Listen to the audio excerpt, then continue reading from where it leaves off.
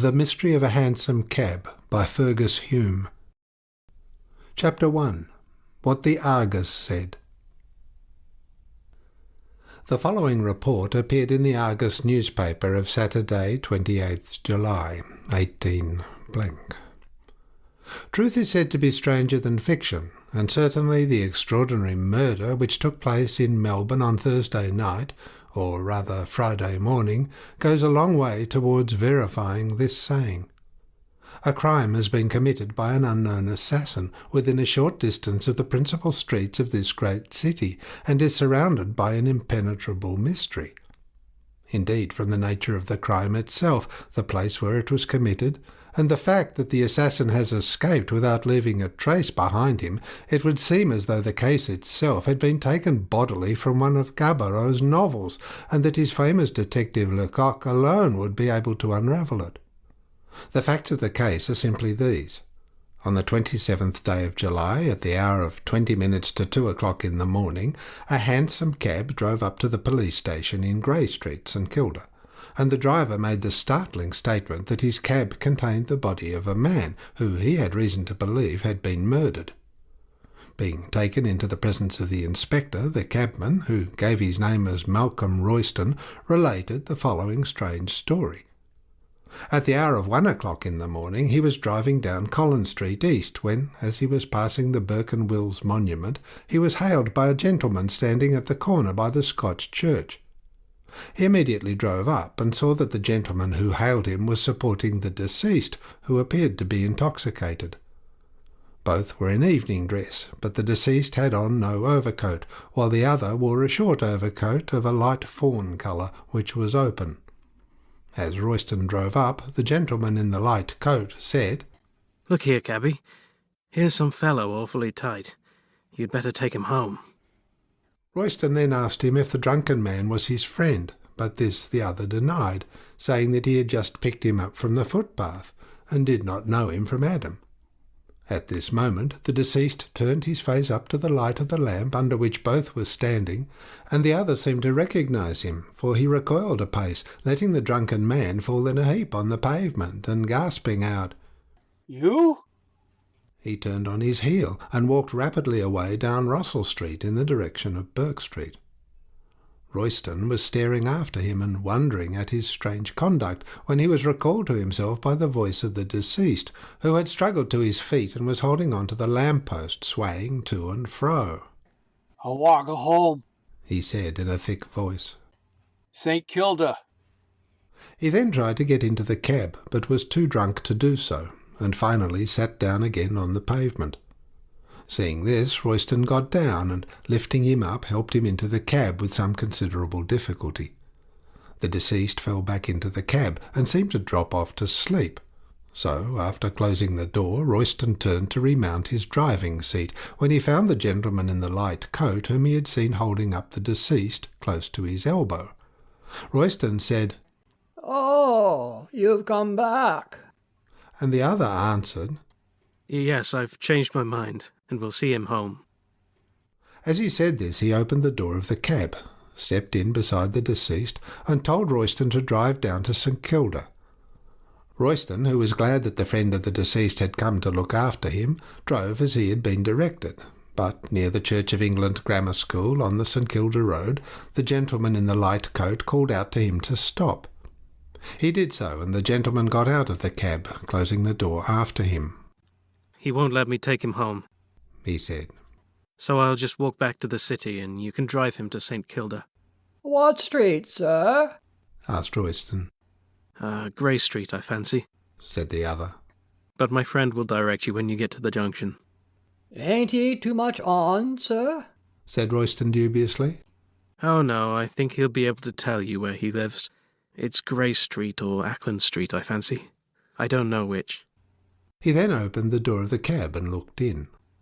"Good night, old man," he said. The other apparently did not answer, for the gentleman in the light coat shrugged his shoulders and, muttering, "Sulky brute," closed the door again. He then gave Royston half a sovereign, lit a cigarette, and, after making a few remarks about the beauty of the night, walked off quickly in the direction of Melbourne. Royston drove to the junction, and having stopped there according to his instructions, he asked his fare several times where he was to drive him to. Receiving no response, and thinking that the deceased was too drunk to answer, he got down from his seat, opened the door of the cab, and found the deceased lying back in the corner with a handkerchief across his mouth. He put out his hand with the intention of rousing him, thinking that he had gone to sleep. But on touching him, the deceased fell forward, and on examination, to his horror, he found that he was quite dead. Alarmed at what had taken place, and suspecting the gentleman in the light coat, he drove to the police station at St Kilda, and there made the above report. The body of the deceased was taken out of the cab and brought into the station, a doctor being sent for at once. On his arrival, however, he found that life was quite extinct, and also discovered that the handkerchief, which was tied lightly over the mouth, was saturated with chloroform. He had no hesitation in stating that, from the way in which the handkerchief was placed, and the presence of chloroform, that a murder had been committed, and from all appearances the deceased died easily and without a struggle. The deceased is a slender man of medium height, with a dark complexion, and is dressed in evening dress, which will render identification difficult, as it is a costume which has no distinctive mark to render it noticeable. There were no papers or cards found on the deceased from which his name could be discovered, and the clothing was not marked in any way. The handkerchief, however, which was tied across his mouth, was of white silk, and marked in one of the corners with the letters O.W. in red silk. The assassin, of course, may have used his own handkerchief to commit the crime, so that if the initials are those of his name, they may ultimately lead to his detection. There will be an inquest held on the body of the deceased this morning, when no doubt some evidence may be elicited which may solve the mystery. In Monday morning's issue of the Argus, the following article appeared with reference to the matter. The following additional evidence which has been obtained may throw some light on the mysterious murder in a hansom cab of which we gave a full description in Saturday's issue. Another hansom cabman called at the police office and gave a clue which will no doubt prove of value to the detectives in their search for the murderer. He states that he was driving up the St Kilda road on Friday morning about 1:30 when he was hailed by a gentleman in a light coat, who stepped into the cab and told him to drive to Powlett Street in East Melbourne. He did so, and after paying him, the gentleman got out at the corner of Wellington Parade and Powlett Street and walked slowly up Powlett Street while the cab drove back to town. Here all clue ends, but there can be no doubt in the minds of our readers as to the identity of the man in the light coat who got out of Royston's cab on the St Kilda road with the one who entered the other cab and alighted therefrom at Powlett Street. There could have been no struggle, as had any taken place, the cabman, Royston, surely would have heard the noise. The supposition is, therefore, that the deceased was too drunk to make any resistance, and that the other, watching his opportunity, placed the handkerchief, saturated with chloroform, over the mouth of his victim. Then, after perhaps a few ineffectual struggles, the latter would succumb to the effects of his inhalation.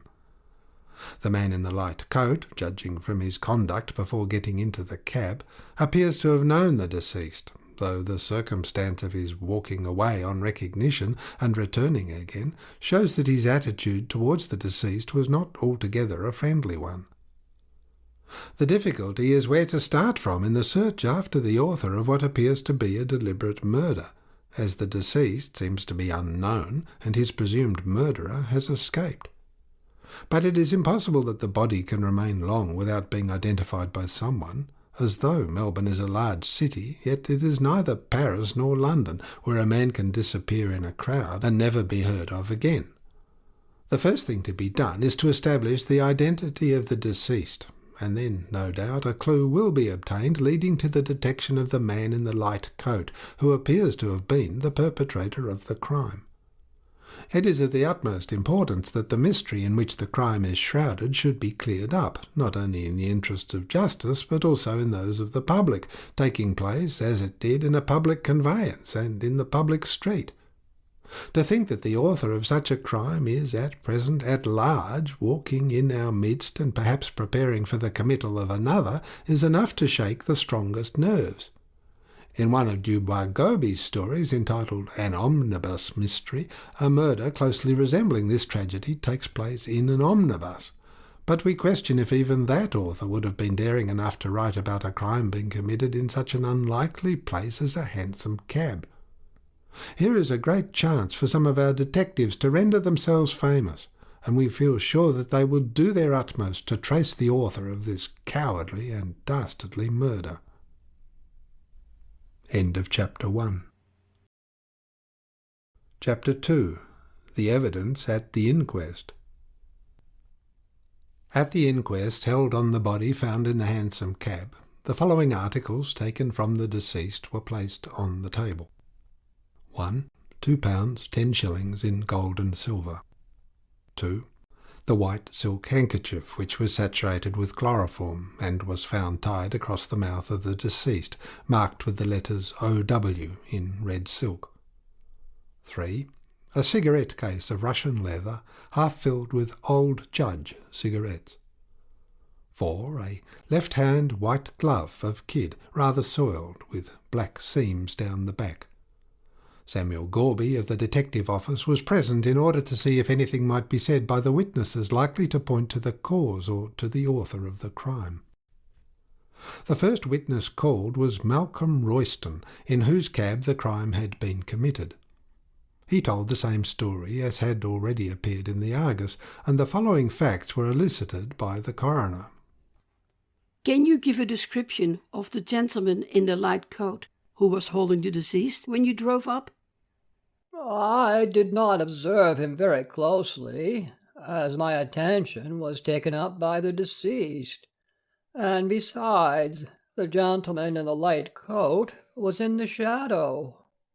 Describe him from what you saw of him. He was fair, I think, because I could see his moustache, rather tall, and in evening dress, with a light coat over it. I could not see his face very plainly, as he wore a soft felt hat, which was pulled down over his eyes. What kind of hat was it he wore? Wide awake? Yes. The brim was turned down, and I could see only his mouth and moustache. What did he say when you asked him if he knew the deceased? He said he didn't, that he had just picked him up. And afterwards he seemed to recognize him? Yes. When the deceased looked up, he said, "You!" and let him fall onto the ground. And then he walked away towards Burke Street. Did he look back? Not that I saw. How long were you looking after him? About a minute. And when did you see him again? After I put deceased into the cab, I turned round and found him at my elbow. And what did he say? I said, "Oh, you've come back." And he said, "Yes, I've changed my mind and will see him home." And then he got into the cab and told me to drive to St. Kilda. He spoke then as if he knew the deceased? Yes, I thought that he recognized him only when he looked up, and perhaps having had a row with him, walked away, but thought he'd come back. Did you see him coming back? No, the first I saw of him was at my elbow when I turned. And when did he get out? Just as I was turning down by the grammar school on the St. Kilda road. Did you hear any sounds of fighting or struggling in the cab during the drive? No, the road was rather rough, and the noise of the wheels going over the stones would have prevented my hearing anything. When the gentleman in the light coat got out, did he appear disturbed? No, he was perfectly calm. How could you tell that? Because the moon had risen, and I could see plainly. Did you see his face then? No, his hat was pulled down over it. I only saw as much as I did when he entered the cab on Collins Street. Were his clothes torn or disarranged in any way? No. The only difference I remarked in him was that his coat was buttoned. And was it open when he got in? No, but it was when he was holding up the deceased. Then he buttoned it before he came back and got into the cab? Yes, I suppose so. What did he say when he got out of the cab on the St. Kilda Road? He said that the deceased would not let him take him home, and that he would walk back to Melbourne. And you asked him where you were to drive the deceased to? Yes, and he said that the deceased lived either in Grey Street or Ackland Street, St. Kilda, but that the deceased would direct me at the junction. Did you not think that the deceased was too drunk to direct you? Yes, I did. But his friend said that the sleep and the shaking of the cab would sober him up a bit by the time I got to the junction. The gentleman in the light coat apparently did not know where the deceased lived. No, he said it was either in Ackland Street or Grey Street. Did you not think that curious? No, I thought he might be a club friend of the deceased. For how long did the man in the light coat talk to you? About 5 minutes. And during that time you heard no noise in the cab? No, I thought the deceased had gone to sleep. And after the man in the light coat said good night to the deceased, what happened? He lit a cigarette, gave me a half-sovereign, and walked off towards Melbourne. Did you observe if the gentleman in the light coat had his handkerchief with him? Oh, yes, because he dusted his boots with it. The road was very dusty. Did you notice any striking peculiarity about him? Well, no, except that he wore a diamond ring. What was there peculiar about that? He wore it on the forefinger of the right hand, and I never saw it that way before. When did you notice this? When he was lighting his cigarette. How often did you call the deceased when you got to the junction? 3 or 4 times. Then I got down and found he was quite dead. How was he lying? He was doubled up in the far corner of the cab, very much in the same position as I left him when I put him in. His head was hanging on one side, and there was a handkerchief across his mouth. When I touched him, he fell into the other corner of the cab, and then I found out he was dead. I immediately drove to the St. Kilda police station and told the police. At the conclusion of Royston's evidence, during which Gorby had been continually taking notes, Robert Chinston was called. He deposed, I am a duly qualified medical practitioner residing in Collins Street East. I made a post-mortem examination of the body of the deceased on Friday. That was within a few hours of his death? Yes, judging from the position of the handkerchief and the presence of chloroform, that the deceased had died from the effects of anesthesia, and knowing how rapidly the poison evaporates, I made the examination at once. Go on, sir. Externally, the body was healthy-looking and well-nourished. There were no marks of violence. The staining apparent at the back of the legs and trunk was due to post-mortem congestion. Internally, the brain was hyperemic, and there was a considerable amount of congestion, especially apparent in the superficial vessels. There was no brain disease. The lungs were healthy but slightly congested. On opening the thorax, there was a faint spirituous odor discernible. The stomach contained about a pint of completely digested food. The heart was flaccid. The right heart contained a considerable quantity of dark fluid blood. There was a tendency to fatty degeneration of that organ. I am of opinion that the deceased died from the inhalation of some such vapor as chloroform or methylene. You say there was a tendency to fatty degeneration of the heart. Would that have anything to do with the death of the deceased? Not of itself, but chloroform administered while the heart was in such a state would have a decided tendency to accelerate the fatal result.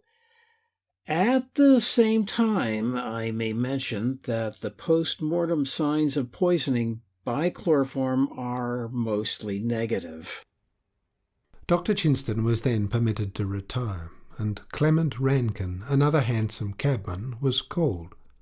He deposed, I am a cabman, living in Collingwood, and usually drive a hansom cab. I remember Thursday last, I had driven party down to St Kilda, and was returning about 1:30 o'clock.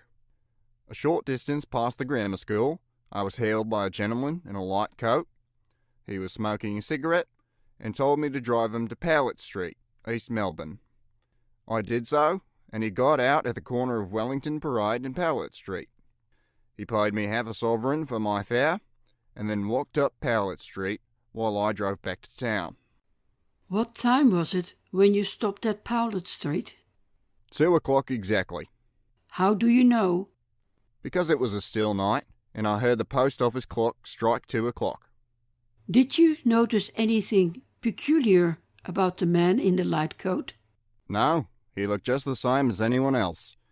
I thought he was some swell of the town out for a lark. His hat was pulled down over his eyes, and I could not see his face. Did you notice if he wore a ring? Yes, I did. When he was handing me the half-sovereign, I saw he had a diamond ring on the forefinger of his right hand.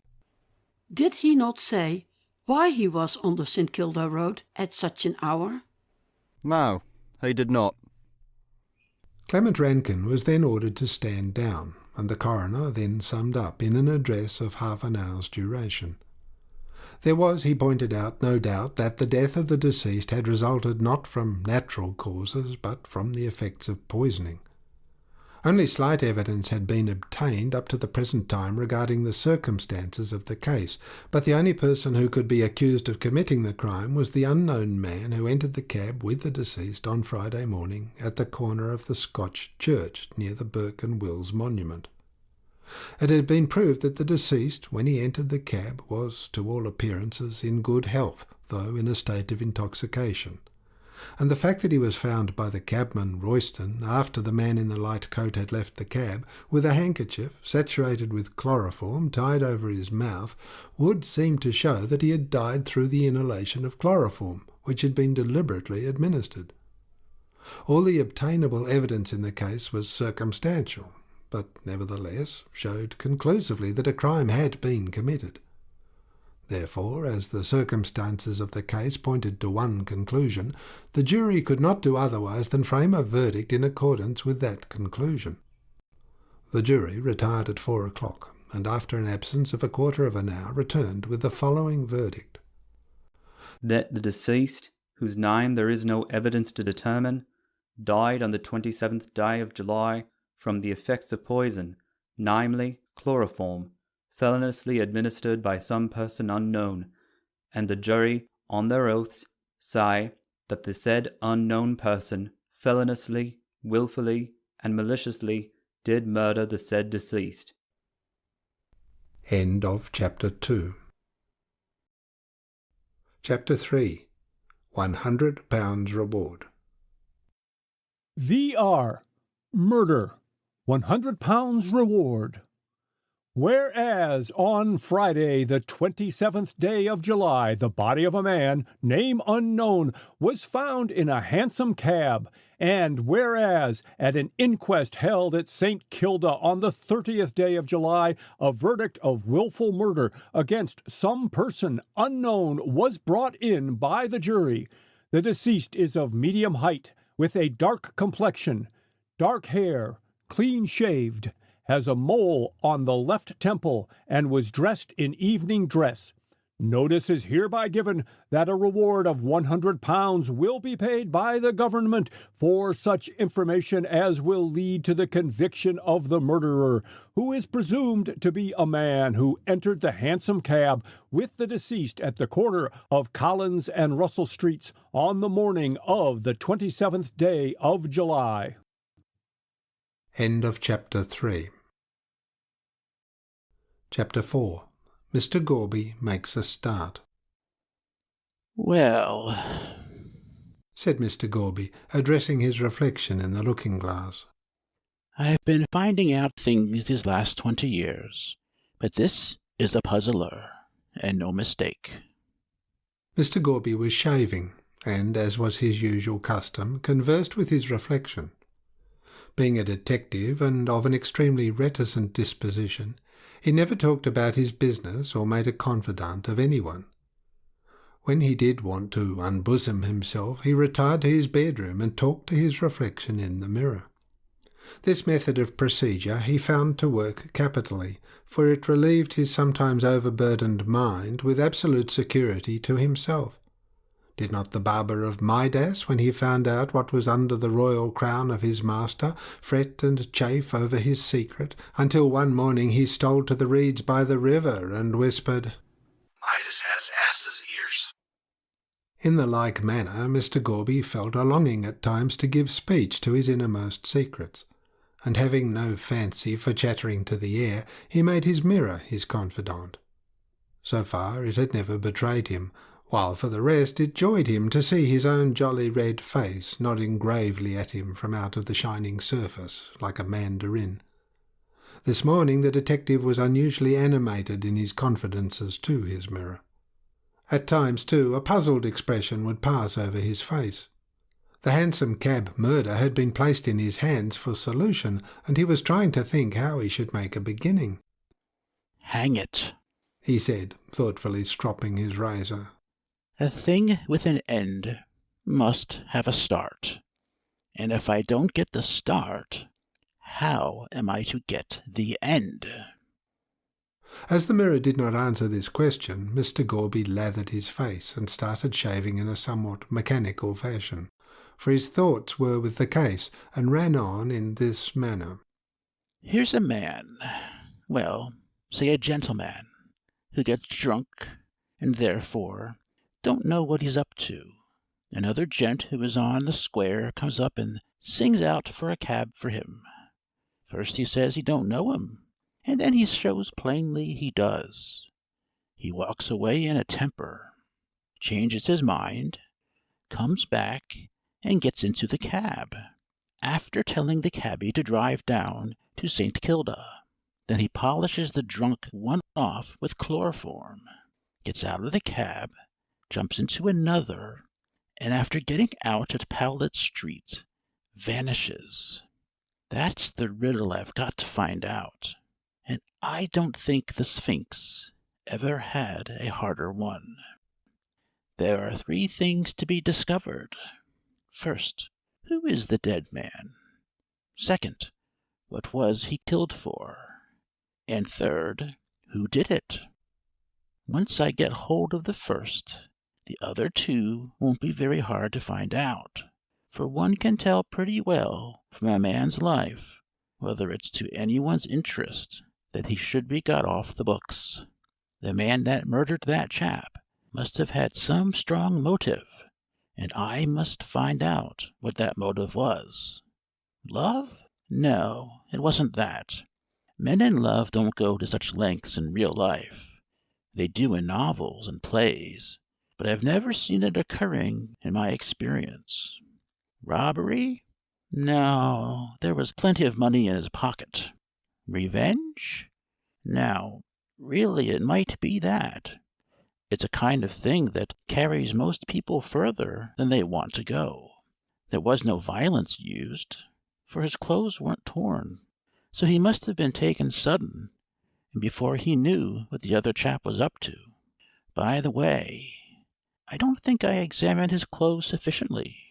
There might be something about them to give a clue. At any rate, it's worth looking after. So I'll start with the clothes." So Mr. Gorby, having dressed and breakfasted, walked quickly to the police station, where he asked for the clothes of the deceased to be shown to him. When he received them, he retired into a corner and commenced an exhaustive examination of them. There was nothing remarkable about the coat. It was merely a well-cut and well-made dress coat. So, with a grunt of dissatisfaction, Mr. Gorby threw it aside and picked up the waistcoat. Here he found something to interest him, in the shape of a pocket made on the left-hand side and on the inside of the garment. "Now, what the deuce is this for?" said Mr. Gorby, scratching his head. "It ain't usual for a dress waistcoat to have a pocket on its inside, as I'm aware of, and," continued the detective, greatly excited, "this ain't tailor's work. He did it himself, and jolly badly he did it, too. Now he must have taken the trouble to make this pocket himself, so that no one else would know anything about it. And it was made to carry something valuable, so valuable that he had to carry it with him, even when he wore evening clothes. Ah, here's a tear on the side nearest the outside of the waistcoat. Something had been pulled out roughly. I begin to see now. The dead man possessed something which the other man wanted, and which he knew the dead one carried about with him. He sees him drunk, gets into the cab with him, and tries to get what he wants. The dead man resists, upon which the other kills him by means of the chloroform which he had with him, and being afraid that the cab will stop and he will be found out, snatches what he wants out of the pocket so quickly that he tears the waistcoat and then makes off. That's clear enough, but the question is, what was it he wanted? A case with jewels? No, it could not have been anything so bulky, or the dead man would never have carried it about inside his waistcoat. It was something flat, which could easily lie in the pocket. A paper? Some valuable paper which the assassin wanted, and for which he killed the other? This is all very well, said Mr. Gorby, throwing down the waistcoat and rising. I have found number 2 before number 1. The first question is, who is the murdered man? He's a stranger in Melbourne, that's pretty clear, or else someone would have been sure to recognize him before now by the description given in the reward. Now, I wonder if he has any relations here. No, he can't, or else they would have made inquiries before this. Well, there's one thing certain. He must have had a landlady or landlord, unless he slept in the open air. He can't even have lived in a hotel, as the landlord of any hotel in Melbourne would have recognized him from the description, especially when the whole place is ringing with the murder. Private lodgings, more like, and a landlady who doesn't read the papers and doesn't gossip, or she'd have known all about it by this time. Now, if he did live, as I think, in private lodgings, and suddenly disappeared, his landlady wouldn't keep quiet. It's a whole week since the murder, and as the lodger has not been seen or heard of, the landlady will naturally make inquiries. If, however, as I surmise, the lodger is a stranger, she will not know where to inquire. Therefore, under these circumstances, the most natural thing for her to do would be to advertise for him. So I'll have a look at the newspapers. Mr. Gorby got a file of the different newspapers and looked carefully through those columns in which missing friends and people who will hear something to their advantage are generally advertised for. He was murdered, said Mr. Gorby to himself, on a Friday morning between 1 and 2 o'clock, so he might stay away till Monday without exciting any suspicion. On Monday, however, the landlady would begin to feel uneasy, and on Tuesday she would advertise for him. Therefore, said Mr. Gorby, running his fat finger down the column, Wednesday it is. It did not appear in Wednesday's paper, neither did it in Thursday's.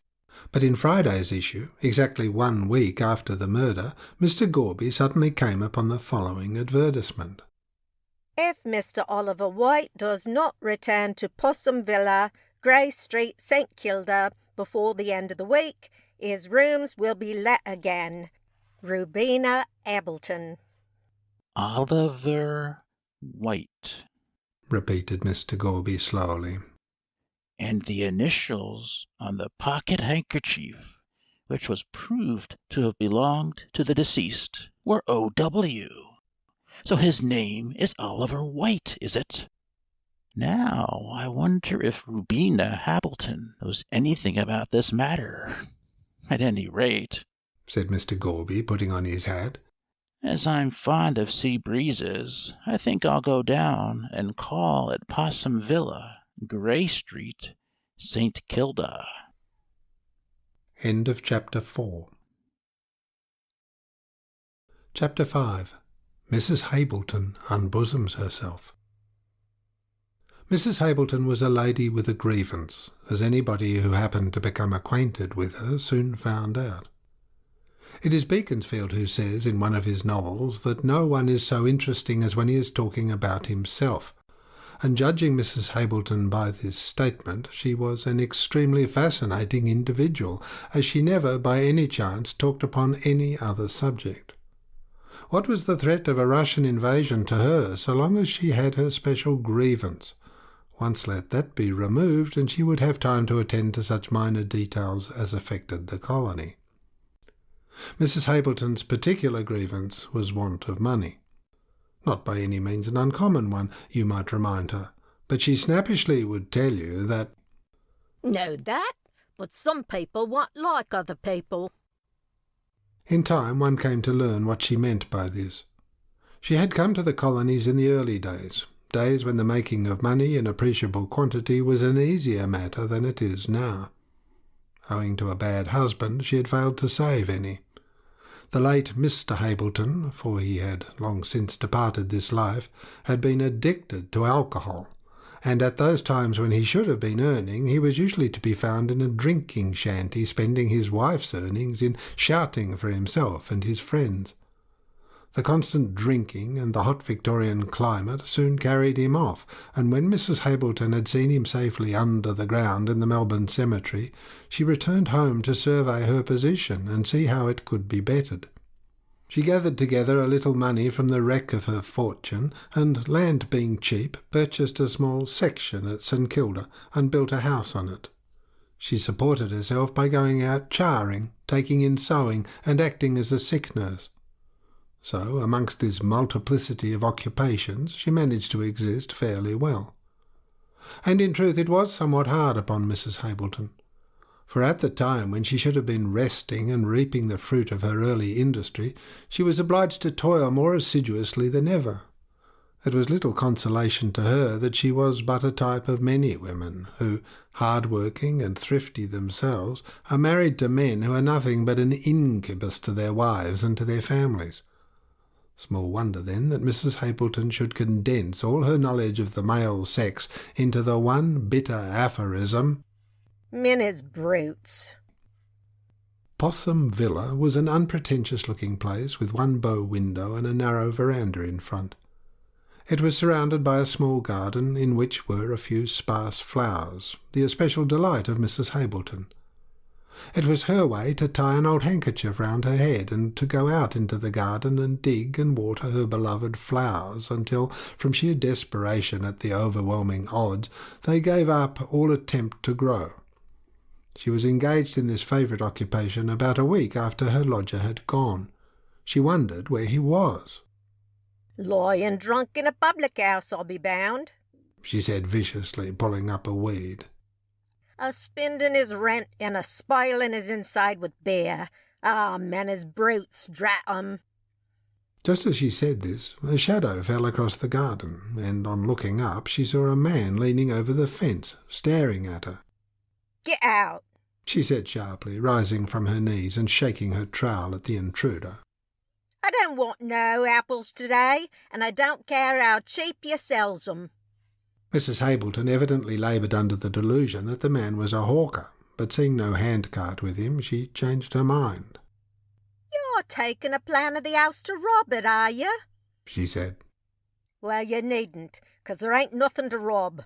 The silver spoons has belonged to me father's mother, having gone down me husband's throat long ago, and I ain't had the money to buy more. I'm a lone person and is put on by brutes like you, and I'll thank you to leave the fence I bought with me own hard-earned money alone and get out. Mrs. Hableton stopped short for want of breath, and stood shaking her trowel and gasping like a fish out of water. My dear lady, said the man at the fence mildly. Are you? No, I ain't, retorted Mrs. Hableton fiercely. I ain't neither a member of the house nor a school teacher to answer your questions. I'm a woman as pays my rates and taxes and don't gossip nor read your rubbish and newspapers nor care for the Russings nohow, so get out. Don't read the papers? Repeated the man in a satisfied tone. Ah, that accounts for it. Mrs. Hableton stared suspiciously at the intruder. He was a burly-looking man with a jovial red face, clean-shaven, and his sharp, shrewd-looking grey eyes twinkled like two stars. He was well dressed in a suit of light clothes, and wore a stiffly starched white waistcoat with a massive gold chain stretched across it. Altogether, he gave Mrs. Hableton finally the impression of being a well-to-do tradesman, and she mentally wondered what he wanted. What do you want? She asked abruptly. Does Mr. Oliver White live here? Asked the stranger. He do, and he don't, answered Mrs. Hableton epigrammatically. I ain't seen him for over a week, so I suppose he's gone on the drink like the rest of 'em. But I put something in the paper that'll pull him up pretty sharp and let him know I ain't a carpet to be trod on, and if you're a friend of him, you can tell him from me he's a brute, and it's no more but what I expected of him, he being a male. The stranger waited placidly during the outburst, and Mrs. Hableton, having stopped for want of breath, he interposed quietly. Can I speak to you for a few moments? And who's a stopping of you? Said Mrs. Hableton defiantly. Go on with you. Not as I expects the truth from a male, but go on. Well, really, said the other, looking up at the cloudless blue sky and wiping his face with a gaudy red silk pocket-handkerchief. It is rather hot, you know, and... Mrs. Hableton did not give him time to finish, but walking to the gate, opened it with a jerk. Use your legs and walk in, she said, and the stranger, having done so, she led the way into the house and into a small, neat sitting-room, which seemed to overflow with antimacassars, wool mats, and wax flowers. There were also a row of emu eggs on the mantelpiece, a cutlass on the wall, and a grimy line of hard-looking little books set in a stiff row on a shelf, presumably for ornament, for their appearance in no way tempted one to read them. The furniture was of horsehair, and everything was hard and shiny, so when the stranger sat down in the slippery-looking armchair that Mrs. Hableton pushed towards him, he could not help thinking it had been stuffed with stones, it felt so cold and hard. The lady herself sat opposite to him in another hard chair, and having taken the handkerchief off her head, folded it carefully, laid it on her lap, and then looked straight at her unexpected visitor. Now then, she said, letting her mouth fly open so rapidly that it gave one the impression that it was moved by strings like a marionette. Who are you, what are you, and what do you want? The stranger put his red handkerchief into his hat, placed it on the table, and answered deliberately. My name is Gorby. I am a detective. I want Mr. Oliver White. He ain't here, said Mrs. Hableton, thinking that White had got into trouble and was in danger of arrest. I know that, answered Mr. Gorby. Then where is he? Mr. Gorby answered abruptly and watched the effect of his words. He is dead. Mrs. Ableton grew pale and pushed back her chair. No, she cried. He never killed him, did he? Who never killed him? Queried Mr. Gorby sharply. Mrs. Ableton evidently knew more than she intended to say, for, recovering herself with a violent effort, she answered evasively, He never killed himself. Mr. Gorby looked at her keenly, and she returned his gaze with a defiant stare. Clever, muttered the detective to himself. Knows something more than she chooses to tell, but I'll get it out of her. He paused a moment, and then went on smoothly. Oh, no, he did not commit suicide. What makes you think so? Mrs. Ableton did not answer, but rising from her seat, went over to a hard and shiny-looking sideboard, from whence she took a bottle of brandy and a small wine-glass. Half filling the glass, she drank it off and returned to her seat. I don't take much of that stuff, she said, seeing the detective's eyes fixed curiously on her. But you're giving me such a turn that I must take something to steady my nerves. What do you want me to do? Tell me all you know, said Mr. Gorby, keeping his eyes fixed on her face. Where was Mr. White killed? She asked. He was murdered in a hansom cab on the St. Kilda Road. In the open street? She asked in a startled tone. Yes, in the open street. Ah. She drew in a long breath and closed her lips firmly. Mr. Gorby said nothing. He saw that she was deliberating whether or not to speak, and a word from him might seal her lips, so, like a wise man, he kept silent. He obtained his reward sooner than he expected. Mr. Gorby, she said at length, I've had a hard struggle all my life, which it came along of a bad husband who was a brute and a drunkard, so God knows I ain't got much inducement to think well of the lot of you, but murder. She shivered slightly, though the room was quite warm. I didn't think of that. In connection with whom? Mr. White, of course, she answered hurriedly. And who else? I don't know. Then there is nobody else. Well, I don't know. I'm not sure. The detective was puzzled. What do you mean? He asked. I will tell you all I know, said Mrs. Ableton. And if he's innocent, God'll help him. If who is innocent? I'll tell you everything from the start, said Mrs. Ableton. And you can judge for yourself. Mr. Gorby assented, and she began. It's only 2 months ago since I decided to take in lodgers, but charing's hard work and sewing's trying for the eyes, so being a lone woman and having been badly treated by a brute, who is now dead, which I was always a good wife to him, I thought lodgers had helped me a little, so I put a notice in the paper, and Mr. Oliver White took the rooms 2 months ago. What was he like? Not very tall, dark face, no whiskers nor moustache, and quite the gentleman. Anything peculiar about him? Mrs. Ableton thought for a moment. Well, she said at length, he had a mole on his left temple, but it was covered with his hair, and few people would have seen it. The very man, said Gorby to himself. I am on the right path. Mr. White said he had just come from England, went on the woman. Which, thought Mr. Gorby, accounts for the corpse not being recognized by friends.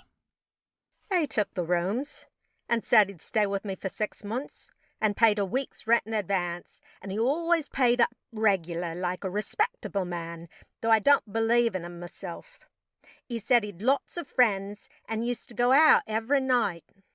Who were his friends? That I can't tell you.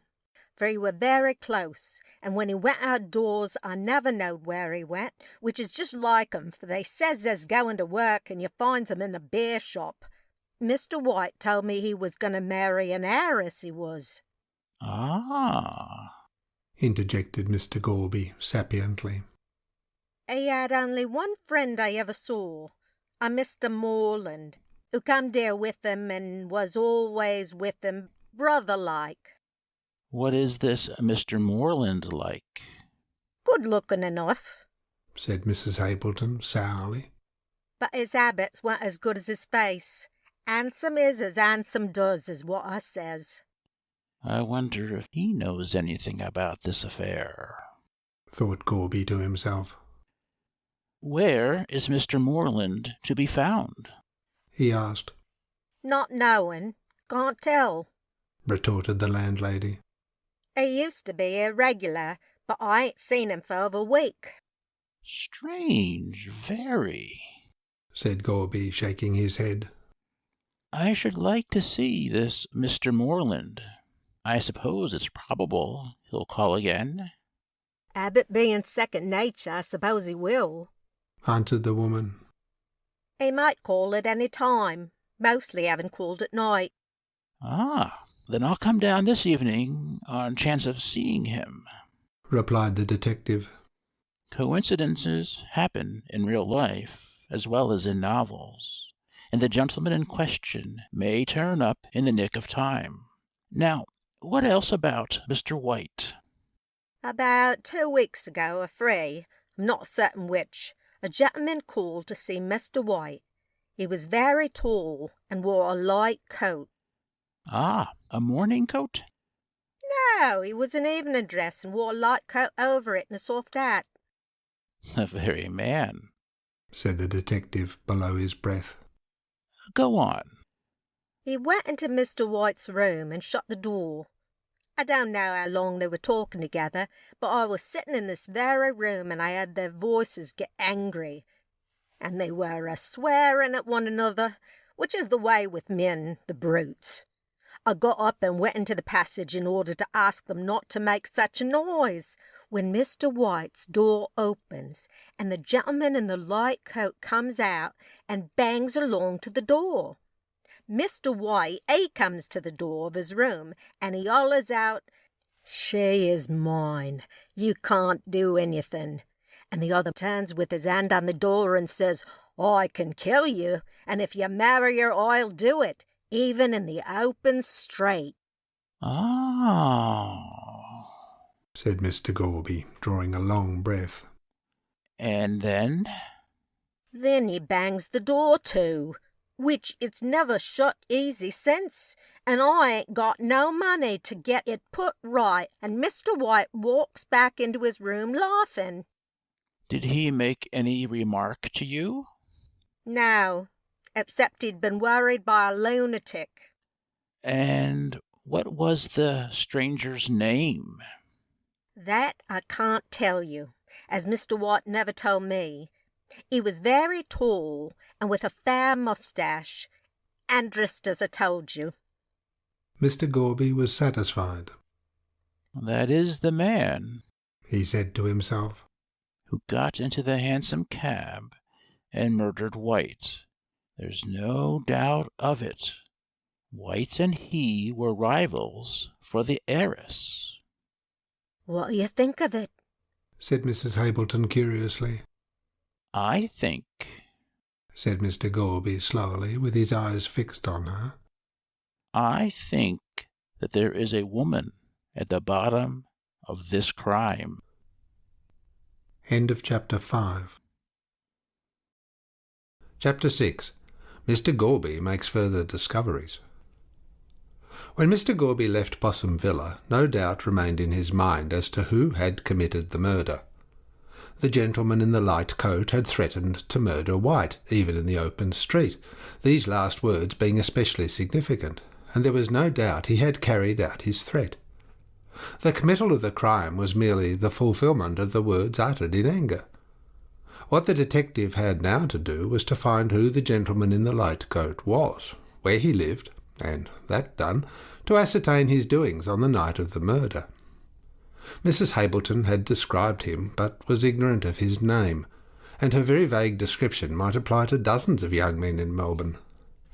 There was only one person who, in Mr. Gorby's opinion, could tell the name of the gentleman in the light coat, and that was Morland, the intimate friend of the dead man.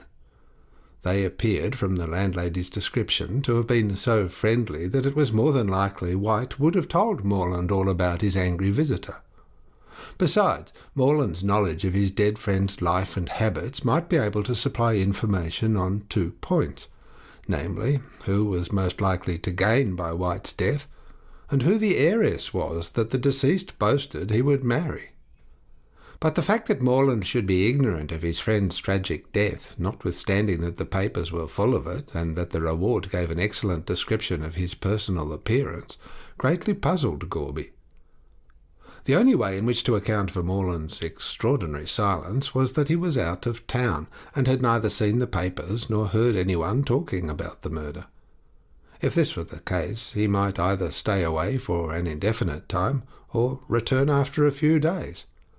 At all events, it was worthwhile going down to St. Kilda in the evening on the chance that Morland might have returned to town, and would call to see his friend. So, after his tea, Mr. Gorby put on his hat and went down to Possum Villa, on what he could not help acknowledging to himself was a very slender possibility. Mrs. Hableton opened the door for him, and in silence led the way, not into her own sitting-room, but into a much more luxuriously furnished apartment, which Gorby guessed at once was that of White's.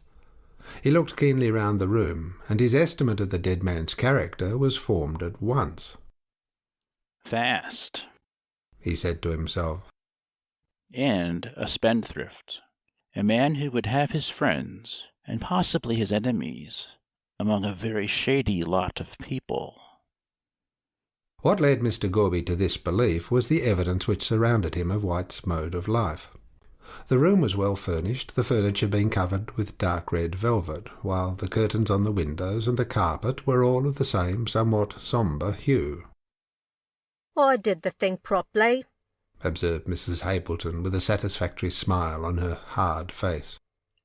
"When you wants young men to stop with you, the rooms must be well furnished, and Mr. White paid well, and was rather particular about his food, which I'm only a plain cook, and can't make them French things which spile the stomach." The globes of the gas lamps were of a pale pink colour, and Mrs. Hableton having lit the gas in expectation of Mr. Gorby's arrival, there was a soft roseate hue through the room. Mr. Gorby put his hands in his capacious pockets and strolled leisurely through the room, examining everything with a curious eye. The walls were covered with pictures of celebrated horses and famous jockeys. Alternating with these were photographs of ladies of the stage, mostly London actresses, Nellie Farren, Kate Vaughan, and other burlesque stars, evidently being the objects of the late Mr. White's adoration. Over the mantelpiece hung a rack of pipes, above which were 2 crossed foils, and under these a number of plush frames of all colours, with pretty faces smiling out of them. A remarkable fact being that all the photographs were of ladies, and not a single male face was to be seen either on the walls or in the plush frames. "Fond of the ladies, I see," said Mr. Gorby, nodding his head towards the mantelpiece. "A set of hussies," said Mrs. Hableton grimly, closing her lips tightly. "I feel that ashamed when I dust 'em as never was. I don't believe in girls getting their pictures taken with hardly any clothes on, as if they just got out of bed, but Mr. White seems to like 'em." "Most young men do," answered Mr. Gorby dryly, going over to the bookcase. "Brutes," said the lady of the house. "I'd drown 'em in the Yarra, I would, or sitting themselves and calling themselves lords of creation, as if women were made for nothing but to earn money and see 'em drink it, as me husband did, which is inside never seemed to have enough beer, and me a poor lone woman with no family, thank God, or they'd have taken after their father and his drinking habits." Mr. Gorby took no notice of this tirade against men, but stood looking at Mr. White's library, which seemed to consist mostly of French novels and sporting newspapers. Zola, said Mr. Gorby thoughtfully, taking down a flimsy yellow book, rather tattered. I've heard of him. If his novels are as bad as his reputation, I shouldn't care to read them. Here a knock came at the front door, loud and decisive. On hearing it, Mrs. Hableton sprang hastily to her feet. "That may be Mr. Morland," she said, as the detective quickly replaced Zola in the bookcase. "I never have visitors in the evening, being alone with her. And if it's him, I'll bring him in here." She went out, and presently Gorby, who was listening intently, heard a man's voice ask if Mr. White was at home. "No, sir, he ain't," answered the landlady. "But there's a gentleman in his room asking after him. Won't you come in, sir?" For a rest, yes, returned the visitor, and immediately afterwards Mrs. Hableton appeared, ushering in the late Oliver White's most intimate friend. He was a tall, slender man with a pink and white complexion, curly fair hair, and a drooping straw-coloured moustache. Altogether a strikingly aristocratic individual. He was well dressed in a suit of check, and had a cool, nonchalant air about him. "And where is Mr. White tonight?" he asked, sinking into a chair, and taking no more notice of the detective than if he had been an article of furniture. Haven't you seen him lately? asked the detective quickly. Mr. Morland stared in an insolent manner at his questioner for a few moments, as if he were debating the advisability of answering or not. At last he apparently decided that he would, for slowly pulling off one glove, he leant back in his chair. "No, I have not," he said with a yawn. "I've been up the country for a few days, and right back only this evening. So I have not seen him for over a week. Why do you ask?" The detective did not answer, but stood looking at the young man before him in a thoughtful manner. "I hope," said Mr. Morland nonchalantly, "I hope you will know me again, my friend. But I didn't know White had started a lunatic asylum during my absence. Who are you?" Mr. Gorby came forward and stood under the gaslight. My name is Gorby, sir, and I am a detective, he said quietly. "Ah, indeed," said Morland coolly, looking him up and down. "What has White been doing? Running away with somebody's wife, eh? I know he has little weaknesses of that sort." Gorby shook his head. Do you know where Mr. White is to be found? he asked cautiously. Morland laughed. "Not I, my friend," he said lightly. "I presume he is somewhere about here, as these are his headquarters. What has he been doing? Nothing that can surprise me, I assure you. He was always an erratic individual, and—" "He paid regular," interrupted Mrs. Hableton, pursing up her lips. "A most enviable reputation to possess," answered the other with a sneer. "And one, I'm afraid, I will never enjoy. But why all this questioning about White? What's the matter with him?" He's dead, said Gorby abruptly. All Morland's nonchalance vanished on hearing this, and he started up from his chair. "Dead?" he repeated mechanically. "What do you mean?" I mean that Mr. Oliver White was murdered in a hansom cab. Morland stared at the detective in a puzzled sort of way, and passed his hand across his forehead. "Excuse me, my head is in a whirl," he said, as he sat down again. "White murdered? He was all right when I left him nearly 2 weeks ago." Haven't you seen the papers? asked Gorby. "Not for the last 2 weeks," replied Morland. "I have been up country, and it was only on arriving back in town tonight that I heard about the murder at all, as my landlady gave me a garbled account of it. But I never for a moment connected it with White, and I came down here to see him, as I had agreed to do when I left. Poor fellow, poor fellow, poor fellow." And much overcome, he buried his face in his hands. Mr. Gorby was touched by his evident distress, and even Mrs. Hableton permitted a small tear to roll down one hard cheek as a tribute of sorrow and sympathy. Presently Morland raised his head and spoke to Gorby in a husky tone. "Tell me about it," he said, leaning his cheek on his hand. "Everything you know." He placed his elbows on the table and buried his face in his hands again, while the detective sat down and related all that he knew about White's murder.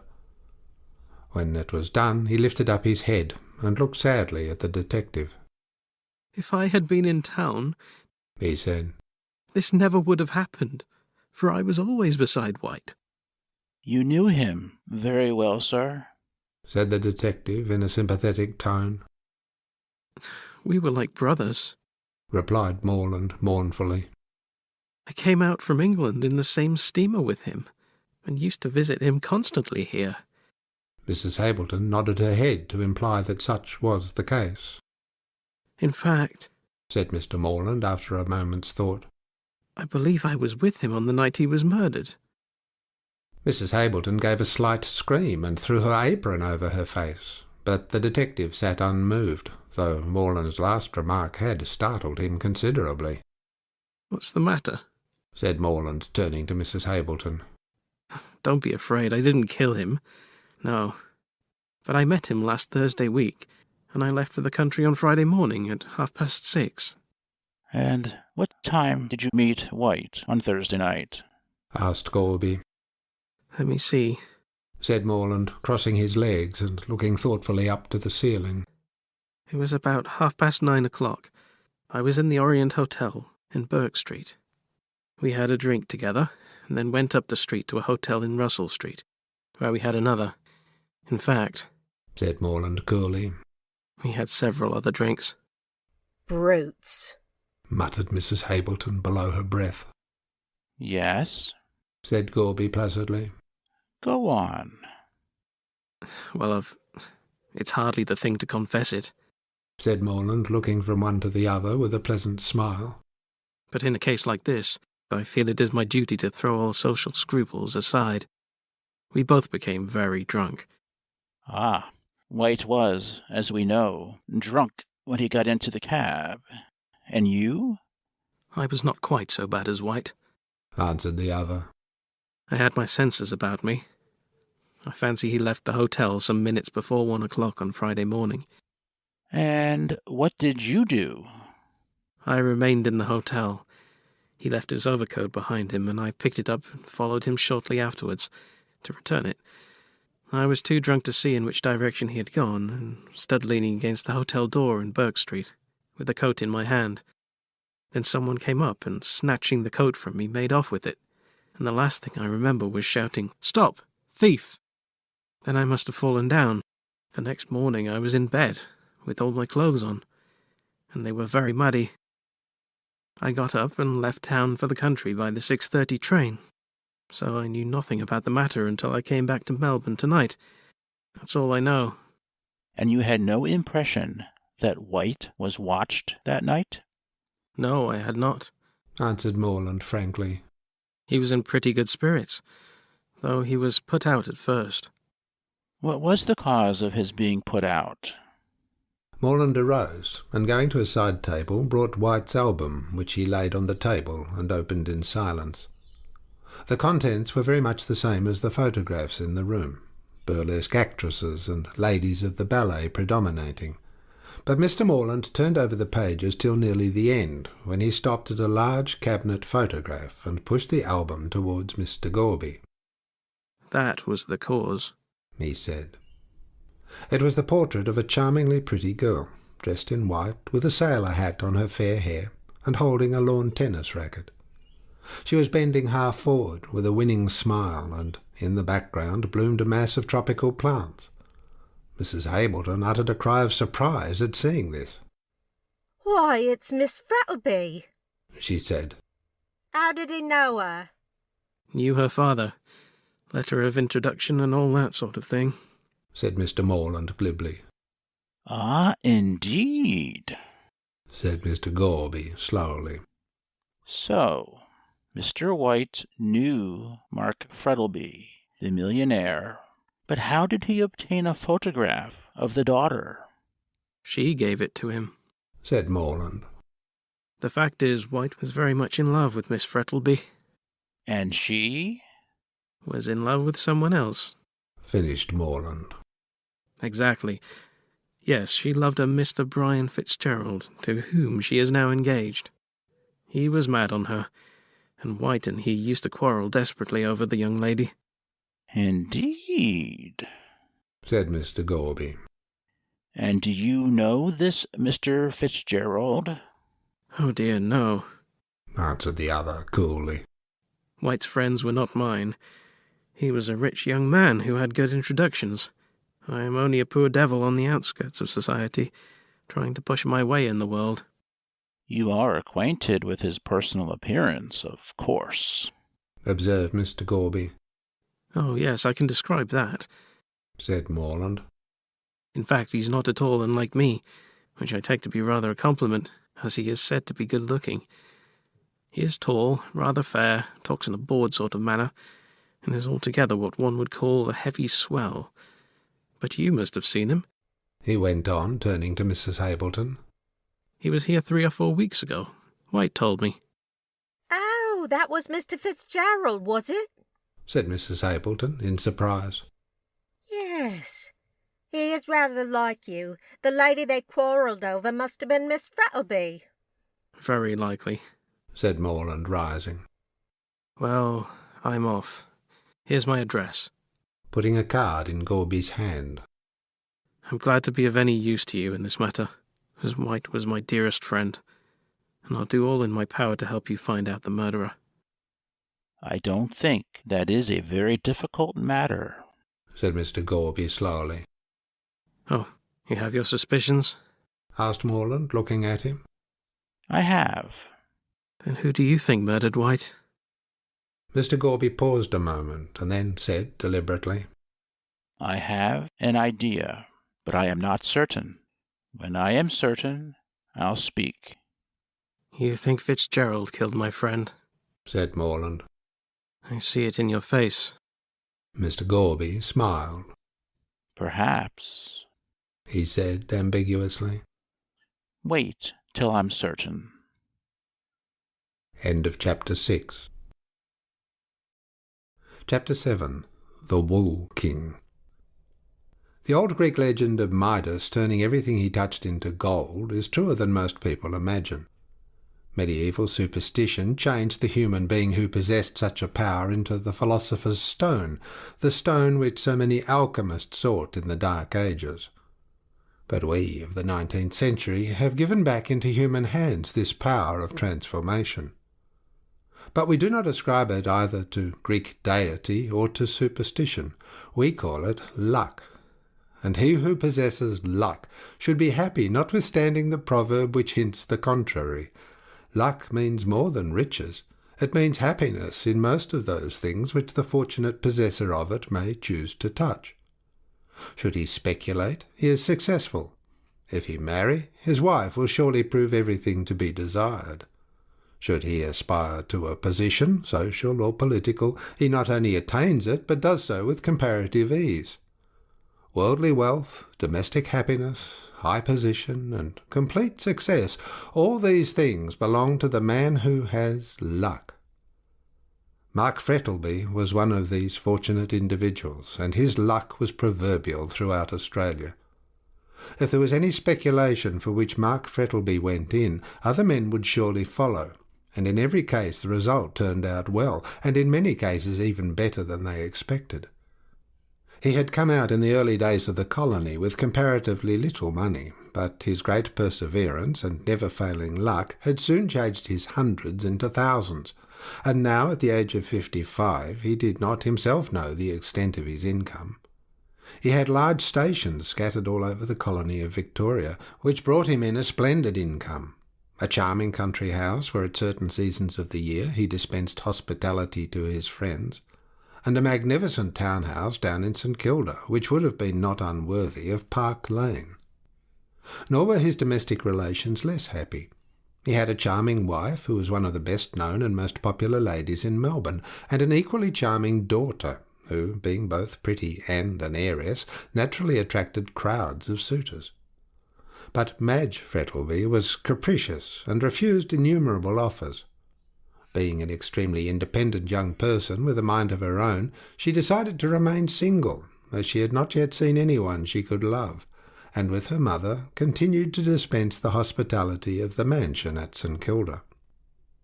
But the fairy prince comes at length to every woman, and in this instance he came at his appointed time in the person of one Brian Fitzgerald, a tall, handsome, fair-haired young man hailing from Ireland.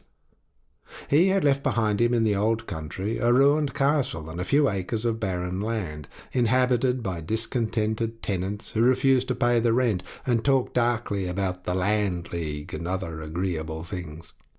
Under these circumstances, with no rent coming in and no prospect of doing anything in the future, Brian had left the castle of his forefathers to the rats and the family banshee, and had come out to Australia to make his fortune. He brought letters of introduction to Mark Frettlby, and that gentleman, taking a fancy to him, assisted him by every means in his power. Under Frettlby's advice, Brian bought a station, and, to his astonishment, in a few years he found himself growing rich.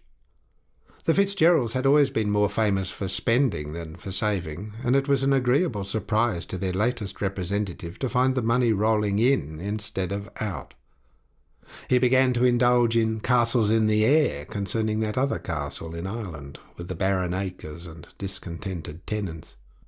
In his mind's eye he saw the old place rise up in all its pristine splendour from out its ruins. He saw the barren acres well cultivated, and the tenants happy and content. He was rather doubtful on this latter point, but, with the rash confidence of 28, determined to do his best to perform even the impossible. Having built and furnished his castle in the air, Brian naturally thought of giving it a mistress, and this time actual appearance took the place of vision. He fell in love with Madge Frettlby, and having decided in his own mind that she and none other was fitted to grace the visionary halls of his renovated castle, he watched his opportunity and declared himself. She, womanlike, coquetted with him for some time, but at last, unable to withstand the impetuosity of her Irish lover, confessed in a low voice, with a pretty smile on her face, that she could not live without him. Whereupon, lovers being of a conservative turn of mind and accustomed to observe the traditional forms of wooing, the result can easily be guessed. Brian hunted all over the jewellers' shops in Melbourne with lover-like assiduity, and having obtained a ring wherein were set turquoise stones as blue as his own eyes, he placed it on her slender finger, and at last felt that his engagement was an accomplished fact. He next proceeded to interview the father, and had just screwed up his courage to the awful ordeal when something occurred which postponed the interview indefinitely. Mrs. Frettlby was out driving, and the horses took fright and bolted. The coachman and groom both escaped unhurt, but Mrs. Frettlby was thrown out and killed instantly. This was the first really great trouble which had fallen on Mark Frettlby, and he seemed stunned by it. Shutting himself up in his room, he refused to see anyone, even his daughter, and appeared at the funeral with a white and haggard face, which shocked everyone. When everything was over, and the body of the late Mrs. Frettlby was consigned to the earth with all the pomp and ceremony which money could give, the bereaved husband rode home and resumed his old life. But he was never the same again. His face, which had always been so genial and so bright, became stern and sad. He seldom smiled, and when he did it was a faint wintry smile which seemed mechanical. His whole interest in life was centred on his daughter. She became the sole mistress of the St. Kilda mansion, and her father idolised her. She was, apparently, the one thing left to him which gave him a pleasure in existence. In truth, had it not been for her bright presence, Mark Frettlby would fain have been lying beneath his dead wife in the quiet graveyard. After a time, Brian again resolved to ask Mr. Frettlby for the hand of his daughter. But for the second time fate interposed. A rival suitor made his appearance, and Brian's hot Irish temper rose in anger at him. Mr. Oliver White had come out from England a few months previously, bringing with him a letter of introduction to Mr. Frettlby, who received him hospitably, as was his custom.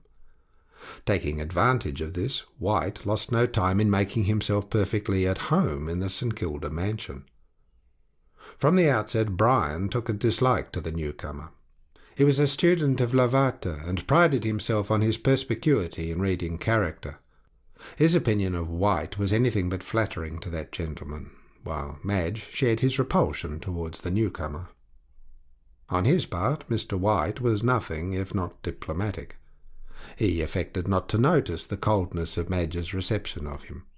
On the contrary, he began to pay her the most marked attentions, much to Brian's disgust.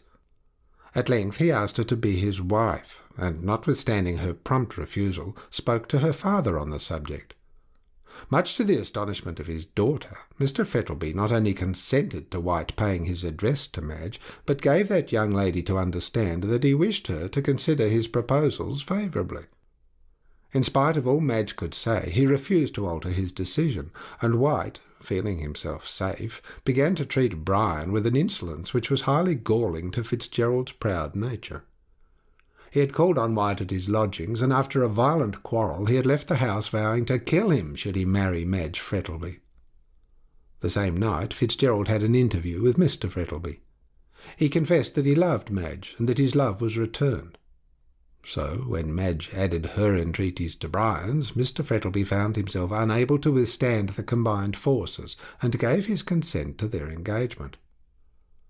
White was absent in the country for the next few days after his stormy interview with Brian, and it was only on his return that he learnt that Madge was engaged to his rival. He saw Mr. Frettlby, and having learnt from his own lips that such was the case, he left the house at once, and swore that he would never enter it again. He little knew how prophetic were his words, for on that same night he met his death in the hansom cab. He had passed out of the life of both the lovers, and they, glad that he troubled them no more, never suspected for a moment that the body of the unknown man found in Royston's cab was that of Oliver White. About 2 weeks after White's disappearance, Mr. Frettlby gave a dinner party in honour of his daughter's birthday. It was a delightful evening, and the wide French windows which led onto the veranda were open, letting in a gentle breeze from the ocean. Outside there was a kind of screen of tropical plants, and through the tangle of the boughs the guests, seated at the table, could just see the waters of the bay glittering in the pale moonlight. Brian was seated opposite to Madge, and every now and then he caught a glimpse of her bright face from behind the fruit and flowers which stood at the centre of the table. Mark Frettlby was at the head of the table, and appeared in very good spirits. His stern features were somewhat relaxed, and he drank more wine than usual. The soup had just been removed when someone, who was late, entered with apologies and took his seat. Someone in this case was Mr. Felix Rolleston, one of the best-known young men in Melbourne. He had an income of his own, scribbled a little for the papers, was to be seen at every house of any pretension in Melbourne, and was always bright, happy, and full of news. For details of any scandal you were safe in applying to Felix Rolleston. He knew all that was going on, both at home and abroad, and his knowledge, if not very accurate, was at least extensive, while his conversation was piquant and at times witty. Colton, one of the leading lawyers of the city, remarked that Rolleston put him in mind of what Beaconsfield said of one of the personages in Lothair. He wasn't an intellectual Croesus, but his pockets were always full of sixpences. But it was said in his favour that Felix was free with his sixpences. The conversation, which had shown signs of languishing before his arrival, now brightened up. "I'm so awfully sorry, don't you know?" said Felix as he slipped into a seat by Madge. "But a fellow like me has got to be careful of his time. So many calls on it." "So many calls in it, you mean?" retorted Madge with a disbelieving smile. "Confess now. You have been paying a round of visits." "Well, yes," assented Mr. Rolleston. "That's the disadvantage of having a large circle of acquaintances. They give you weak tea and thin bread and butter, whereas—" "You would rather have something else?" finished Brian. There was a laugh at this, but Mr. Rolleston disdained to notice the interruption. The only advantage of 5 o'clock tea, he went on, is that it brings people together and one hears what's going on. Ah, yes, Rolleston, said Mr. Fettlby, who was looking at him with an amused smile. What news have you? Good news, bad news, and such news as you have never heard of, quoted Rolleston gravely. Yes, I have a bit of news. Haven't you heard it? Rolleston felt he held sensation in his hands. There was nothing he liked better. Well, do you know? He said, gravely fixing his eyeglass. They have found out the name of the fellow who was murdered in the hansom cab. Never! Cried everyone eagerly. Yes, went on Rolleston. And what's more, you all know him. It's Neville White, said Brian in a horrified tone. Hang it! How did you know? Said Rolleston, rather annoyed at being forestalled. Why, I just heard it at the St. Kilda station. Oh, easily enough, said Brian, rather confused. I used to meet White constantly. As I've not seen him for the last 2 weeks, I thought he might be the victim. How did they find out? Asked Mr. Fettlby, idly toying with his wine-glass. Oh, one of those detective fellows, you know, answered Felix. They know everything. I'm sorry to hear it, said Fettlby, referring to the fact that White was murdered. He had a letter of introduction to me and seemed a clever, pushing young fellow. A confounded cad, muttered Felix under his breath, and Brian, who overheard him, seemed inclined to assent. For the rest of the meal nothing was talked about but the murder and the mystery in which it was shrouded. When the ladies retired, they chatted about it in the drawing-room, but finally dropped it for more agreeable subjects.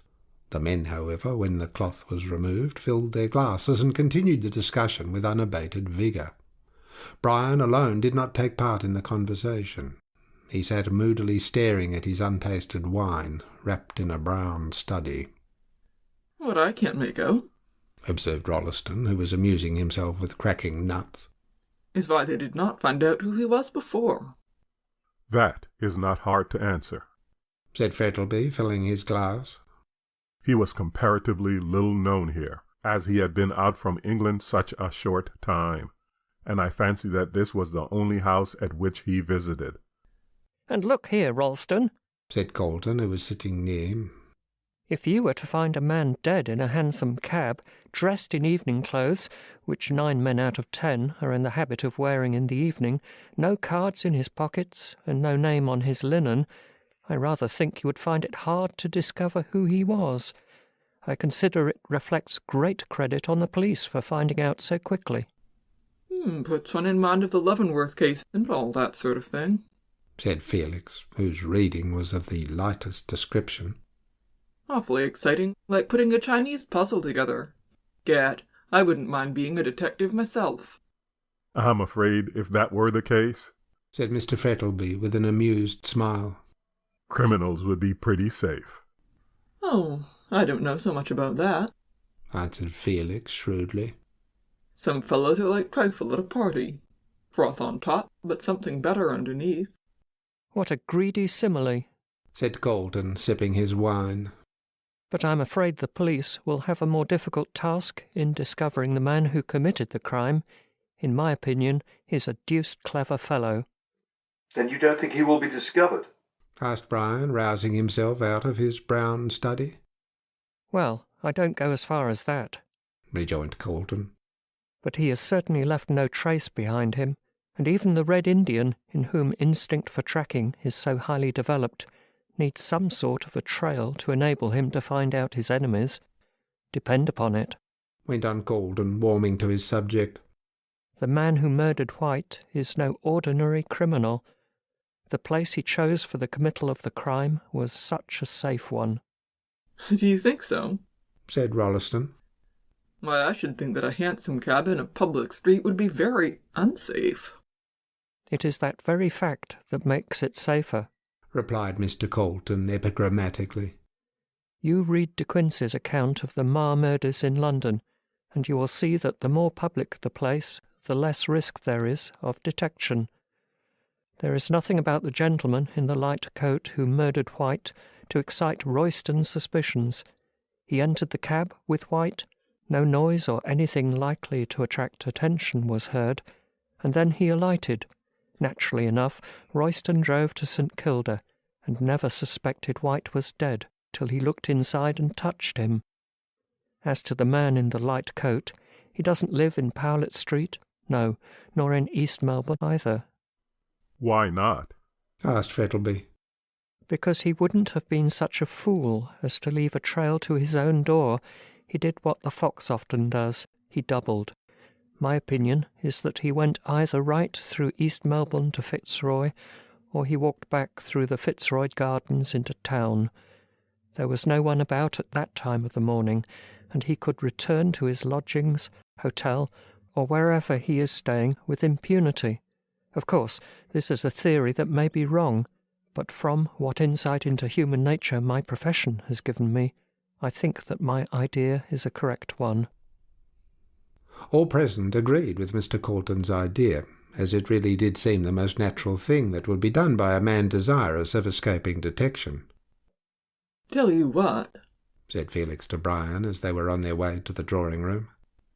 "if the fellow that committed the crime is found out, by gad, you ought to get Calton to defend him." End of Chapter 7. Chapter 8. Brian takes a walk and a drive. When the gentleman entered the drawing-room, a young lady was engaged in playing one of those detestable pieces of the morceau de salon order, in which an unoffending air is taken and variations embroidered on it till it becomes a perfect agony to distinguish the tune amid the perpetual rattle of quavers and demi-semi-quavers. The melody in this case was Over the Garden Wall, with variations by Signor Thumpanini, and the young lady who played it was a pupil of that celebrated Italian musician. When the male portion of the guests entered, the air was being played in the bass, with a great deal of power. That is, the loud pedal was down, and with a perpetual rattle of treble notes, trying with all their shrill might to drown the tune. "Gad, it's getting over the garden wall in a hailstorm," said Felix as he strolled over to the piano, for he saw that the musician was Dora Featherweight, an heiress to whom he was then paying attention, in the hope that she might be induced to take the name of Rolleston. So, when the fair Dora had paralysed her audience with one final bang and rattle, as if the gentleman going over the garden wall had tumbled into the cucumber frame, Felix was loud in his expressions of delight. "Such power, you know, Miss Featherweight," he said, sinking into a chair, and mentally wondering if any of the piano strings had given way at that last crash. "You put your heart into it. And all your muscle too, by gad," he added mentally. "It's nothing but practice," answered Miss Featherweight with a modest blush. "I'm at the piano 4 hours every day." "Good heavens," thought Felix. "What a time the family must have of it." But he kept this remark to himself, and screwing his eyeglass into his left organ of vision, merely ejaculated, "Lucky piano." Miss Featherweight, not being able to think of any answer to this, looked down and blushed, while the ingenuous Felix looked up and sighed. Madge and Brian were in a corner of the room talking over White's death. "I never liked him," she said. "but it is horrible to think of him dying like that." I don't know, answered Brian gloomily. From all that I can hear, dying by chloroform is a very easy death. "Death can never be easy," replied Madge. "especially to a young man so full of health and spirits as Mr. White was." I believe you are sorry he's dead, said Brian jealously. "Aren't you?" she asked in some surprise. De mortuus nil nisi bonum, quoted Fitzgerald. But as I detested him when alive, you can't expect me to regret his end. Madge did not answer him, but glanced quickly at his face, and for the first time it struck her that he looked ill. "What is the matter with you, dear?" she asked, placing her hand on his arm. "You are not looking well." Nothing, he answered hurriedly. I've been a little worried about business lately, but come, he said, rising.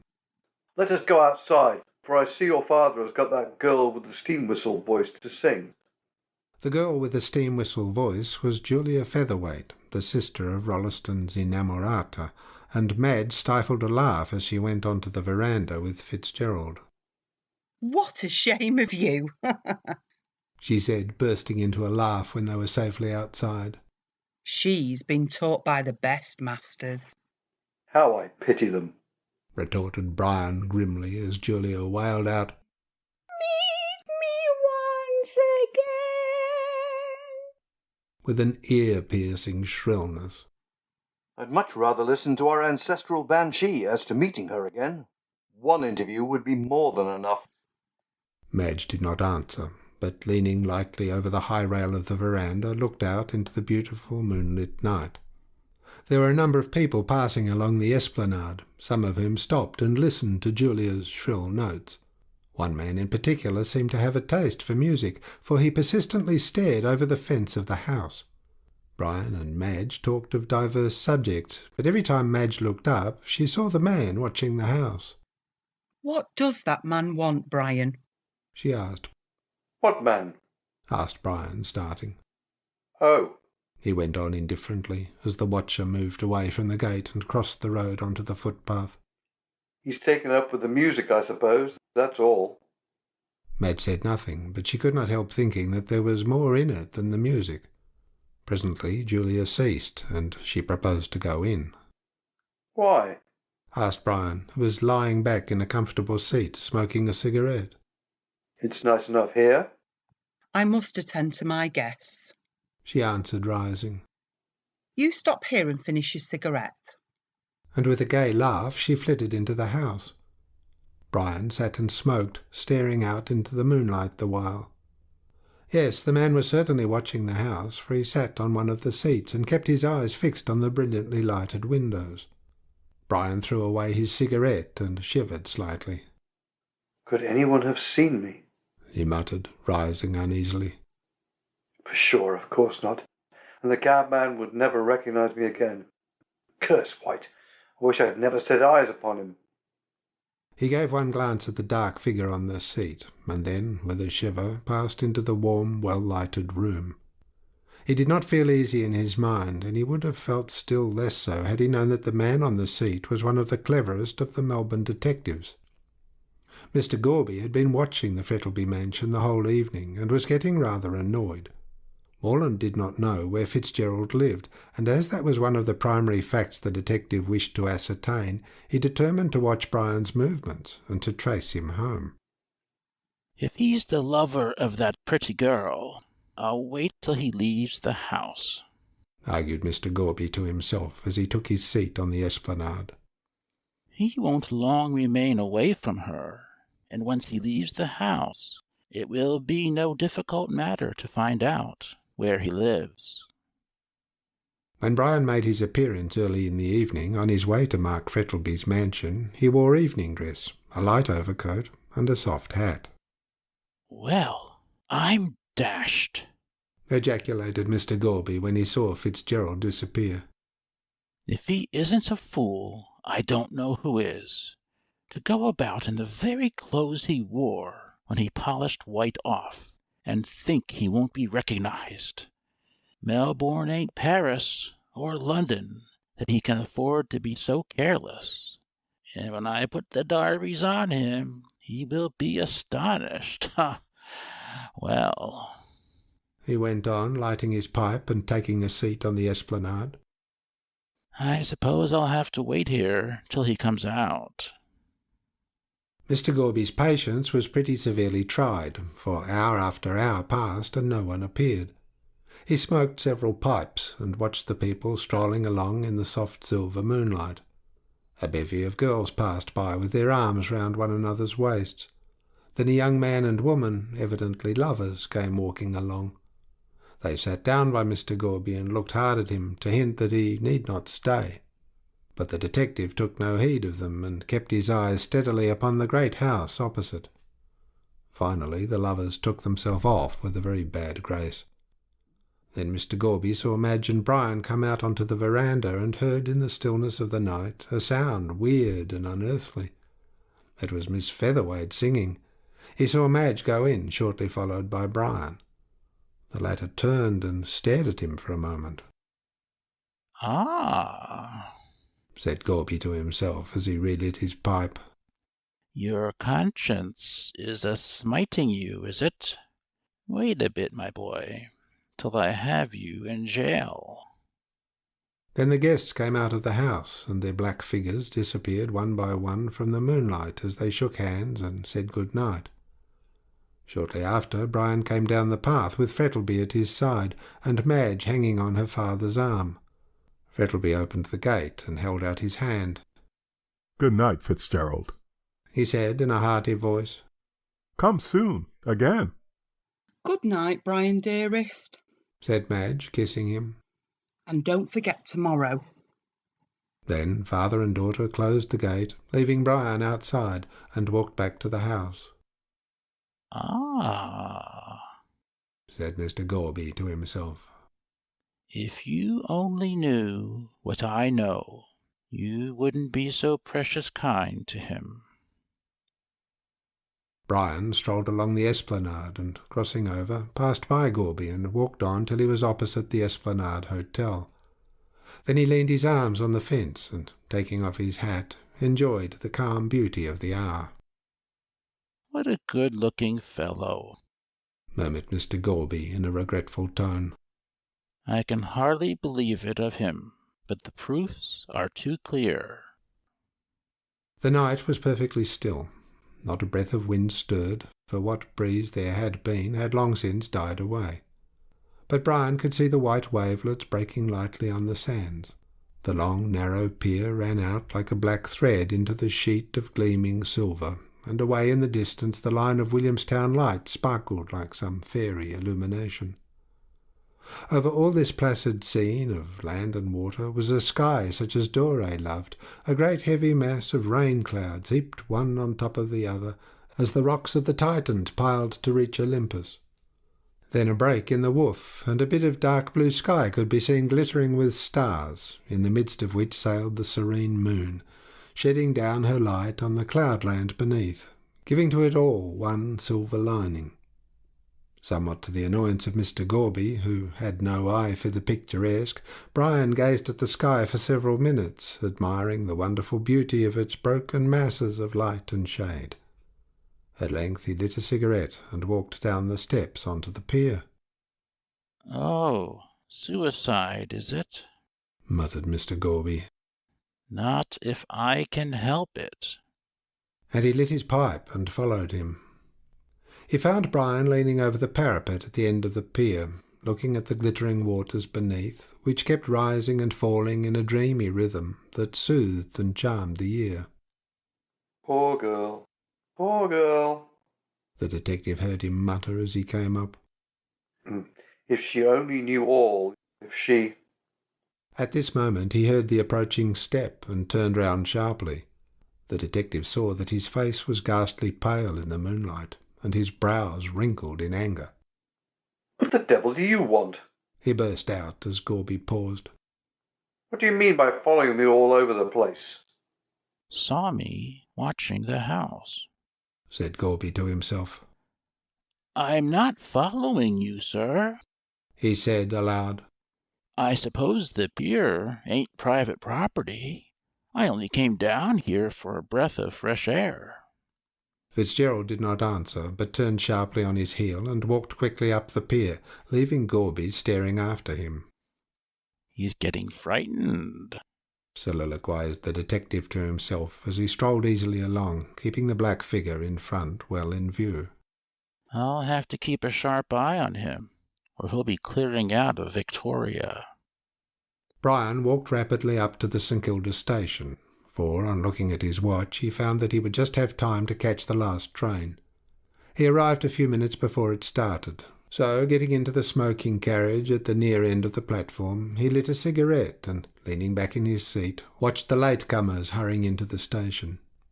Just as the last bell rang he saw a man rush along to catch the train. It was the same man who had been watching him the whole evening, and Brian felt confident that he was being followed.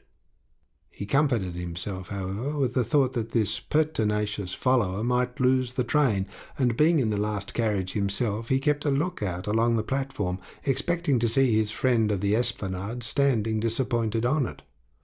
There was no appearance of him, so Brian, sinking back into his seat, lamented his ill luck in not shaking off this man who had kept him under such strict surveillance. Confound him, he muttered softly. I expect he will follow me to East Melbourne and find out where I live, but he shan't if I can help it. There was no one but himself in the carriage, and he felt relieved at this, because he was in no humour to hear chatter. Murdered in a cab, he said, lighting a fresh cigarette and blowing a cloud of smoke. A romance in real life which beats Miss Braddon hollow. There's one thing certain, he won't come between Madge and me again. Poor Madge. With an impatient sigh. If she only knew all, there would not be much chance of our marriage. But she can never find out, and I don't suppose anyone else will.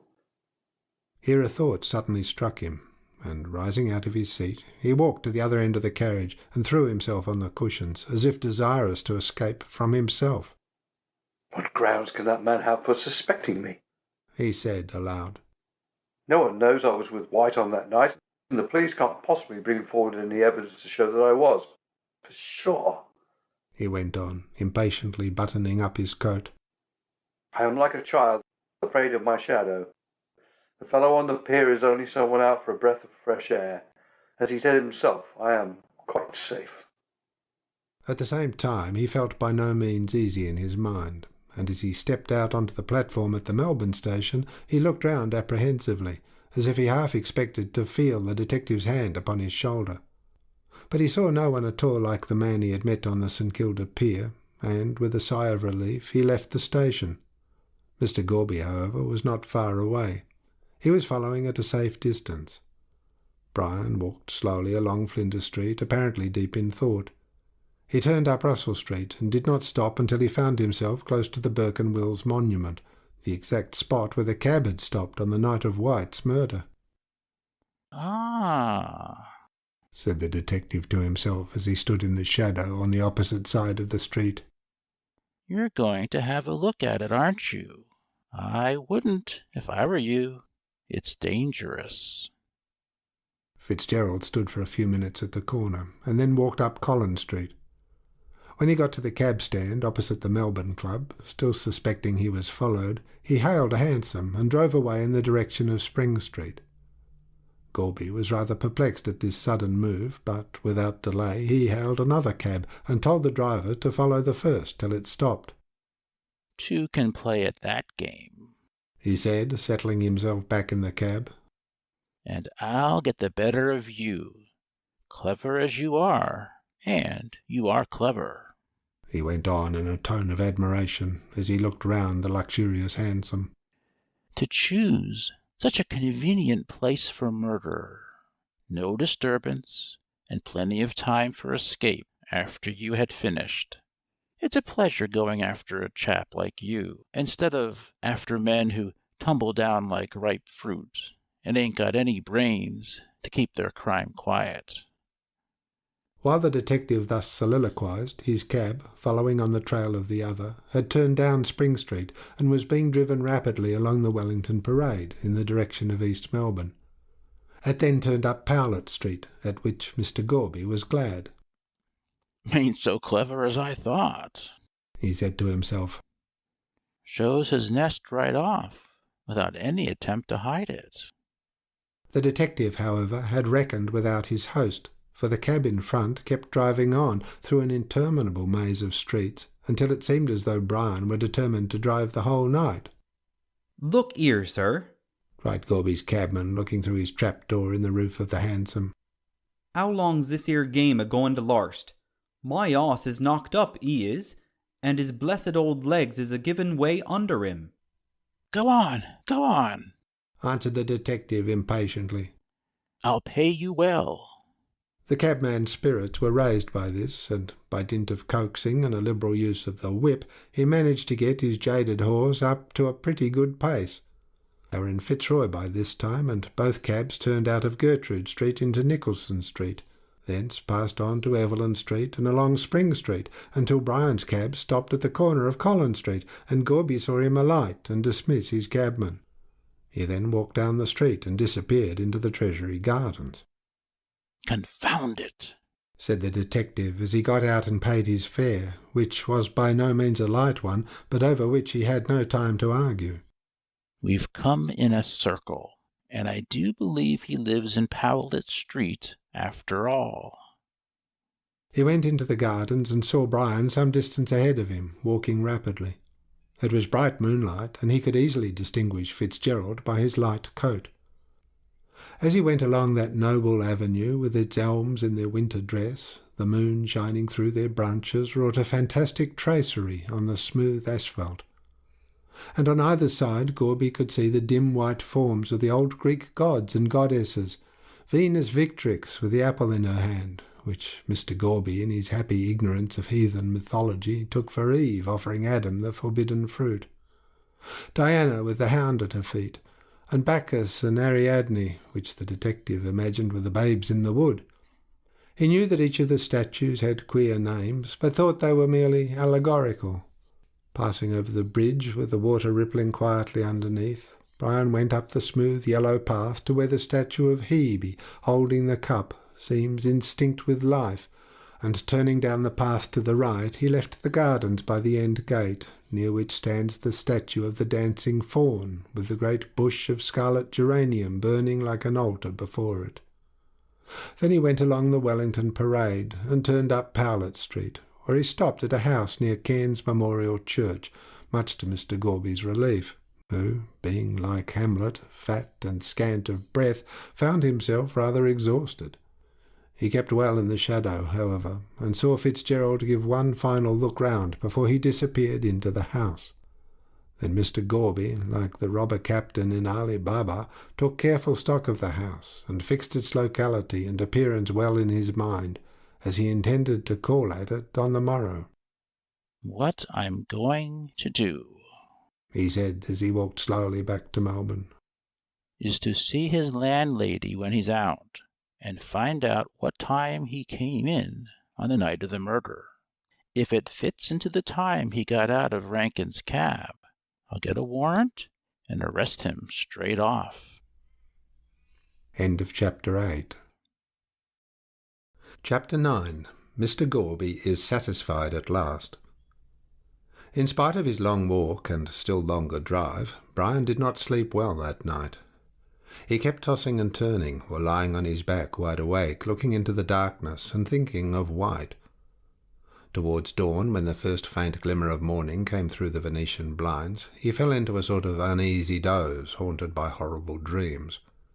He thought he was driving in a hansom, when suddenly he found White by his side, clad in white cerements, grinning and gibbering at him with ghastly merriment.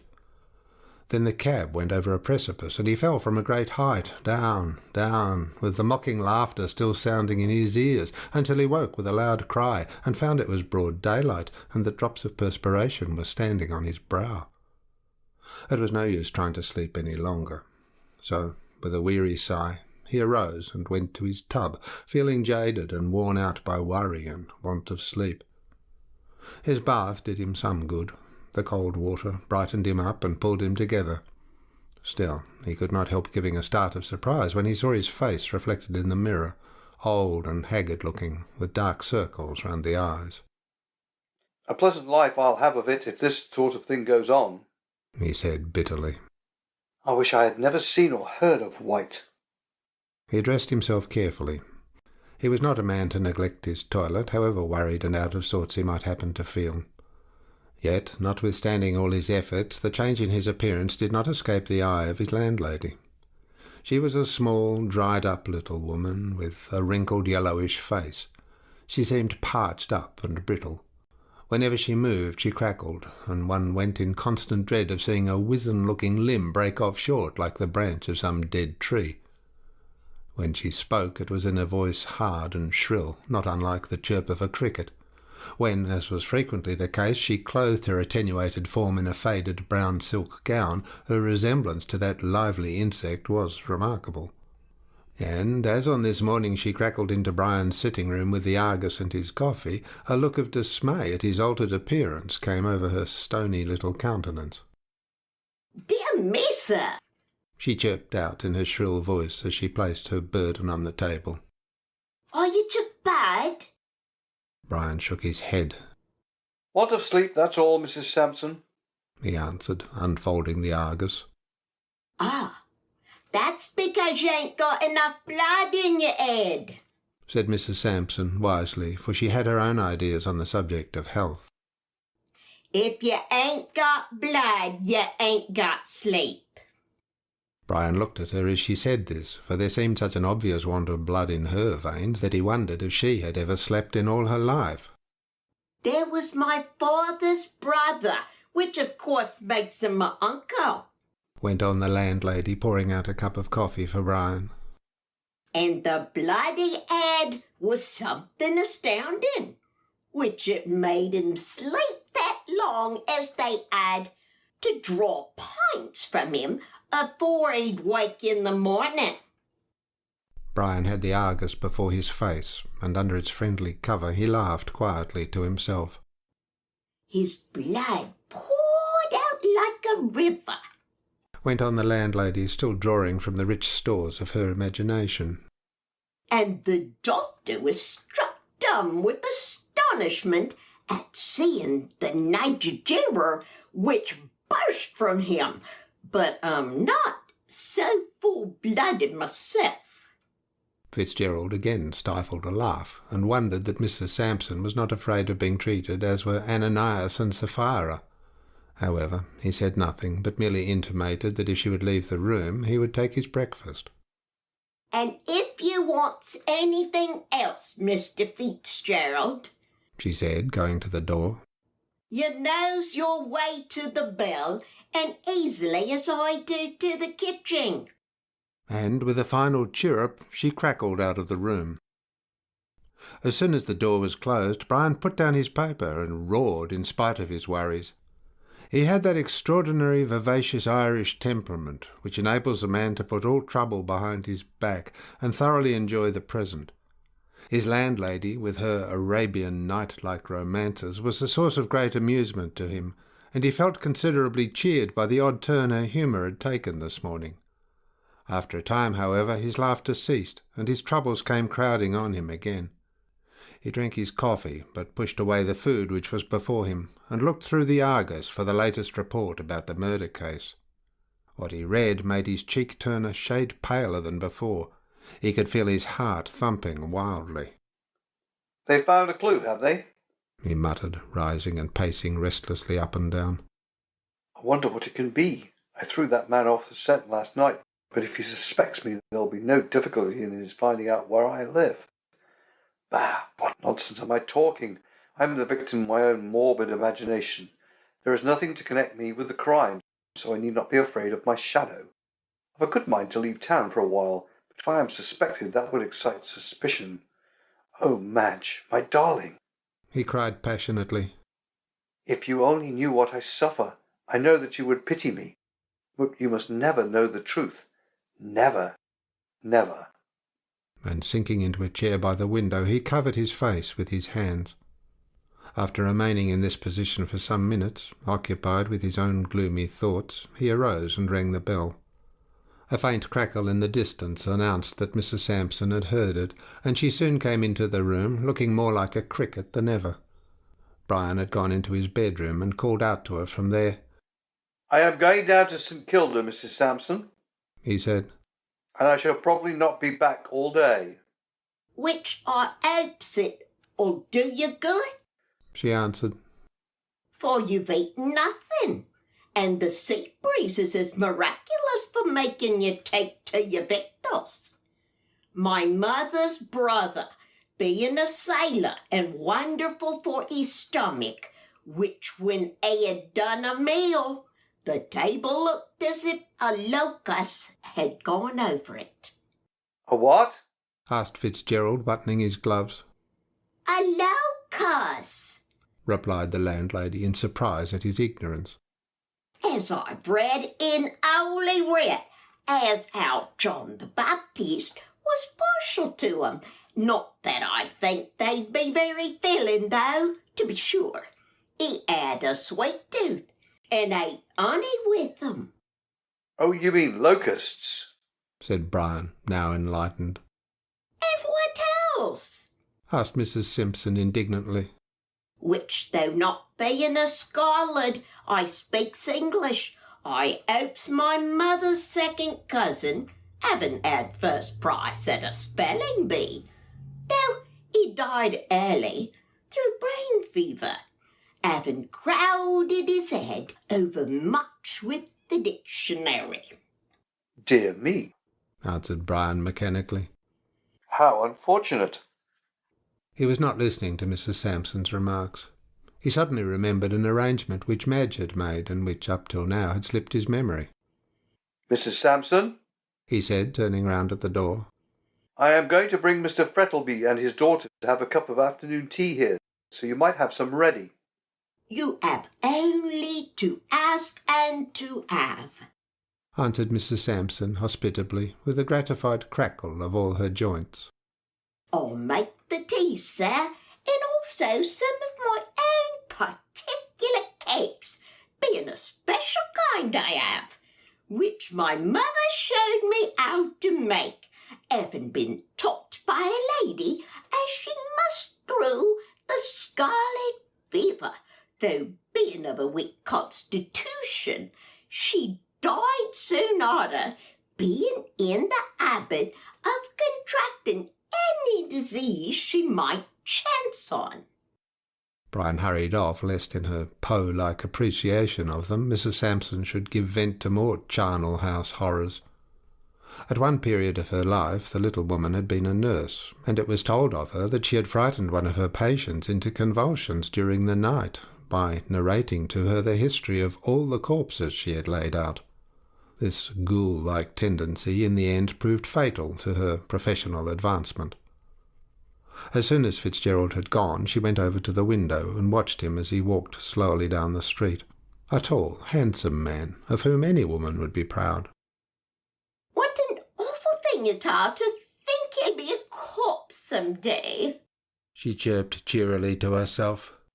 though of course being a great swell in its own place, he'll have a nice airy vault, which would be far more comfortable than a close stuffy grave, even though it has a tombstone and violets over it. Ah, now, who are you, impertinence? She broke off, as a stout man in a light suit of clothes crossed the road and rang the bell. A pulling at the bell as if it were a pump handle. As the gentleman at the door, who was none other than Mr. Gorby, did not hear her, he of course did not reply, so she hurried down the stairs, crackling with anger at the rough usage her bell had received. Mr. Gorby had seen Brian go out, and deeming it a good opportunity for inquiry, had lost no time in making a start. You nearly tore the bell down, said Mrs. Sampson as she presented her thin body and wrinkled face to the view of the detective. I'm very sorry, answered Mr. Gorby meekly. I'll knock next time. Oh, no, you won't, said the landlady, tossing her head. Me not having a knocker, and your hand a scratching at the paint off the door, which it ain't been done over 6 months by my sister-in-law's cousin, which he is a painter, with a shop in Fitzroy, and a wonderful hate to colour. Does Mr. Fitzgerald live here? asked Mr. Gorby quietly. I do, replied Mrs. Sampson. But he's gone out and won't be back till the afternoon, which any message will be delivered to him punctual on his arrival. I'm glad he's not in, said Mr. Gorby. Would you allow me to have a few moments' conversation? What is it? asked the landlady, her curiosity being roused. I'll tell you when we get inside, answered Mr. Gorby. She looked at him with her sharp little eyes, and, seeing nothing disreputable about him, led the way upstairs, crackling loudly the whole time. This so astonished Mr. Gorby that he cast about in his own mind for an explanation of the phenomenon. "Wants oiling about the gents," was his conclusion. "but I never heard anything like it, and she looks as if she'd snap in two, she's that brittle." Mrs. Sampson took Gorby into Brian's sitting-room, and, having closed the door, sat down and prepared to hear what he had to say for himself. "I hope it ain't bills," she said.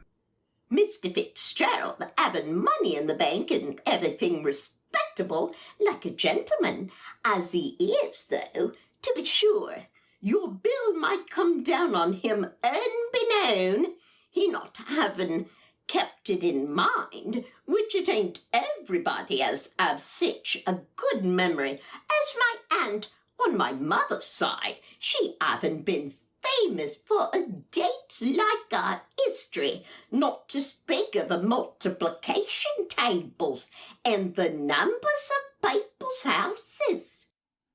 "It's not bills," answered Mr. Gorby, who, having vainly attempted to stem the shrill torrent of words, had given in and waited mildly until she had finished. "I only want to know a few things about Mr. Fitzgerald's habits." "And what for?" asked Mrs. Simpson indignantly.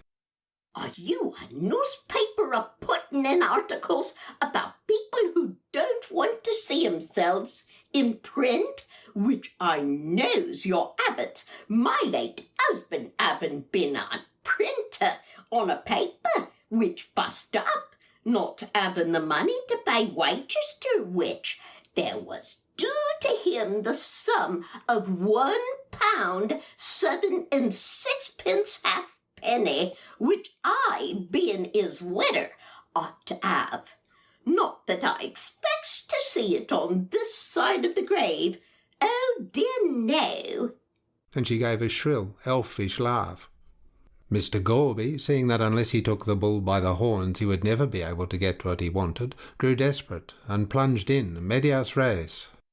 "I am an insurance agent," he said rapidly, so as to prevent any interruption. "and Mr. Fitzgerald desires to insure his life in our company. I therefore want to find out if he is a good life to insure.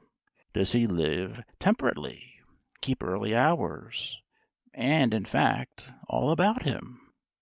"I shall be happy to answer any inquiries which may be of use to you, sir," replied Mrs. Sampson.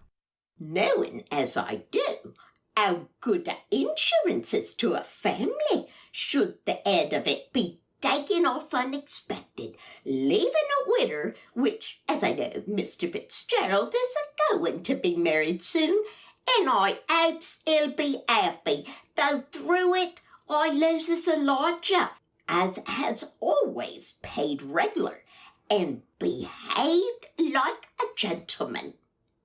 "So he is a temperate man," said Mr. Gorby, feeling his way cautiously. "Not being a blue ribbon all the same," answered Mrs. Sampson. "and I never saw him worse for drink, he being always able to use his latchkey and take his boots off before going to bed, which is no more than a woman ought to expect from a lodger.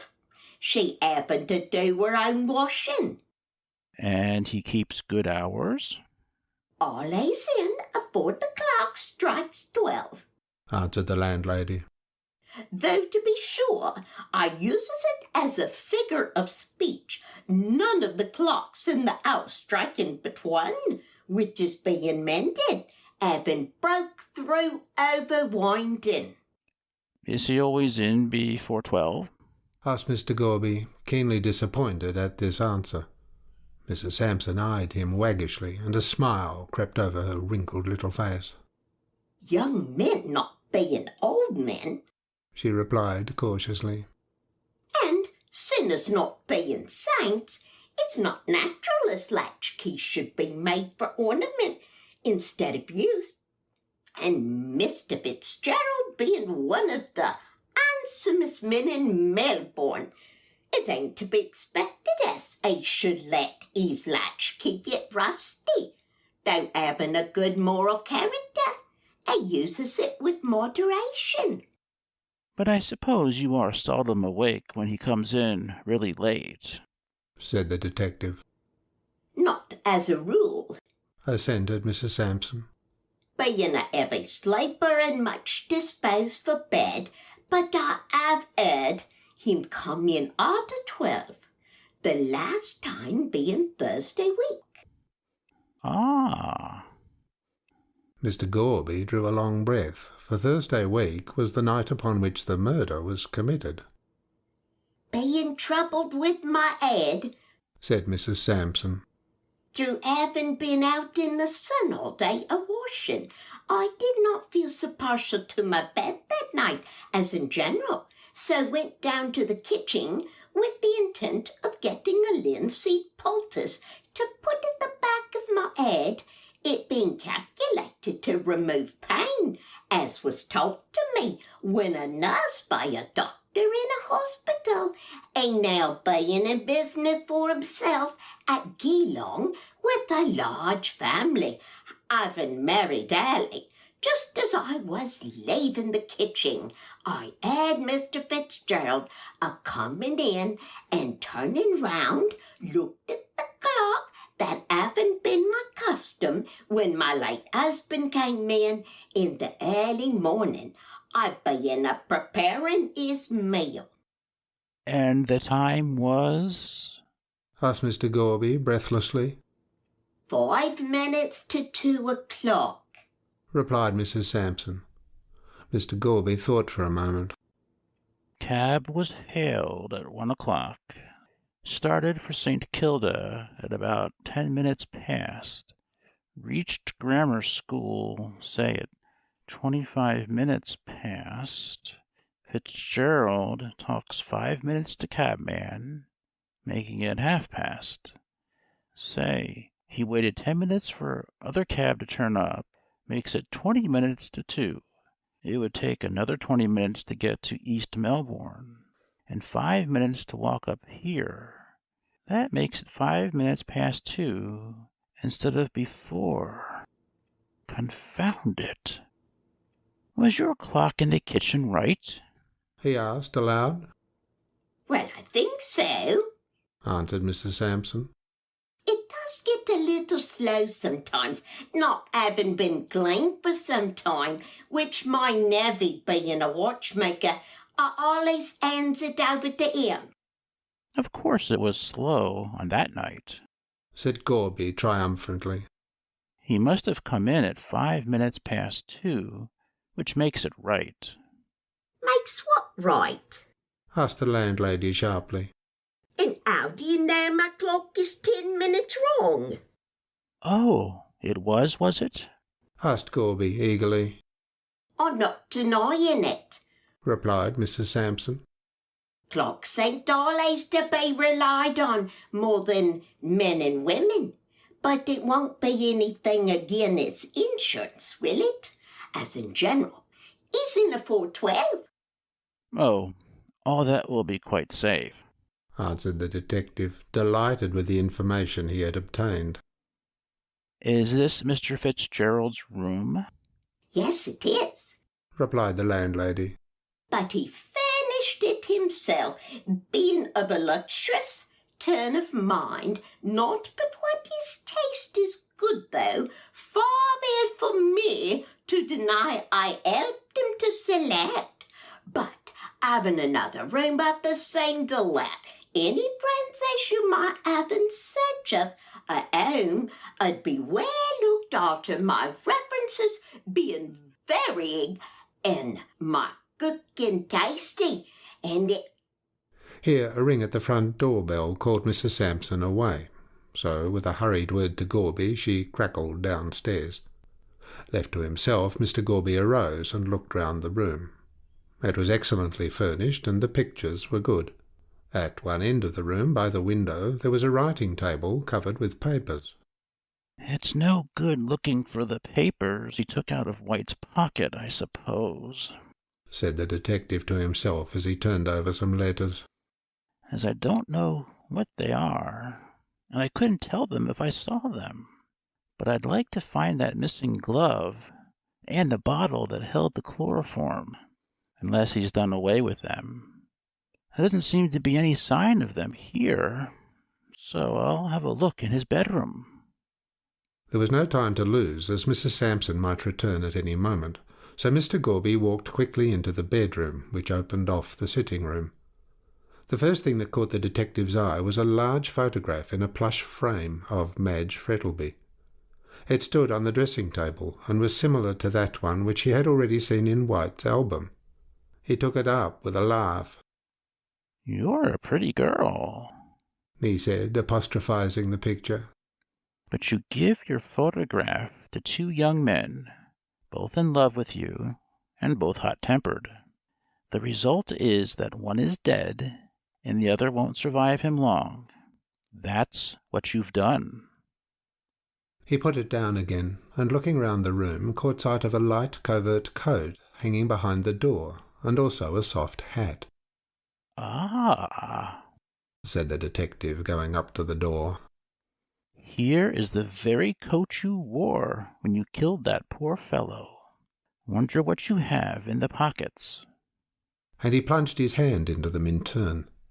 There were an old theatre programme and a pair of brown gloves in one, but in the second pocket Mr. Gorby made a discovery, none other than that of the missing glove.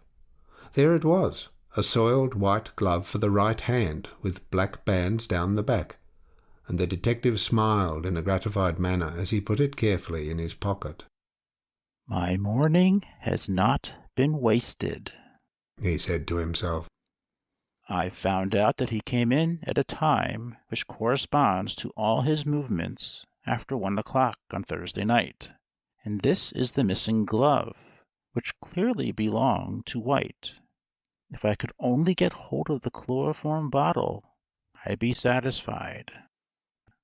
But the chloroform bottle was not to be found, though he searched most carefully for it. At last, hearing Mrs. Sampson coming upstairs again, he gave up the search and came back to the sitting-room. "Threw it away, I suspect," he said as he sat down in his old place.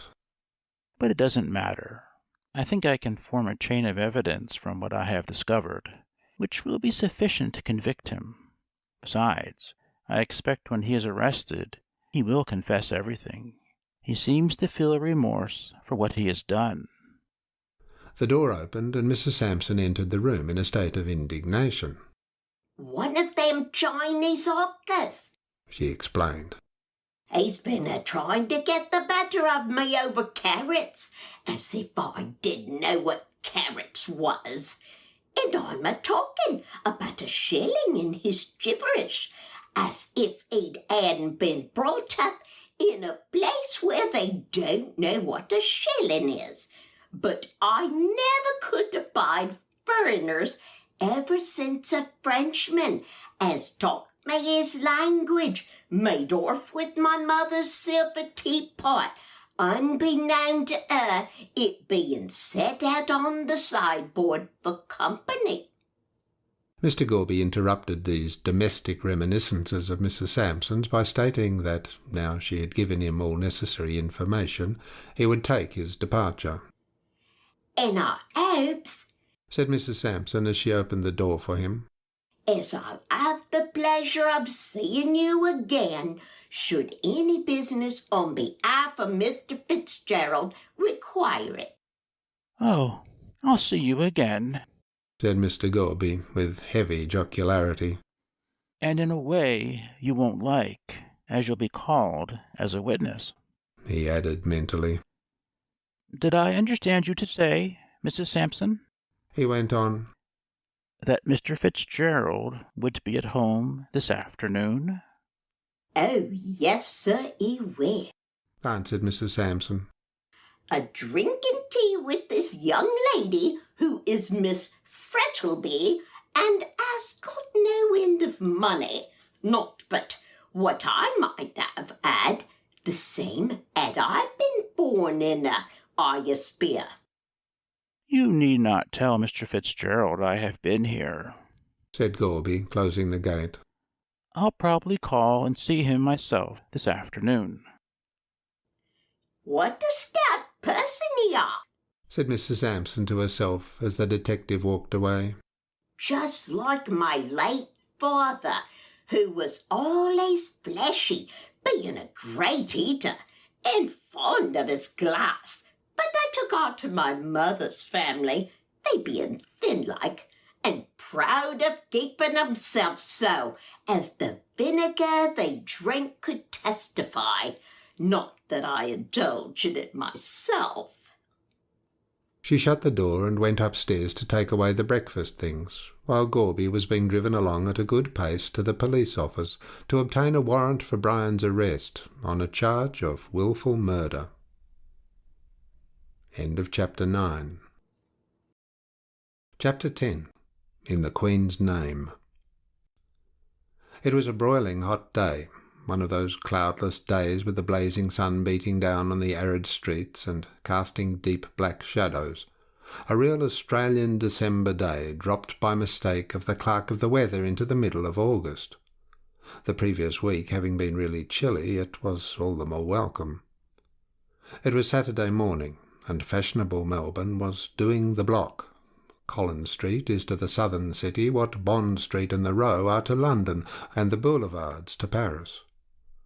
It is on the block that people show off their new dresses, bow to their friends, cut their enemies, and chatter small talk. The same thing no doubt occurred in the Appian Way, the fashionable street of imperial Rome, when Catullus talked gay nonsense to Lesbia, and Horace received the congratulation of his friends over his new volume of society verses. History repeats itself, and every city is bound by all the laws of civilization to have one special street wherein the votaries of fashion can congregate. Collins Street is not, of course, such a grand thoroughfare as those above mentioned, but the people who stroll up and down the broad pavement are quite as charmingly dressed and as pleasant as any of the peripatetics of those famous cities. As the sun brings out bright flowers, so the seductive influence of the hot weather had brought out all the ladies in gay dresses of innumerable colours, which made the long street look like a restless rainbow. Carriages were bowling smoothly along, their occupants smiling and bowing as they recognised their friends on the sidewalk. Lawyers, their legal quibbles finished for the week, were strolling leisurely with their black bags in their hands. Portly merchants, forgetting Flinders Lane and incoming ships, walked beside their pretty daughters, and the representatives of swelldom were stalking along in their customary apparel of curly-brimmed hats, high collars, and immaculate suits. Altogether it was a pleasant and animated scene, which would have delighted the heart of anyone who was not dyspeptic or in love. Dyspeptic people and lovers, disappointed ones, of course, being wont to survey the world in a cynical vein. Madge Frettlby was engaged in that occupation so dear to every female heart, shopping. She was in Mowbray, Rowan and Hicks's, turning over ribbons and laces, while the faithful Brian waited for her outside and amused himself by looking at the human stream which flowed along the pavement. He disliked shopping quite as much as the majority of his sex, and though, as a lover, he felt a certain amount of self-abnegation to be becoming in him, it was difficult to drive away the thoughts of his pleasant club, where he could be reading and smoking, with, perchance, something cooling in a glass beside him. However, after she had purchased a dozen or more articles she did not want, Madge remembered that Brian was waiting for her, and hurried to the door. "I haven't been many minutes, have I, dear?" she said, touching him lightly on the arm. "Oh, dear, no," answered Brian, looking at his watch. "Only 30. A mere nothing, considering a new dress was being discussed." "I thought I had been longer," said Madge, her brow clearing. "But still, I'm sure you feel a martyr." "Not at all," replied Fitzgerald, handing her into the carriage. "I enjoyed myself very much." "Nonsense," she laughed, opening her sunshade while Brian took his seat beside her. "That's one of those social stories which everyone considers themselves bound to tell from a sense of duty. I'm afraid I did keep you waiting, though, after all," she went on, with a true feminine idea as to the flight of time. "I was only a few minutes." "And the rest?" said Brian, quizzically looking at her pretty face, so charmingly flushed under her great white hat. Madge disdained to notice this interruption. James, she cried to the coachman, drive to the Melbourne Club. Papa will be there, you know. She said to Brian. And we'll take him off to have tea with us. But it's only 1 o'clock, said Brian as the town hall clock came in sight. Mrs. Sampson won't be ready. Oh, anything will do, replied Madge. A cup of tea and some thin bread and butter isn't hard to prepare. I don't feel like lunch, and Papa eats so little in the middle of the day. And you? Eats a great deal at all times, finished Brian with a laugh. Madge went on chattering in her usual lively manner, and Brian listened to her with delight. Her pleasant talk drove away the evil spirit which had been with him for the last 3 weeks. Suddenly Madge made an observation as they were passing the Berkenwills monument, which startled him. Isn't that the place where Mr. White got into the cab? She asked, looking at the corner near the Scotch church, where a vagrant of musical tendencies was playing just before the Battle Mother on a battered old concertina. So the papers say, answered Brian listlessly, without turning his head. I wonder who the gentleman in the light coat could have been, said Madge as she settled herself again. No one seems to know, he replied evasively. Ah, but they have a clue, she said. Do you know, Brian, she went on, that he was dressed just like you, in a light overcoat and soft hat? How remarkable, said Fitzgerald, speaking in a slightly sarcastic tone and as calmly as he was able. He was dressed in the same manner as 9 out of every 10 young fellows in Melbourne. Madge looked at him in surprise at the tone in which he spoke, so different from his usual nonchalant way of speaking. She was about to answer when the carriage stopped at the door of the Melbourne Club. Brian, anxious to escape any more remarks about the murder, sprang quickly out and ran up the steps into the building. He found Mr. Frettlby smoking complacently and reading The Age. As Fitzgerald entered, he looked up and, putting down the paper, held out his hand, which the other took. Ah, Fitzgerald, he said. Have you left the attractions of Collins Street for the still greater ones of Clubland? Not I, answered Brian. I've come to carry you off to the afternoon tea with Madge and myself. I don't mind, answered Mr. Frettlby, rising.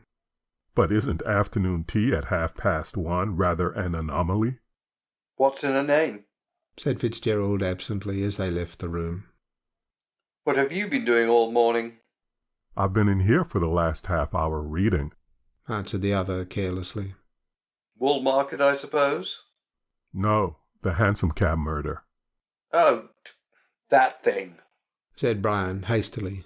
Then, seeing his companion looking at him in surprise, he apologized. But indeed, he went on, I'm nearly worried to death by people asking about White, as if I knew all about him, whereas I know nothing. Just as well you don't, answered Mr. Frettlby as they descended the steps together.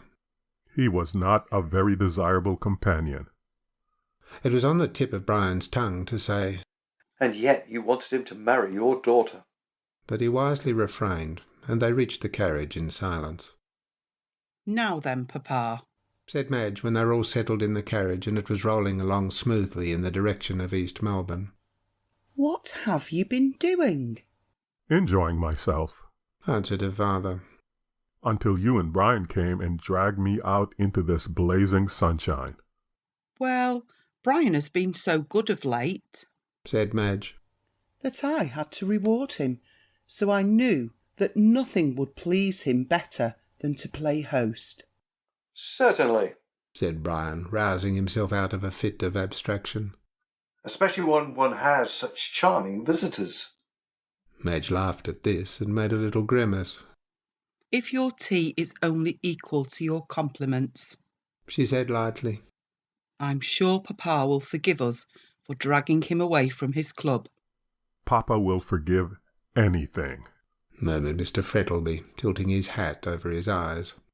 So long as he gets somewhere out of the sun, I can't say I care about playing the parts of Shadrach, Meshach, and Abednego in the fiery furnace of a Melbourne hot day.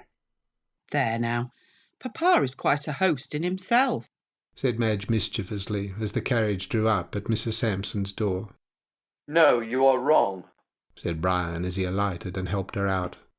I am the host and myself this time. If there is one thing I hate above another, observed Miss Frettlby calmly, it's a pun, and especially a bad one. Mrs. Sampson was very much astonished at the early arrival of her lodger's guests, and did not hesitate to express her astonishment. Being taken by surprise, she said with an apologetic cackle.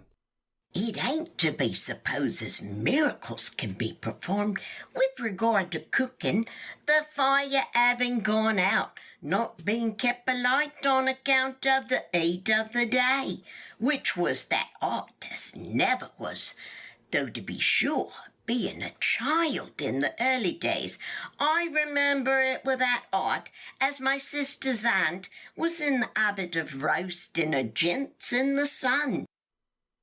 After telling this last romance and leaving her visitors in doubt whether the joints referred to belonged to an animal or to her sister's aunt or to herself, Mrs. Sampson crackled away downstairs to get things ready. What a curious thing that landlady of yours is, Brian, said Madge from the depths of a huge armchair. I believe she's a grasshopper from the Fitzroy Gardens. Oh, no, she's a woman, said Mr. Frettlby cynically. You can tell that by the length of her tongue. A popular error, Papa, retorted Madge sharply. I know plenty of men who talk far more than any woman. I hope I'll never meet them then, said Mr. Frettlby. For if I did, I should be inclined to agree with De Quincey on murder as a fine art. Brian winced at this and looked apprehensively at Madge, and saw with relief that she was not paying attention to her father, but was listening intently. There she is. As a faint rustle at the door announced the arrival of Mrs. Sampson and the tea-tray. I wonder, Brian, you don't think the house is on fire with that queer noise always going on.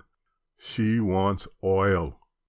Yes, some Jacob's oil, laughed Brian as Mrs. Sampson entered and placed her burden on the table. Not having any cake, said that lady. Through not being forewarned as the time of arrival. Though it's not often I'm taken by surprise, except as to a headache, which of course is accidental to every person. I ain't got nothing but bread and butter. The baker and grocer both being all that could be desired, except in the way of worrying for the money, which they thinks as how I keeps the bank in the house like Aladdin's cave, as I've heard tell in the Arabian Nights, me having gained it as a prize for English in my early girlhood, being then considered a scholared and industrious. Mrs. Sampson's shrill apologies for the absence of cake having been received, she hopped out of the room, and Madge made the tea. The service was a quaint Chinese one which Brian had picked up in his wanderings. He used it only on special occasions. As he watched Madge, he could not help thinking how pretty she looked, with her hands moving deftly among the cups and saucers, so bizarre-looking with their sprawling dragons of yellow and green. He half smiled to himself as he thought, If they knew all, I wonder if they would sit with me so unconcernedly. Mr. Frettlby, too, as he looked at his daughter, thought of his dead wife, and sighed. Well, said Madge as she handed them their tea, and helped herself to some thin bread and butter. You two gentlemen are most delightful company. Papa is sighing like a furnace, and Brian is staring at me with his eyes like blue china saucers. You ought both to be turned forth to funerals like melancholy. Why like melancholy? Queried Brian lazily. I'm afraid, Mr. Fitzgerald, said the young lady with a smile in her pretty black eyes, that you are not a student of A Midsummer Night's Dream. Very likely not, answered Brian. Midsummer out here is so hot that one gets no sleep, and consequently no dreams. Depend upon it, if the poor lovers whom Puck treated so badly had lived in Australia, they wouldn't have been able to sleep for the mosquitoes. What nonsense you two young people do talk, said Mr. Frettlby with an amused smile as he stirred his tea. Dulce est despero in loco, observed Brian gravely. A man who can't carry out that observation is sure not to be up to much. I don't like Latin, said Miss Frettlby, shaking her pretty head. I agree with Hines' remark, that if the Romans had been forced to learn it, they would not have found time to conquer the world. Which was a much more agreeable task, said Brian. And more profitable, finished Mr. Frettlby. They chatted in this desultory fashion for a considerable time, till at last Madge rose and said they must go. Brian proposed to dine with them at St. Kilda, and then they would all go to Brock's fireworks. Madge consented to this, and she was just pulling on her gloves when suddenly they heard a ring at the front door, and presently Mrs. Sampson talking in an excited manner at the pitch of her voice. You shan't come in, I tell you. They heard her say shrilly. So it's not good trying which I've always said, as an Englishman's house is his castle, and you're a breaking the law as well as a spilling the carpet, which has been newly put down. Someone made a reply. Then the door of Brian's room was thrown open, and Gorby walked in, followed by another man. Fitzgerald turned as white as a sheet, for he felt instinctively that they had come for him. However, pulling himself together, he demanded in a haughty tone the reason for the intrusion. Mr. Gorby walked straight over to where Brian was standing and placed his hand on the young man's shoulder. Brian Fitzgerald, he said in a clear voice, I arrest you in the Queen's name. For what? asked Brian steadily. The murder of Oliver White. At this, Madge gave a cry. It is not true, she said wildly. My God, it's not true.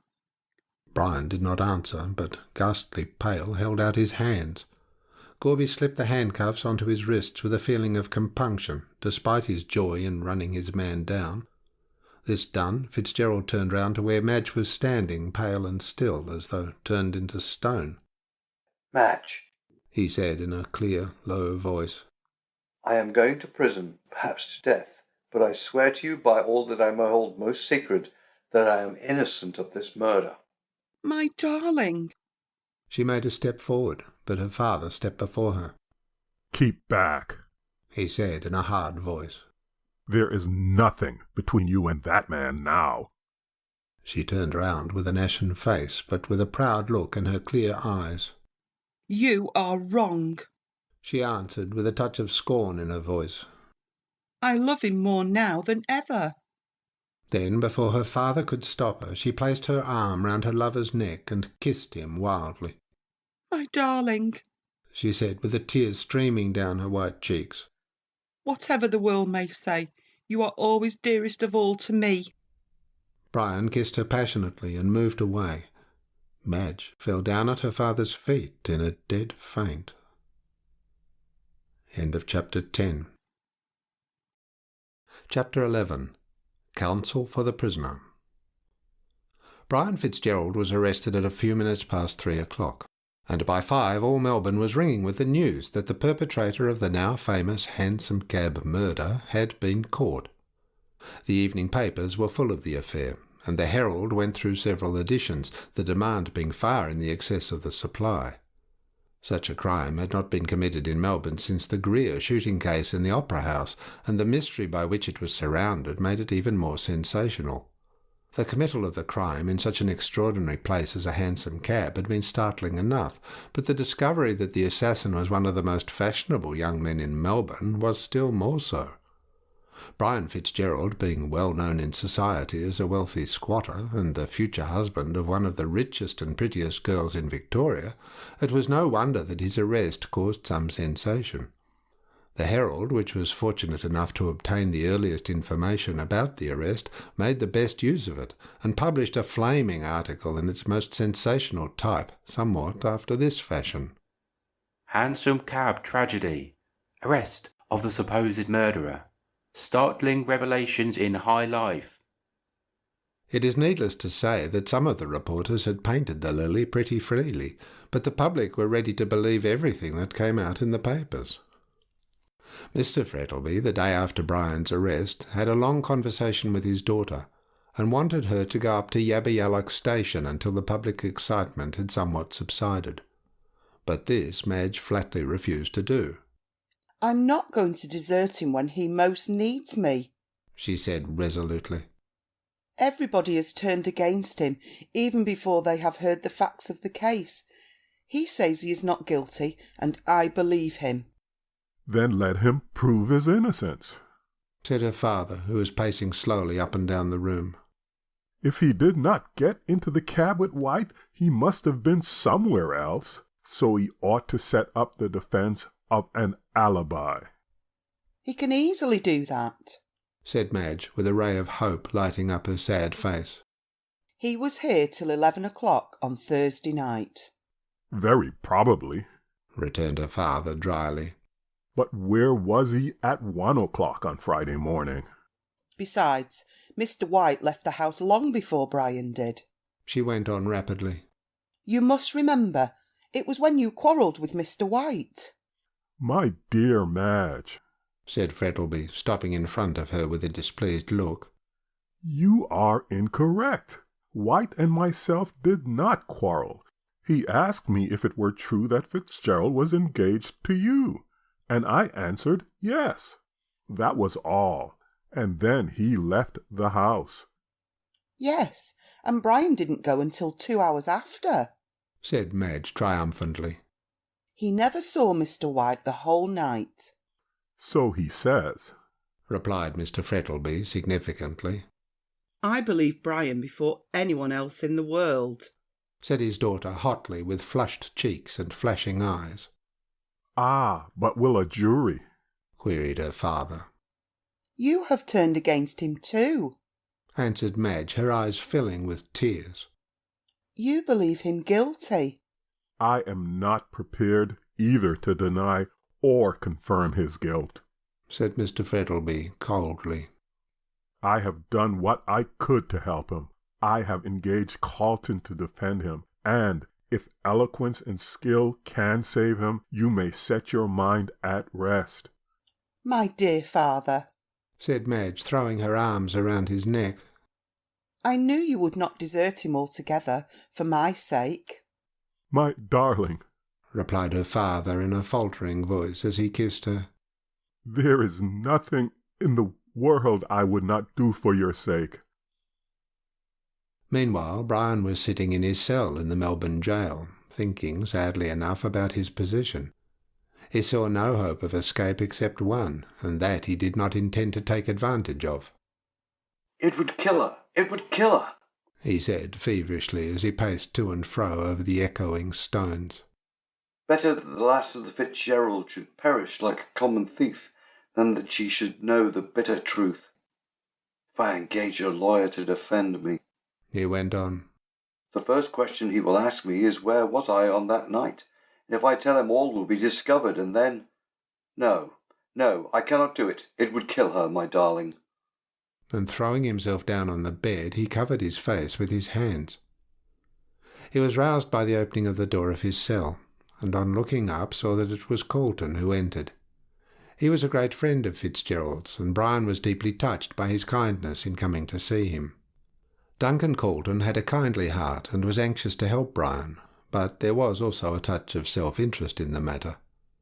He had received a note from Mr. Frettlby asking him to defend Fitzgerald, which he agreed to do avidly, as he foresaw in this case an opportunity for his name becoming known throughout the Australian colonies.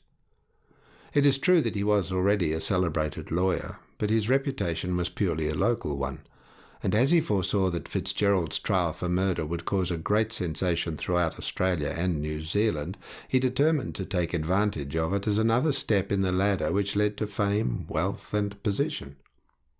So this tall, keen-eyed man with the clean-shaven face and expressive mouth advanced into the cell and took Brian by the hand.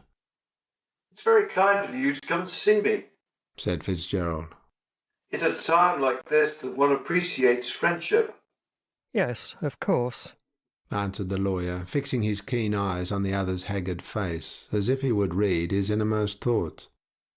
I came partly on my own account, and partly because Frettleby asked me to see you as your defence. "Mr. Frettleby?" said Brian in a mechanical way. "He is very kind. I thought he believed me guilty." No man is considered guilty until he has been proved so, answered Colton evasively. Brian noticed how guarded the answer was, for he heaved an impatient sigh. "And Miss Frettleby?" he asked in a hesitating manner. This time he got a decided answer. She declines to believe you guilty, and will not hear a word said against you. "God bless her," said Brian fervently. "She is a true woman. I suppose I am pretty well canvassed," he added bitterly. Nothing else talked about, answered Colton calmly. Your arrest has, for the present, suspended all interest in theatres, cricket matches and balls, and you are, at the present moment, being discussed threadbare in clubs and drawing-rooms. Fitzgerald writhed. He was a singularly proud man, and there was something inexpressibly galling in this unpleasant publicity. But this is all idle chatter, said Colton, taking a seat. We must get to business. Of course, you will accept me as your counsel. "It's no good my doing so," replied Brian gloomily. "The rope is already around my neck." Nonsense, replied the lawyer cheerfully. The rope is round no man's neck until he is on the scaffold. Now, you need not say a word. He went on, holding up his hand as Brian was about to speak. I intend to defend you, whether you like it or not. I do not know all the facts, except what the papers have stated, and they exaggerate so much that one can place no reliance on them. At all events, I believe from my heart that you are innocent, and you must walk out of the prisoner's dock a free man, if only for the sake of that noble girl who loves you. Brian did not answer, but put out his hand, which the other grasped warmly. I will not deny, went on Carlton, that there is a little bit of professional curiosity about me. This case is such an extraordinary one that I feel as if I were unable to let slip an opportunity of doing something with it. I don't care for your humdrum murders with the poker and all that sort of thing, but this is something clever, and therefore interesting. When you are safe, we will look together for the real criminal, and the pleasure of the search will be proportionate to the excitement when we find him out. "I agree with everything you say," said Fitzgerald calmly. "But I have no defence to make." No defence? You're not going to confess you killed him? "No," with an angry flush. "But there are certain circumstances which prevent me from defending myself." What nonsense! retorted Colton sharply. As if any circumstances should prevent a man from saving his own life. But never mind, I like these objections. They make the nut harder to crack. But the kernel must be worth getting at. Now, I want you to answer certain questions. "I won't promise." Well, we shall see, said the lawyer, cheerfully taking out his notebook and resting it on his knee. First, where were you on the Thursday night preceding the murder? "I can't tell you." Oh, yes, you can, my friend. You left St. Kilda and came up to town by the 11 o'clock train. 11:20, corrected Brian. Colton smiled in a gratified manner as he noted this down. A little diplomacy is all that's required, he said mentally. And where did you go then? He added aloud. "I met Rolleston in the train and we took a cab from the Flinders Street station up to the club." What club? "The Melbourne Club." Yes? Interrogatively. Rolleston went home and I went into the club and played cards for a time. When did you leave the club? A few minutes to 1 o'clock in the morning. And then, I suppose, you went home? No, I did not. Then where did you go? Down the street. Rather vague. I presume you mean Collins Street. Yes. You were going to meet someone, I suppose? I never said so. Probably not, but young men don't wander about the streets at night without some object. I was restless and wanted a walk. Indeed. How curious you should prefer going into the heart of the dusty town for a walk to strolling through the Fitzroy Gardens, which were on your way home. It won't do. You had an appointment to meet someone. Well, yes. I thought as much. Man or woman? I cannot tell you. Then I must find out for myself. You can't. Indeed? Why not? You don't know where to look for her. Her? Cried Colton, delighted at the success of his craftily put question. I knew it was a woman. Brian did not answer, but sat biting his lips with vexation. Now, who is this woman? No answer. Come now, Fitzgerald. I know that young men will be young men, and of course you don't like these things talked about, but in this case your character must be sacrificed to save your neck. What is her name? I can't tell you. Oh, you know it then? Well, yes. And you won't tell me? No. Colton, however, had found out two things that pleased him. First, that Fitzgerald had an appointment, and second, that it had been with a woman. He pursued another line. When did you last see White? Brian answered with great reluctance. I saw him drunk by the Scotch church. What? You were the man who hailed the hansom? Yes. Assented the other, hesitating slightly. I was. The thought flashed through Colton's brain as to whether the young man before him was guilty or not, and he was obliged to confess that things looked very black against him. Then what the newspapers said was correct. Partly. Ah. Colton drew a long breath. Here was a ray of hope. You did not know it was White when you found him lying drunk near the Scotch church? No, I did not. Had I known it was he, I would have not picked him up. Of course, you recognised him afterwards. Yes, I did, and, as the papers stated, I dropped him and walked away. Why did you leave him so abruptly? Brian looked at his questioner in some surprise. Because I detested him, he said shortly. Why did you detest him? No answer. Was it because he admired Miss Frettlby, and from all appearances was going to marry her? Well, yes. Sullenly. And now? Said Colton impressively. This is the whole point upon which the case turns. Why did you get into the cab with him? I did not get into the cab. The cabman declares that you did. He is wrong. I never came back after I recognised White. Then who was the man who got into the cab with White? I don't know. You have no idea? Not the least. You are certain? Yes, perfectly certain. He seems to have been dressed exactly like you. Very probably. I could name at least a dozen of my acquaintances who wear light coats over their evening dress, and soft hats. Do you know if White had any enemies? No, I don't. I know nothing about him beyond that he came from England a short time ago with a letter of introduction to Mr. Frettlby, and had the impertinence to ask Madge to marry him. Where did White live? Down in St. Kilda, at the end of Grey Street. How do you know? It was in the papers, and... Hesitatingly. I called on him. Why? To see if he would cease his attentions to Madge, and to tell him that she was engaged to me. And what did he say? Laughed at me. Curse him.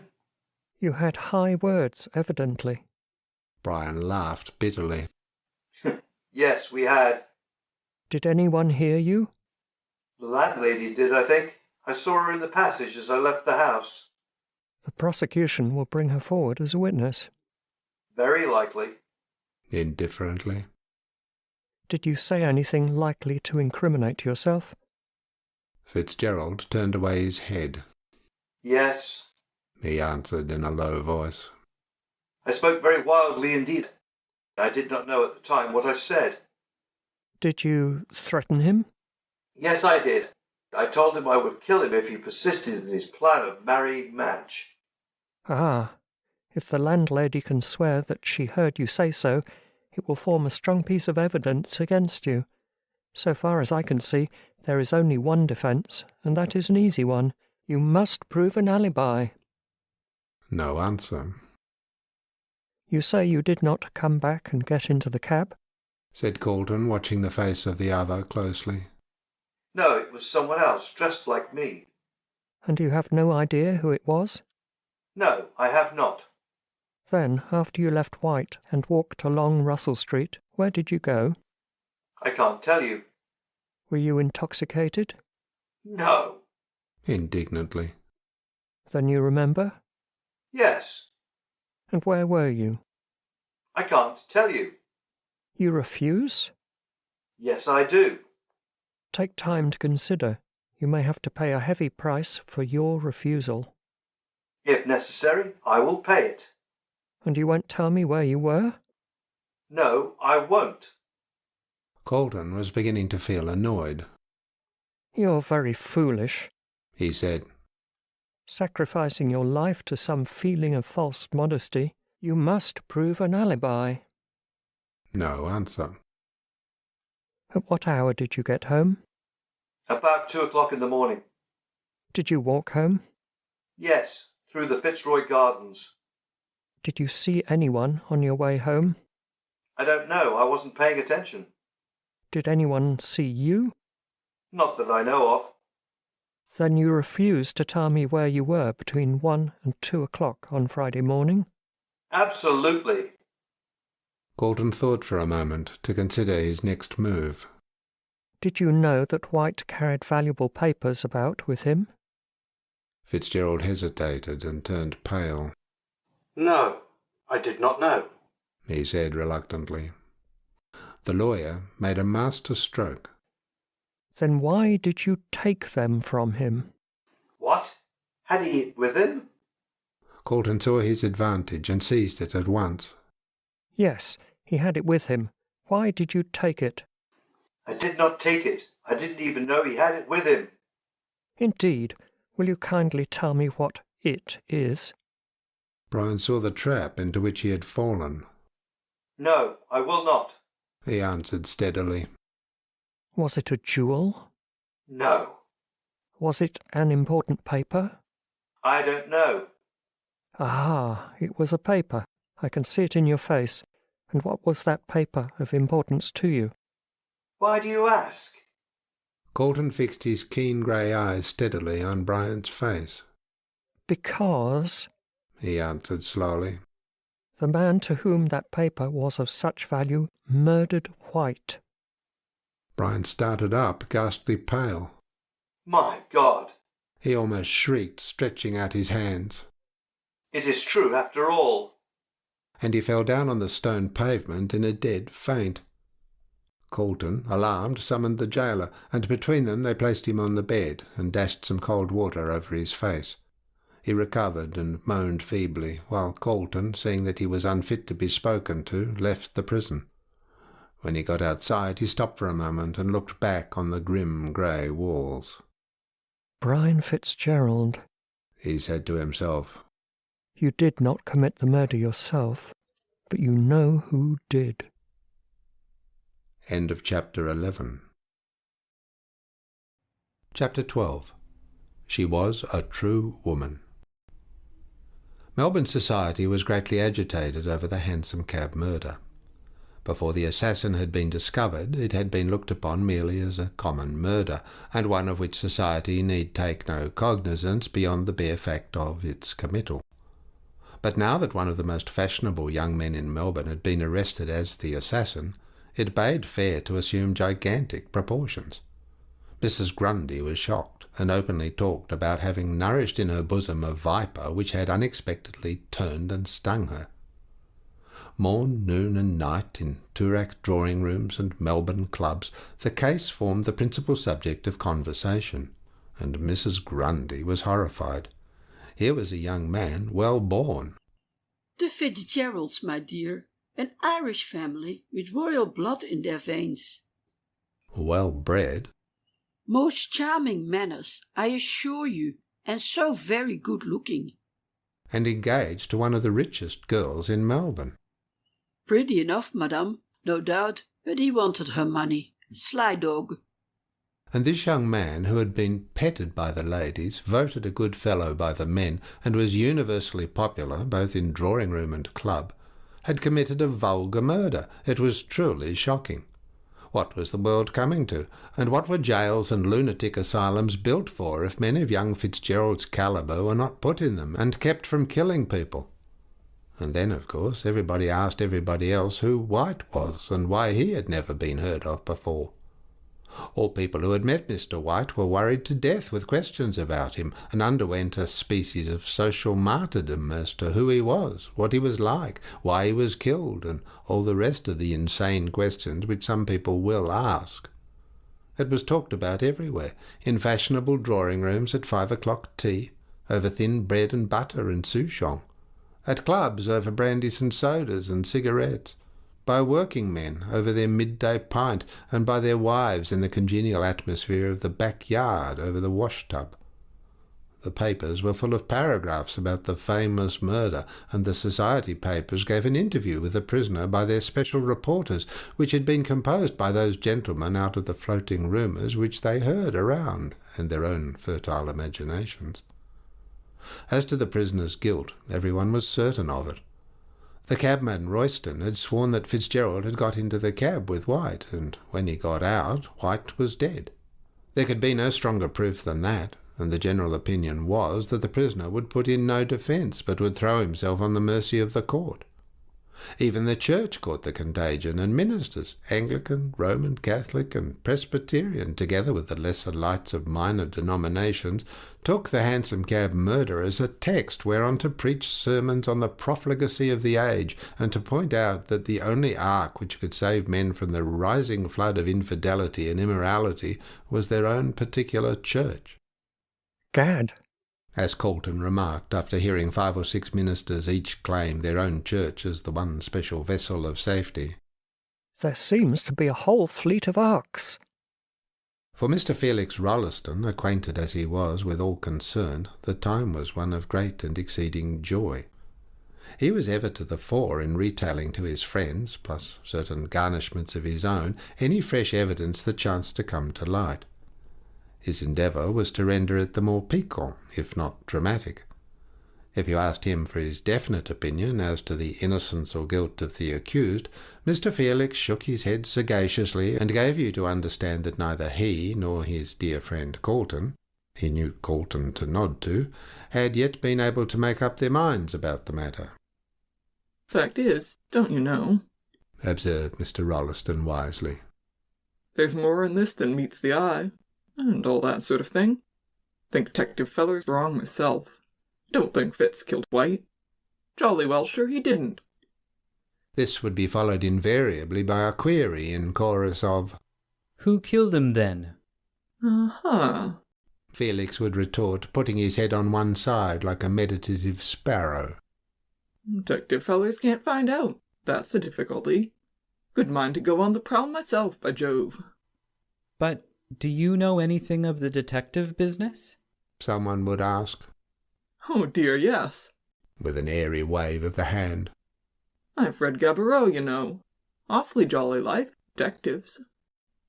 Despite this evasion, Rolleston, in his heart of hearts, believed Fitzgerald guilty. But he was one of those persons who, having either tender hearts or obstinate natures, the latter is perhaps the more general, deem it incumbent upon them to come forward in championship of those in trouble. There are doubtless those who think that Nero was a pleasant young man, whose cruelties were but the result of an overflow of high spirits, and who regard Henry VIII in the light of a hen-pecked husband, unfortunate in the possession of 6 wives. These people delight in expressing their sympathy with great scoundrels of the Ned Kelly order. They view them as the embodiment of heroism, unsympathetically and disgracefully treated by the narrow understanding of the law. If one half the world does kick a man when he is down, the other half invariably consoles the prostrate individual with halfpence. and therefore, even while the weight of public opinion was dead against Fitzgerald, he had his share of avowed sympathy. There was a comfort in this for Madge. Not that if the whole countryside had unanimously condemned her lover, she would have believed him guilty. The element of logic does not enter into the championship of woman. Her love for a man is sufficient to exalt him to the rank of a demigod. She absolutely refuses to see the clay feet of her idol. When all others forsake, she clings to him. When all others frown, she smiles on him. And when he dies, she reveres his memory as that of a saint and a martyr. Young men of the present day are prone to disparage their womenkind, but a poor thing is the man who in time of trouble has no woman to stand by him with cheering words and loving comfort. And so Madge Frettlby, true woman that she was, had nailed her colours to the mast. She refused surrender to anyone or before any argument. He was innocent, and his innocence would be proved, for she had an intuitive feeling that he would be saved at the 11th hour. How, she knew not, but she was certain that it would be so. She would have gone to see Brian in prison, but that her father absolutely forbade her doing so. Therefore she was dependent upon Calden for all the news respecting him, and any message which she wished conveyed. Brian's persistent refusal to set up the defence of an alibi annoyed Calden, the more so as he could conceive no reason sufficiently worthy of the risk to which it subjected his client. "If it's for the sake of a woman," he said to Brian, "I don't care who she is. It's absurdly quixotic. Self-preservation is the first law of nature, and if my neck was in danger, I'd spare neither man, woman, nor child to save it." "I dare say," answered Brian. "but if you had my reasons, you might think differently." Yet, in his own mind, the lawyer had a suspicion which he thought might perhaps account for Brian's obstinate concealment of his movements on the fatal night. He had admitted an appointment with a woman. He was a handsome young fellow, and probably his morals were no better than those of his fellows. There was, perhaps, some intrigue with a married woman. He had, perchance, been with her on that night, and it was to shield her that he refused to speak. "Even so," argued Calden, "let him lose his character rather than his life. Indeed, the woman herself should speak. It would be hard upon her, I admit, yet when a man's life is in danger, surely nothing should stop her." Full of these perplexing thoughts, Calden went down to St. Kilda to have a talk with Madge. He intended to ask her to assist him towards obtaining the information he needed. He had a great respect for Madge, and thought her a really clever woman. It was just possible, he argued, that Brian's great love might cause him to confess everything to her at her urgent request. He found Madge awaiting his arrival with anxiety. "Where have you been all this time?" she said as they sat down. "I have been counting every moment since I saw you last. How is he?" "Just the same," answered Calden, taking off his gloves. "Still obstinately refusing to save his own life. Where's your father?" he asked suddenly. "Out of town," she answered impatiently. "He will not be back for a week. But what do you mean that he won't save his own life?" Calden leaned forward and took her hand. "Do you want to save his life?" he asked. "Save his life?" she reiterated, starting up out of her chair with a cry. "God knows I would die to save him." "Pish," murmured Calden to himself as he looked at her glowing face and outstretched hands. "These women are always in extremes. The fact is," he said aloud, "Fitzgerald is able to prove an alibi, and he refuses to do so." "But why?" Calden shrugged his shoulders. "That is best known to himself. Some quixotic idea of honour, I fancy. Now he refuses to tell me where he was on that night. Perhaps he won't refuse to tell you. So you must come up and see him with me, and perhaps he will recover his senses and confess." "But my father?" she faltered. "Did you not say he was out of town?" asked Calden. "Yes," hesitated Madge. "But he told me not to go." "In that case," said Calden, rising and taking up his hat and gloves, "I won't ask you." She laid her hand on his arm. Stop! Will it do any good? Courton hesitated a moment, for he thought that if the reason of Brian's silence was, as he surmised, an intrigue with a married woman, he might not tell the girl he was engaged to about it. But, on the other hand, there might be some other reason, and Courton trusted to Madge to find it out. With these thoughts in his mind, he turned round. Yes, he answered boldly. It may save his life. Then I shall go, she answered recklessly. He is more to me than my father, and if I can save him, I will. Wait! And she ran out of the room. An uncommonly plucky girl, murmured the lawyer as he looked out of the window. If Fitzgerald is not the fool, he will certainly tell her all. That is, of course, if he is able to. Queer things these women are. I quite agree with Balzac's saying that no wonder man couldn't understand woman, seeing that God who created her failed to do so. Madge came back dressed to go out, with a heavy veil over her face. Shall I order the carriage? She asked, pulling on her gloves with trembling fingers. Hardly, answered Courton dryly. Unless you want to see a paragraph in the society papers to the effect that Miss Madge Frettleby visited Mr. Fitzgerald in jail. No, we'll get a cab. Come, my dear.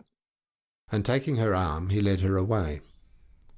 They reached the station and caught a train just as it started, yet, notwithstanding this, Madge was in a fever of impatience. Oh, how slowly it goes, she said fretfully. Hush, my dear, said Courton, laying his hand on her arm. You'll betray yourself. We'll arrive soon and save him. Oh, God grant we may, she said with a low cry, clasping her hands tightly together, while Courton could see the tears falling from under her thick veil. This is not the way to do so, he said, almost roughly. You'll be in hysterics soon. Control yourself for his sake. For his sake? She muttered, and with a powerful effort of will calmed herself. They soon arrived in Melbourne, and, getting a hansom, drove up quickly to the jail. After going through the usual formula, they entered the cell where Brian was, and when the warder who accompanied them opened the door, they found the young man seated on his bed. He looked up, and on seeing Madge, rose and held out his hands with a cry of delight. She ran forward and threw herself on his breast with a stifled sob. For a short time no one spoke, Courton being at the other end of the cell, busy with some notes which he had taken from his pocket, and the warder having retired. Oh, my poor darling, said Madge, stroking back the soft fair hair from his flushed forehead. How ill you look. Yes, answered Fitzgerald with a hard laugh. Prison does not improve a man, does it? Don't speak in that tone, Brian, she said. It is not like you. Let us sit down and talk calmly over the matter. I don't see what good that will do, he answered wearily as they sat down hand in hand. I've talked about it to Calton till my head aches, and it's no good. Of course not, retorted the lawyer sharply as he also sat down. Nor will it be any good until you come to your senses and tell us where you were on that night. I tell you I cannot. Brian, dear, said Madge softly, taking his hand. You must tell all for my sake. Fitzgerald sighed. This was the hardest temptation he had yet been subjected to. He felt half inclined to yield and chance the result, but one look at Madge's pure face steeled him against doing so. What could his confession bring but sorrow and regret to one whom he loved better than his life? Madge, he answered, gravely taking her hand again. You do not know what you ask. Yes, I do, she replied quickly. I ask you to save yourself. To prove that you're not guilty of this terrible crime, and not to sacrifice your life for the sake of... Here she stopped and looked helplessly at Courton, for she had no idea of the reason of Fitzgerald's refusal to speak. For the sake of a woman, finished Courton bluntly. A woman? She faltered, still holding her lover's hand. Is that the reason? Brian averted his face. Yes, he said in a low, rough voice. A sharp expression of anguish crossed her pale face, and sinking her head on her hands, she wept bitterly. Brian looked at her in a dogged kind of way, and Colton stared grimly at them both. "Look here," he said at length to Brian in an angry voice. "if you want my opinion of your conduct, I think it's infamous, begging your pardon, Miss Frettleby, for the expression. Here is this noble girl who loves you with her whole heart, and is ready to sacrifice everything for your sake, comes to implore you to save your life, and you coolly turn around and acknowledge another woman." Brian lifted his head haughtily, and his face flushed. "You are wrong," he said, turning round sharply. "There is the woman for whose sake I keep silent." And, rising from the bed, he pointed to Madge as she sobbed bitterly on it. She lifted up her haggard face with an air of surprise. "For my sake!" she cried in a startled voice. "Oh, he's mad," said Colton, shrugging his shoulders. "I shall put in a defence of insanity." "No, I am not mad," cried Fitzgerald wildly as he caught Madge in his arms. my darling, it is for your sake that I keep silence, and I shall do so though my life pays the penalty. I could tell you where I was that night and save myself, but if I did, you would learn a secret which would curse your life, and I dare not speak. I dare not." Madge looked up into his face with a pitiful smile as her tears fell fast. "Dearest," she said softly, "do not think of me, but only of yourself. Better that I should endure misery than that you should die. I do not know what the secret can be, but if the telling of it will save your life, do not hesitate. See," she cried, falling on her knees. "I am at your feet. I implore you by all the love you ever had for me to save yourself, whatever the consequences may be to me." "Madge," said Fitzgerald as he raised her in his arms. "at one time I might have done so, but now it is too late. There is another and stronger reason for my silence, which I have only found out since my arrest. I know that I am closing up the one way of escape from this charge of murder, of which I am innocent. But as there is a God in heaven, I swear that I will not speak." There was a silence in the cell, broken only by Madge's convulsive sobs, and even Colton, cynical man of the world as he was, felt his eyes grow wet. Brian led Madge over to him and placed her in his arms. "Take her away," he said in a broken voice. "or I shall forget that I am a man." And turning away, he threw himself on his bed and covered his face with his hands. Colton did not answer him, but summoned the warder and tried to lead Madge away. But just as they reached the door, she broke away from him and, running back, flung herself on her lover's breast. My darling, She sobbed, kissing him. "You shall not die. I shall save you in spite of yourself." And, as if afraid to trust herself longer, she ran out of the cell, followed by the barrister. End of chapter 12. Chapter 13. Madge makes a discovery. Madge stepped into the cab, and Colton paused a moment to tell the cabman to drive to the railway station. Suddenly she stopped him. "Tell him to drive to Brian's lodgings in Powlett Street," she said, laying her hand on Colton's arm. "What for?" asked the lawyer in astonishment. "And also go past the Melbourne Club, as I want to stop there." "What the deuce does she mean?" muttered Colton as he gave the necessary orders and stepped into the cab. "And now?" he asked, looking at his companion, who had let down her veil while the cab rattled quickly down the street. "What do you intend to do?"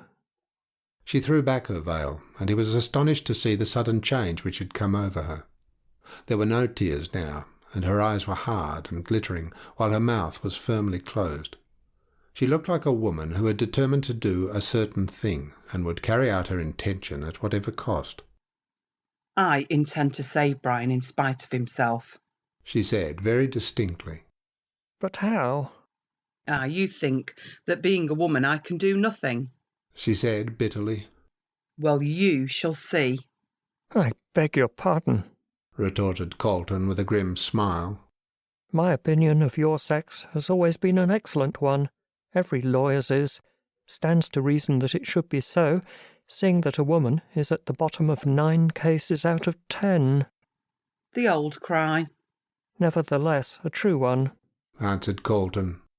Ever since the time of Father Adam, it has been acknowledged that women influence the world, either for good or evil, more than men.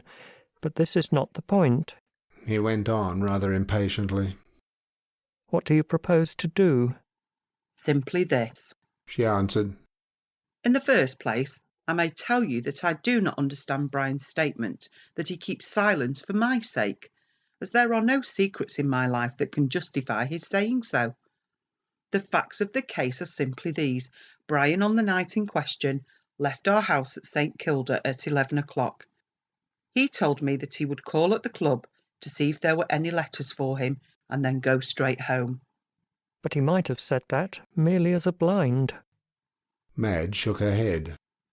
No, I don't think so. I did not ask him where he was going. He told me quite spontaneously.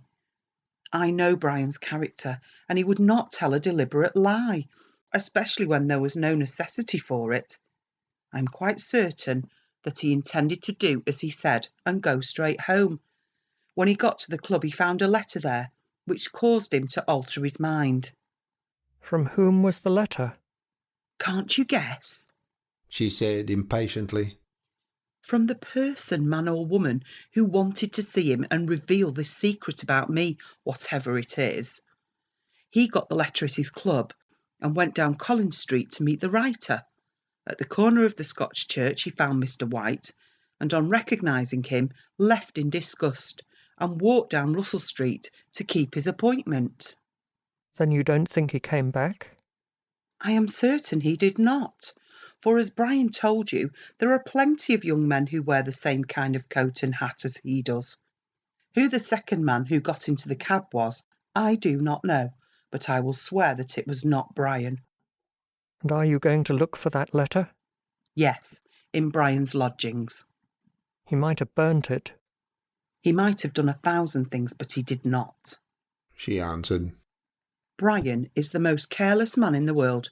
He would put the letter into his pocket or throw it into the waste paper basket and never think of it again. In this case, he did, however. Yes, he thought of the conversation he had with the writer, but not of the letter itself.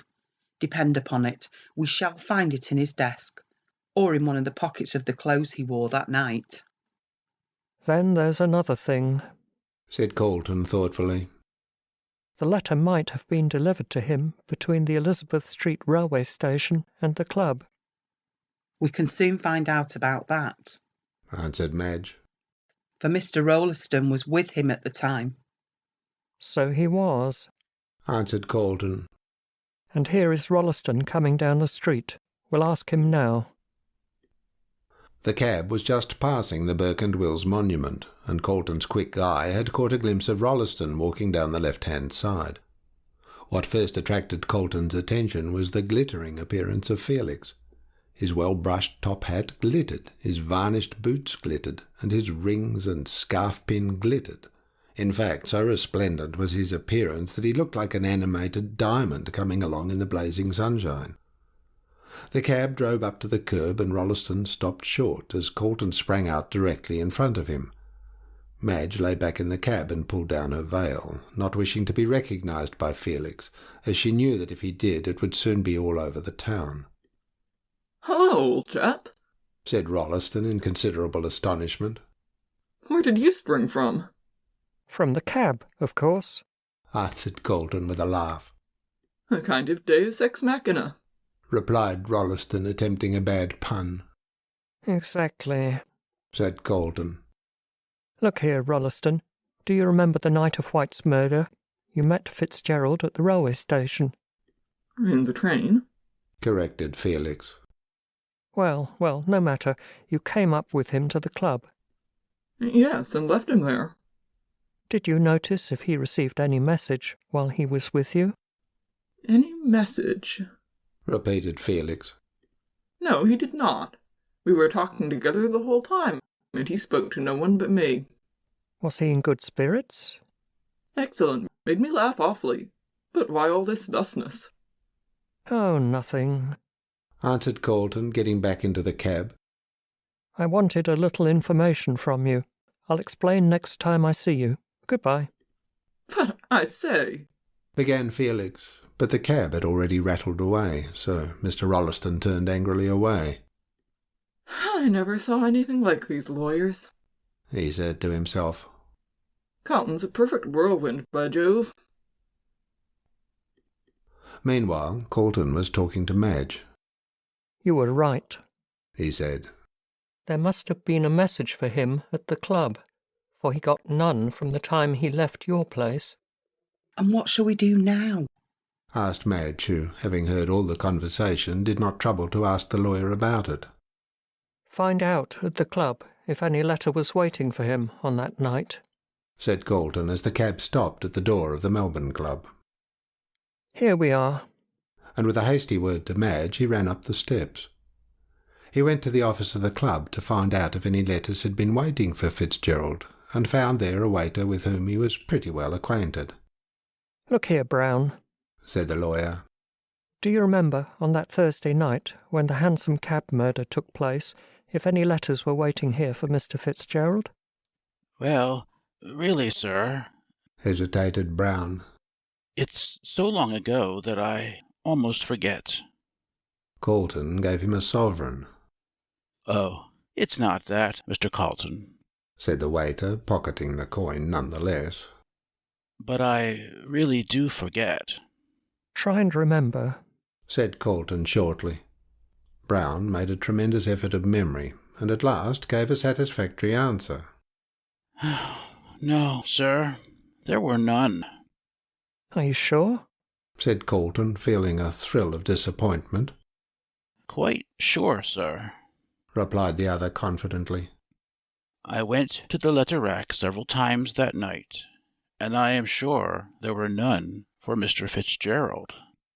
Ah, I thought as much, said Colton, heaving a sigh.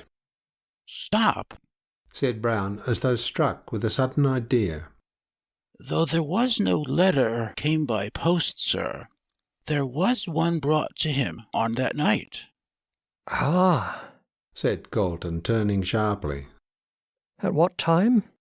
Just before 12 o'clock, sir. Who brought it? A young woman, sir, said Brown in a tone of disgust. A bold thing, begging your pardon, sir, and no better than she should be. She bounced in at the door as bold as brass, and sings out, Is he in? Get out, I says, or I'll call the police. Oh, no, you won't, says she. You'll give him that. And she shoves a letter into my hands. Who's him? I asks. I don't know, she answers. It's written there, and I can't read. Give it him at once. And then she clears out before I could stop her. And the letter was for Mr. Fitzgerald? Yes, sir, and a precious dirty letter it was, too. You gave it to him, of course? I did, sir. He was playing cards, and he put it in his pocket after having looked at the outside of it, and went on with his game. Didn't he open it? Not then, sir, but he did later on, about 1:45 o'clock.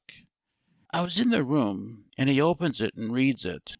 Then he says to himself, What damned impertinence, and puts it into his pocket. Was he disturbed?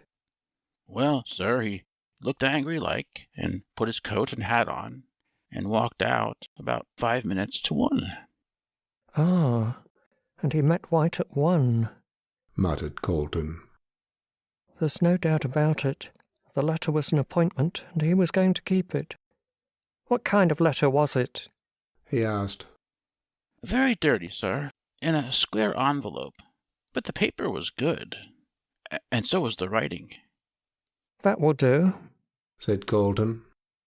I am much obliged to you.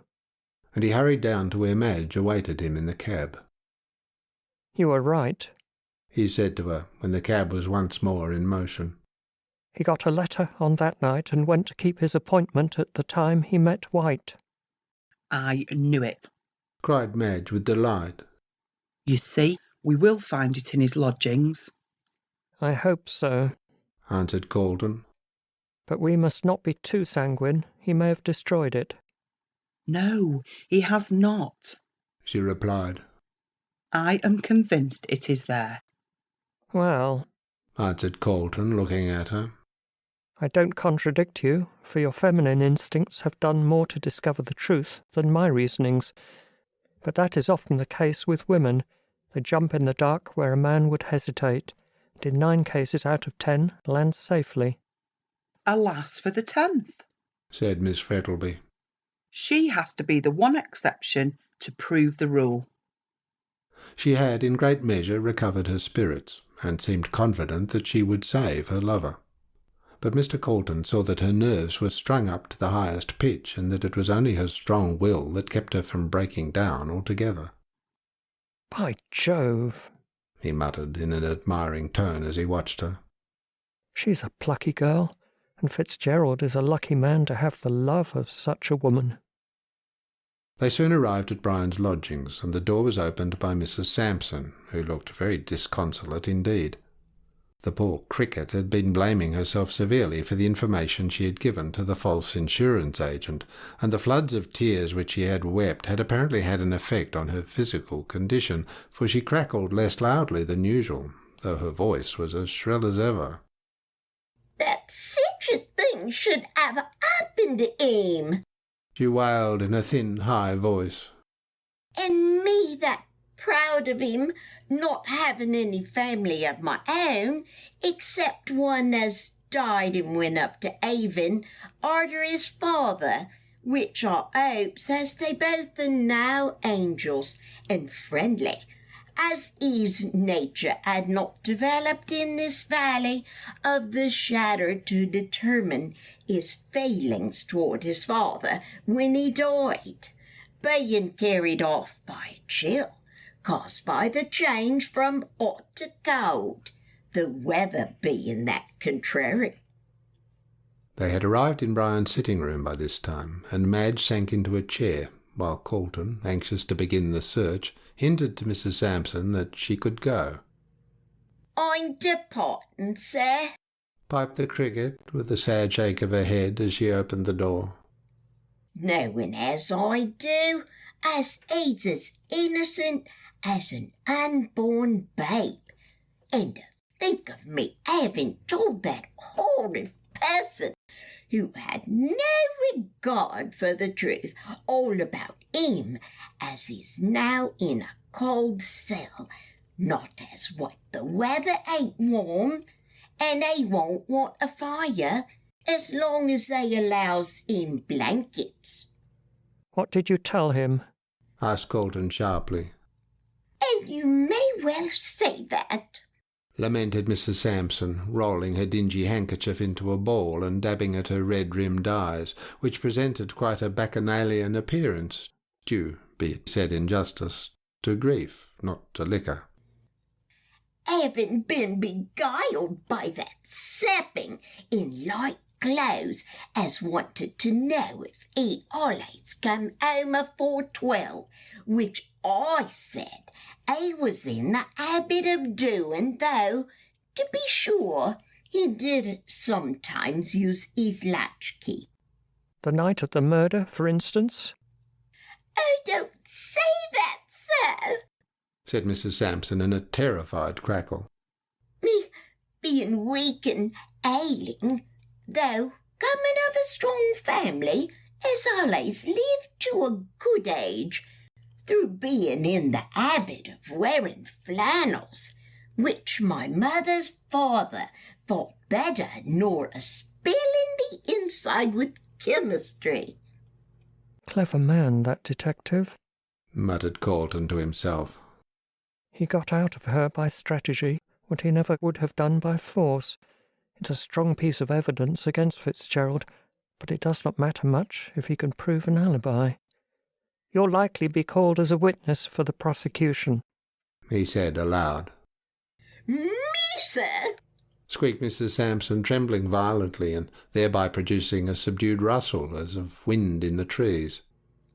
As I've never been in court, 'cept the time as father took me for a treat to hear a murder which there's no denying is as good as a play, a being hung having it his wife over the head with the poker when she weren't looking, and burying a corpse in a back garden, without even a stone to mark the place, let alone a line from Psalms and a remuneration of her virtues. Well, well, said Colton rather impatiently as he opened the door for her. Leave us for a short time, there's a good soul. Miss Frettleby and I want to rest, and we'll ring for you when we are going. Thank you, sir. Said the lachrymose landlady.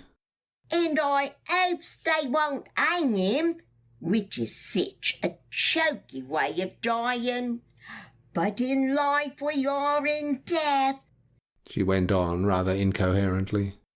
as is well known to them as diseases and maybe corpsed at any minute and as. Here Colton, unable to restrain his impatience any longer, shut the door, and they heard Mrs. Sampson's shrill voice and subdued cracklings die away in the distance. Now then, he said. Now that we've got rid of that woman and her tongue, where are we to begin? The desk, replied Madge, going over to it. It's the most likely place. Don't think so, said Colton, shaking his head. If, as you say, Fitzgerald is a careless man, he would not have troubled to put it there. However, perhaps we'd better look. The desk was very untidy. Just like Brian, as Madge remarked, full of paid and unpaid bills, old letters, playbills, ball programmes, and withered flowers. Reminiscences of former flirtations, said Colton with a laugh, pointing at these. I should not wonder, retorted Miss Frettleby coolly. Brian always was in love with someone or other, but you know what Lytton says. There are many counterfeits, but only one Eros, so I can afford to forget these things. The letter, however, was not to be found in the desk, nor was it in the sitting-room. They tried the bedroom, but with no better result. Madge was about to give up the search in despair when suddenly Colton's eye fell on the waste-paper basket, which, by some unaccountable reason, they had overlooked. The basket was half full, in fact more than half, and on looking at it a sudden thought struck the lawyer. He rang the bell, and presently Mrs. Sampson made her appearance. How long has the waste-paper basket been standing like that? He asked, pointing to it. Being the only fault I had to find with him, said Mrs. Sampson.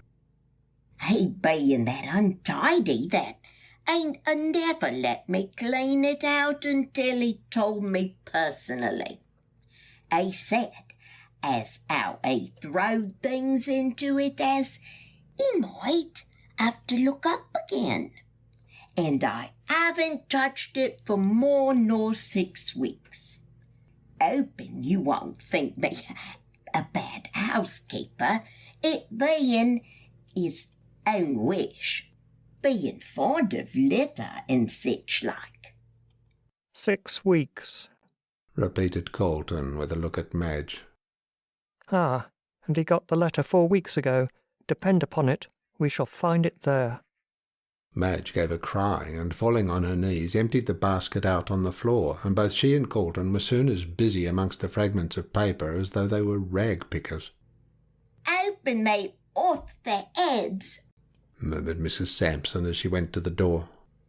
But it looks like it they bein'. Suddenly a cry broke from Madge as she drew out of the mass of paper a half-burnt letter written on thick and creamy-looking paper. At last! She cried, rising off her knees and smoothing it out. I knew he had not destroyed it. Pretty nearly, however, said Colton as his eye glanced rapidly over it. It's almost useless, as it is. There's no name to it. He took it over to the window and spread it out upon the table. It was dirty and half burnt, but still it was a clue. On the fragment of the letter the following could be read. Ott Villa, Urach, July 25th. Mr. Fitzgerald is requested on a dying woman who wants to tell concerns it bearer whose will Burke Street and Street do not delay. There is not much to be gained from that, I'm afraid, said Madge sadly. It shows that he had an appointment, but where? Colton did not answer, but leaning his head on his hand, stared hard at the paper. At last he jumped up with a cry. I have it, he said in an excited tone. Look at that paper. See how creamy and white it is. Above all, look at the printing in the corner. Ott Villa, Toorak. Then he went down to Toorak. In an hour and back again? Hardly. Then it was not written from Toorak. No, it was written in one of the Melbourne back slums. How do you know? Look at the girl who brought it, said Colton quickly. A disreputable woman, one far more likely to come from the back slums than from Toorak. As to the paper, 3 months ago there was a robbery at Toorak, and this is some of the paper that was stolen by the thieves. Madge said nothing, but her sparkling eyes and the nervous trembling of her hand showed her excitement. I will see a detective this evening, said Colton exultingly. Find out where this letter comes from and who wrote it. We'll save him yet, he said, placing the precious letter carefully in his pocket-book. You think that you will be able to find the woman who wrote that? Said the lawyer, looking thoughtful. She may be dead, as the letter says she is in a dying condition. However, if I can find the woman who delivered the letter at the club and who waited for Fitzgerald at the corner of Bourke Street and Russell Streets, that will be sufficient. All I want to prove is that he was not in the hansom cab with White. And do you think you can do that? Depends upon this letter, said Colton, tapping his pocket-book with his finger. I'll tell you tomorrow. Shortly afterwards they left the house, and when Colton put Madge safely into the St Kilda train, her heart felt lighter than it had done since Fitzgerald's arrest. End of Chapter 13. Chapter 14. Another Richmond in the Field. There is an old adage that says, like draws to like. The antithesis of this is probably that unlike repels unlike. But there are times when individualism does not enter into the matter, and fate alone, by throwing two persons together, sets up a state, congenial or uncongenial as the case may be. Fate chose to throw together Mr. Gorby and Mr. Kilsip, and each was something more than uncongenial to the other. Each was equally clever in their common profession, each was a universal favourite, yet each hated the other. They were as fire and water to one another, and when they came together, invariably there was trouble. Kilsip was tall and slender, Gorby was short and stout. Kilsip looked clever, Gorby wore a smile of self-satisfaction which alone was sufficient to prevent his doing so. Yet, singularly enough, it was this very smile that proved most useful to Gorby in the pursuit of his calling. It enabled him to come at information where his sharp-looking colleague might try in vain. The hearts of all went forth to Gorby's sweet smile and insinuating manner, but when Kilsip appeared, people were wont to shut up and to retire promptly, like alarmed snails within their shells. Gorby gave the lie direct to those who hold that the face is ever the index of the mind. Kilsip, on the other hand, with his hawk-like countenance, his brilliant black eyes, hooked nose, and small, thin-lipped mouth, endorsed the theory. His complexion was quite colourless, and his hair was jet black. Altogether he could not be called fair to look upon. His craft and cunning were of the snake-like order. So long as he conducted his inquiries in secret, he was generally successful, but once let him appear personally on the scene, and failure was assured to him. Thus, while Kilsip passed as the cleverer, Gorby was invariably the more successful, at all events ostensibly. When, therefore, this hansom cab murder case was put into Gorby's hands, the soul of Kilsip was smitten with envy, and when Fitzgerald was arrested, and all the evidence collected by Gorby seemed to point so conclusively to his guilt, Kilsip writhed in secret over the triumph of his enemy. Though he would only have been too glad to say that Gorby had got hold of the wrong man, yet the evidence was so conclusive that such a thought never entered his head until he received a note from Mr. Colton, asking him to call at his office that evening at 8 o'clock, with reference to the murder. Kilsip knew that Colton was counsel for the prisoner. He guessed that he was wanted to follow up a clue, and he determined to devote himself to whatever Colton might require of him, if only to prove Gorby to be wrong. So pleased was he at the mere possibility of triumphing over his rival that on casually meeting him he stopped and invited him to drink. The primary effect of his sudden and unusual hospitality was to arouse all Gorby's suspicions, but on second thoughts, deeming himself quite a match for Kilsip, both mentally and physically, Gorby accepted the invitation. "Ah," said Kilsip in his soft, low voice, rubbing his lean white hands together as they sat over their drinks. "You're a lucky man to have laid your hands on that hansom cab murderer so quickly." "Yes, I flatter myself I did manage it pretty well," said Gorby, lighting his pipe. "I had no idea that it would be so simple, though, mind you, it required a lot of thought before I got a proper start." "I suppose you're pretty sure he's the man you want?"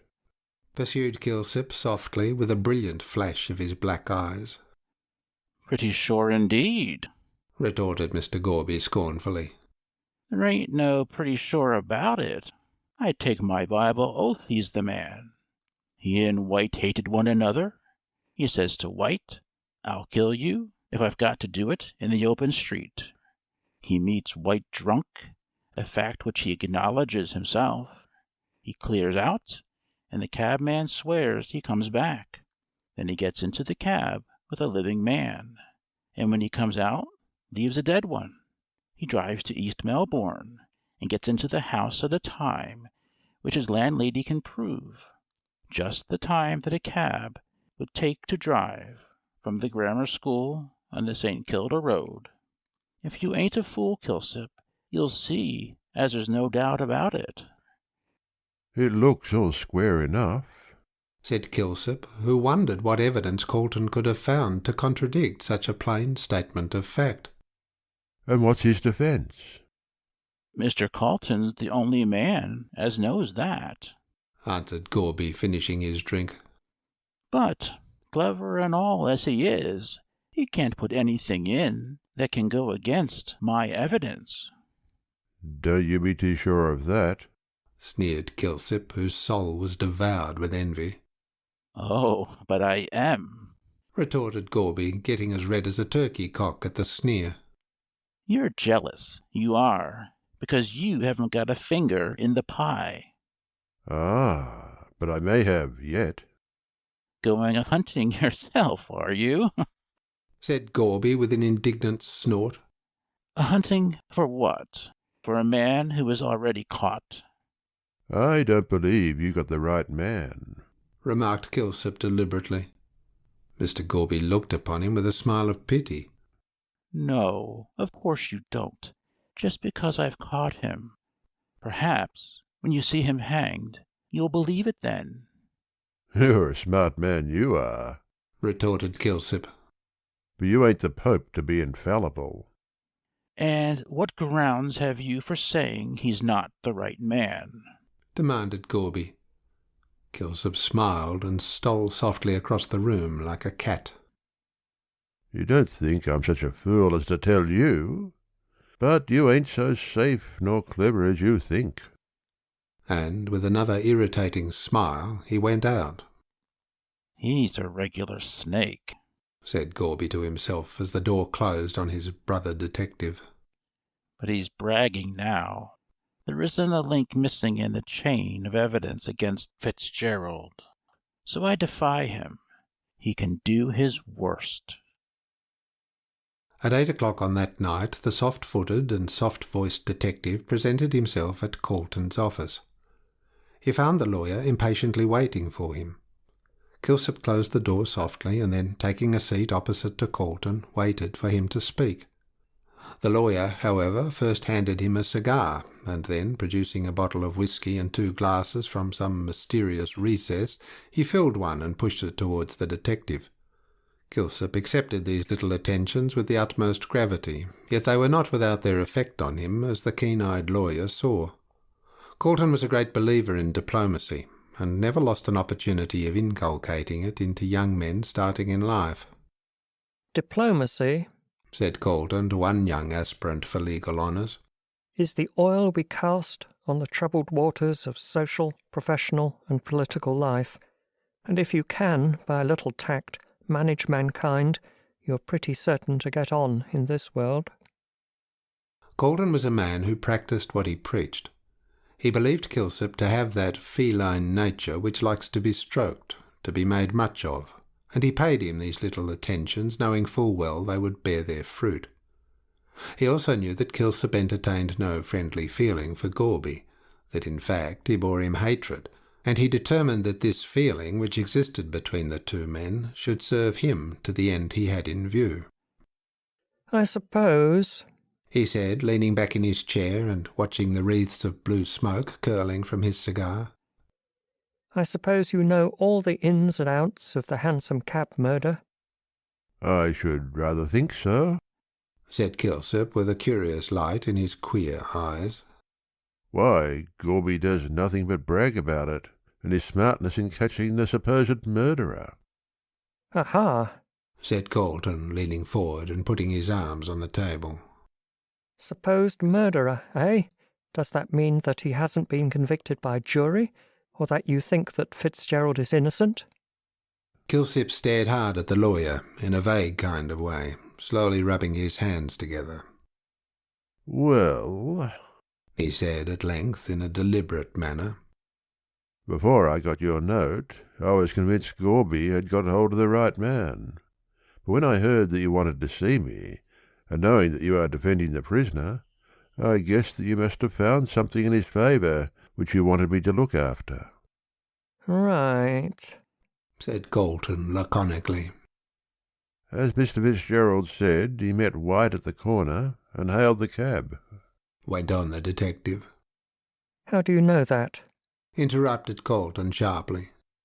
Gorby told me. How the devil did he find out? Cried the lawyer with genuine surprise. Because he is always poking and prying about, said Kilsip, forgetting in his indignation that such poking and prying formed part of detective business.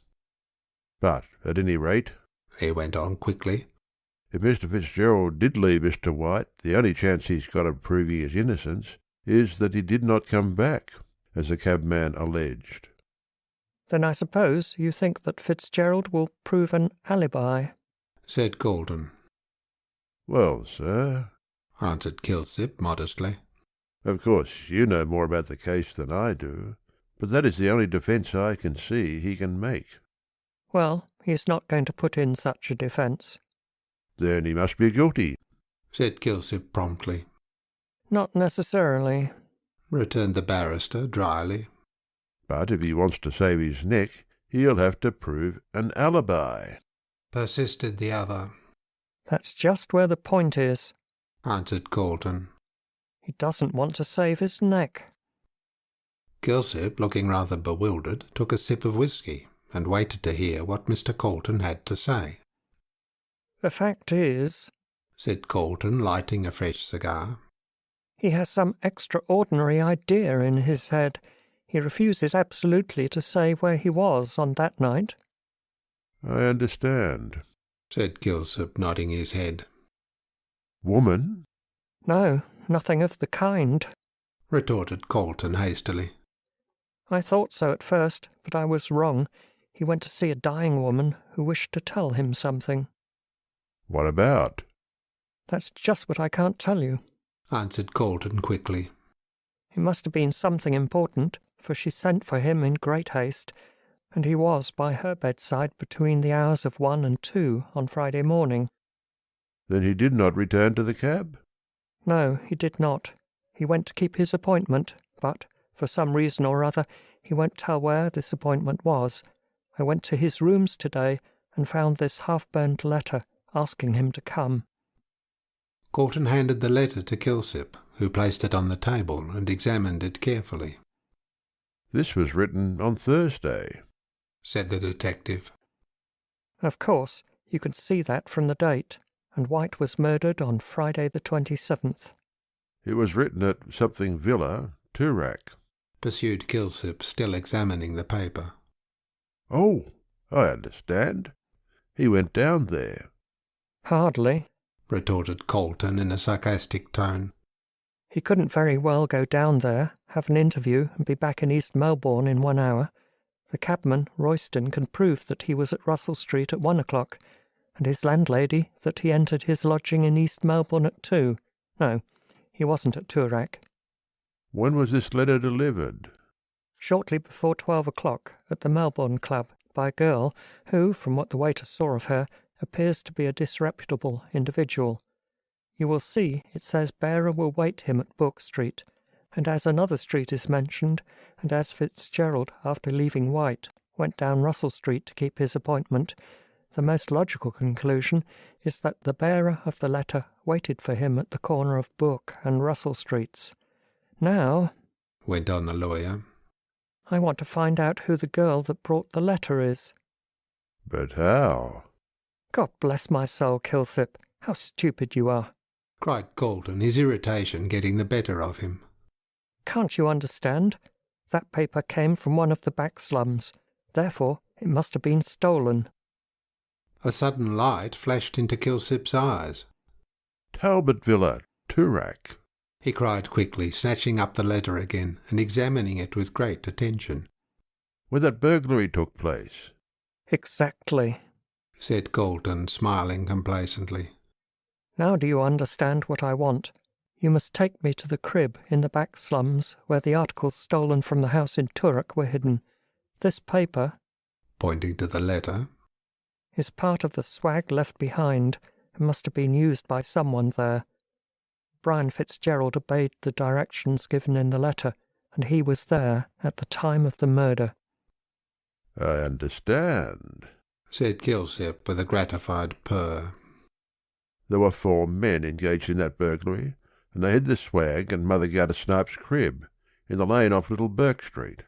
But hang it, a swell like Mr. Fitzgerald, in evening dress, couldn't very well have gone down there unless... He had someone with him, well known in the locality, finished Galton rapidly.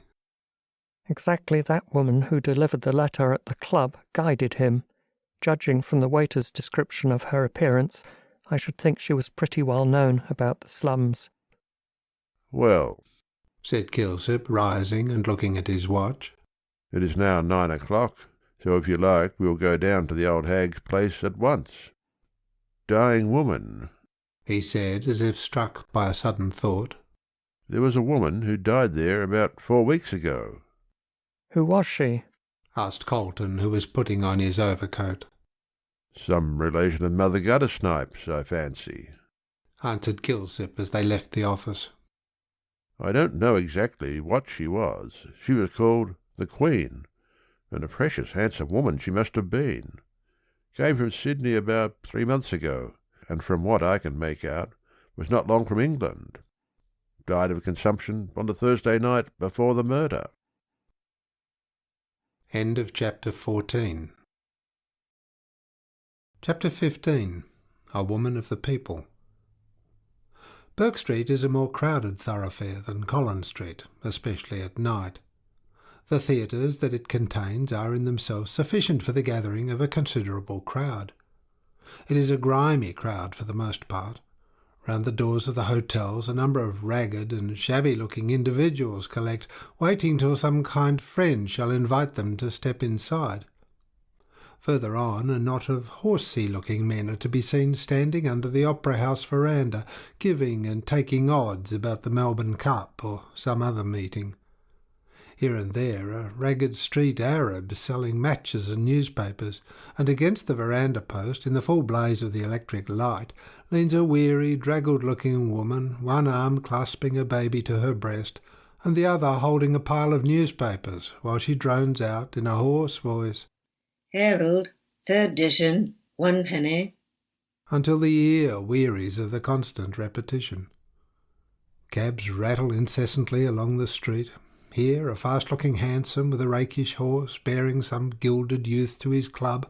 There a dingy-looking vehicle drawn by a lank quadruped which staggers blindly down the street. Alternating with these, carriages dash along with their well-groomed horses, and within the vision of bright eyes, white dresses, and the sparkle of diamonds. Then, further up, just on the verge of the pavement, 3 violins and a harp are playing a German waltz to an admiring crowd of attentive spectators. If there is one thing which the Melbourne folk love more than another, it is music. Their fondness for it is only equalled by their admiration for horse racing. Any street band which plays at all decently may be sure of a good audience and a substantial remuneration for their performance. Some writer has described Melbourne as Glasgow with the sky of Alexandria, and certainly the beautiful climate of Australia, so Italian in its brightness, must have a great effect on the nature of such an adaptable race as the Anglo-Saxon. In spite of the dismal prognostications of Marcus Clarke regarding the future Australian, whom he describes as being a tall, coarse, strong-jawed, greedy, pushing, talented man, excelling in swimming and horsemanship, it is more likely that he will be a cultured, indolent individual, with an intense appreciation of the arts and sciences, and a dislike to hard work and utilitarian principles. Climatic influence should be taken into account with regard to the future Australian, and our posterity will no more resemble us than the luxurious Venetians resembled their hardy forefathers who first started to build on those lonely sandy islands of the Adriatic. This was the conclusion at which Mr. Colton arrived as he followed his guide through the crowded streets, and saw with what deep interest the crowd listened to the rhythmic strains of Strauss and the sparkling melodies of Offenbach. The brilliantly lit street with the never-ceasing stream of people pouring along, the shrill cries of the street Arabs, the rattle of vehicles, and the fitful strains of music all made up a scene which fascinated him, and he could have gone on wandering all night, watching the myriad phases of human character constantly passing before his eyes. But his guide, with whom familiarity with the proletarians had in great measure bred indifference, hurried him away to Little Bourke Street, where the narrowness of the thoroughfare, with the high buildings on each side, the dim light of the sparsely scattered gas lamps, and the few ragged-looking figures slouching along, formed a strong contrast to the brilliant and crowded scene they had just left. Turning off Little Bourke Street, the detective led the way down a dark lane. It was as hot as a furnace from the accumulated heat of the day. To look up at the clear, starlit sky was to experience a sensation of delicious coolness. "Keep close to me," whispered Kilsip, touching the barrister on the arm. "We may meet some nasty customers about here."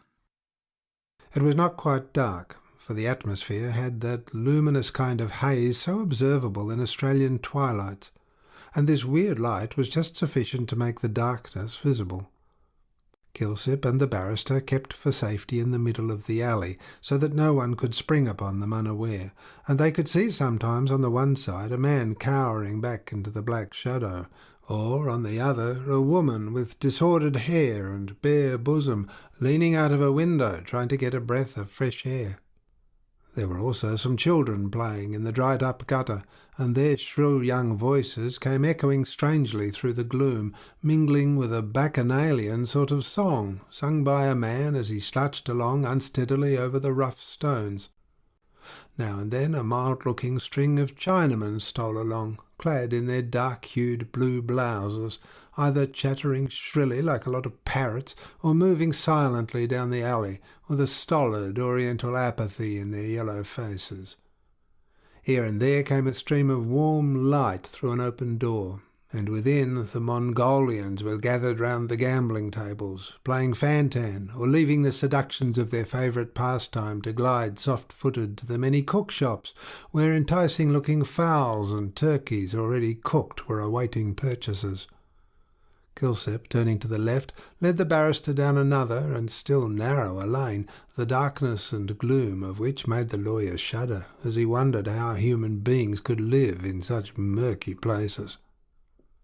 At last, to Colton's relief, for he felt somewhat bewildered by the darkness and narrowness of the lanes through which he had been taken, the detective stopped before a door, which he opened, and stepping inside, beckoned to the barrister to follow. Colton did so, and found himself in a low, dark, ill-smelling passage. At the end a faint light glimmered. Kilsip caught his companion by the arm and guided him carefully along the passage. There was much need of this caution, for Colton could feel that the rotten boards were full of holes, into which one or the other of his feet kept slipping from time to time, while he could hear the rats squeaking and scampering away on all sides. Just as they got to the end of this tunnel, for it could be called nothing else, the light suddenly went out, and they were left in complete darkness.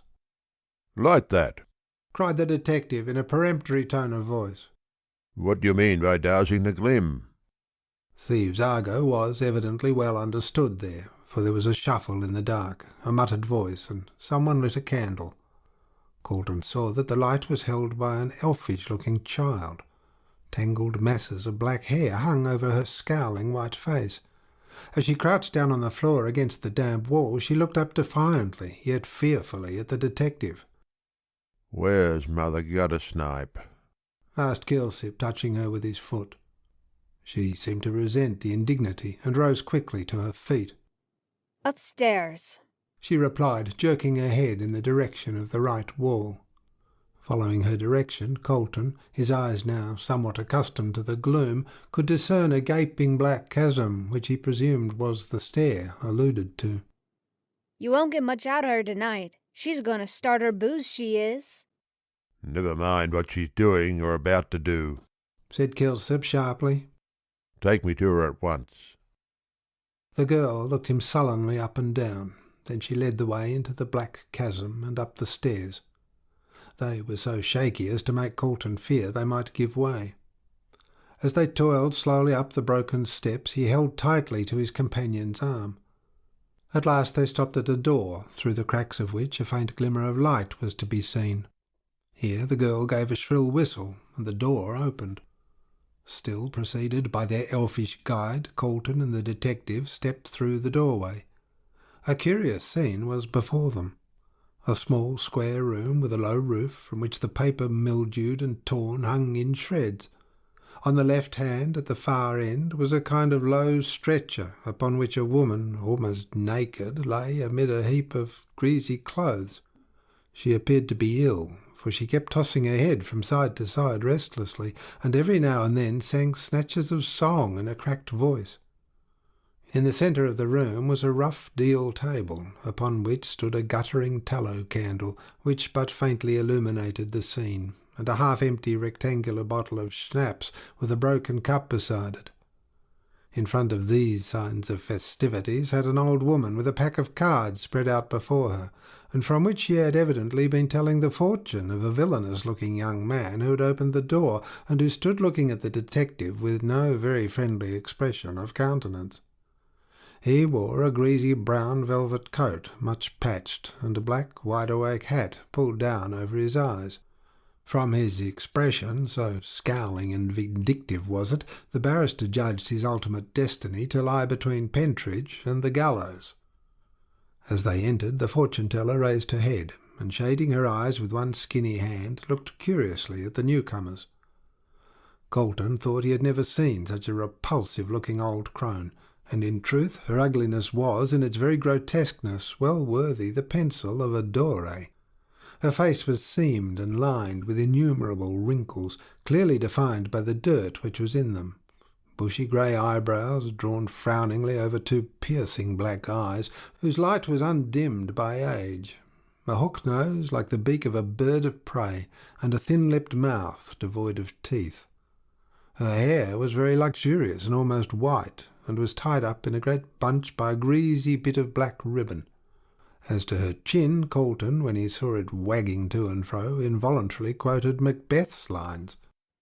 Ye should be women, and yet your beards forbid me to interpret that ye are so. She was no bad representative of the weird sisters. As they entered, she eyed them viciously, demanding, "What the blazes they wanted?" "Want your booze?" cried the child with an elfish laugh as she shook back her tangled hair. "Get out, you whelp!" croaked the old hag, shaking one skinny fist at her. "Or I'll tear your heart out." Yes, she can go, said Kilsip, nodding to the girl. And you can clear too, he added sharply, turning to the young man who stood still holding the door open. At first he seemed inclined to dispute the detective's order, but ultimately obeyed him, muttering as he went out something about the blooming cheek of showin' swells cove's cribs. The child followed him out, her exit being accelerated by Mother Guttersnipe, who, with a rapidity only attained by long practice, seized the shoe from one of her feet and flung it at the head of the rapidly retreating girl. "Wait till I catches your lizer!" she shrieked with a volley of oaths. "I'll break your head for ye!" Liza responded with a shrill laugh of disdain and vanished through the shaky door, which she closed after her. When she had disappeared, Mother Guttersnipe took a drink from the broken cup, and gathering all her greasy cards together in a businesslike way, looked insinuatingly at Colton with a suggestive leer. "It's the future ye want unveiled, dearie?" she croaked, rapidly shuffling the cards. "And all Mother'll tell." No, she won't, interrupted the detective sharply. I've come on business. The old woman started at this, and looked keenly at him from under her bushy eyebrows. "What have the boys been up to now?" she asked harshly. "There ain't no swag here this time." Just then the sick woman, who had been restlessly tossing on the bed, commenced singing a snatch of the quaint old ballad of Barbara Allen. Me there, make my bed. Oh, make it soft and narrow, since my true love died for me today.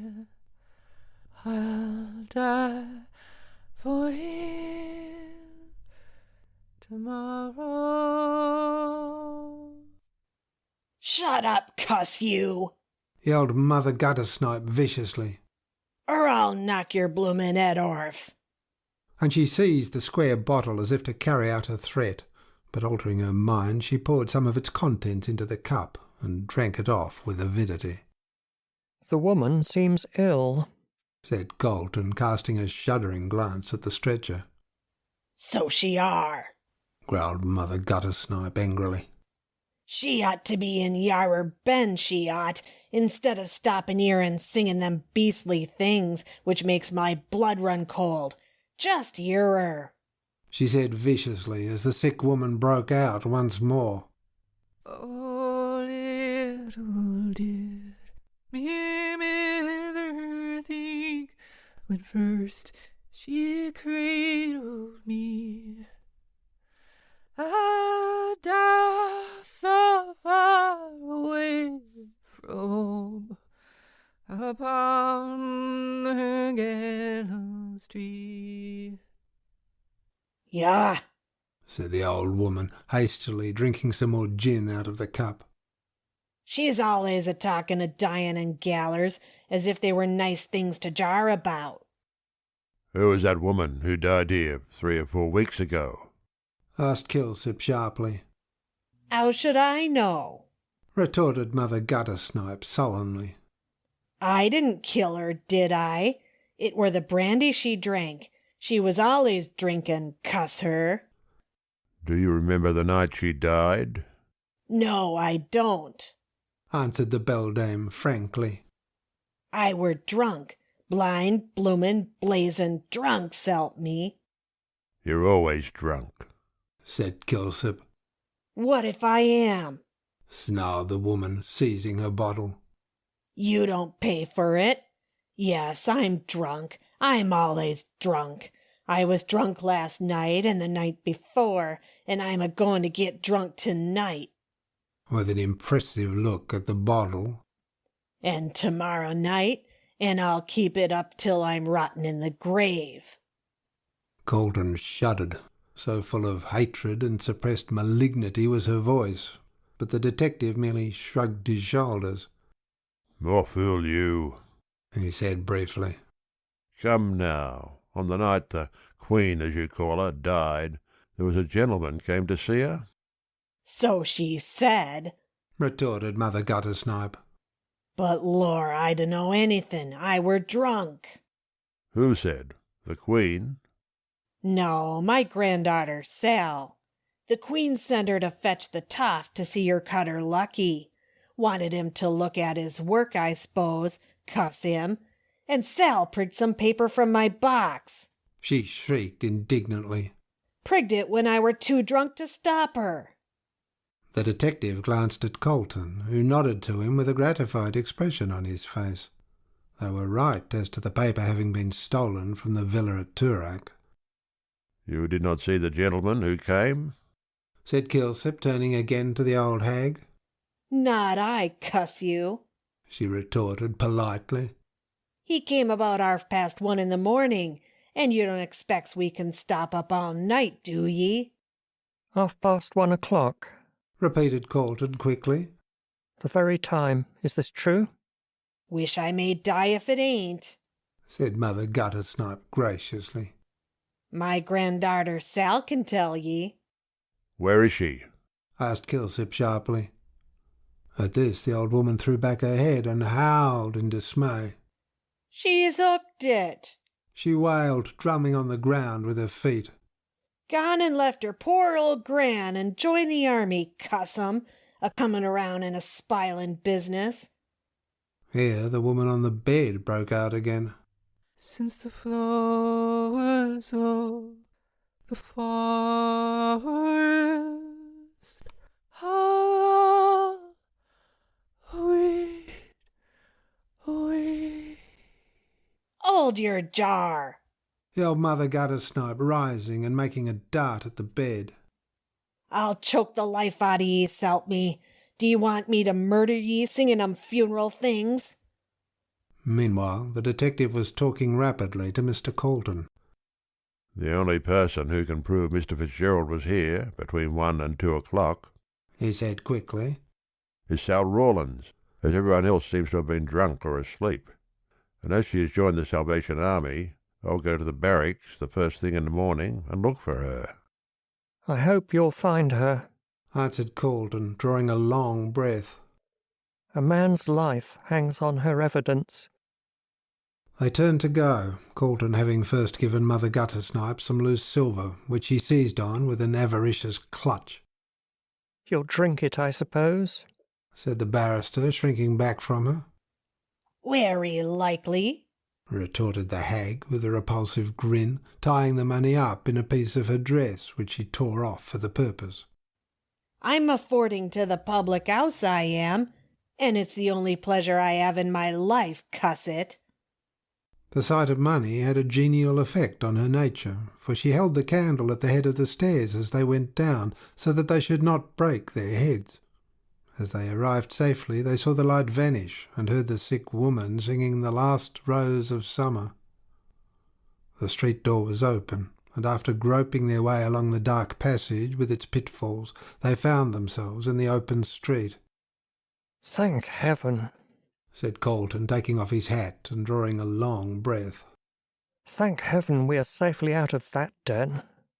"At all events, our journey has not been wasted," said the detective as they walked along. "We found out where Mr. Fitzgerald was on the night of the murder, so he will be safe." That depends upon Sal Rawlins, answered Colton gravely. But come, let us have a glass of brandy, for I feel quite ill after my experience of low life. End of chapter 15. Chapter 16. Missing.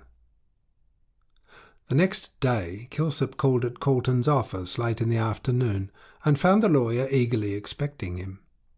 The detective's face, however, looked rather dismal, and Colton was not reassured. "Well?" he said impatiently when Kilsip had closed the door and taken his seat. "Where is she?" That's just what I want to know," answered the detective coolly. "I went to the Salvation Army headquarters and made inquiries about her. It appears that she had been in the army as a hallelujah lass. We got tired of it in a week and went off with a friend of hers to Sydney. She carried on her old life of dissipation, but ultimately her friend got sick of her, and the last thing they heard about her was that she had taken up with a Chinaman in one of the Sydney slums. I telegraphed at once to Sydney and got a reply that there was no person of the name of Sal Rawlins known to the Sydney police. But they said they would make inquiries and let me know the result."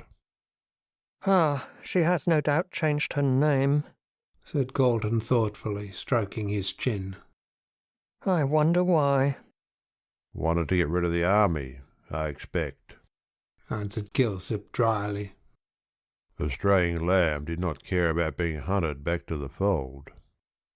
"And when did she join the army?" "The very day after the murder." "Rather sudden conversion." "Yes, but she said the death of the woman on Thursday night had so startled her that she went straight off to the army to get her religion properly fixed up." "The effects of fright, no doubt," said Colton dryly. "I've met a good many examples of these sudden conversions, but they never last long as a rule. It's a case of the devil was sick, the devil a monk would be, more than anything else. Good looking?" "So, I believe," replied Kilsip, shrugging his shoulders. "Very ignorant, could neither read nor write." "That accounts for her not asking for Fitzgerald when she called at the club. She probably did not know whom she had been sent for. It will resolve itself into a question of identification, I expect. However, if the police can't find her, we will put an advertisement in the papers offering a reward and send out handbills to the same effect. She must be found. Brian Fitzgerald's life hangs on a thread, and that thread is Sal Rawlings." "Yes," assented Kilsip, rubbing his hands together. "Even if Mr. Fitzgerald acknowledges that he was at Mother Guttersnipe's on the night in question, she will have to prove that he was there, as no one else saw him." "Are you sure of that?" "As sure as anybody can be in such a case. It was a late hour when he came, and everyone seems to have been asleep, except the dying woman and Sal. And as one is dead, the other is the only person that can prove that he was there at the time when the murder was being committed in the Hansom." "And Mother Guttersnipe?" "Was drunk, as she acknowledged last night. She thought that if a gentleman did call, it must have been the other one." "The other one?" repeated Colton in a puzzled voice. "What other one?" "Oliver White." Colton arose from his seat with a blank air of astonishment. "Oliver White?" he said as soon as he could find his voice. "Was he in the habit of going there?" Kilsip curled himself up in his seat like a sleek cat, and pushing forward his head till his nose looked like the beak of a bird of prey, looked keenly at Colton. "Look here, sir," he said in his low, purring voice. "There's a good deal in this case which don't seem plain. In fact, the further we go into it, the more mixed up it seems to get. I went to see Mother Guttersnipe this morning, and she told me that White had visited the Queen several times while she lay ill, and that he seemed to be pretty well acquainted with her." "But who the deuce is this woman they call the Queen?" said Colton irritably. "She seems to be at the bottom of the whole affair. Every path we take leads to her." "I know hardly anything about her," replied Kilsip, "except that she was a good-looking woman, about 49. She came out from England to Sydney a few months ago, then on here. How she got to Mother Guttersnipe's, I can't find out, though I've tried to pump that old woman, but she's as close as wax, as my belief. She knows more about this dead woman than she chooses to tell." But what could she have told Fitzgerald to make him act in this silly manner? A stranger who comes from England and dies in a Melbourne slum can't possibly know anything about Miss Frettlby. Not unless Miss Frettlby was secretly married to White, suggested Kilsip. And the Queen knew it. Nonsense, retorted Colton sharply. Why, she hated him and loves Fitzgerald. Besides, why on earth should she marry secretly and make a confidant of a woman in one of the lowest parts of Melbourne? At one time her father wanted her to marry White, but she made such a strong opposition that he eventually gave his consent to her engagement with Fitzgerald. And White? Oh, he had a row with Mr. Frettlby and left the house in a rage. He was murdered the same night, for the sake of some papers he carried. Oh, that's Gorby's idea, said Kilsip scornfully with a vicious snarl. And it's mine, too, answered Colton firmly. White had some valuable papers, which he always carried about with him. The woman who died evidently told Fitzgerald that he did so. I gathered as much from an accidental admission he made. Kilsip looked puzzled. I must confess that it is a riddle, he said at length. But if Mr. Fitzgerald would only speak, it would clear everything up. Speak about what? The man who murdered White? Well, if he did not go quite so far as that, he might at least supply the motive for the crime. Perhaps so, answered Colton as the detective rose to go. But it's no use. Fitzgerald, for some reason or another, has evidently made up his mind not to speak. So our only hope in saving him lies in finding this girl. If she's anywhere in Australia, you may be sure she'll be found, answered Kilsip confidently as he took his departure. Australia isn't so overcrowded as all that. But if Sal Rowlands was in Australia at all, she certainly must have been in some very remote part. All efforts to find her proved futile. It was an open question if she was alive or dead. She seemed to have vanished completely. She was last seen in a Sydney den with a Chinaman whom afterwards she appears to have left. Since then, nothing whatever was known of her. Notices offering large rewards for her discovery were inserted in all the newspapers, Australian and New Zealand, but nothing came of them. As she herself was unable to read, there seemed little chance of her knowing of them, and if, as Colton surmised, she had changed her name, no one would be likely to tell her of them. There was only the bare chance that she might hear of them casually, or that she might turn up of her own accord. If she returned to Melbourne, she would certainly go to her grandmother's. She had no motive for not doing so. So Kilsip kept a sharp watch on the house, much to Mrs. Rawlins' disgust, for with true English pride she objected to this system of espionage. "Cuss him," she croaked over her evening drink to an old crone as withered and evil-looking as herself. "Why can't he stop in his own bloomin' house and leave mine alone? A-comin' around here a-pokin' and a-pryin' and a-perwentin' people from earnin' their livin' and a-gettin' drunk when they ain't well." "What do he want?" asked her friend, rubbing her weak old knees. "Wants? He wants his throat cut," said Mother Guttersnipe viciously. "And s'help me, I'll do for him some night when he's a-watchin' round here as if it were Pentridge. He can get what he can out of that whelp as ran away, but I knows nothing he don't know, cuss him."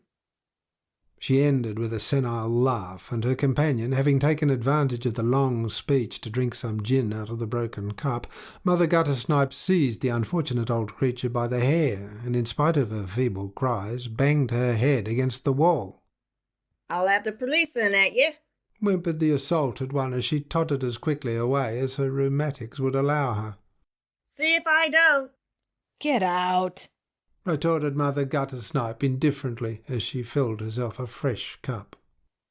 "You come a-falutin' around here again, priggin' my drinks, cuss you, and I'll cut your throat and wring your wicked old head orf." The other gave a howl of dismay at hearing this pleasant proposal and tottered out as quickly as possible, leaving Mother Guttersnipe in undisputed possession of the field. Meanwhile, Colton had seen Brian several times and used every argument in his power to get him to tell everything, but he either maintained an obstinate silence or merely answered, "It would only break her heart." He admitted to Colton, after a good deal of questioning, that he had been at Mother Guttersnipe's on the night of the murder. After he had left White by the corner of the Scotch Church, as the cabman Royston had stated, he had gone along Russell Street and met Sal Rawlins near the Unicorn Hotel. She had taken him to Mother Guttersnipe's, where he had seen the dying woman, who had told him something he could not reveal. "Well," said Mr. Colton, after hearing the admission, "you might have saved us all this trouble by admitting this before, and yet you kept your secret, whatever it may be. Had you done so, we might have got hold of Sal Rawlins before she left Melbourne, but now it's a mere chance whether she turns up or not." Brian did not answer to this. In fact, he seemed hardly to be thinking of what the lawyer was saying, but just as Colton was leaving, he asked, "How is Madge?" "How can you expect her to be?" said Colton, turning angrily on him. "She is very ill, owing to the worry she has had over this affair." "My darling, my darling!" cried Brian in agony, clasping his hands above his head. "I did only to save you." Colton approached him and laid his hand lightly on his shoulder. "My dear fellow," he said gravely, "the confidences between a lawyer and his client are as sacred as those between a priest and penitent. You must tell me this secret which concerns Miss Frettlby so deeply." "No," said Brian firmly. "I will never repeat what that wretched woman told me. When I would not tell you before in order to save my life, it is not likely I am going to do so now, when I have nothing to gain and everything to lose by telling it." "I will never ask you again," said Colton, rather annoyed as he walked to the door. "And as to this accusation of murder, if I can find this girl, you are safe." When the lawyer left the jail, he went to the detective office to see Kilsip and ascertain if there was any news of Sal Rawlins, but, as usual, there was none. "It is fighting against fate," he said sadly as he went away. "His life hangs on a mere chance." The trial was fixed to come off in September, and of course there was great excitement in Melbourne as the time drew near. Great, therefore, was the disappointment when it was discovered that the prisoner's counsel had applied for an adjournment of the trial till October, on the ground that an important witness for the defence could not be found. End of chapter 16. Chapter 17. The Trial. In spite of the utmost vigilance on the part of the police and the offer of a large reward both by Colton on behalf of the accused and by Mr. Frettlby, the much-desired Sal Rawlins still remained hidden. The millionaire had maintained a most friendly attitude towards Brian throughout the whole affair. He refused to believe him guilty, and when Colton told him of the defence of proving an alibi by means of Sal Rawlins, he immediately offered a large reward, which was in itself enough to set every person with any time on their hands hunting for the missing witness. All Australia and New Zealand rang with the extremely plebeian name of Sal Rawlins, the papers being full of notices offering rewards, and handbills of staring red letters were posted up in all railway stations in conjunction with Liquid Sunshine rum and DWD whisky. She had become famous without knowing it, unless, indeed, she had kept herself concealed purposely. But this was hardly probable, as there was no apparent motive for her doing so. If she was above ground, she must certainly have seen the handbills, if not the papers, and though not able to read, she could hardly help hearing something about the one topic of conversation throughout Australia. Notwithstanding all this, Sal Rawlins was still undiscovered, and Colton, in despair, began to think that she must be dead. But Madge, though at times her courage gave way, was still hopeful. God will not permit such a judicial crime as the murder of an innocent man to be committed, she declared. Mr. Colton, to whom she said this, shook his head doubtfully. "God has permitted it to take place before," he answered softly. And we can only judge the future by the past. At last the day of the long-expected trial came, and as Colton sat in his office looking over his brief, a clerk entered and told him Mr. Frettlby and his daughter wished to see him. When they came in, the barrister saw that the millionaire looked haggard and ill, and there was a worried expression on his face. "There is my daughter, Carlton," he said after hurried greetings had been exchanged. "She wants to be present in court during Fitzgerald's trial, and nothing I can say will dissuade her." Colton turned and looked at the girl in some surprise. "Yes," she answered, meeting his look steadily, though her face was very pale. "I must be there. I shall go mad with anxiety unless I know how the trial goes on." But think of the disagreeable amount of attention you will attract, urged the lawyer. "No one will recognise me," she said calmly. "I am very plainly dressed, and I will wear this veil." And drawing one from her pocket, she went to a small looking-glass which was hanging on the wall and tied it over her face. Colton looked in perplexity at Mr. Frettlby. "I'm afraid you must consent," he said. "Very well," replied the other almost sternly, while a look of annoyance passed over his face. "I shall leave her in your charge." "And you?" "I'm not coming," answered Frettlby, quickly putting on his hat. "I don't care about seeing a man whom I have had at my dinner table in the prisoner's dock, much as I sympathize with him. Good day." And with a curt nod he took his leave. When the door closed on her father, Madge placed her hand on Colton's arm. "Any hope?" she whispered, looking at him through the black veil. "The merest chance," answered Colton, putting his brief into his bag. "We have done everything in our power to discover this girl, but without result. If she does not come at the 11th hour, I'm afraid Brian Fitzgerald is a doomed man." Madge fell on her knees with a stifled cry. "Oh, God of mercy!" she cried, raising her hands as if in prayer. "Save him, save my darling, and let him not die for the crime of another. God!" She dropped her face in her hands and wept convulsively as the lawyer touched her lightly on the shoulder. "Come," he said kindly. "Be the brave girl you were, and we may save him yet. The hour is darkest before the dawn, you know." Madge dried her tears and followed the lawyer to the cab which was waiting for them at the door. They drove quickly up to the court, and Colton put her in a quiet place where she could see the dock and yet be unobserved by the people in the body of the court. Just as he was leaving her, she touched his arm. "Tell him," she whispered in a trembling voice. "Tell him I am here." Colton nodded and hurried away to put on his wig and gown, while Madge looked hurriedly round the court from her point of vantage. It was crowded with fashionable Melbourne of both sexes, and they were all talking together in subdued whispers. The popular character of the prisoner, his good looks and engagement to Madge Frettlby, together with the extraordinary circumstances of the case, had raised public curiosity to the highest pitch, and consequently everybody who could possibly manage to gain admission was there. Felix Rolleston had secured an excellent seat beside the pretty Miss Featherweight, whom he admired so much, and he was chattering to her with the utmost volubility. "Puts me in mind of the Colosseum and all that sort of thing, you know," he said, putting up his eyeglass and staring round. "Butchered to make a Roman holiday, by Jove." "Don't say such horrid things, you frivolous creature," simpered Miss Featherweight, using her smelling bottle. "We're all here out of sympathy for that poor dear Mr. Fitzgerald."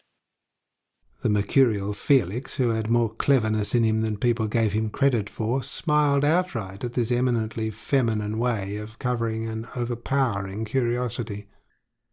"Ah, yes," he said lightly. "Exactly. I dare say Eve only ate the apple because she didn't like to see such a lot of good fruit go to waste." Miss Featherweight eyed him doubtfully.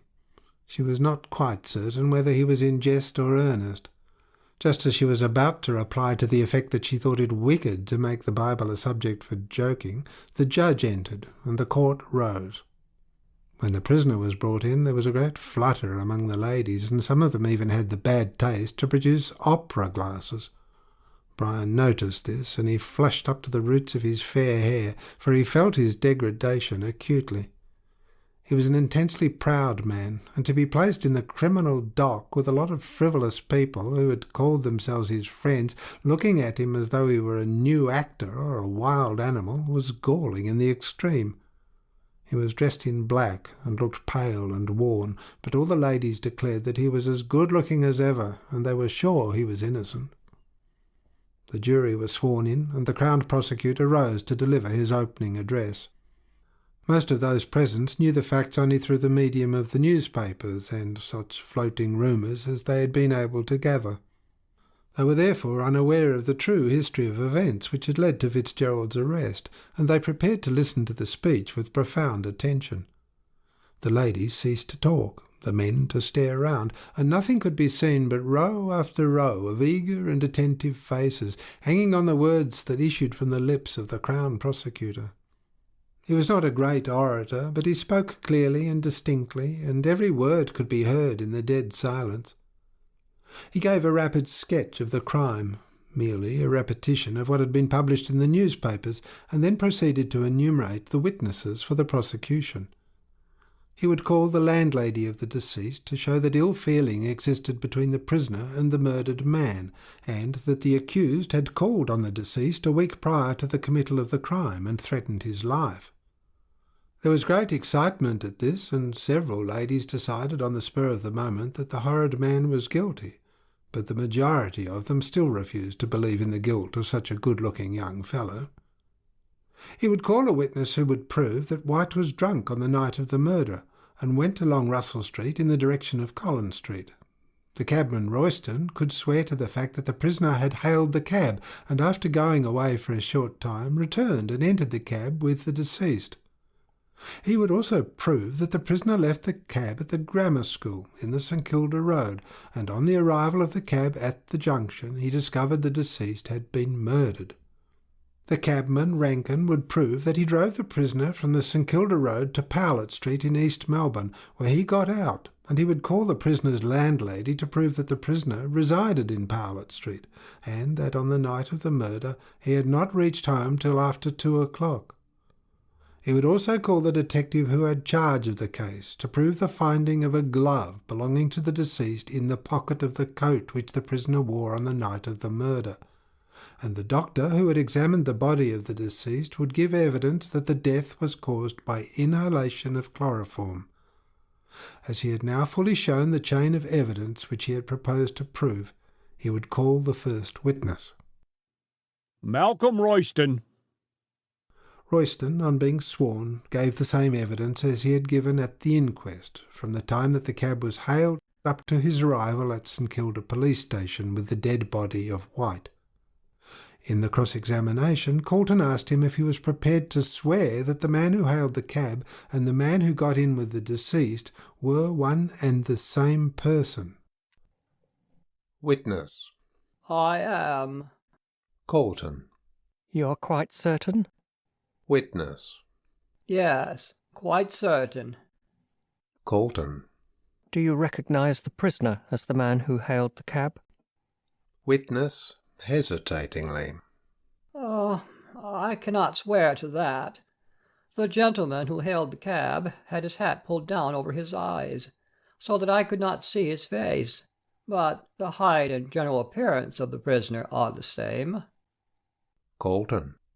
Then it is only because the man who got into the cab was dressed like the prisoner on that night that you thought they were both the same? Witness. It never struck me for a minute that they were not the same.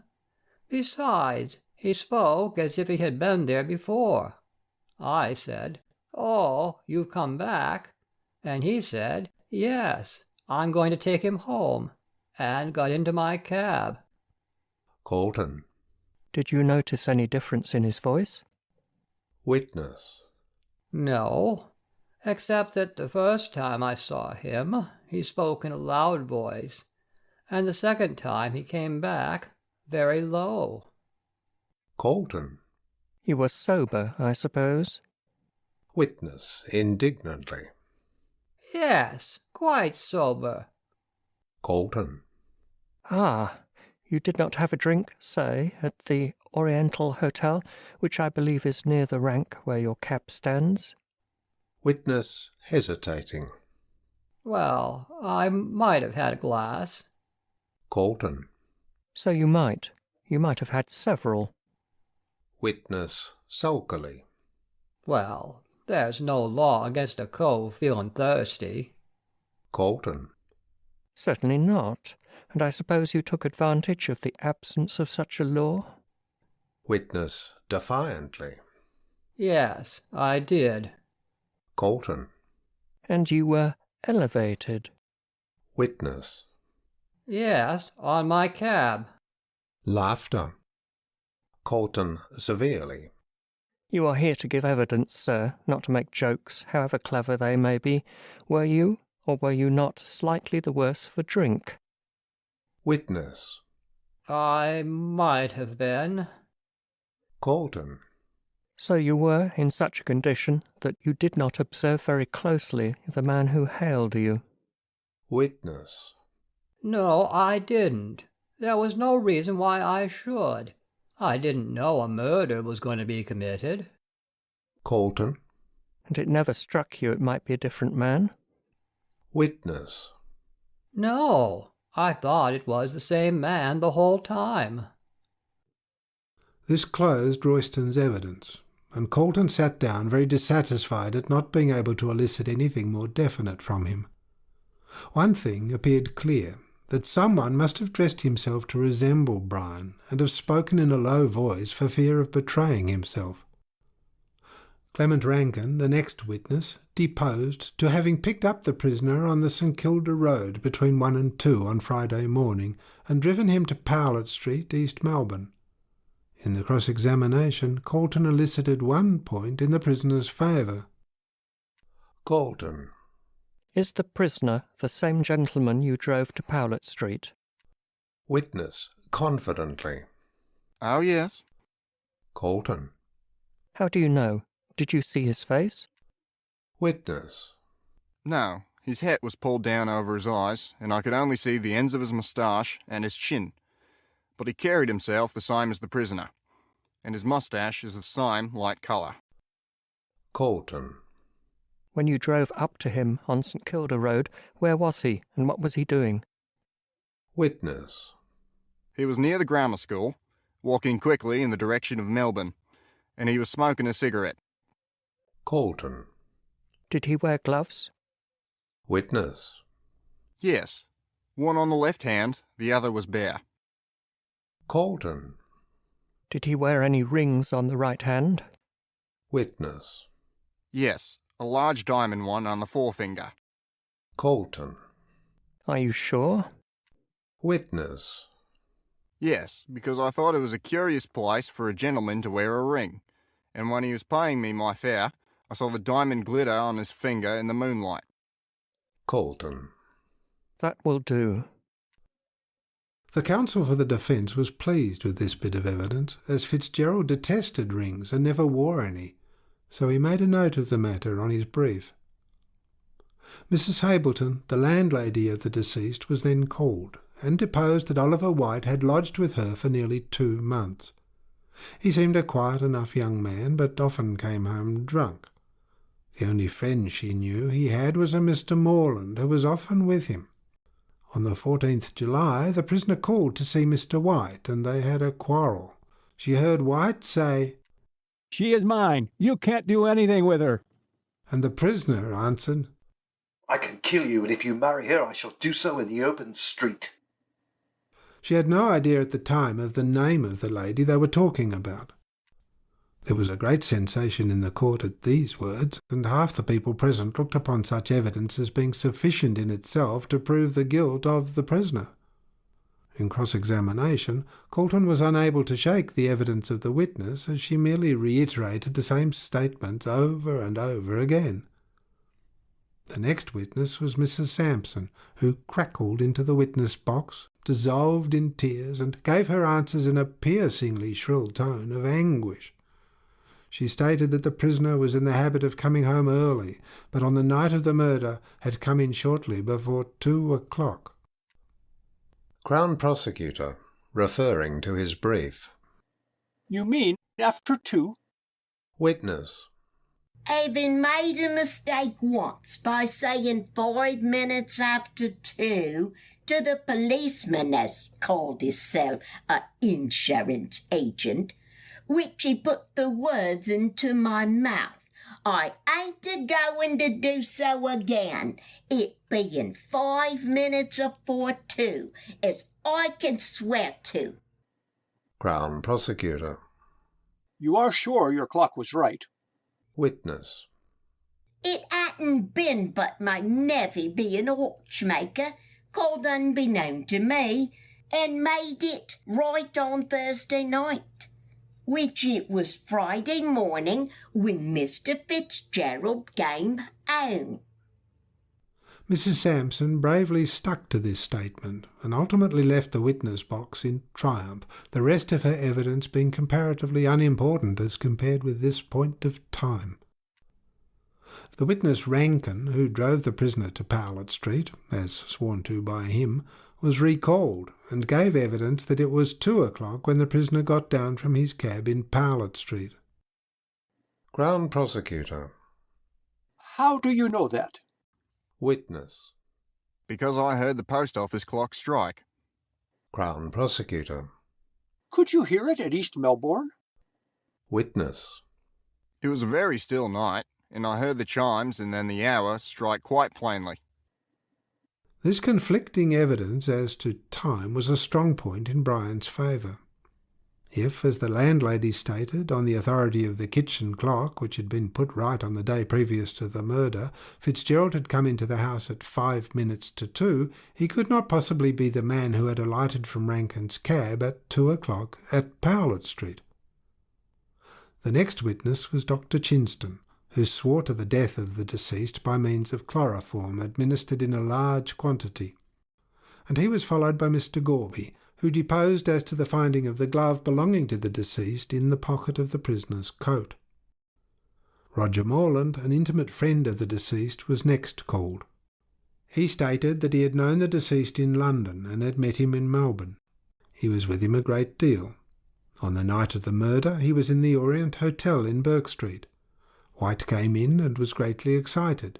He was in evening dress and wore a light coat. They had several drinks together and then went up to an hotel in Russell Street and had some more drinks there. Both witness and deceased were intoxicated. White took off his light coat, saying he felt warm, and went out shortly afterwards, leaving the witness asleep in the bar. He was awakened by the barman, who wanted him to leave the hotel. He saw that White had left his coat behind him and took it up with the intention of giving it to him. As he stood in the street, someone snatched the coat from him and made off with it. He tried to follow the thief, but he could not do so, being too intoxicated. He then went home and to bed, as he had to leave early for the country in the morning. In cross-examination... Colton. When you went into the street, after leaving the hotel, did you see the deceased? Witness. No, I did not, but I was very drunk, and unless the deceased had spoken to me, I would not have noticed him. Colton. What was deceased excited about when you met him? Witness. I don't know. He did not say. Colton. What were you talking about? Witness. All sorts of things. London, principally. Colton. Did the deceased mention anything about papers? Witness, surprised. No, he did not. Colton. Are you sure? Witness. Quite sure. Colton. What time did you get home? Witness. I don't know. I was too drunk to remember. This closed the case for the Crown, and as it was now late, the case was adjourned till the next day. The court was soon emptied of the busy chattering crowd, and Colton, on looking over his notes, found that the result of the first day's trial was 2 points in favour of Fitzgerald. First, the discrepancy of time in the evidence of Rankin and the landlady, Mrs. Sampson. Second, the evidence of the cabman, Royston, as to the wearing of the ring on the forefinger of the right hand by the man who murdered White, whereas the prisoner never wore rings. These were slender proofs of innocence to put against the overwhelming mass of evidence in favour of the prisoner's guilt. The opinions of all were pretty well divided, some being in favour and others against, when suddenly an event happened which surprised everyone. All over Melbourne extras were posted, and the news passed from lip to lip like wildfire. Return of the missing witness, Sal Rawlins. End of chapter 17. Chapter 18. Sal Rawlins tells all she knows. And indeed, such was the case. Sal Rawlins had made her appearance at the 11th hour, to the heartfelt thankfulness of Colton, who saw in her an angel from heaven sent to save the life of an innocent man. It was at the conclusion of the trial, and together with Madge he had gone down to his office when his clerk entered with a telegram. The lawyer opened it hastily, and with a silent look of pleasure on his face handed the telegram to Madge.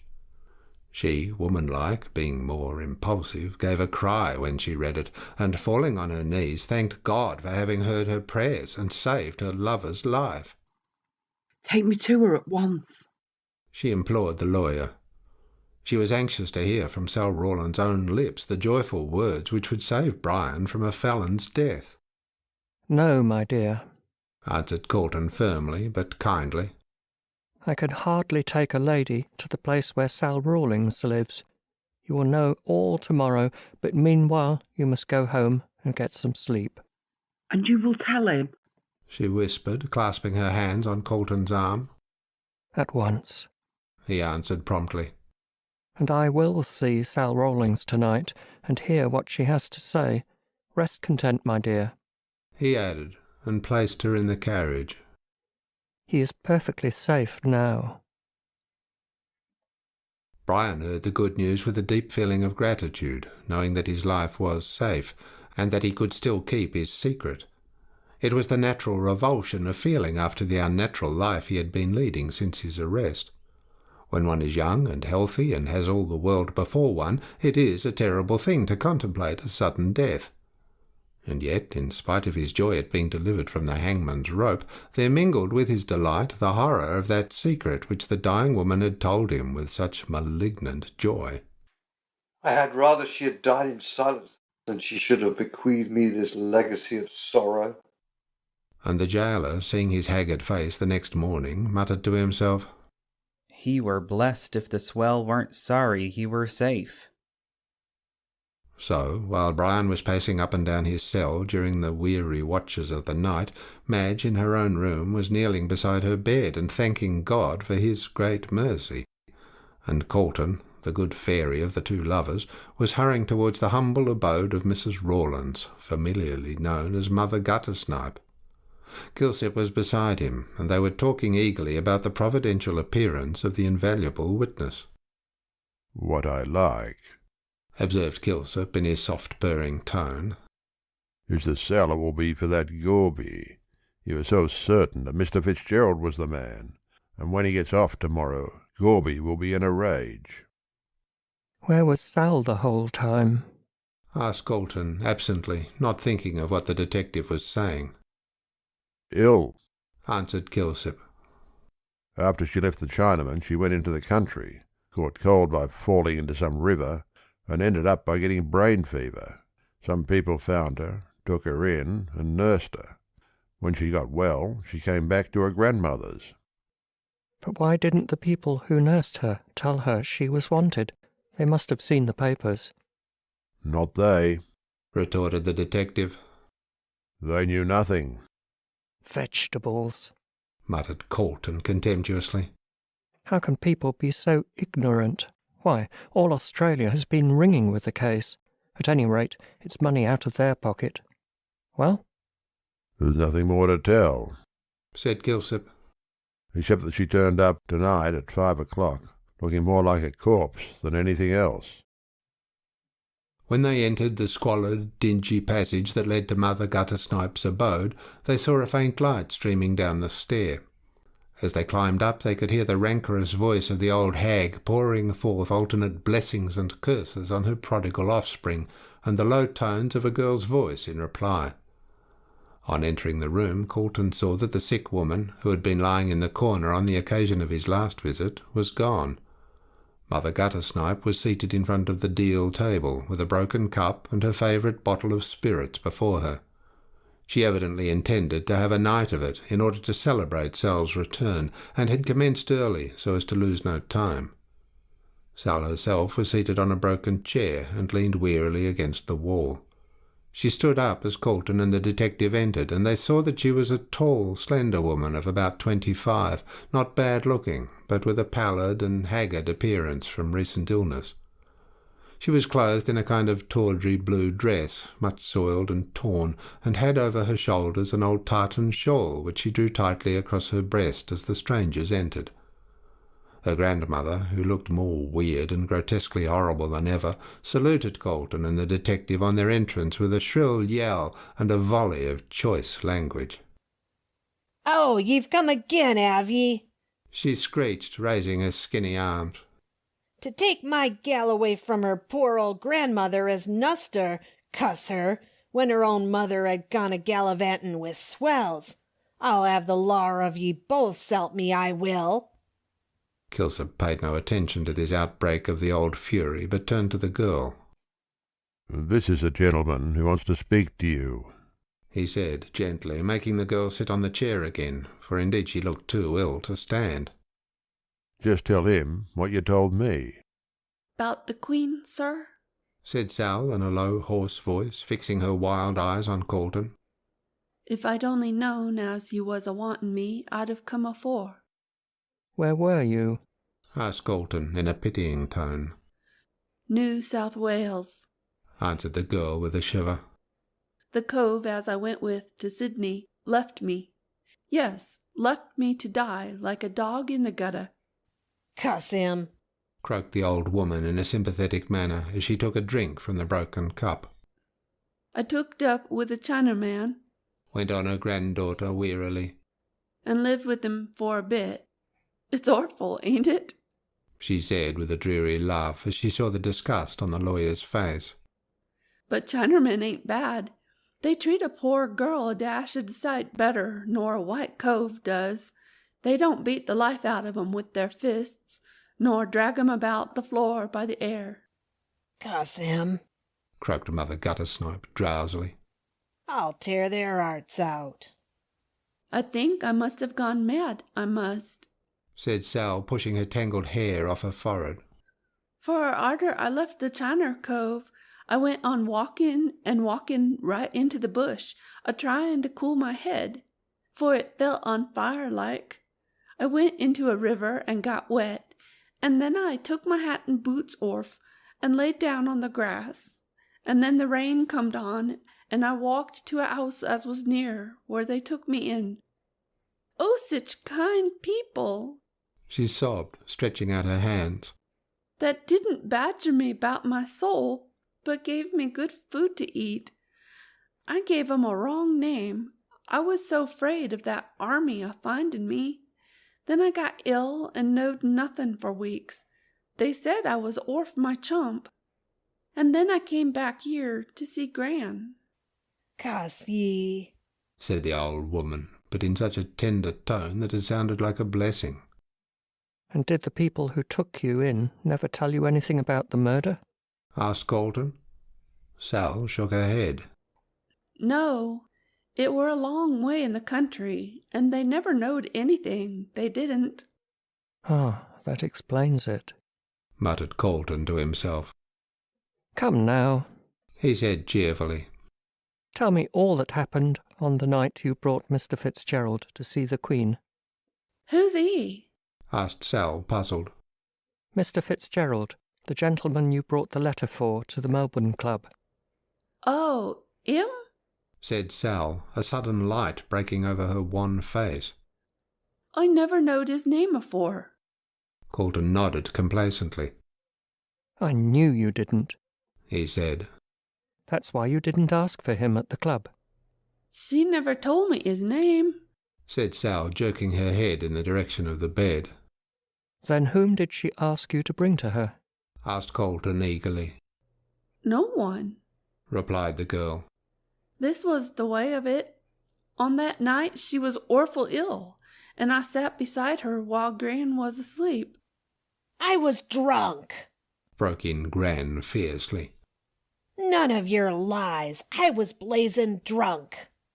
And says she to me, she says, went on the girl, indifferent to her grandmother's interruption, get me some paper and a pencil, and I'll write a note to him, I will.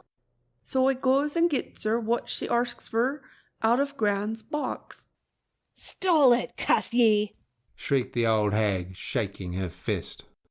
Hold your tongue, said Kilsip in a peremptory tone. Mother Guttersnipe burst into a volley of oaths, and having run rapidly through all she knew, subsided into a sulky silence. She wrote on it, went on Sal, and then asked me to take it to the Melbourne Club and give it to him. Says I, who's him? Says she, it's on the letter. Don't you ask no questions, and you won't hear no lies. But give it to him at the club, and wait for him at the corner of Bourke Street and Russell Street.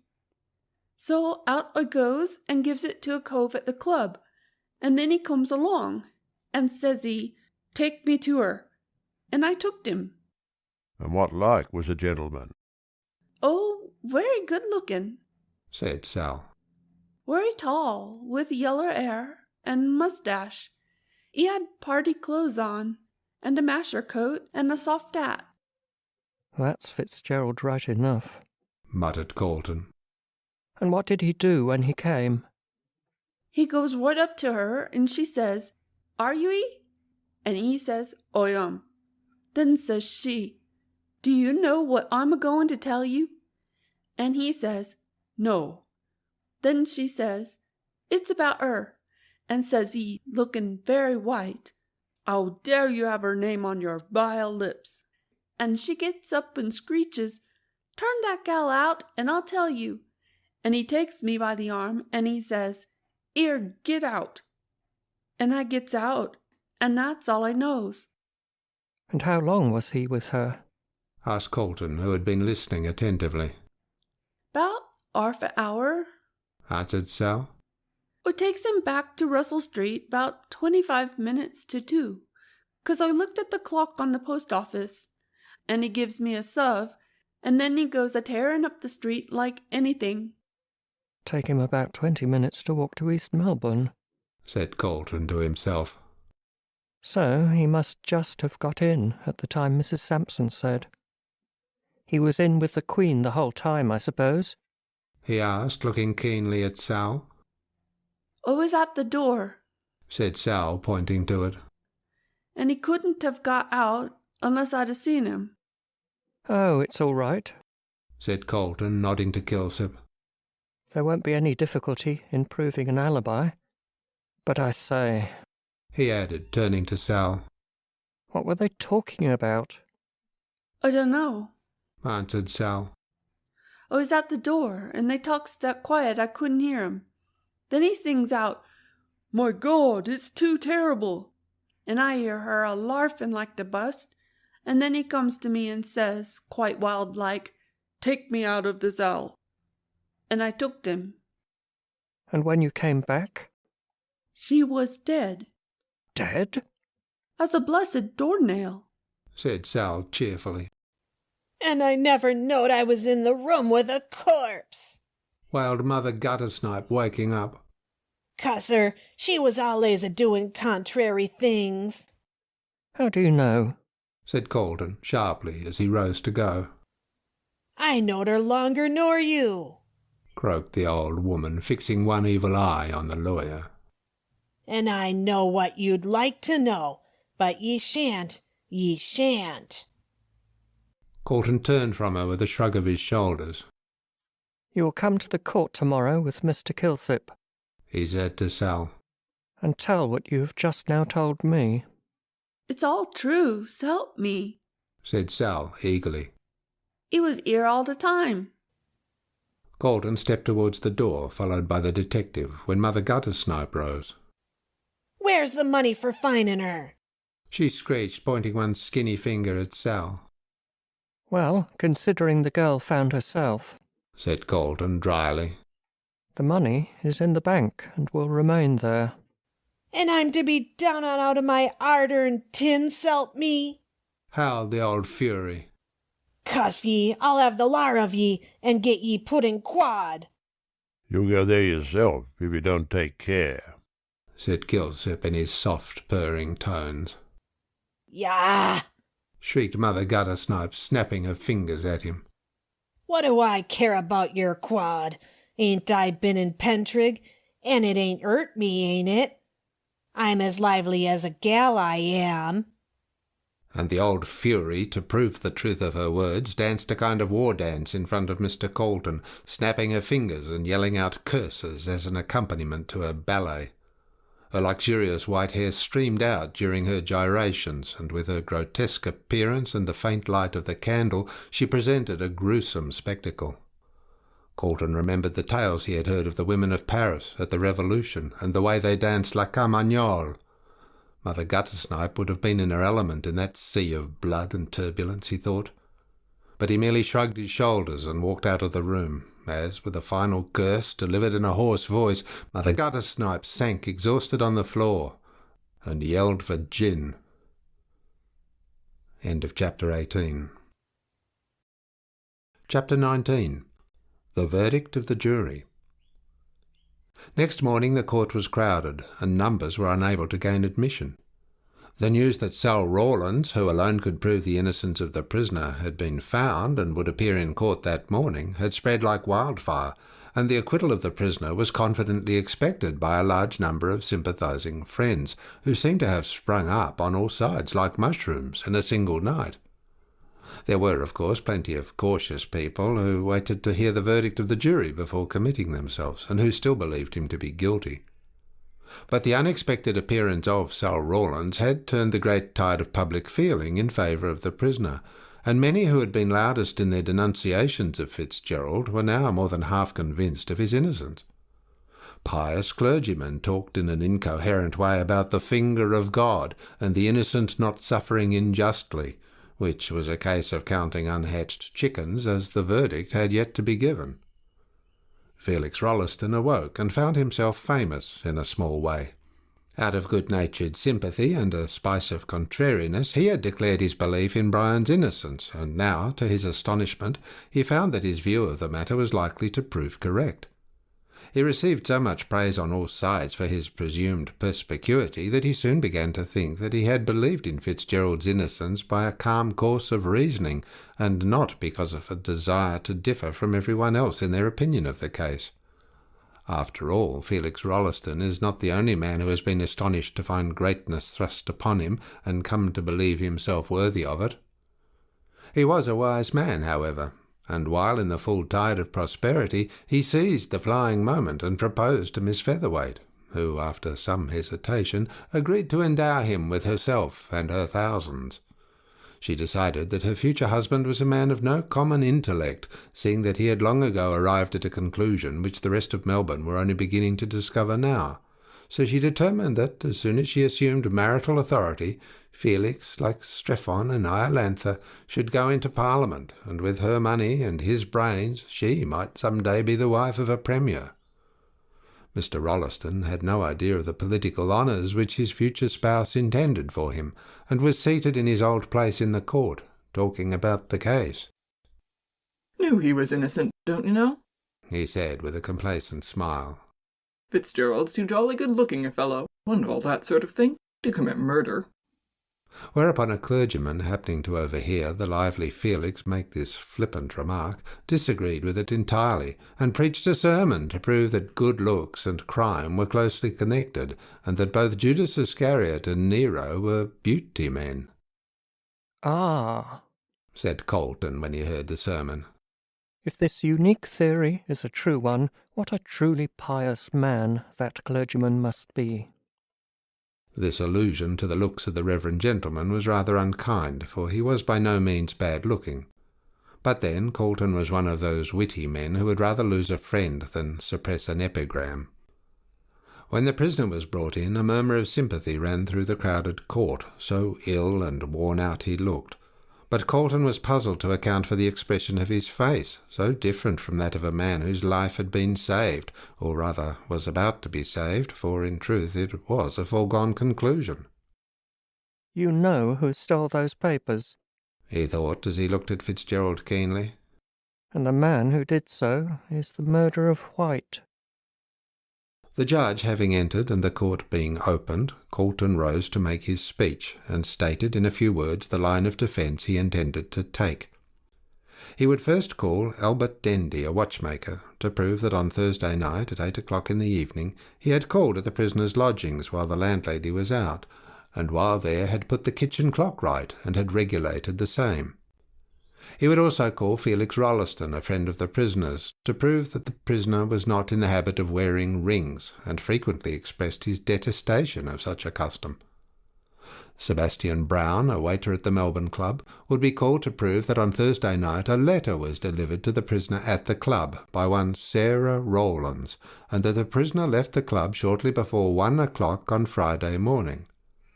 He would also call Sarah Rowlands to prove that she had delivered a note to Sebastian Brown for the prisoner at the Melbourne Club at 11:45 on Thursday night, and that at a few minutes past 1 o'clock on Friday morning she had conducted the prisoner to a slum off Little Bourke Street, and that he was there between 1 and 2 on Friday morning, the hour at which the murder was alleged to have taken place. This being his defence to the charge brought against the prisoner, he would call Albert Dendy. Albert Dendy, duly sworn, stated, I am a watchmaker and carry on business in Fitzroy. I remember Thursday the 26th of July last. On the evening of that day I called at Powlett Street, East Melbourne, to see my aunt, who is the landlady of the prisoner. She was out at the time I called, and I waited in the kitchen till her return. I looked at the kitchen clock to see if it was too late to wait, and then at my watch.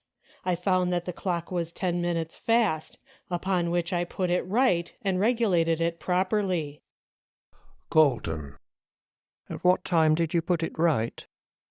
Witness. About 8 o'clock. Colton. Between that time and 2 in the morning, was it possible for the clock to gain 10 minutes? Witness. No, it was not possible. Colton. Would it gain at all? Witness. Not between 8 and 2 o'clock. The time was not long enough. Colton. Did you see your aunt that night? Witness. Yes, I waited till she came in. Colton. And did you tell her you had put the clock right? Witness. No, I did not. I forgot all about it. Colton. Then she was still under the impression that it was 10 minutes fast. Witness. Yes, I suppose so. After Dendy had been cross-examined, Felix Rolleston was called, and deposed as follows. I am an intimate friend of the prisoner. I have known him for 5 or 6 years, and I never saw him wearing a ring during that time. He has frequently told me he did not care for rings, and would never wear them. In cross-examination, Crown Prosecutor. You have never seen the prisoner wearing a diamond ring? Witness. No, never. Crown Prosecutor. Have you ever seen such a ring in his possession? Witness. No, I have seen him buying rings for ladies, but I never saw him with any ring such as a gentleman would wear. Crown Prosecutor. Not even a seal ring? Witness. No, not even a seal ring. Sarah Rowlands was then placed in the witness box, and after having been sworn, deposed. I know the prisoner. I delivered a letter addressed to him at the Melbourne Club at 11:45 o'clock on Thursday, 26th July. I did not know what his name was. He met me shortly after 1 at the corner of Russell and Bourke Streets, where I had been told to wait for him. I took him to my grandmother's place in a lane off Littleburg Street. There was a dying woman there who had sent for him. He went in and saw her for about 20 minutes, and then I took him back to the corner of Burke and Russell Streets. I heard the 3/4 strike shortly after I left him. Crown Prosecutor. You are quite certain that the prisoner was the man you met on that night? Witness. Quite certain. S'help me God. Crown Prosecutor. And he met you a few minutes past 1 o'clock? Witness. Yes, 'bout 5 minutes. I heard the clock a striking 1 just afore he came down the street, and when I leaves him again, it were about 25 to 2, 'cause it took me 10 minutes to get home, and I heard the clock go 3/4 just as I gets to the door. Crown Prosecutor. How do you know it was exactly 25 till 2 when you left him? Witness. 'Cause I saw the clocks. I left him at the corner of Russell Street and comes down Burke Street, so I could see the post office clock as plain as day, and when I gets into Swanston Street, I looks at the town all promiscuous like and sees the same time there. Crown Prosecutor. And you never lost sight of the prisoner the whole time? Witness. No, there was only one door by the room, and I was a-sitting outside it, and when he comes out, he falls over me. Crown Prosecutor. Were you asleep? Witness. Not a blessed wink. Colton then directed Sebastian Brown to be called. He deposed. I know the prisoner. He is a member of the Melbourne Club, at which I am a waiter. I remember Thursday, 26th July. On that night, the last witness came with a letter to the prisoner. It was about 11:45. She just gave it to me and went away. I delivered it to Mr. Fitzgerald. He left the club at about 10 minutes to 1.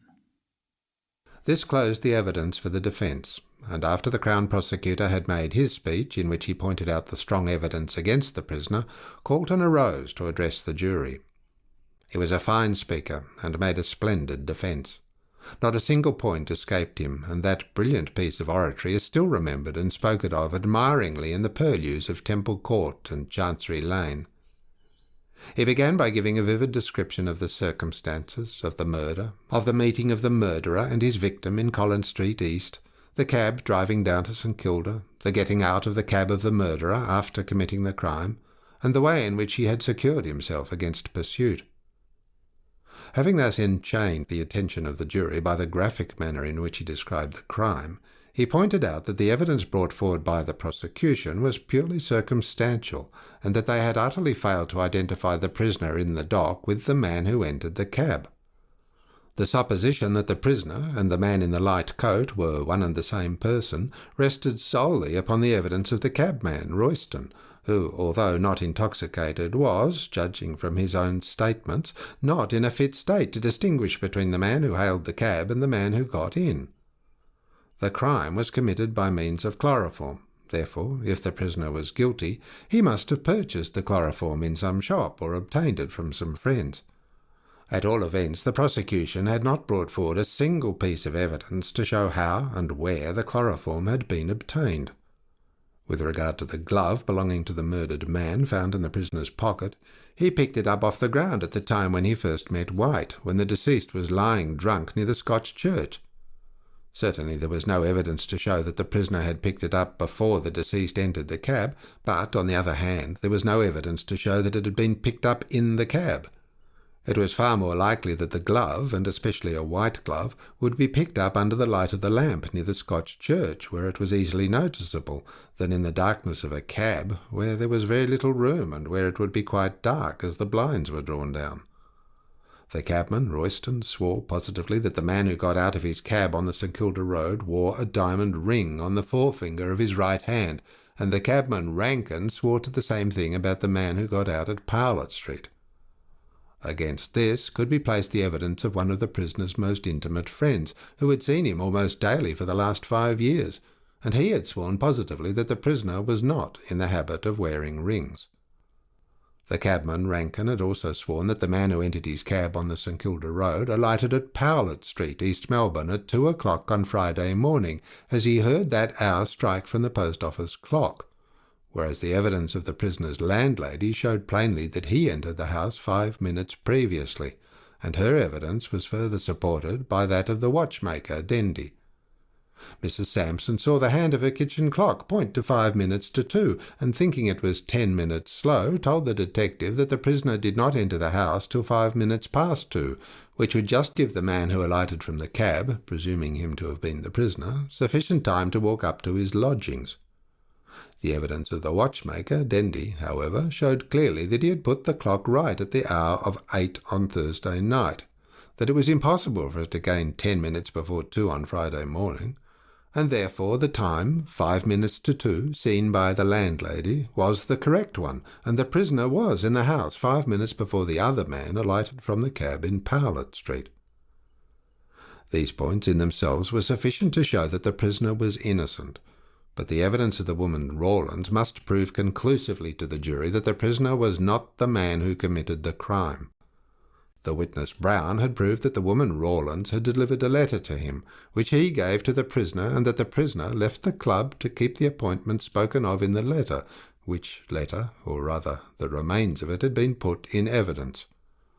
The woman Rawlins swore that the prisoner met her at the corner of Russell and Burke Streets, and had gone with her to one of the back slums, there to see the writer of the letter. She also proved that at the time of the committal of the crime the prisoner was still in the back slum, by the bed of the dying woman, and there being only one door to the room, he could not possibly have left without the witness seeing him. The woman Rawlins further proved that she left the prisoner at the corner of Burke and Russell Streets at 25 minutes to 2 o'clock, which was 5 minutes before Royston drove his cab up to the St Kilda police station, with the dead body inside. Finally, the woman Rawlins proved her words by stating that she saw both the post office and town hall clocks, and supposing the prisoner starting from the corner of Burke and Russell Streets, as she said he did, he would reach East Melbourne in 20 minutes, which made it 5 minutes to 2 on Friday morning, the time at which, according to the landlady's statement, he entered the house.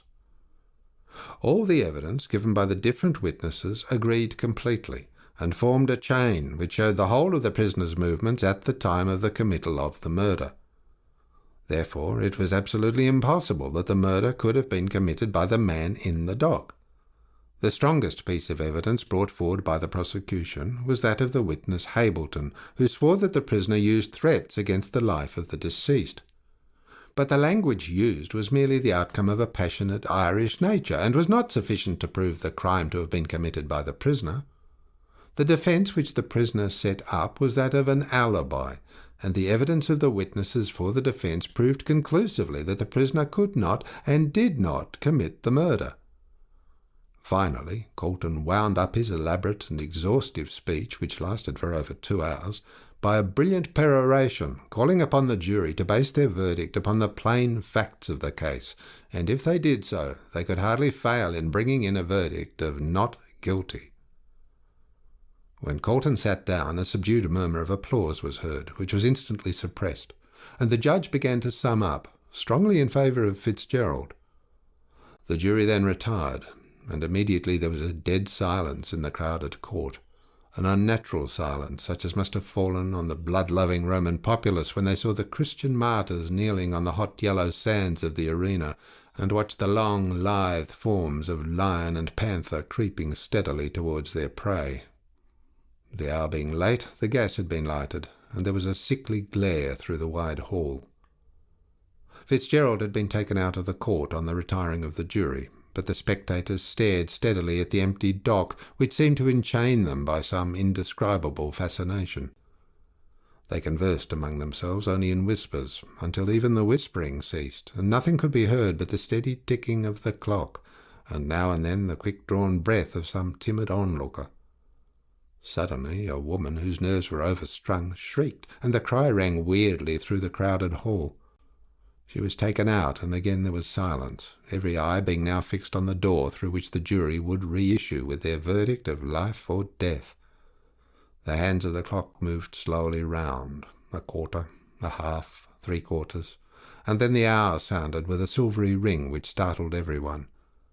Madge, sitting with her hands tightly clasped together, began to fear that her highly strung nerves would give way.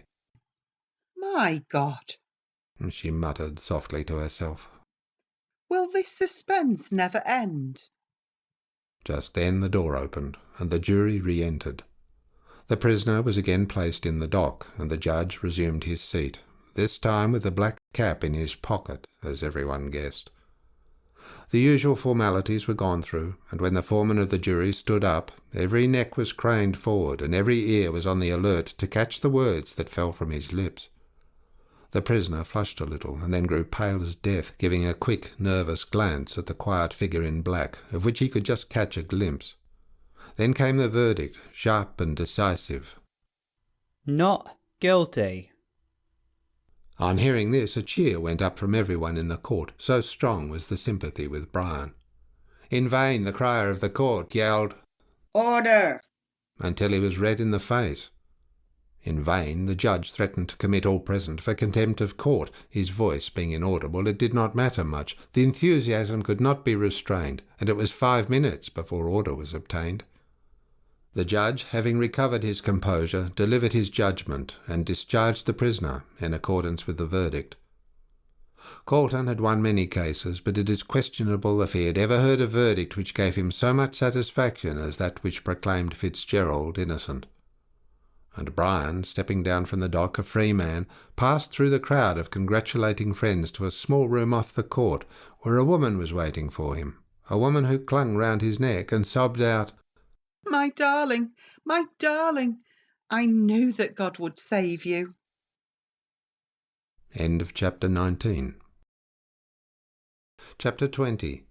The Argus gives its opinion. The morning after the trial was concluded, the following article in reference to the matter appeared in the Argus. During the past 3 months, we have frequently in our columns commented on the extraordinary case, which is now so widely known as the Hansom cab tragedy.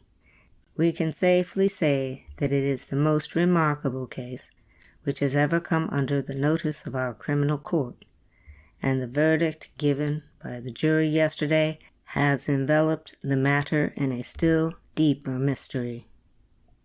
By a train of strange coincidences, Mr. Brian Fitzgerald, a young squatter, was suspected of having murdered White, and had it not been for the timely appearance of the woman Rawlins, who turned up at the 11th hour, we feel sure that a verdict of guilty would have been given, and an innocent man would have suffered punishment for the crime of another. Fortunately for the prisoner and for the interests of justice, his counsel, Mr. Carlton, by unwearied diligence, was able to discover the last witness and prove an alibi. Had it not been for this, in spite of the remarks made by the learned counsel in his brilliant speech yesterday, which resulted in the acquittal of the prisoner, we question very much if the rest of the evidence in favor of the accused would have been sufficient to persuade the jury that he was an innocent man. The only points in favor of Mr. Fitzgerald were the inability of the cabman, Royston, to swear to him as the man who had got into the cab with White, the wearing of a diamond ring on the forefinger of the right hand, whereas Mr. Fitzgerald wears no rings, and the difference in time sworn by the cabman Rankin and the landlady. Against these points, however, the prosecution placed a mass of evidence which seemed conclusively to prove the guilt of the prisoner, but the appearance of Sal Rawlins in the witness box put an end to all doubt. In language which could not be mistaken for anything else than the truth, she positively swore that Mr. Fitzgerald was in one of the slums off Bourke Street between the hours of 1 and 2 on Friday morning, at which time the murder was committed. Under these circumstances, the jury unanimously agreed and returned a verdict of not guilty, and the prisoner was forthwith acquitted. We have to congratulate his counsel, Mr. Carleton, for the able speech he made for the defense, and also Mr. Fitzgerald for his providential escape from dishonorable and undeserved punishment. He leaves the court without a stain on his character, and with the respect and sympathy of all Australians, for the courage and dignity with which he comported himself throughout, while resting under the shadow of such a serious charge.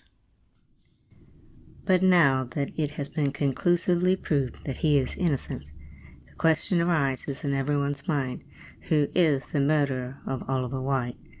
The man who committed this dastardly crime is still at large, and for all we know, may be in our midst. Emboldened by the impunity with which he has escaped the hands of justice, he may be walking securely down our streets, and talking of the very crime of which he is the perpetrator. Secure in the thought that all traces of him have been lost forever, from the time he lighted from Rankin's cab at Powlett Street, he has ventured probably to remain in Melbourne, and for all that anyone knows, he may have been in the court during the late trial. Nay, this very article may meet his eye, and he may rejoice at the futile efforts which have been made to find him. But let him beware. Justice is not blind, but blindfolded, and when he least expects it, she will tear the bandage from her keen eyes, and drag him forth to the light of day to receive the reward of his deed. Owing to the strong evidence against Fitzgerald, that is the only direction in which the detectives have hitherto looked. But baffled on one side, they will look on the other, and this time may be successful. That such a man as the murderer of Oliver White should be at large is a matter of danger, not only to individual citizens, but to the community at large. For it is a well-known fact that a tiger who once tastes human blood never overcomes his craving for it, and without doubt the man who so daringly and coolly murdered a drunken and therefore defenseless man will not hesitate to commit a second crime. The present feeling of all classes in Melbourne must be one of terror, that such a man should be at large, and must, in a great measure, resemble the fear which filled everyone's heart in London when the Marr murders were committed, and it was known that the murderer had escaped. Anyone who has read De Quincey's graphic description of the crime perpetrated by Williams must tremble to think that such another devil incarnate is in our midst. It is an imperative necessity that such a feeling should be done away with. But how is this to be managed? It is one thing to speak, and another to act. There seems to be no possible clue discoverable at present which can lead to the discovery of the real murderer. The man in the light coat who got out of Rankin's cab at Powlett Street, East Melbourne, designedly as it now appears in order to throw suspicion on Fitzgerald, has vanished as completely as the witches in Macbeth, and left no trace behind.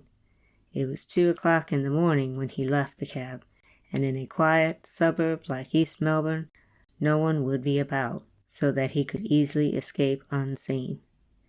There seems to be only one chance of ever tracing him, and that is to be found in the papers which were stolen from the pocket of the dead man. What they were, only 2 persons knew, and one knows now. The first 2 were White and the woman who was called the Queen, and both of them are now dead. The other who knows now is the man who committed the crime. There can be no doubt that these papers were the motive for the crime, as no money was taken from the pockets of the deceased.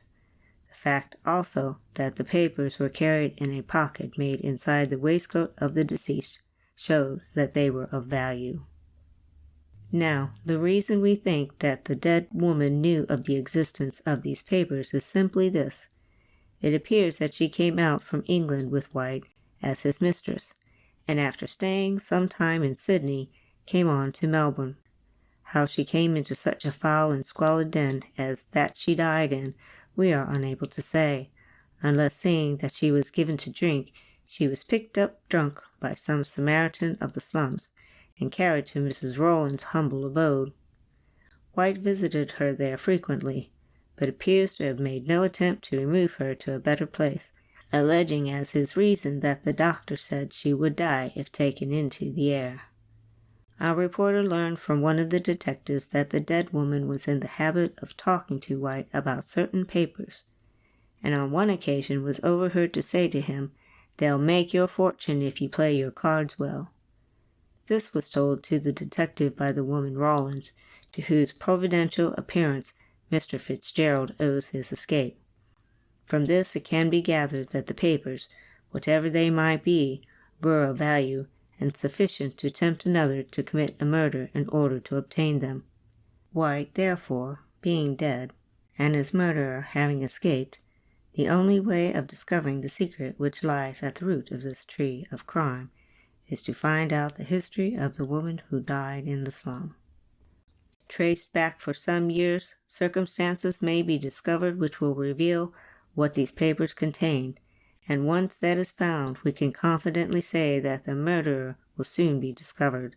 This is the only chance of finding out the cause and the author of this mysterious murder, and if it fails, we fear the hansom cab tragedy will have to be relegated to the list of undiscovered crimes, and the assassin of White will have no other punishment than that of the remorse of his own conscience. End of Chapter 20. Chapter 21. 3 months afterwards. A hot December day, with a cloudless blue sky and a sun blazing down on the earth, clothed in all the beauty of summer garments. Such a description of snowy December sounds perchance a trifle strange to English ears. It may strike them as being somewhat fantastic, as was the play in A Midsummer Night's Dream to Demetrius when he remarked, "This is hot ice and wondrous cold fire." But here in Australia we are in the realm of contrariety, and many things other than dreams go by contrary. Here black swans are an established fact, and the proverb concerning them, made when they were considered as mythical a bird as the phoenix, has been rendered null and void by the discoveries of Captain Cook. Here ironwood sinks and pumice stone floats, which must strike the curious spectator as a queer freak on the part of Dame Nature. At home the Edinburgh mail bears the hardy traveller to a cold climate, with snowy mountains and wintry blasts, but here the further north one goes, the hotter it gets, till one arrives in Queensland, where the heat is so great that a profane traveller of an epigrammatic turn of mind once fittingly called it an amateur hell. But, however contrary, as Mrs. Gamp would say, nature may be in her dealings, the English race out in this great continent are much the same as in the old country. John Bull, Paddy and Sandy all being of a conservative turn of mind and with strong opinions as to the keeping up of old customs. Therefore, on a hot Christmas day, with the sun 100 odd in the shade, Australian revellers sit down to the roast beef and plum pudding of old England, which they eat contentedly as the orthodox thing, and on New Year's Eve the festive Celt repairs to the doors of his friends with a bottle of whisky and a cheering verse of Auld Lang Syne. Still, it is these peculiar customs that give an individuality to a nation, and John Bull abroad loses none of his insular obstinacy, but keeps his Christmas in the old fashion, and wears his clothes in the new fashion, without regard to heat or cold. A nation that never surrenders to the fire of an enemy cannot be expected to give in to the fire of the sun. But if some ingenious mortal would only invent some light and airy costume after the fashion of the Greek dress, and Australians would consent to adopt the same, life in Melbourne and her sister cities would be much cooler than it is at present. Madge was thinking somewhat after this fashion as she sat on the wide veranda in a state of exhaustion from the heat, and stared out at the wide plains lying parched and arid under the blazing sun. There was a dim kind of haze rising from the excessive heat, hanging midway between heaven and earth, and through its tremulous veil the distant hills looked aerial and unreal. Stretched out before her was the garden with its intensely vivid flowers. To look at them merely was to increase one's caloric condition. Great bushes of oleanders with their bright pink blossoms, luxurious rose trees with their yellow, red, and white blooms, and all along the border a rainbow of many-coloured flowers with such brilliant tints that the eye ached to see them in the hot sunshine, and turned restfully to the cool green of the trees which encircled the lawn. In the centre was a round pool, surrounded by a ring of white marble, and containing a still sheet of water, which flashed like a mirror in the blinding light. The homestead of Yabba Station was a long, low house with no upper story, and with a wide veranda running nearly round it. Cool green blinds were hung between the pillars to keep out the sun, and all along were scattered lounging chairs of basket-work, with rugs, novels, empty soda bottles, and all the other evidence that Mr. Frettleby's guest had been wise and stayed inside during the noonday heat. Madge was seated in one of these comfortable chairs, and she divided her attention between the glowing beauty of the world outside, which she could see through a narrow slit in the blinds. But she did not seem greatly interested in her book, and it was not long before she let it fall unheeded to the ground, and took refuge in her own thoughts. The trial through which she had so recently passed had been a great one, and it had not been without its outward result. It had left its impress on her beautiful face, and there was a troubled look in her eyes. After Brian's acquittal of the murder of Oliver White, she had been taken by her father up to the station in the hope that it would restore her to health. The mental strain which had been on her during the trial had nearly brought on an attack of brain fever, but here, far from the excitement of town life, in the quiet seclusion of the country, she had recovered her health, but not her spirits. Women are more impressionable than men, and it is perhaps for this reason that they age quicker. A trouble which would pass lightly over a man leaves an indelible mark on a woman, both physically and mentally, and the terrible episode of White's murder had changed Madge from a bright and merry girl into a grave and beautiful woman. Sorrow is a potent enchantress. Once she touches the heart, life can never be quite the same again. We never more surrender ourselves entirely to pleasure, and often we find so many of the things we have longed for are after all but dead sea-fruit. Sorrow is the veiled Isis of the world, and once we penetrate her mystery and see her deeply furrowed face and mournful eyes, the magic light of romance dies all away, and we realize the hard, bitter fact of life in all its nakedness. Madge felt something of all this. She saw the world now not as the fantastic fairyland of her girlish dreams, but as the sorrowful vale of tears through which we must all walk till we reach the promised land. And Brian, he had also undergone a change, for there were a few white hairs now amid his curly chestnut locks, and his character, from being gay and bright, had become moody and irritable. After the trial he had left town immediately in order to avoid meeting with his friends, and had gone up to his station, which was next to that of the Frettlebys. There he worked hard all day, and smoked hard all night, thinking over the secret which the dead woman had told him, and which threatened to overshadow his life. Every now and then he rode over and saw Madge, but this was generally when he knew her father to be away from Melbourne, for of late he had disliked the millionaire. Madge could not but condemn his attitude, remembering how her father had stood beside him in his recent trouble. Yet there was another reason why Brian kept aloof from Yabba Station. He did not wish to meet any of the gay society which was there, knowing that since his trial he was an object of curiosity and sympathy to everyone, a position galling enough to his proud nature. At Christmas time Mr. Frettleby had asked several people up from Melbourne, and though Madge would rather have been left alone, yet she could not refuse her father, and had to play hostess with a smiling brow and aching heart. Felix Rolleston, who a month since had joined the noble army of Benedicts, was there with Mrs. Rolleston, nay, Miss Featherweight, who ruled him with her rod of iron. Having bought Felix with her money, she had determined to make good use of him, and being ambitious to shine in Melbourne society, had insisted upon Felix studying politics, so that when the next general election came round he could enter Parliament. Felix had rebelled at first, but ultimately gave way, as he found that when he had a good novel concealed among his parliamentary papers, time passed quite pleasantly, and he got the reputation of a hard worker at little cost. They had brought up Julia with them, and this young person had made up her mind to become the second Mrs. Frettlby. She had not received much encouragement, but, like the English at Waterloo, did not know when she was beaten, and carried on the siege of Mr. Frettlby's heart in an undaunted manner. Dr. Chinston had come up for a little relaxation, and never gave a thought to his anxious patients or the many sick rooms he was in the habit of visiting. A young English fellow called Patterson, who amused himself by travelling, an old colonist full of reminiscences of the old days when, "By Gad, sir, we had a gas lamp in the whole of Melbourne," and several other people completed the party. They had all gone off to the billiard-room and left Madge in her comfortable chair, half asleep.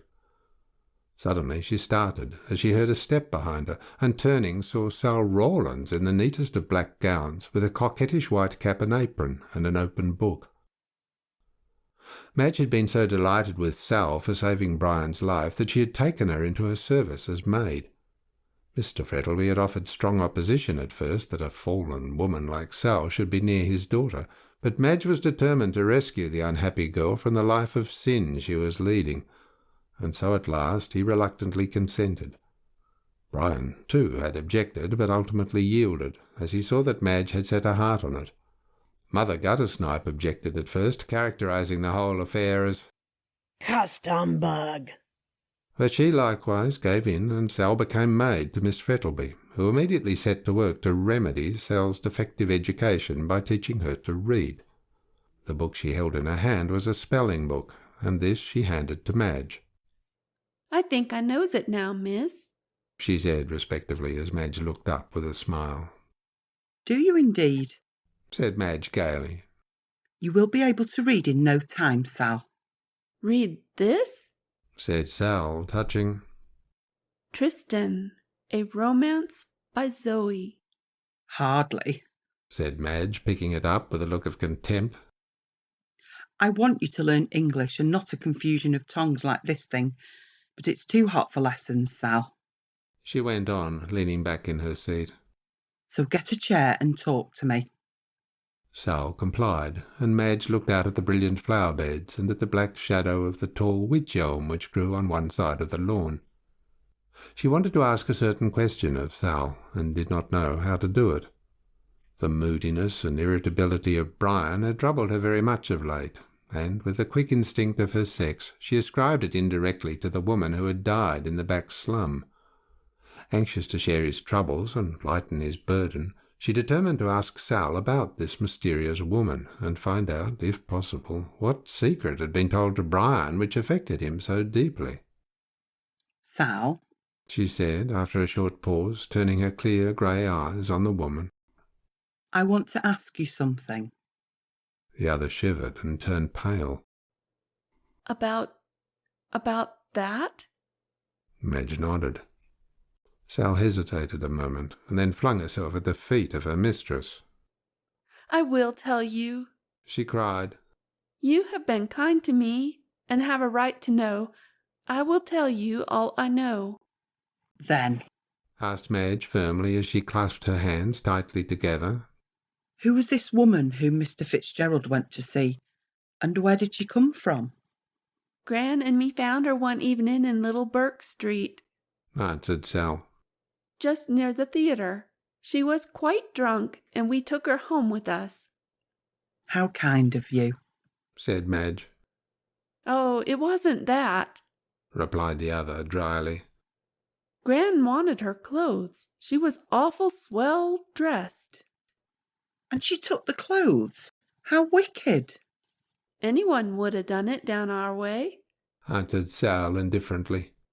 "but Gran changed her mind when she got her home. I went out to get some gin for Gran, and when I came back she was hugging and kissing the woman." "She recognized her?" "Yes, I suppose so." replied Sal. "And next morning, when the lady got square, she made a grab at Gran and hollered out, 'I was coming to see you.' "And then?" "Gran chucked me out of the room, and they had a long jaw. And then, when I come back, Gran tells me the lady is a-going to stay with us 'cause she was ill, and sent me for Mr. White." "And he came?" "Oh, yes, often." said Sal. He kicked up a row when he first turned up, but when he found she was ill, he sent a doctor. But it warn't no good. She was 2 weeks with us, and then died the morning she saw Mr. Fitzgerald. I suppose Mr. White was in the habit of talking to this woman. Lots. Returned Sal. But he always turned Gran and me out of the room afore he started. And? Hesitating. Did you ever overhear one of these conversations? Yes, one. Answered the other with a nod. I got riled the way he cleared us out of our own room, and once when he shut the door and Gran went off to get some gin, I sat down at the door and listened. He wanted her to give up some papers, and she wouldn't. She said she'd die first, but at last he got him, and took him away with him. Did you see them? Asked Madge, as the assertion of Gorby that White had been murdered for certain papers flashed across her mind. Rather, said Sal. I was looking through a hole in the door, and she takes 'em from under her pillar, and he takes 'em to the table where the candle was, and looks at 'em. They were in a large blue envelope with writing on it in red ink. Then he put 'em in his pocket, and she sings out, "You'll lose 'em," and he says, "No, I always have 'em with me, and if he wants 'em, he'll have to kill me first afore he gets 'em." And you did not know who the man was to whom the papers were of such importance? No, I didn't. They never said no names. And when was it White got the papers? About a week before he was murdered. Said Sal, after a moment's thought. And after that he never turned up again. She kept watching for him night and day, and 'cause he didn't come, got mad at him. I hear her saying, "You think you've done with me, my gentleman, and leaves me here to die, but I'll spoil your little game." And then she wrote that letter to Mr. Fitzgerald, and I brought him to her, as you know. Yes, yes, said Madge, rather impatiently. I heard all that at the trial, but what conversation passed between Mr. Fitzgerald and this woman? Did you hear it? Bits of it, replied the other. I didn't spill in court because I thought the lawyer would be down on me for listening. The first thing I heard Mr. Fitzgerald saying was, "You're mad. It ain't true." And she says, "S'help me, it is. White's got the proof." And then he sings out, "My poor girl." And she says, "Will you marry her now?" And says he, "I will. I love her more than ever." And then she makes a grab at him and says, "Spile his game if you can." And says he, "What's your name?" And she says, "What?" asked Madge breathlessly. "Rosanna Moore." There was a sharp exclamation as Sal said the name, and turning round quickly, Madge found Brian standing beside her, pale as death, with his eyes fixed on the woman who had risen to her feet. "Go on," he said sharply. "That's all I know," she replied in a sullen tone. Brian gave a sigh of relief. "You can go," he said slowly. "I wish to speak with Miss Frettleby alone." Sal looked at him for a moment, and then glanced at her mistress, who nodded to her as a sign that she might withdraw. She picked up her book, and with another sharp inquiring look at Brian, turned and walked slowly into the house. End of chapter 21. Chapter 22.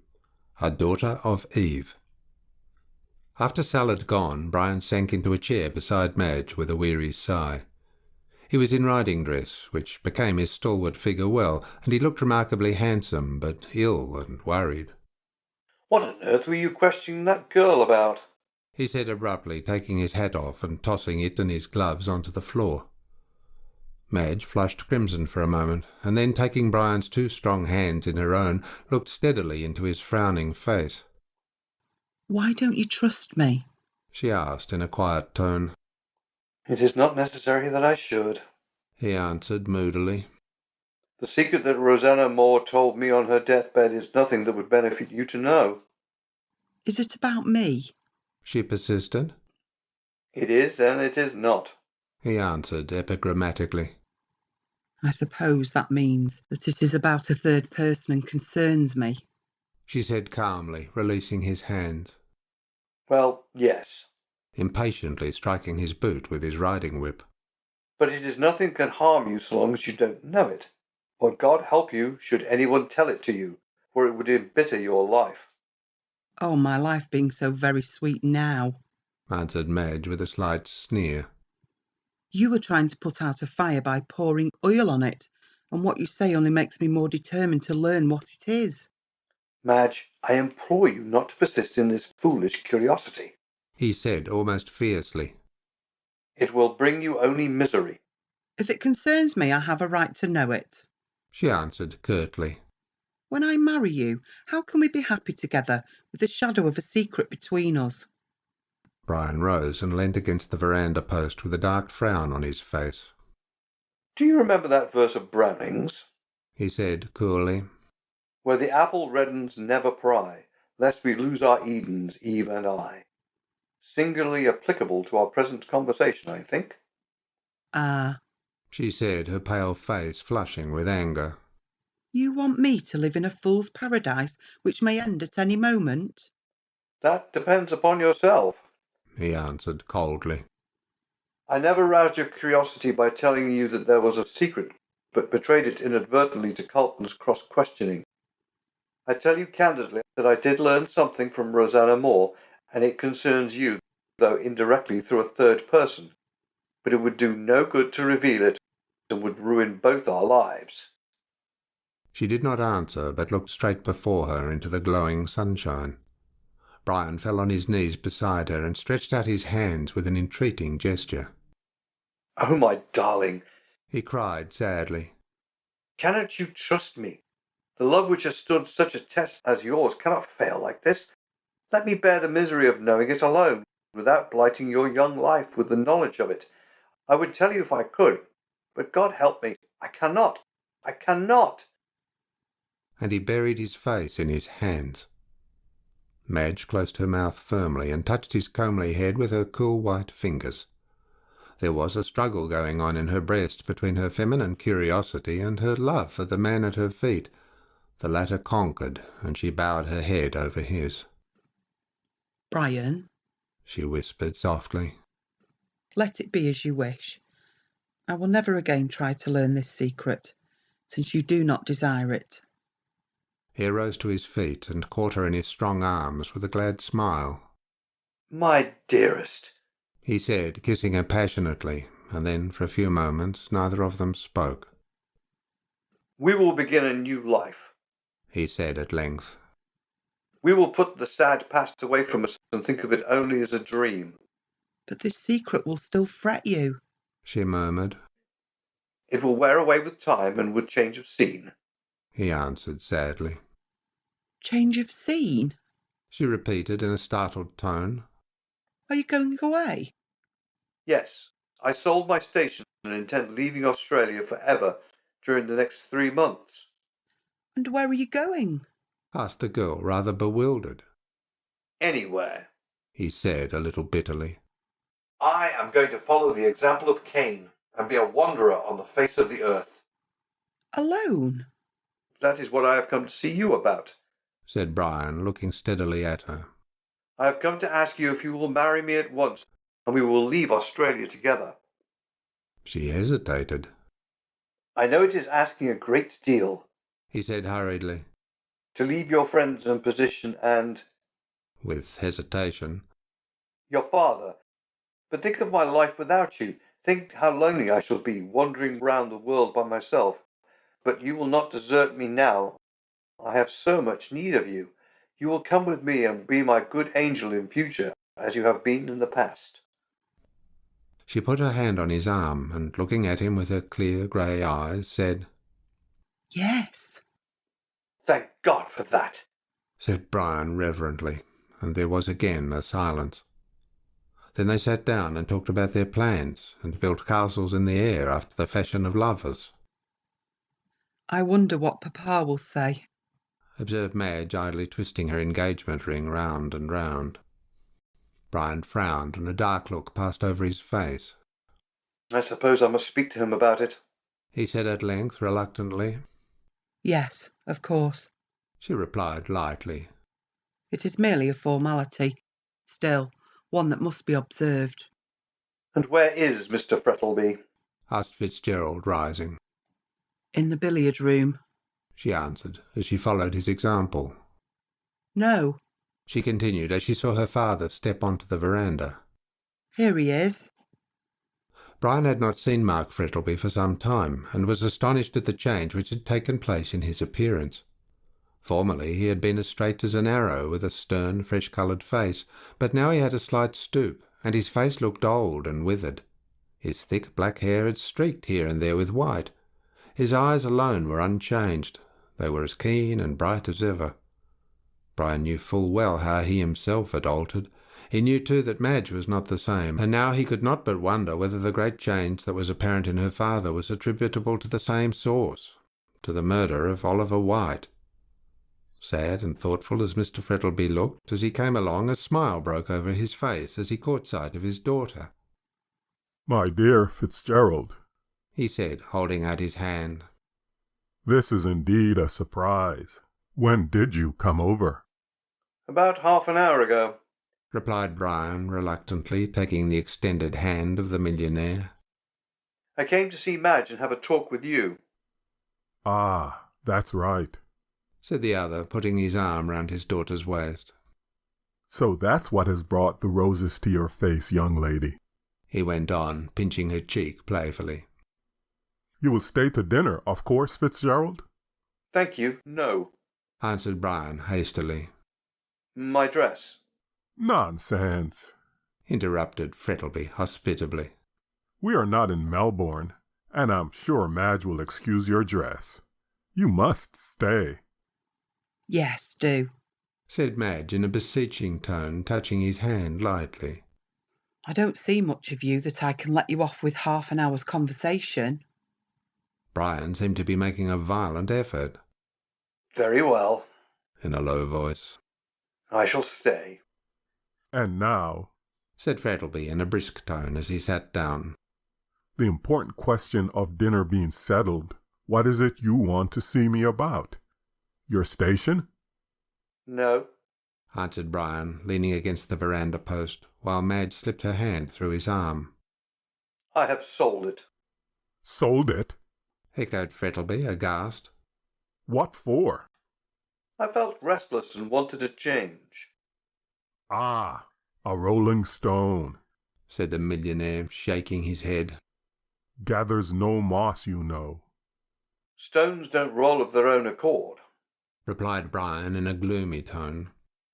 They are impelled by a force over which they have no control. "Oh, indeed," said the millionaire in a joking tone. "And may I ask what is your propelling force?" Brian looked at the man's face with such a steady gaze that the latter's eyes dropped after an uneasy attempt to return it. "Well?" he said impatiently, looking at the two tall young people standing before him. "What do you want to see me about?" Madge has agreed to marry me at once, and I want your consent. "Impossible," said Frettlby curtly. There is no such word as impossible, retorted Brian coolly, thinking of the famous remark in Richelieu. Why should you refuse? I am rich now. "Pshaw," said Frettlby, rising impatiently. "It's not money I'm thinking about. I've got enough for both of you, but I cannot live without Madge." Then come with us, said his daughter, kissing him. Her lover, however, did not second the invitation, but stood moodily, twisting his tawny moustache and staring out into the garden in an absent sort of manner. "What do you say, Fitzgerald?" said Frettlby, who was eyeing him keenly. Oh, delighted, of course, answered Brian confusedly. "In that case," returned the other coolly, "I will tell you what we will do. I have bought a steam yacht, and she will be ready for sea about the end of January.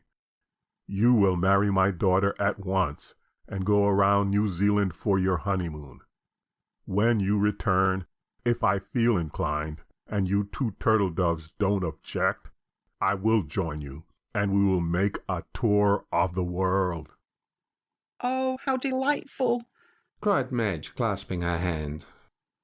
I'm so fond of the ocean with a companion, of course, she added with a saucy glance at her lover. Brian's face had brightened considerably, for he was a born sailor, and a pleasant yachting voyage in the blue waters of the Pacific, with Madge as his companion, was to his mind as near paradise as any mortal could get. "And what is the name of the yacht?" he asked with deep interest. Her name? repeated Mr. Frettlby hastily. Oh, a very ugly name, and one which I intend to change. At present, she is called the Rosanna. Rosanna? Brian and his betrothed both started at this, and the former stared curiously at the old man, wondering at the coincidence between the name of the yacht and that of the woman who died in the Melbourne slum.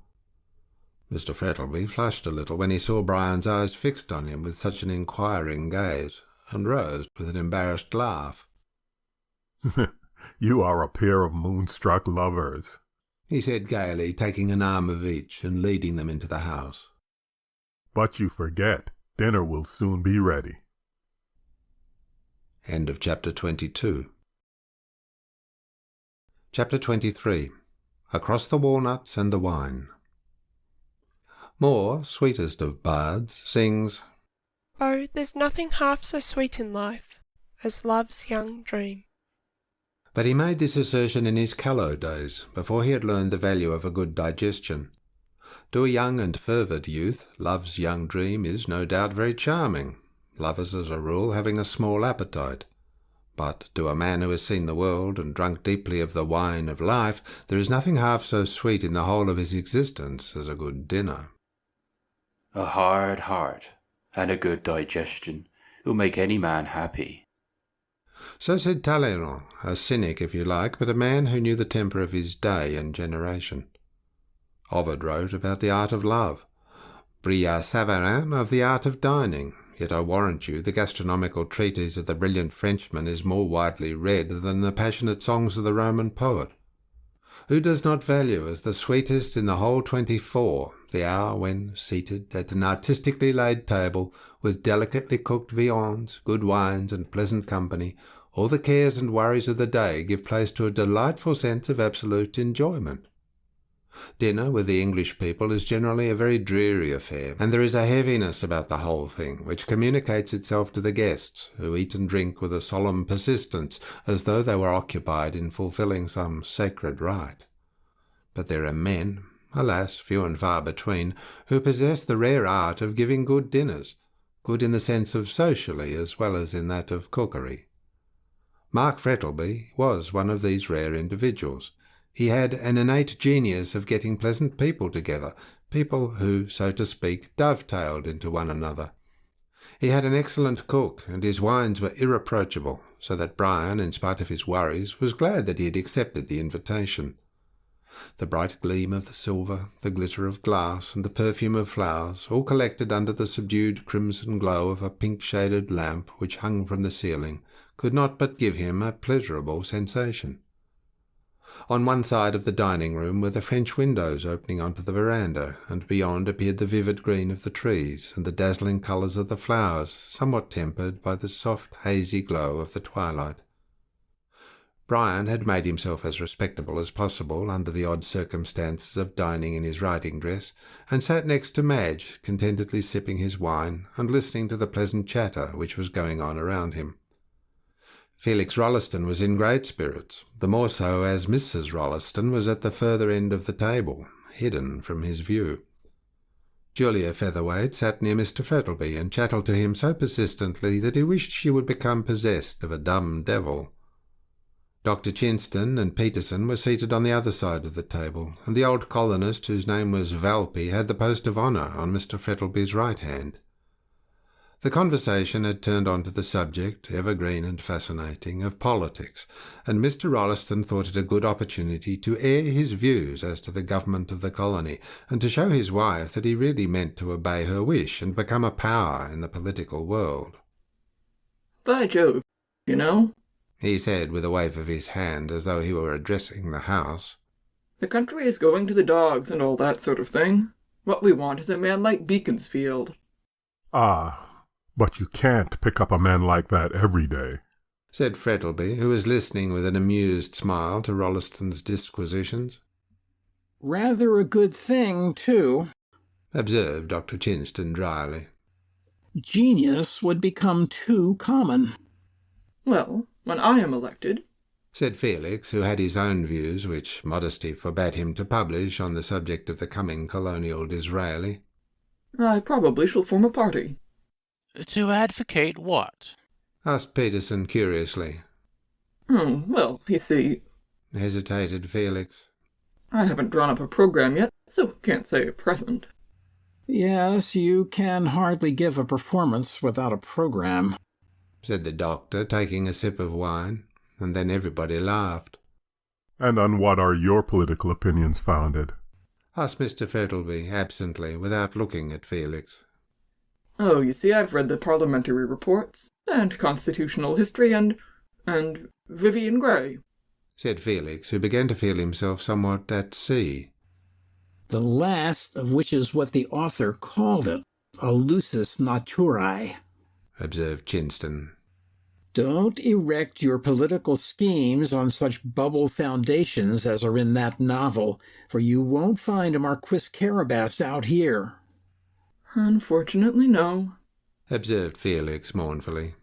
But we may find a Vivian Grey. Everyone smothered a smile. The illusion was so patent.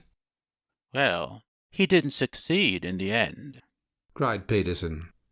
Of course he didn't, retorted Felix disdainfully. He made an enemy of a woman, and a man who is such a fool as to do that deserves to fall. You have an excellent opinion of our sex, Mr. Rolliston, said Madge, with a wicked glance at the wife of that gentleman, who was listening complacently to her husband's aimless chatter. No better than they deserve, replied Rolliston gallantly.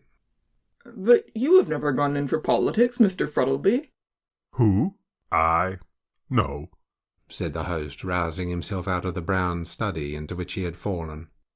I'm afraid I'm not sufficiently patriotic, and my business did not permit me. And now? Now, echoed Mr. Frettlby, glancing at his daughter, I intend to travel. The jolliest thing out, said Peterson eagerly. One never gets tired of seeing the queer things that are in the world. I've seen queer enough things in Melbourne in the early days, said the old colonist with a wicked twinkle in his eyes. Oh, cried Julia, putting her hands up to her ears. Don't tell me them, for I'm sure they're naughty. We weren't saints then, said old Valpy with a senile chuckle. Ah, then, we haven't changed much in that respect, retorted Frettlby dryly. You talk of your theatres now, went on Valpy with the garrulousness of old age. Why, you haven't got a dancer like Rosanna. Brian started on hearing this name again, and he felt Madge's cold hand touch his. And who was Rosanna? asked Felix curiously, looking up. A dancer and burlesque actress, replied Valpy vivaciously, nodding his old head. Such a beauty. We were all mad about her. Such hair and eyes. You remember her, Frettlby? Yes, answered the host in a curiously dry voice. But before Mr. Valpy had the opportunity to wax more eloquent, Madge rose from the table, and the other ladies followed. The ever-polite Felix held the door open for them, and received a bright smile from his wife for what she considered his brilliant talk at the dinner-table. Brian sat still, and wondered why Frettlby changed colour on hearing the name. He supposed that the millionaire had been mixed up with the actress, and did not care about being reminded of his early indiscretions. And after all, who does? She was as light as a fairy, continued Valpy with a wicked chuckle. What became of her? asked Brian abruptly. Mark Frettlby looked up suddenly as Fitzgerald asked this question. She went back to England in 1858, said the aged one. I'm not quite sure if it was July or August, but it was in 1858. You will excuse me, Valpy, but I hardly think that these reminiscences of a ballet dancer are amusing, said Frettlby curtly, pouring himself out a glass of wine. Let us change the subject. Notwithstanding the plainly expressed wish of his host, Brian felt strongly inclined to pursue the conversation. Politeness, however, forbade such a thing, and he consoled himself with the reflection that, after dinner, he would ask old Valpy about the ballet dancer whose name caused Mark Frettlby to exhibit such strong emotion. But, to his annoyance, when the gentleman went into the drawing-room, Frettlby took the old colonist off to his study, where he sat with him the whole evening, talking over old times. Fitzgerald found Madge seated at the piano in the drawing-room, playing one of Mendelssohn's Songs Without Words. "What a dismal thing that is you are playing, Madge," he said lightly as he sank into a seat beside her. "It's more like a funeral march than anything else." "Gad, so it is," said Felix, who came up at this moment. "I don't care myself about Opus 84 and all that classical humbug. Give me something light. Belle Hélène with Emily Melville and all that sort of thing." "Felix," said his wife in a stern tone. "My dear," he answered recklessly, rendered bold by the champagne he had taken. "You observed—" "Nothing particular," answered Mrs. Rolleston, glancing at him with a stony eye. "except that I consider Offenbach low." "I don't," said Felix, sitting down to the piano, from which Madge had just risen. "And to prove he ain't, here goes." He ran his fingers lightly over the keys, and dashed into a brilliant Offenbach gallop, which had the effect of waking up the people in the drawing-room, who felt sleepy after dinner, and sent the blood tingling through their veins. When they were thoroughly roused, Felix, now that he had an appreciative audience, for he was by no means an individual who believed in wasting his sweetness on the desert air, prepared to amuse them. "You haven't heard the last new song by Frosty, have you?" he asked after he had brought his gallop to a conclusion. Is that the composer of Inasmuch and How So? asked Julia, clasping her hands. I do love his music, and the words are so sweetly pretty. Infernally stupid, she means, whispered Peterson to Brian. They've no more meaning in them than the titles. "Sing us the new song, Felix," commanded his wife, and her obedient husband obeyed her. It was entitled Somewhere, words by Vashti, music by Paola Frosti, and was one of those extraordinary compositions which may mean anything, that is, if the meaning can be discovered. Felix had a pleasant voice, though it was not very strong, and the music was pretty, while the words were mystical. The first verse was as follows. A flying cloud, a breaking wave, a faint light in a moonless sky, a voice that from the silent grave sounds sad in one long bitter cry. I know not, sweet, where you may stand, with shining eyes and golden hair, yet I know I will touch your hand and kiss your lips somewhere, somewhere, somewhere, when the summer sun is fair, waiting me on land or sea. Somewhere, love, somewhere. The second verse was very similar to the first, and when Felix finished, a murmur of applause broke from every one of the ladies. How sweetly pretty, sighed Julia. Such a lot in it. What is its meaning? asked Brian, rather bewildered. "It hasn't got one," replied Felix complacently. "Surely you don't want every song to have a moral, like a book of Aesop's fables?" Brian shrugged his shoulders and turned away with Madge. "I must say I agree with Fitzgerald," said the doctor quickly. "I like a song with some meaning in it. The poetry of the one you sang is as mystical as Browning, without any of his genius to redeem it." "Philistine," murmured Felix under his breath, and then vacated his seat at the piano in favour of Julia, who was about to sing a ballad called Going Down the Hill, which had been the rage in Melbourne musical circles during the last 2 months. Meanwhile, Madge and Brian were walking up and down in the moonlight. It was an exquisite night, with a cloudless blue sky glittering with the stars, and a great yellow moon in the west. Madge seated herself on the side of the marble ledge which girdled the still pool of water in front of the house, and dipped her hand into the cool water. Brian leaned against the trunk of a great magnolia tree, whose glossy green leaves and great creamy blossoms looked fantastic in the moonlight.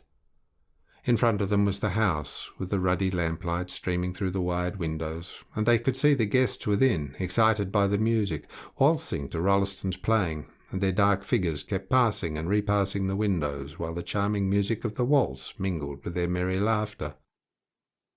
"Looks like a haunted house," said Brian, thinking of Poe's weird poem. "But such a thing is impossible out here." I don't know so much about that, said Madge gravely, lifting up some water in the palm of her hand and letting it stream back like diamonds in the moonlight. I knew a house in St Kilda which was haunted. "By what?" asked Brian sceptically. Noises, she answered solemnly. Brian burst out laughing and startled a bat which flew round and round in the silver moonlight and whirred away into the shelter of a wych elm. "Rats and mice are more common here than ghosts," he said lightly. "I'm afraid the inhabitants of your haunted house were fanciful." So you don't believe in ghosts? "There's a banshee in our family," said Brian with a gay smile, "who is supposed to cheer our deathbeds with her howlings. But as I've never seen the lady myself, I'm afraid she's a Mrs. Harris." It's aristocratic to have a ghost in the family, I believe, said Madge. That is the reason we colonials have none. "But you will have," he answered with a careless laugh. "There are no doubt democratic as well as aristocratic ghosts. But sure," he went on impatiently. "What nonsense I talk. There are no ghosts except of a man's own raising. The ghosts of a dead youth, the ghosts of past follies, the ghosts of what might have been. These are the spectres which are more to be feared than those of the churchyard." Madge looked at him in silence, for she understood the meaning of that passionate outburst, the secret which the dead woman had told him, and which hung like a shadow over his life. She arose quietly and took his arm. The light touch roused him, and a faint wind sent an eerie rustle through the still leaves of the magnolia as they walked back in silence to the house. End of chapter 23. Chapter 24. Brian receives a letter. Notwithstanding the hospitable invitation of Mr. Frettlby, Brian refused to stay at Yabba Yallock that night, but after saying good-bye to Madge, mounted his horse and rode slowly away in the moonlight. He felt very happy, and letting the reins lie on his horse's neck, he gave himself up unreservedly to his thoughts. Atra Cura certainly did not sit behind the horseman on this night, and Brian, to his surprise, found himself singing Kitty of Coleraine as he rode along in the silver moonlight. And was he not right to sing when the future seemed so bright and pleasant? Oh yes, they would live on the ocean, and she would find how much pleasanter it was on the restless waters, with their solemn sense of mystery, than on the crowded land. Was not the sea made for the free, land for courts and slaves alone? Moore was perfectly right. She would learn that, when with a fair wind and all sails set, they were flying over the blue Pacific waters. And then they would go home to Ireland, to the ancestral home of the Fitzgeralds, where he would lead her in under the arch with Cead Millefortune on it, and everybody would bless the fair young bride. Why should he trouble himself about the crime of another? No. He had made a resolve and intended to keep it. He would put his secret, with which he had been entrusted, behind his back, and would wander about the world with Madge and her father. He felt a sudden chill came over him as he murmured the last words to himself. "Her father. I'm a fool," he said impatiently as he gathered up the reins and spurred his horse into a canter. "It can make no difference to me so long as Madge remains ignorant. But to sit beside him, to eat with him, to have him always present like a skeleton at a feast, God help me." He urged his horse into a gallop, and as he rushed over the turf with the fresh, cool night wind blowing keenly against his face, he felt a sense of relief as though he were leaving some dark spectre behind. On he galloped, with the blood throbbing in his young veins, over miles of plain, with the dark blue star-studded sky above and the pale moon shining down on him, past a silent shepherd's hut which stood near a wide creek, splashing through the cool water which wound through the dark plain like a thread of silver in the moonlight. Then again the wide grassy plain, dotted here and there with tall clumps of shadowy trees, and on either side he could see the sheep scurrying away like fantastic spectres. On, ever on, until his own homestead appears, and he sees the star-like light shining brightly in the distance, a long avenue of tall trees over whose wavering shadows his horse thundered, and then the wide grassy space in front of the house with the clamorous barking of dogs. A groom, roused by the clatter of hoofs up the avenue, comes round the side of the house, and Brian leaps off his horse, and flinging the reins to the man, walks into his own room. There he finds a lighted lamp, brandy and soda on the table, and a packet of letters and newspapers. He flung his hat on the sofa and opened the window and door so as to let in the cool breeze. Then, mixing for himself a glass of brandy and soda, he turned up the lamp and prepared to read his letters. The first he took up was from a lady. "Always a she correspondent for me," says Isaac Disraeli, "provided she does not cross." Brian's correspondence did not cross, but notwithstanding this, after reading half a page of small talk and scandal, he flung the letter on the table with an impatient ejaculation.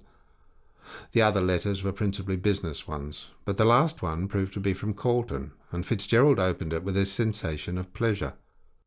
Colton was a capital letter-writer, and his epistles had done much to cheer Fitzgerald in the dismal period which succeeded his acquittal of White's murder, when he was in danger of getting into a morbid state of mind.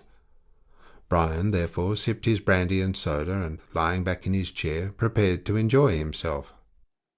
"My dear Fitzgerald," wrote Colton in his peculiarly clear handwriting, which was such an exception to the usual crabbed hieroglyphics of his brethren of the bar. "While you are enjoying the cool breezes and delightful freshness of the country, here am I, with numerous other poor devils, cooped up in this hot and dusty city. How I wish I were with you in the land of Goshen, by the rolling waters of the Murray, where everything is bright and green and unsophisticated. The two latter terms are almost identical, instead of which my view is bounded by bricks and mortar, and the muddy waters of the Yarra have to do duty for your noble river. I too have lived in Arcadia, but I don't now, and even if some power gave me the choice to go back again, I am not sure that I would accept. Arcadia, after all, is a lotus-eating paradise of blissful ignorance, and I love the world with its pomps and vanities and wickedness. While you, therefore, O Corydon, don't be afraid, I'm not going to quote Virgil, are studying nature's book. I am deep in the musty leaves of Themis's volume, but I dare say that the Great Mother teaches you much better things than her artificial daughter does me. However, you remember the pithy proverb, when one is in Rome, one must not speak ill of the Pope. So, being in the legal profession, I must respect its muse.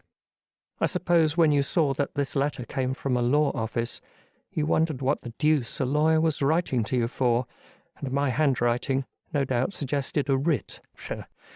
I am wrong there. You are past the age of writs. Not that I hint that you are old, by no means.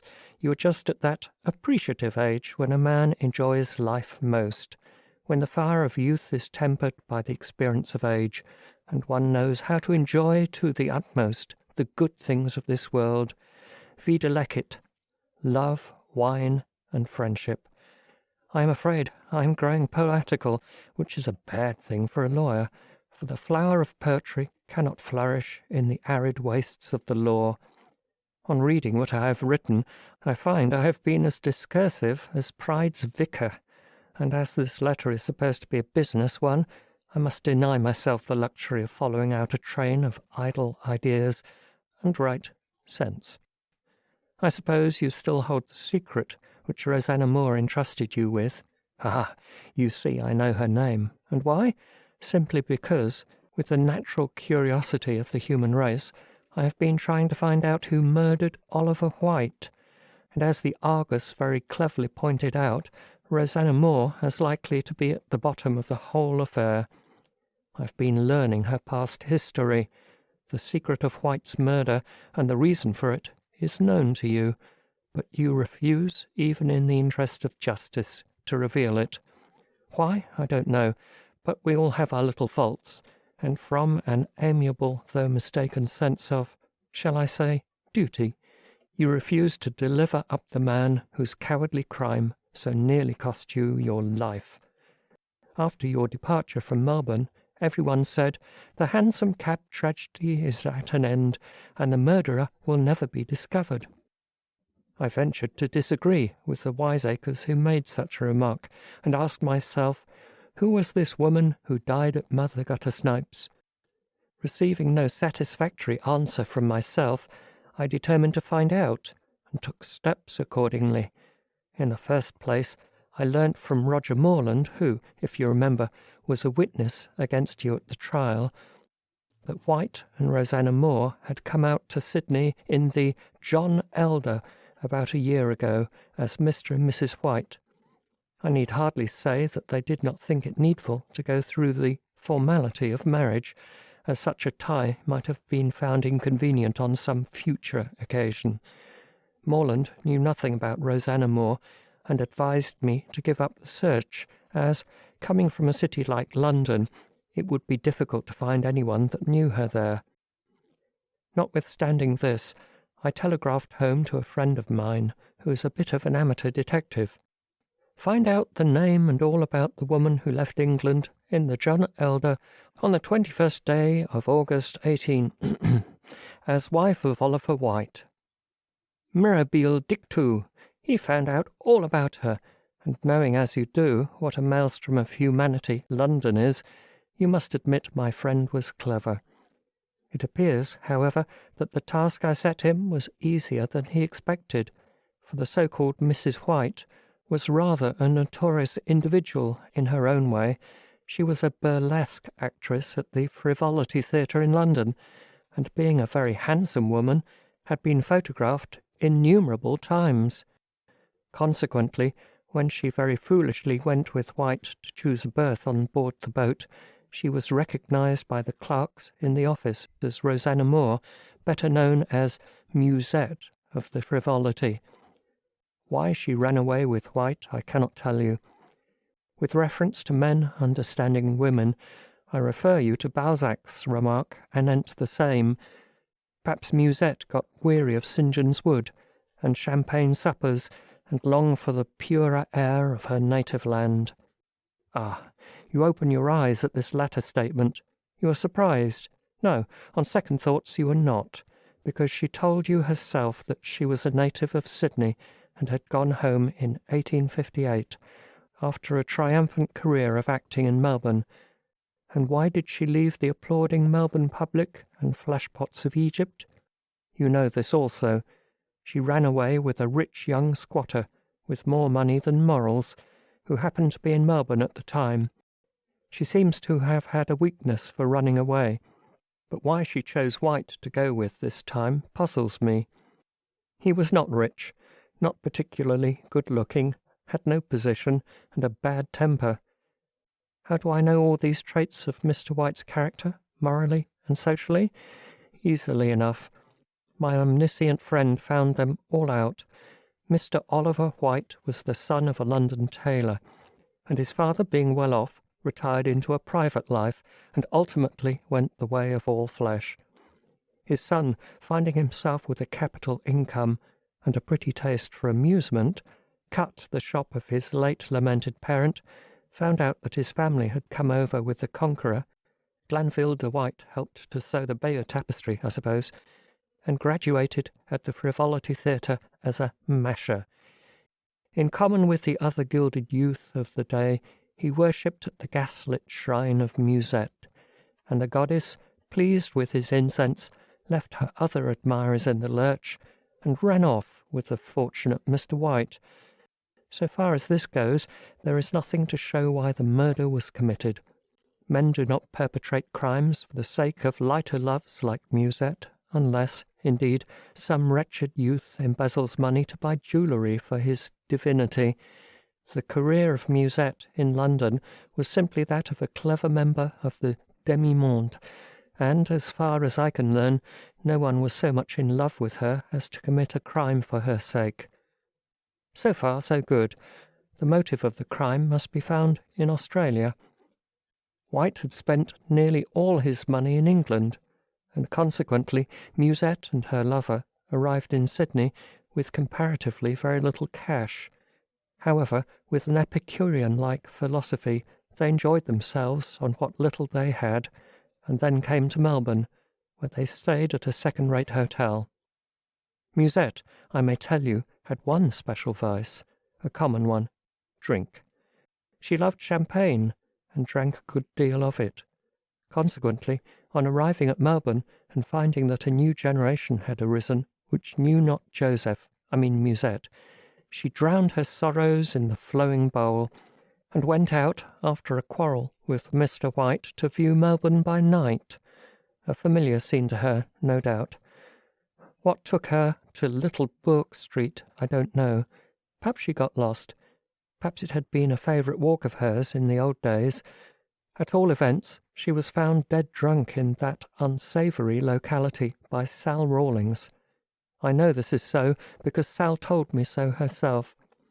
Sal acted the part of the Good Samaritan, took her to the squalid den she called home, and there Rosanna Moore fell dangerously ill. White, who had missed her, found out where she was, and that she was too ill to be removed.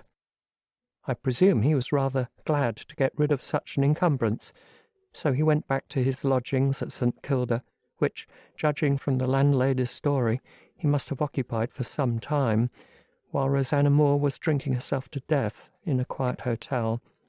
Still, he does not break off his connection with the dying woman, but one night is murdered in a hansom cab, and that same night Rosanna Moore dies.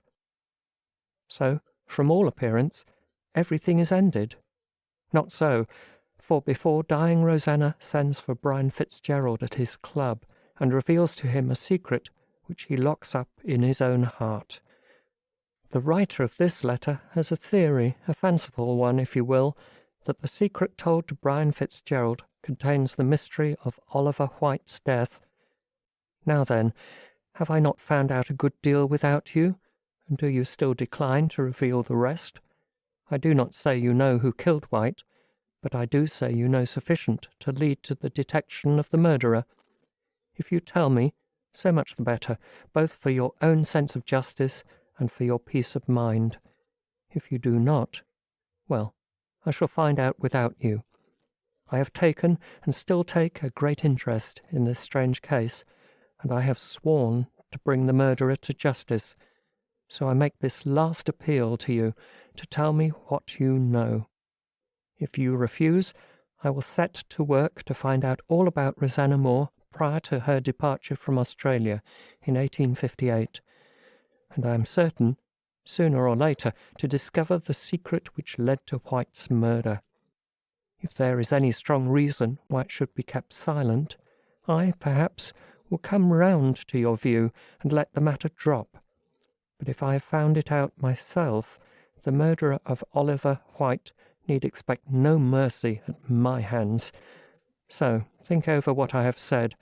If I do not hear from you within the next week, I shall regard your decision as final, and pursue the search myself.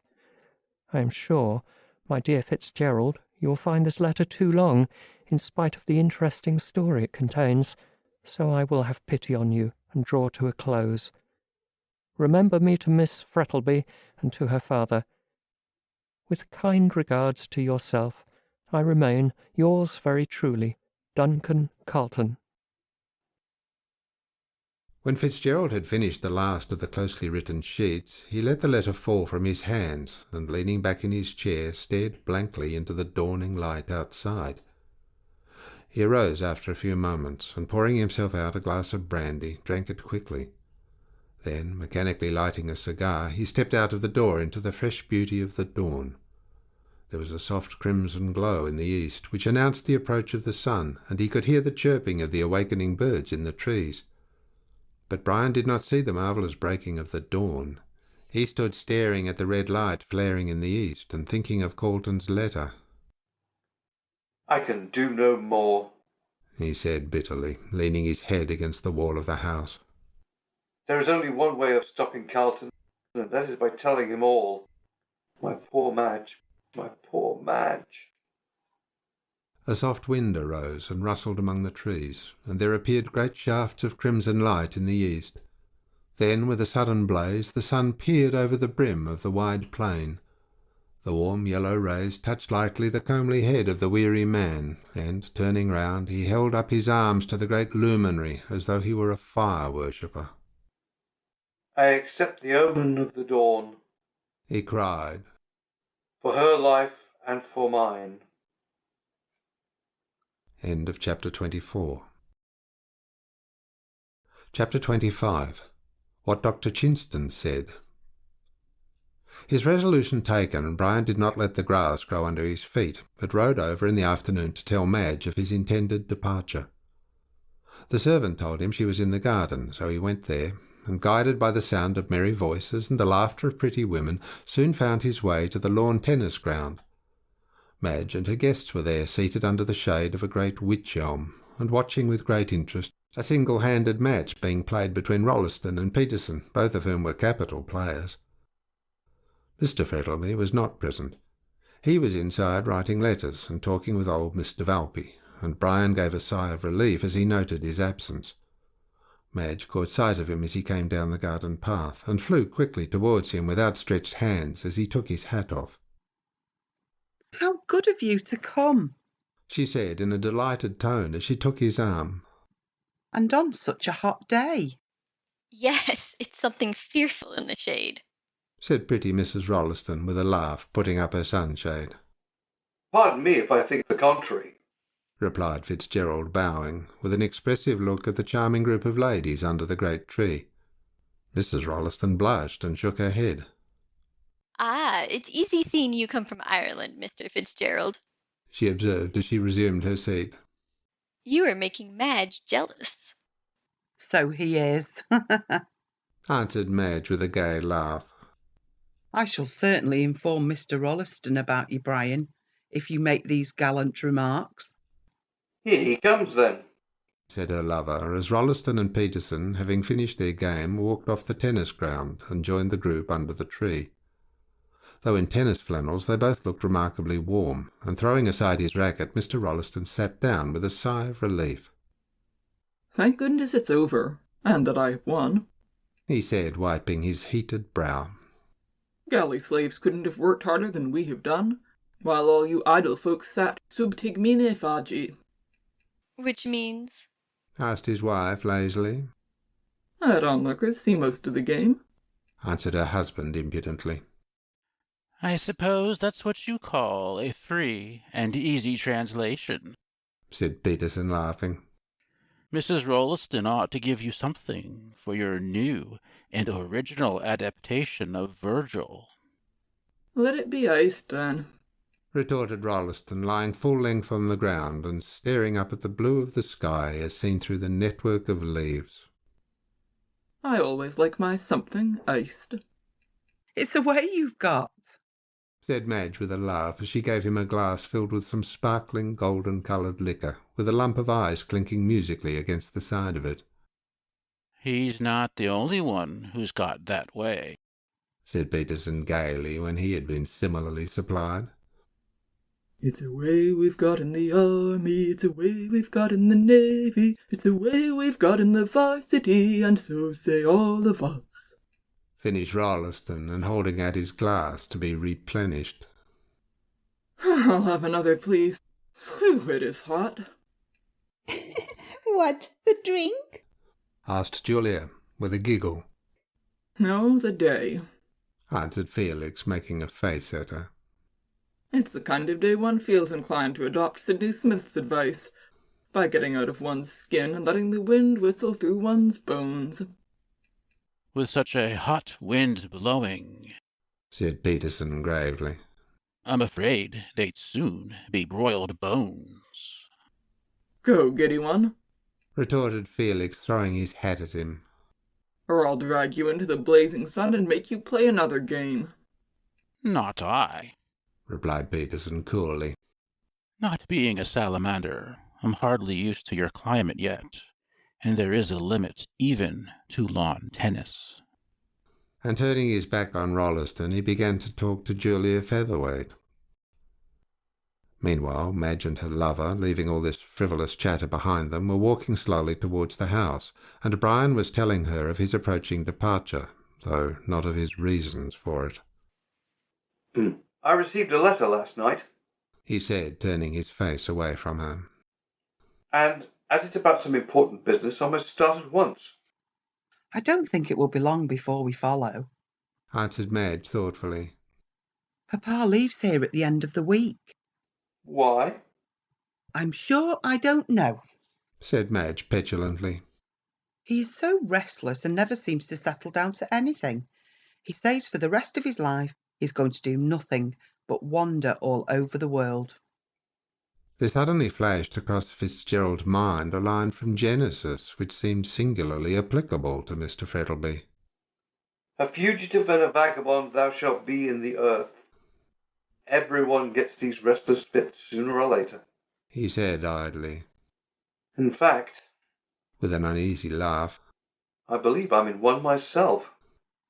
That puts me in mind of what I heard Dr. Chinston say yesterday, she said.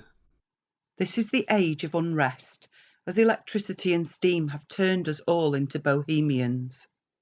Ah, Bohemia is a pleasant place, said Brian absently, unconsciously quoting Thackeray. But we all lose our way to it late in life. At that rate we won't lose our way to it for some time, she said, laughing as they stepped into the drawing-room, so cool and shady after the heat and glare outside. As they entered, Mr. Frettlby rose from a chair near the window. He appeared to have been reading, for he held a book in his hand. What? Fitzgerald? He exclaimed in a hearty tone as he held out his hand. I am glad to see you. I let you know I am living, don't I? Replied Brian, his face flushing as he reluctantly took the proffered hand. But the fact is I've come to say goodbye for a few days. Ah, going back to town, I suppose, said Mr. Frettlby, lying back in his chair and playing with his watch-chain. I don't know that you are wise, exchanging the clear air of the country for the dusty atmosphere of Melbourne. Yet Madge tells me you are going back, said Brian, idly toying with a vase of flowers on the table. Depends upon circumstances, replied the other carelessly. I may and I may not. You go on business, I presume. Well, the fact is, Carlton... Here Brian stopped suddenly and bit his lip with vexation, for he had not intended to mention the lawyer's name. Yes, said Mr. Frettlby interrogatively, sitting up quickly and looking keenly at Brian. Wants to see me on business, he finished awkwardly. Connected with the sale of your station, I suppose, said Frettlby, still keeping his eyes on the young man's face. Can't have a better man. Carlton's an excellent man of business. A little too excellent, replied Fitzgerald ruefully. He's a man who can't leave well alone. Apropos of what? Of nothing, answered Fitzgerald hastily, and just then his eyes met those of Frettlby. The two men looked at one another steadily for a moment, but in that short space of time a single name flashed through their brains, the name of Rosanna Moore. Mr. Frettlby was the first to lower his eyes and break the spell. Ah, well, he said lightly as he rose from his chair and held out his hand. If you are 2 weeks in town, call at St. Kilda, and it's more than likely you will find us there. Brian shook hands in silence and watched him pick up his hat and move on to the veranda and then out into the hot sunshine. He knows, he muttered involuntarily. Knows what, sir? said Madge, who came silently behind him and slipped her arm through his. That you are hungry and want something to eat before you leave us? I don't feel hungry, said Brian as they walked towards the door. Nonsense, answered Madge merrily, who, like Eve, was on hospitable thoughts intent. I'm not going to have you appear in Melbourne, a pale, fond lover, as though I were treating you badly. Come, sir, no. She continued, putting up her hand as he tried to kiss her. Business first, pleasure afterwards. And they went into the dining-room, laughing. Mark Frettlby wandered down to the lawn tennis ground, thinking of the look he had seen in Brian's eyes. He shivered for a moment in the hot sunshine, as though it had grown suddenly chill. Someone's stepping across my grave, he murmured to himself with a cynical smile. Bah, how superstitious I am, and yet he knows. He knows. Come on, sir, cried Felix, who had just caught sight of him. A racket awaits you. Frettlby awoke with a start and found himself near the lawn tennis ground, and Felix at his elbow smoking a cigarette. He roused himself with a great effort and tapped the young man lightly on the shoulder. What? he said with a forced laugh. Do you really expect me to play lawn tennis on such a day? You are mad. I'm hot, you mean? retorted the imperturbable Rolleston, blowing a wreath of smoke. That's a foregone conclusion, said Dr. Chinston, who came up at that moment. Such a charming novel, cried Julia, who had just caught the last remark. What is? asked Peterson, rather puzzled. Howell's book, a foregone conclusion, said Julia, also looking puzzled.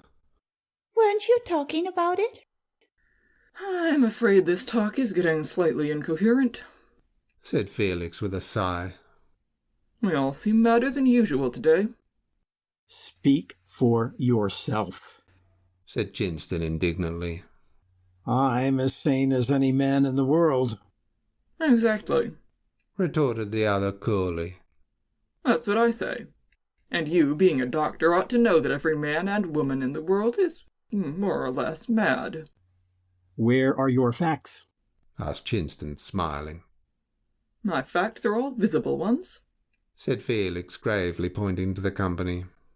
They're all crooked on some point or another. There was a chorus of indignant denial at this, and then everyone burst out laughing at the extraordinary way in which Mr. Rolleston was arguing. If you go on like that in the house, said Frettlby, amused, you will, at all events, have an entertaining parliament. Ah, they'll never have an entertaining parliament till they admit ladies, observed Peterson with a quizzical glance at Julia. It will be a parliament of love, then, retorted the doctor dryly. And not medieval either. Frettlby took the doctor's arm and walked away with him. I want you to come up to my study, Doctor, he said as they strolled towards the house. And examine me. Why, don't you feel well? said Chinston as they entered the house. Not lately, replied Frettlby. I'm afraid I've got heart disease. The doctor looked sharply at him and then shook his head. Nonsense, he said cheerfully. It's a common delusion with people that they have heart disease, and in 9 cases out of 10 it's all imagination. Unless, indeed, he added waggishly, the patient happens to be a young man. Ah, I suppose you think I'm safe as far as that goes, said Frettlby as they entered the study. And what did you think of Rolleston's argument about people being mad? It was amusing, replied Chinston, taking a seat, Frettlby doing the same. That's all I can say about it, though, mind you, I think there are more mad people at large than the world is aware of. Indeed. Yes. Do you remember that horrible story of Dickens in the Pickwick Papers about the man who was mad and knew it, yet successfully concealed it for years. Well, I believe there are many people like that in the world, people whose lives are one long struggle against insanity, and yet who eat, drink, talk, and walk with the rest of their fellow men, apparently as gay and light-hearted as they are. How extraordinary. Half the murders and suicides are done in temporary fits of insanity, went on Chinston. And if a person broods over anything, his incipient madness is sure to break out sooner or later. But, of course, there are cases where a perfectly sane person may commit a murder on the impulse of the moment, but I regard such persons as mad for the time being. But, again, a murder may be planned and executed in the most cold-blooded manner. And in the latter case? Said Frettleby without looking at the doctor and playing with a paper knife. Do you regard the murderer as mad? Yes, I do, answered the doctor bluntly. He is as mad as a person who kills another because he supposes he has been told by God to do so. Only there is method in his madness. For instance, I believe that Hansom cab murder in which you were mixed up. I wasn't mixed up in it, interrupted Frettleby, pale with anger. Beg pardon, said Chinston coolly. A slip of the tongue. I was thinking of Fitzgerald. Well, I believe that crime to have been premeditated and that the man who committed it was mad. He is, no doubt, at large now, walking about and conducting himself as sanely as you or I, yet the germ of insanity is there, and sooner or later he will commit another crime. How do you know it was premeditated? asked Frettleby abruptly. Anyone can see that, answered the other. White was watched on that night, and when Fitzgerald went away, the other was ready to take his place, dressed the same. That's nothing, retorted Frettleby, looking at his companion sharply. There are dozens of men in Melbourne who wear evening dress, light coats, and soft hats. In fact, I generally wear them myself. Well, that might have been a coincidence, said the doctor, rather disconcerted. But the use of chloroform puts the question beyond a doubt. People don't usually carry chloroform about with them.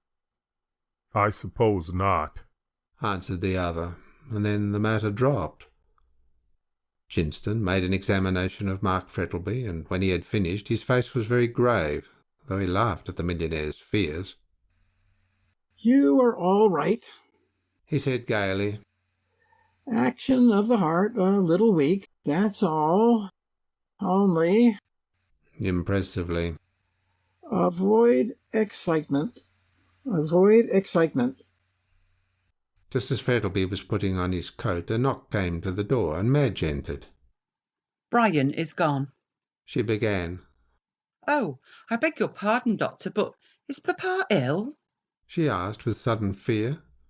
No, child, no, said Frettleby hastily. I'm all right. I thought my heart was affected, but it isn't. Not a bit of it, answered Chinston reassuringly. All right. Only avoid excitement. But when Frettleby turned to go to the door, Madge, who had her eyes fixed on the doctor's face, saw how grave it was. There is danger, she said, touching his arm as they paused for a moment at the door.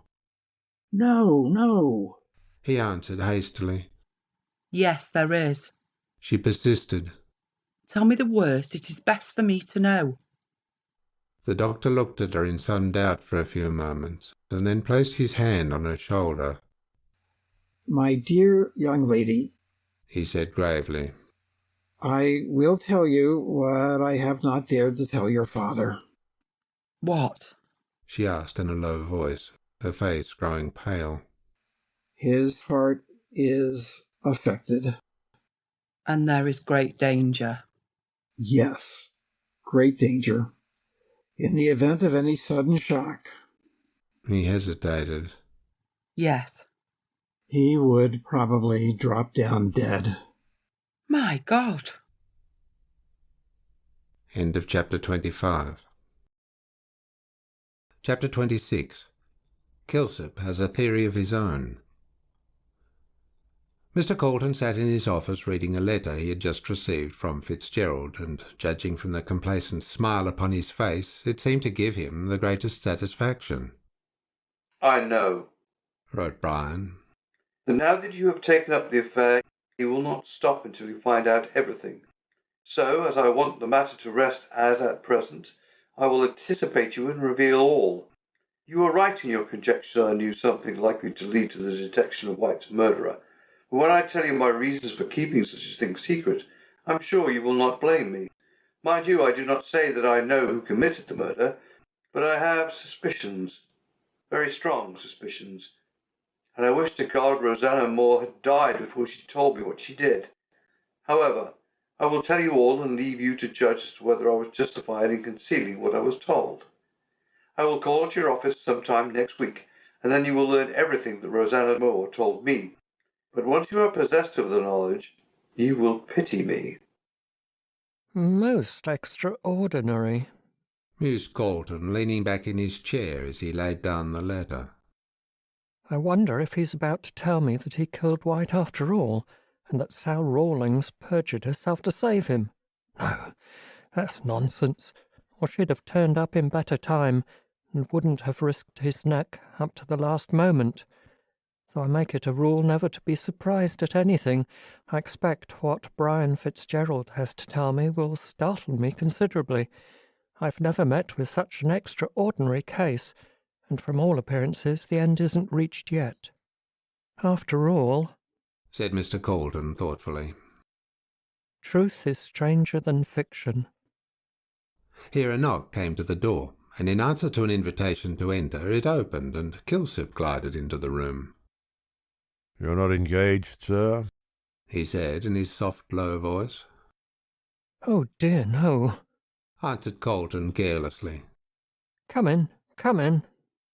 Kilsip closed the door softly, and gliding along in his usual velvet-footed manner, sat down in a chair near Colton's, and placing his hat on the ground, looked keenly at the barrister.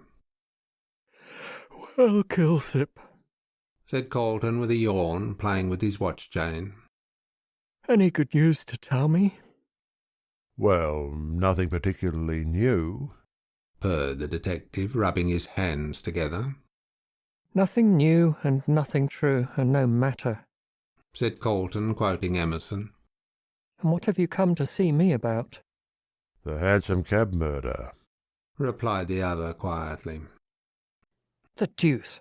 cried Colton, startled out of his professional dignity. And have you found out who did it? No, answered Kilsip rather dismally. But I have an idea. So had Corby, retorted Colton dryly. An idea that ended in smoke. Have you any practical proofs? Not yet. That means you are going to get some? If possible. Much virtue in if, quoted Colton, picking up a pencil and scribbling idly on his blotting paper. And to whom does your suspicion point? Aha, said Mr. Kilsip cautiously. Don't know him, answered the other coolly. Family name Humbug, I presume. Bosh! Whom do you suspect? Kilsip looked round cautiously as if to make sure they were alone, and then said in a stage whisper, Roger Morland. That was the young man that gave evidence as to how White got drunk? Kilsip nodded. Well, and how do you connect him with the murder? Do you remember, in the evidence given by the cabmen, Royston and Rankin, they both swore that the man who was with White on that night wore a diamond ring on the forefinger of the right hand? What of that? Nearly every second man in Melbourne wears a diamond ring. But not on the forefinger of the right hand. Oh, and Morland wears a ring in that way? Yes. Merely a coincidence. Is that all your proof? All I can obtain at present. It's very weak, said Colton scornfully. The weakest proofs may form a chain to hang a man, observed Kilsip sententiously. Morland gave his evidence clearly enough, said Colton, rising and pacing the room. He met White, they got drunk together, White went out of the hotel, and shortly afterwards Morland followed with the coat, which was left behind by White, and then someone snatched it from him. Ah, did they? Interrupted Kilsip quickly. So Morland says, said Colton, stopping short. I understand you think Morland was not so drunk as he would make out, and that, after following White outside, he put on his coat and got into the cab with him. That is my theory. It's ingenious enough, said the barrister. But why should Morland murder White? What motive had he? Those papers. Phew, another idea of Gorby's, said Colton angrily. How do you know there were any papers? The fact is, Colton did not intend Kilsip to know that White really had papers until he heard what Fitzgerald had to tell him. And another thing, said Colton, resuming his walk. If your theory is correct, which I don't think it is, what became of White's coat? Has Morland got it? No, he has not, answered the detective decisively. You seem very positive about it, said the lawyer after a moment's pause. Did you ask Morland about it? A reproachful look came into Kilsip's white face. Not quite so green, he said, forcing a smile.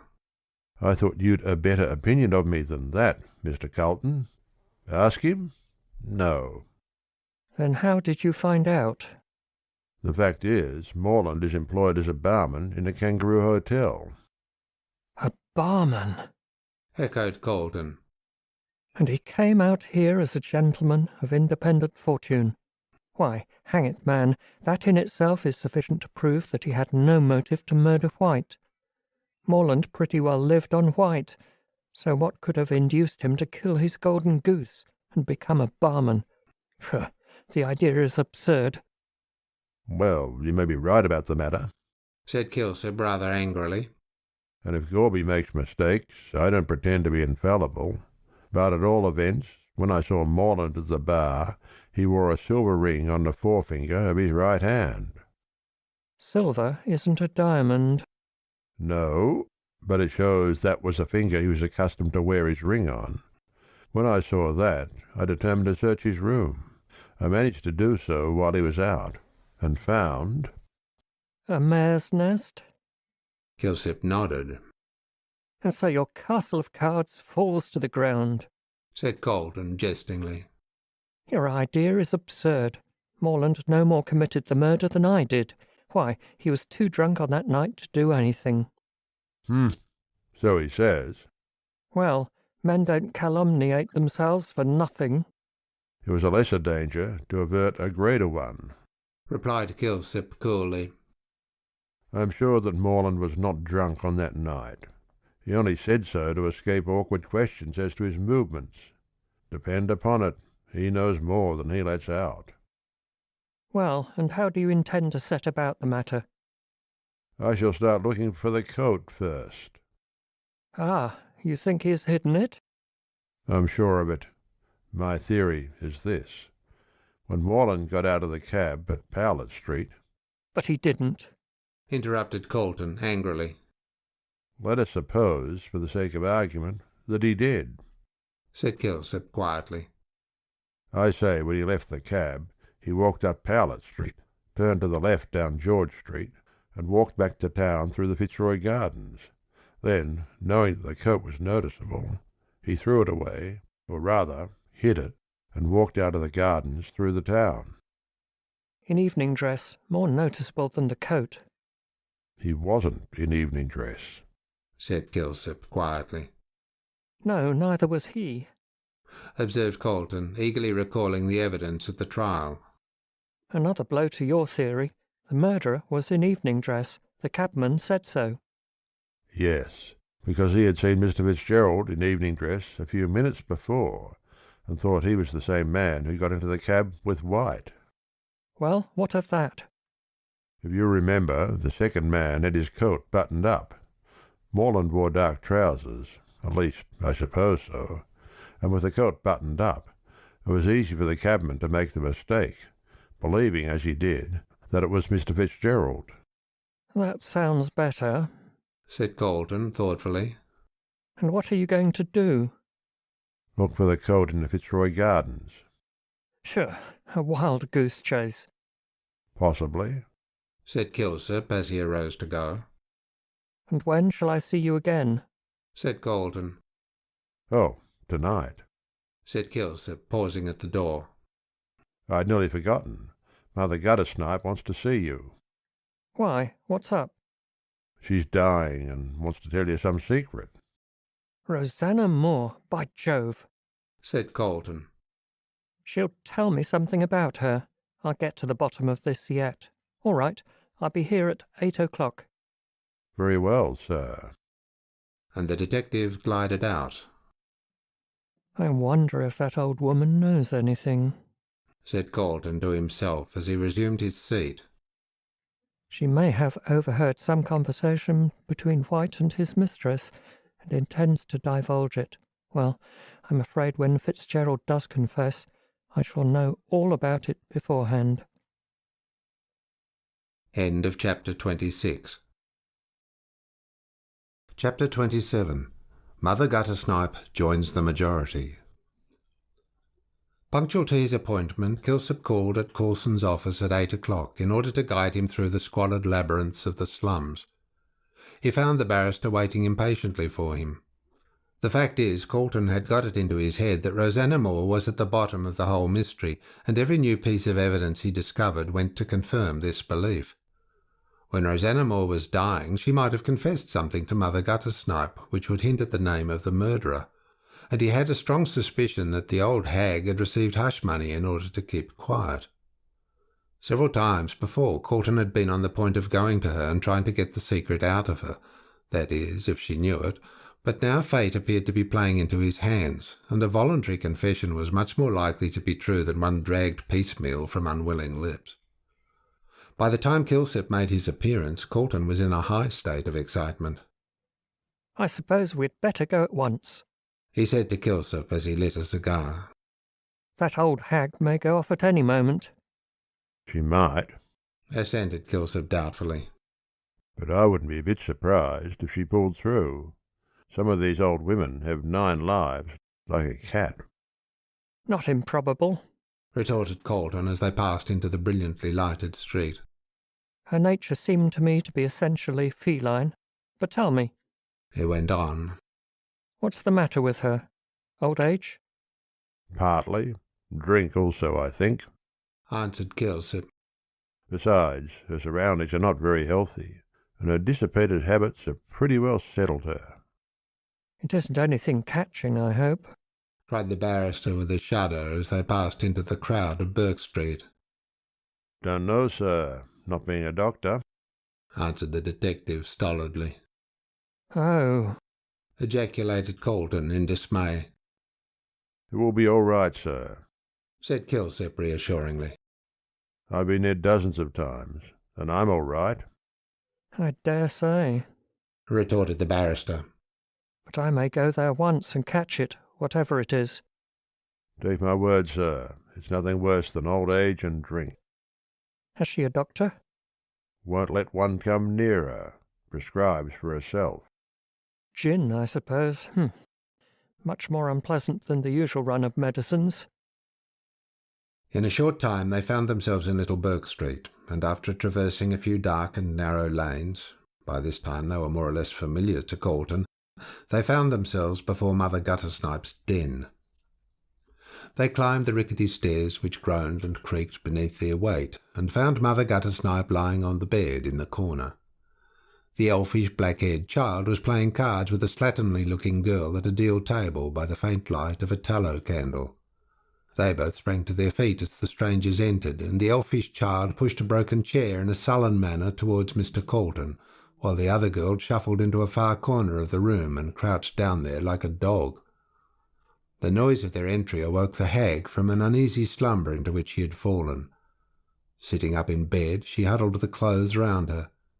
She presented such a gruesome spectacle that involuntarily Colton recoiled.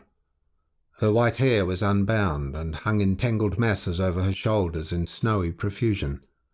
Her face, parched and wrinkled, with the hooked nose and beady black eyes like those of a mouse, was poked forward, and her skinny arms, bare to the shoulder, were waving wildly about as she grasped at the bedclothes with her claw-like hands.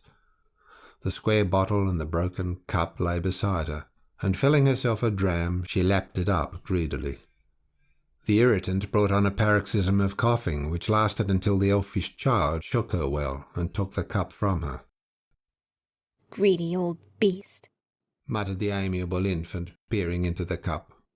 You drink the yarrow dry, I believe. Ah, muttered the old woman feebly.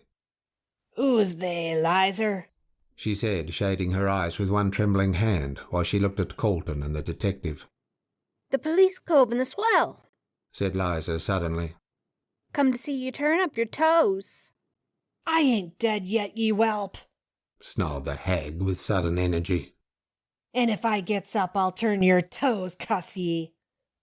Liza gave a shrill laugh of disdain, and Kilsip stepped forward. None of this, he said sharply, taking Liza by one thin shoulder and pushing her over to where the other girl was crouching. Stop there, till I tell you to move. Liza tossed back her tangled black hair, and was about to make some impudent reply when the other girl, who was older and wiser, put out her hand and pulled her down beside her. Meanwhile, Colton was addressing himself to the old woman in the corner. You wanted to see me? He said gently, for, notwithstanding his repugnance to her, she was, after all, a woman, and dying. Yes, cuss ye, croaked Mother Guttersnipe, lying down and pulling the greasy bedclothes up to her neck. You ain't a parson? With sudden suspicion. No, I'm a lawyer. I ain't a-goin' to have the cussed parsons a-prowlin' around here, growled the old woman viciously. I ain't a-goin' to die yet, cuss ye. I'm a-goin' to get well and strong and have a good time of it. I'm afraid you won't recover, said Colton gently. You'd better let me send for a doctor. No, I shan't, retorted the hag, aiming a blow at him with all her feeble strength. I ain't a-goin' to have my inside spiled with salts and senner. I don't want neither parsons nor doctors, I don't. I wouldn't have a lawyer, only I'm a-thinkin' of making my will, I am. Mind I gets the watch, yelled Liza from the corner. If you gives it to Sal, I'll tear her eyes out. Silence, said Kilsip sharply, and with a muttered curse, Liza sat back in her corner. Sharper than a serpent's tooth she are, whined the old woman when quiet was once more restored. That young devil have fed in my home, and now she turns, cuss her. Well, well, said Colton rather impatiently. What is it you wanted to see me about? Don't be in such a hurry, said the hag with a scowl. Or I'm blamed if I'll tell you anything, s'help me. She was evidently growing very weak, so Colton turned to Kilsip and told him in a whisper to get a doctor.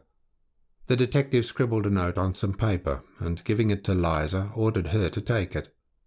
At this the other girl arose, and putting her arm in that of the child's, they left together.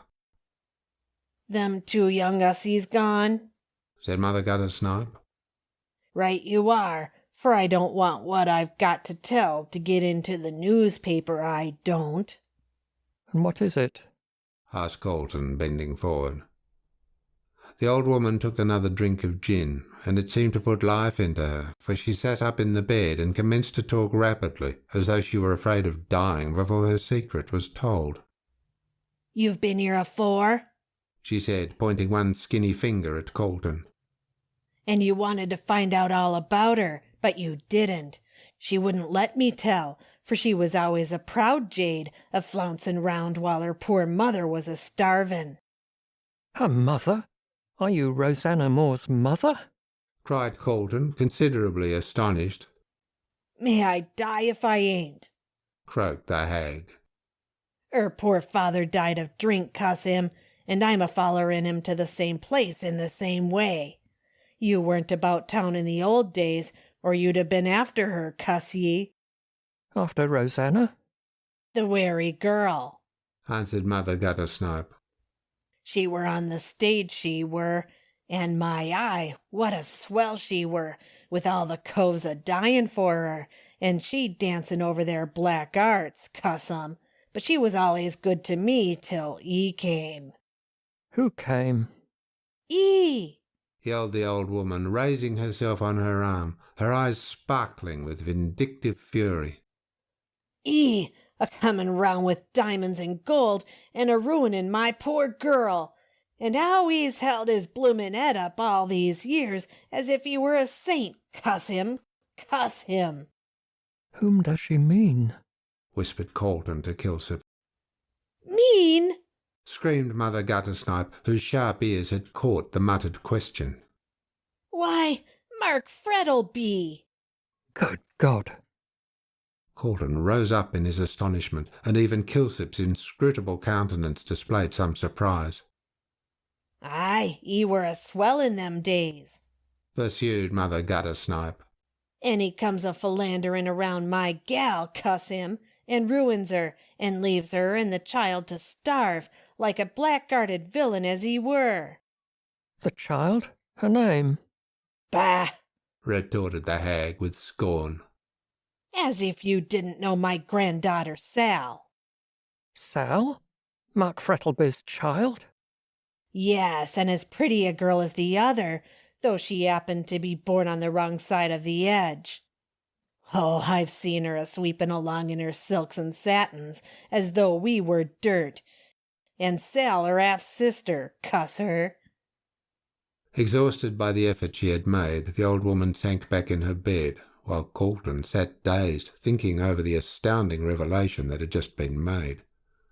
That Rosanna Moore should turn out to be Mark Frettleby's mistress he hardly wondered at. After all, the millionaire was but a man, and in his young days had been no better and no worse than the rest of his friends.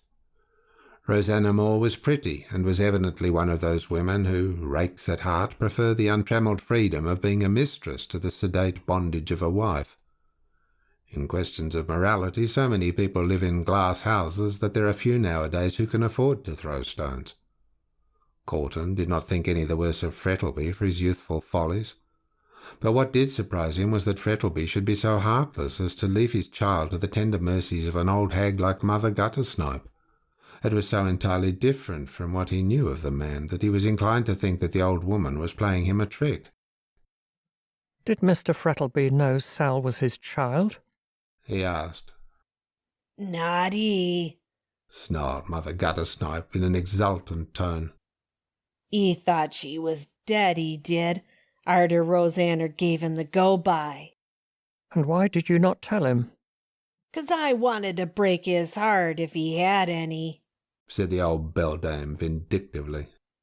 Sal was a-goin' wrong as fast as she could till she was tuck from me.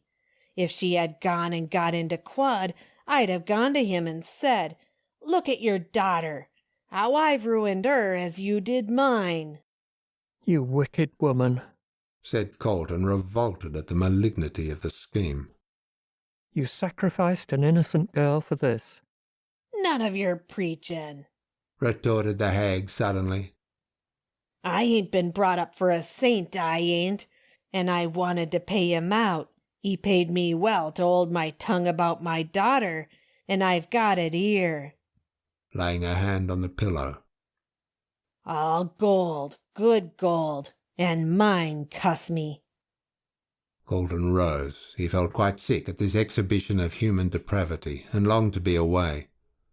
As he was putting on his hat, however, the two girls entered with the doctor, who nodded to Kilsip, cast a sharp scrutinizing glance at Colton, and then walked over to the bed.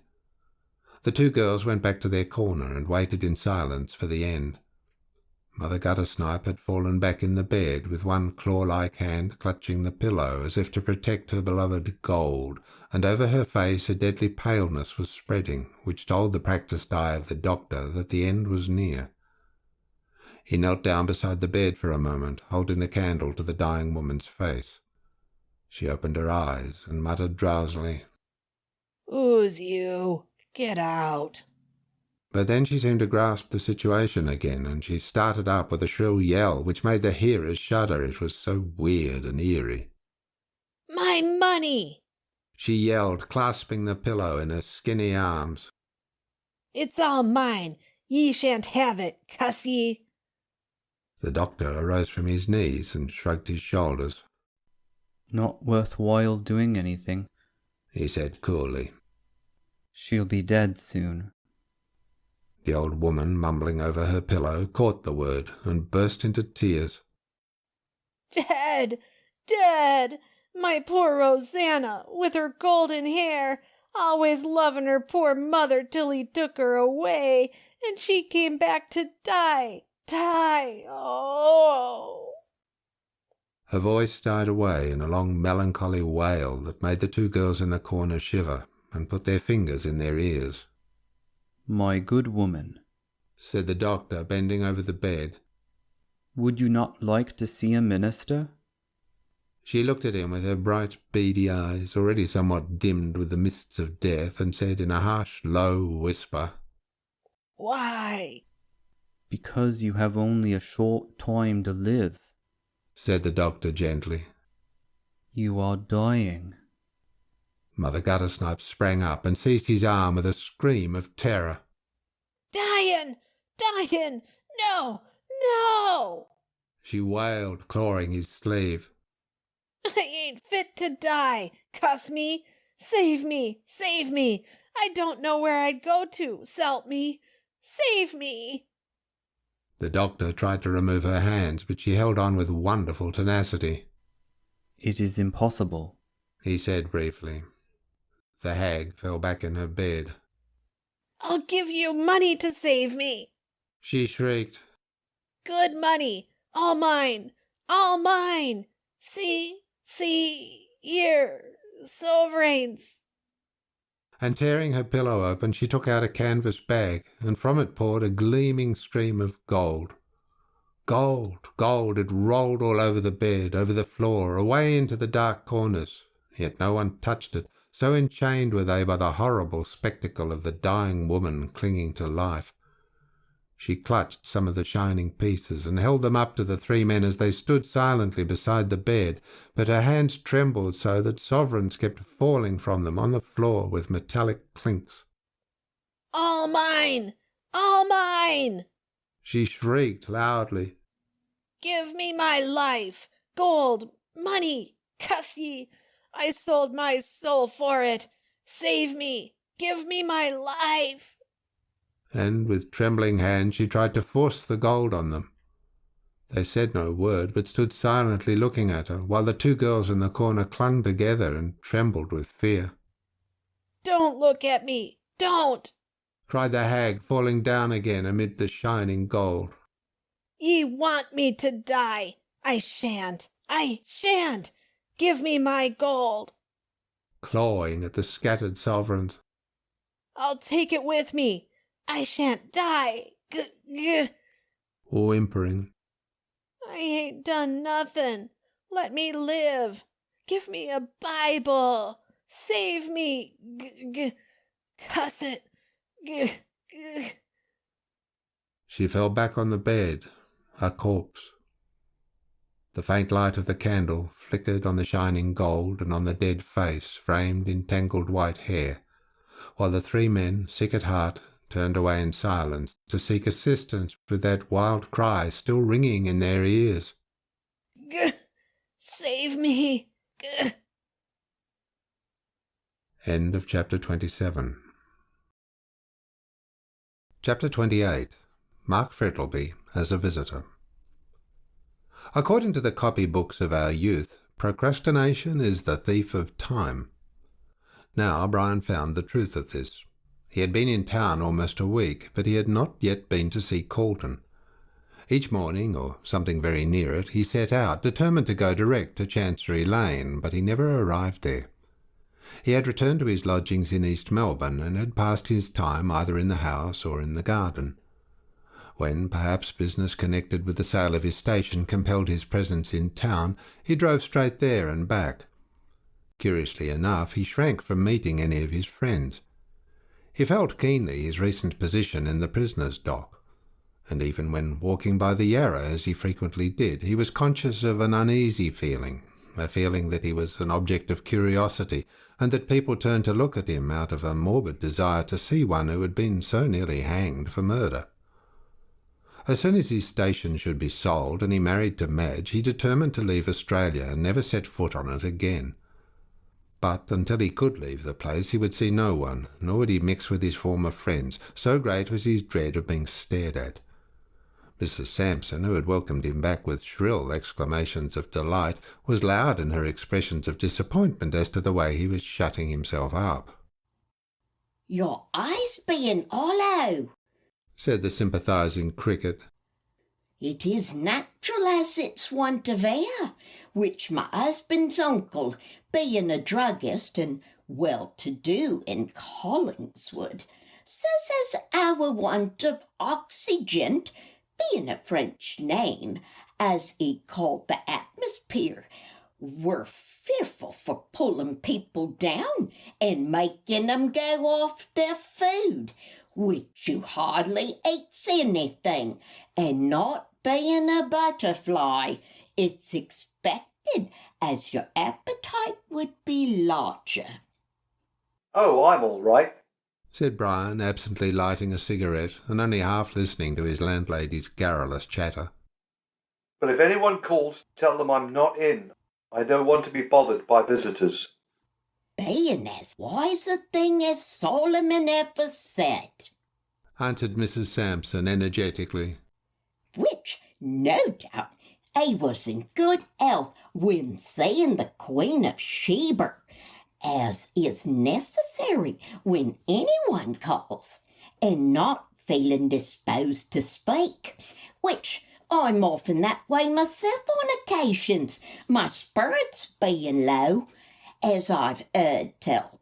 Soda water have that effect on 'em, which you takes it with a dash of brandy, though to be sure that might be the cause of your want of life. And drat that bell," she finished, hurrying out of the room as the front doorbell sounded, "which my legs is a giving way under me through being overworked." Meanwhile, Brian sat and smoked contentedly, much relieved by the departure of Mrs. Sampson with her constant chatter. But he soon heard her mount the stairs again, and she entered the room with a telegram, which she handed to her lodger. "Hoping it don't contain bad news," she said as she retreated to the door again. "which I don't like 'em having. Had a shocking early life, through one having come unexpected, as my uncle's grandfather were dead, having perished of consumption, our family all being disposed to the disease. And now, if you'll excuse me, sir, I'll get to my dinner, being in the habit of taking me meals regular, and I studies my inside carefully, being easily upset, to which I never could be a sailor." Mrs. Sampson, having at last exhausted herself, went out of the room and crackled loudly down the stairs, leaving Brian to read his telegram. He tore open the envelope and found the message was from Madge, to say that they had returned and to ask him to dine with them that evening. Fitzgerald folded up the telegram, then, rising from his seat, he walked moodily up and down the room with his hands in his pockets. "So he is there," said the young man aloud. "and I shall have to meet him and shake hands with him, knowing all the time what he is. If it were not for Madge, I'd leave this place at once. But after the way she stood by me in my trouble, I should be a coward if I did so." It was as Madge had predicted. Her father was unable to stay long in one place, and had come back to Melbourne a week after Brian had arrived. The pleasant party at the station was broken up, and like the graves of a household, the guests were scattered far and wide. Peterson had left for New Zealand, en route for the wonders of the hot lakes, and the old colonist was about to start for England in order to refresh his boyish memories. Mr. and Mrs. Rolleston had come back to Melbourne, where the wretched Felix was compelled once more to plunge into politics, and Dr. Chinston had resumed his usual routine of fees and patients. Madge was glad to be back in Melbourne again, as now that her health was restored, she craved for the excitement of town life. It was now more than 3 months since the murder, and the 9 days' wonder was a thing of the past. The possibility of a war with Russia was the one absorbing topic of the hour, and the colonists were busy preparing for the attack of a possible enemy. As the Spanish kings had drawn their treasure from Mexico and Peru, so might the White Tsar lay violent hands on the golden stores of Australia. But here there were no uncultured savages to face, but the sons and grandsons of men who had dimmed the glories of the Russian arms at Alma and Balaclava. So, in the midst of stormy rumours of war, the tragic fate of Oliver White was quite forgotten. After the trial, everyone, including the detective office, had given up the matter and mentally relegated it to the list of undiscovered crimes. In spite of the utmost vigilance, nothing new had been discovered, and it seemed likely that the assassin of Oliver White would remain a free man. There were only 2 people in Melbourne who still held the contrary opinion, and they were Colton and Kilsip. Both these men had sworn to discover this unknown murderer, who struck his cowardly blow in the dark, and though there seemed no possible chance of success, yet they worked on. Kilsip suspected Roger Morland, the boon companion of the dead man, but his suspicions were vague and uncertain, and there seemed little hope of verifying them. The barrister did not as yet suspect any particular person, though the deathbed confession of Mother Guttersnipe had thrown a new light on the subject. But he thought that when Fitzgerald told him the secret which Rosanna Moore had confided to his keeping, the real murderer would soon be discovered, or at least some clue would be found that would lead to his detection. So, as the matter stood at the time of Mark Frettleby's return to Melbourne, Mr. Colton was waiting for Fitzgerald's confession before making a move, while Kilsip worked stealthily in the dark, searching for evidence against Morland. On receiving Madge's telegram, Brian determined to go down in the evening, but not to dinner, so he sent a reply to Madge to that effect. He did not want to meet Mark Frettleby, but did not of course tell this to Madge, so she had her dinner by herself, as her father had gone to his club, and the time of his return was uncertain. After dinner she wrapped a light cloak round her and repaired to the veranda to wait for her lover. The garden looked charming in the moonlight, with the black, dense cypress trees standing up against the sky, and the great fountain splashing cool and silvery. There was a heavily foliaged oak by the gate, and she strolled down the path and stood under it in the shadow, listening to the whisper and rustle of its multitudinous leaves. It is curious the unearthly glamour which moonlight seems to throw over everything, and though Madge knew every flower, tree, and shrub in the garden, yet they all looked weird and fantastical in the cold white light. She went up to the fountain, and, seating herself on the edge, amused herself by dipping her hand into the chilly water and letting it fall like silver rain back into the basin. Then she heard the iron gate open and shut with a clash, and springing to her feet, saw someone coming up the path in a light coat and soft, wide-awake hat. "Oh, it's you at last, Brian," she cried as she ran down the path to meet him. "Why did you not come before?" Not being Brian, I can't say, answered her father's voice. Madge burst out laughing. What an absurd mistake, she cried. "Why, I thought you were Brian." Indeed. "Yes, in that hat and coat I couldn't tell the difference in the moonlight." Oh, said her father with a laugh, pushing his hat back. Moonlight is necessary to complete the spell, I suppose? "Of course," answered his daughter. "If there was no moonlight, alas for lovers." Alas, indeed, echoed her father. They would become as extinct as the moa. But where are your eyes, Puss, when you take an old man like me for your gay young Lochinvar? "Well, really, Papa," answered Madge deprecatingly. "you do look so like him in that coat and hat that I could not tell the difference till you spoke. Nonsense, child, said Mr. Frettlby roughly. You are fanciful. And turning on his heel, he walked rapidly towards the house, leaving Madge staring after him in astonishment, as well she might, for her father had never spoken to her so roughly before. Wondering at the cause of his sudden anger, she stood spellbound, until there came a step behind her and a soft, low whistle. She turned with a scream and saw Brian smiling at her. "Oh, it's you!" she said with a pout as he caught her in his arms and kissed her. Only me, said Brian ungrammatically. Disappointing, isn't it? "Oh, fearfully," answered the girl with a gay laugh, as arm in arm they walked towards the house. "But do you know, I made such a curious mistake just now. I thought Papa was you." How strange, said Brian absently, for indeed he was admiring her charming face, which looked so pure and sweet in the moonlight. "Yes, wasn't it?" she replied. "He had on a light coat and a soft hat, just like you wear sometimes, and as you are both the same height, I took you for one another."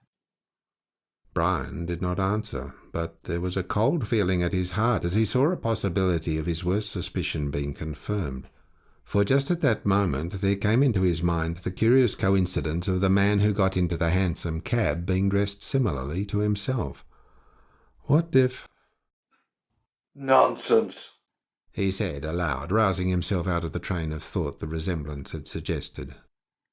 "I'm sure it isn't," said Madge, who had been talking about something else for the last 5 minutes. "You are a very rude young man." I beg your pardon? said Brian, waking up. You were saying? "That the horse is the most noble of all animals." "Exactly." I don't understand, began Brian, rather puzzled. "Of course you don't," interrupted Madge petulantly. "Considering I've been wasting my eloquence on a deaf man for the last 10 minutes, and very likely lame as well as deaf." And to prove the truth of the remark, she ran up the path with Brian after her.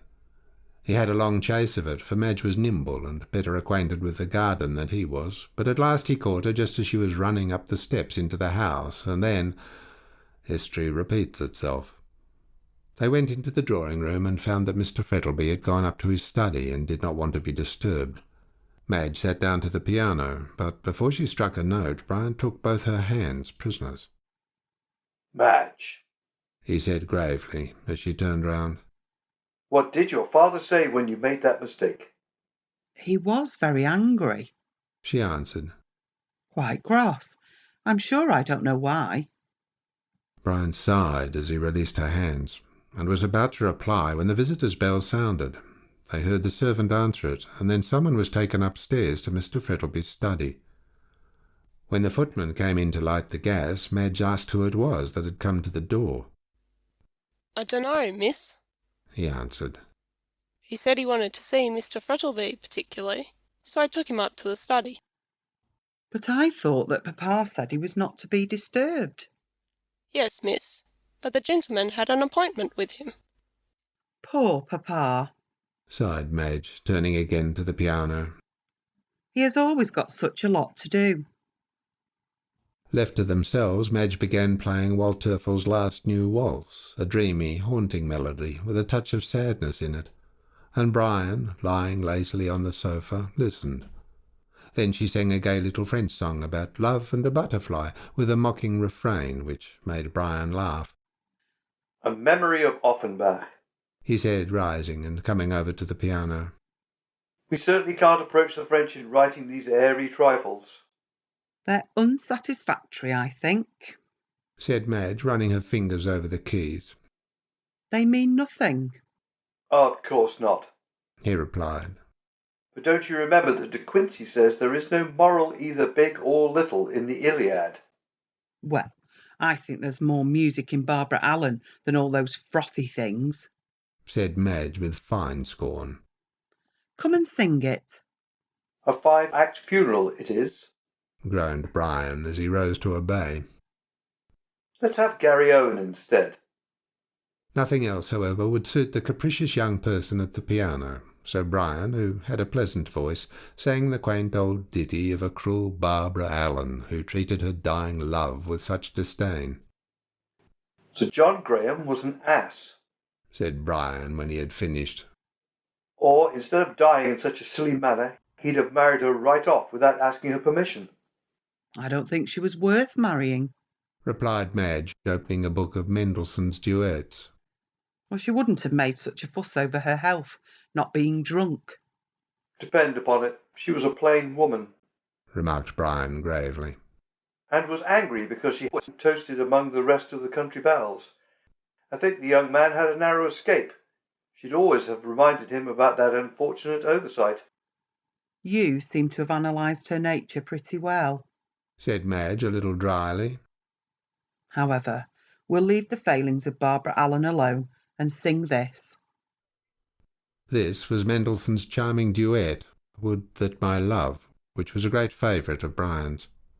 They were in the middle of it when suddenly Madge stopped as she heard a loud cry, evidently proceeding from her father's study. Recollecting Dr. Chinston's warning, she ran out of the room and upstairs, leaving Brian rather puzzled by her unceremonious departure, for though he had heard the cry, yet he did not attach much importance to it. Madge knocked at the study door, and then she tried to open it, but it was locked. "Who's there?" asked her father sharply from inside. Only me, Papa, she answered. I thought you were... No, I'm all right, replied her father quickly. Go downstairs. I'll join you shortly. Madge went back to the drawing-room, only half satisfied with the explanation. She found Brian waiting at the door with rather an anxious face. What's the matter? he asked as she paused a moment at the foot of the stairs. Papa says nothing, she replied. But I am sure he must have been startled, or he would not have cried out like that. She told him what Dr. Chinston had said about the state of her father's heart, a recital which shocked Brian greatly. They did not return to the drawing-room, but went out on the veranda, where, after wrapping a cloak around Madge, Fitzgerald lit a cigarette. They sat down at the far end of the veranda, somewhat in the shadow, and could see the hall door wide open and a warm flood of mellow light pouring therefrom, and beyond the cold white moonshine. After about a quarter of an hour, Madge's alarm about her father having somewhat subsided, they were chatting on in different subjects when a man came out of the hall door and paused for a moment on the steps of the veranda. He was dressed in rather a fashionable suit of clothes, but in spite of the heat of the night, he had a thick white scarf round his throat. That's a rather cool individual, said Brian, removing his cigarette from between his lips. I wonder what? Good God! he cried, rising to his feet as the stranger turned round to look at the house and took off his hat for a moment. Roger Morland! The man started and looked quickly round into the dark shadows of the veranda where they were seated. Then, putting on his hat, he ran quickly down the path, and they heard the gate clang after him. Madge felt a sudden fear at the expression on Brian's face, as revealed by a ray of moonlight streaming full on it. Who is Roger Morland? she asked, touching his arm. Oh, I remember. With sudden horror. Oliver White's friend. Yes? In a hoarse whisper. And one of the witnesses at the trial. End of chapter 28.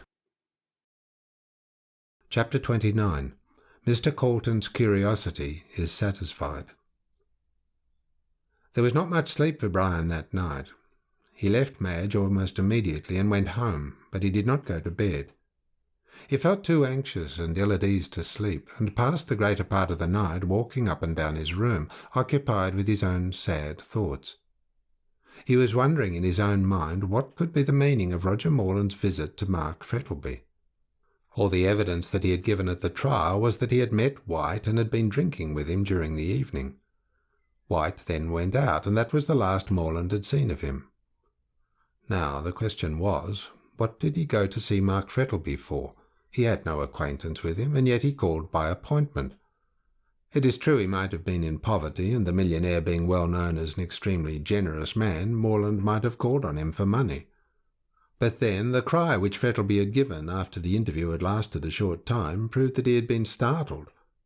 Madge had gone upstairs and found the door locked, her father refusing her admission. Now why was he so anxious Morland should not be seen by anyone? That he had made some startling revelation was certain, and Fitzgerald felt sure that it was in connection with the hansom cab murder case. He wearied himself with conjectures about the matter, and towards daybreak threw himself, dressed as he was, on the bed, and slept heavily till 12 o'clock the next day. When he arose and looked at himself in the glass, he was startled at the haggard and worn appearance of his face. The moment he was awake, his mind went back to Mark Frettlby and the visit of Roger Morland. The net is closing round him, he murmured to himself. I don't see how he can escape. Oh, Madge, if only I could spare you the bitterness of knowing what you must know, sooner or later, and that unhappy girl. The sins of the fathers will be visited on the children. God help them. He took his bath, and after dressing himself went into his sitting-room, where he had a cup of tea, which refreshed him considerably. Mrs. Sampson came crackling merrily upstairs with a letter, and gave vent to an exclamation of surprise on seeing his altered appearance. "Lor, sir," she exclaimed, "what have you been a-doing? Me knowing your habits, knowed as you'd gone to bed. Not to say as it's very tempting in this hot weather, but with excuses, sir, you looks as if you hadn't slept a blessed wink." No more I have, said Brian, listlessly holding out his hand for the letter. I was walking up and down my room all last night. I must have walked miles. "Ah, how that puts me in mind of my poor husband," chirped the cricket. "Being a printer and accustomed like a howl to the darkness, when he was home for the night, he walked up and down till he wore out the carpet, being an expensive one, as I had on my marriage, and the only way I could stop him was by giving him something soothing, which you, sir, ought to try.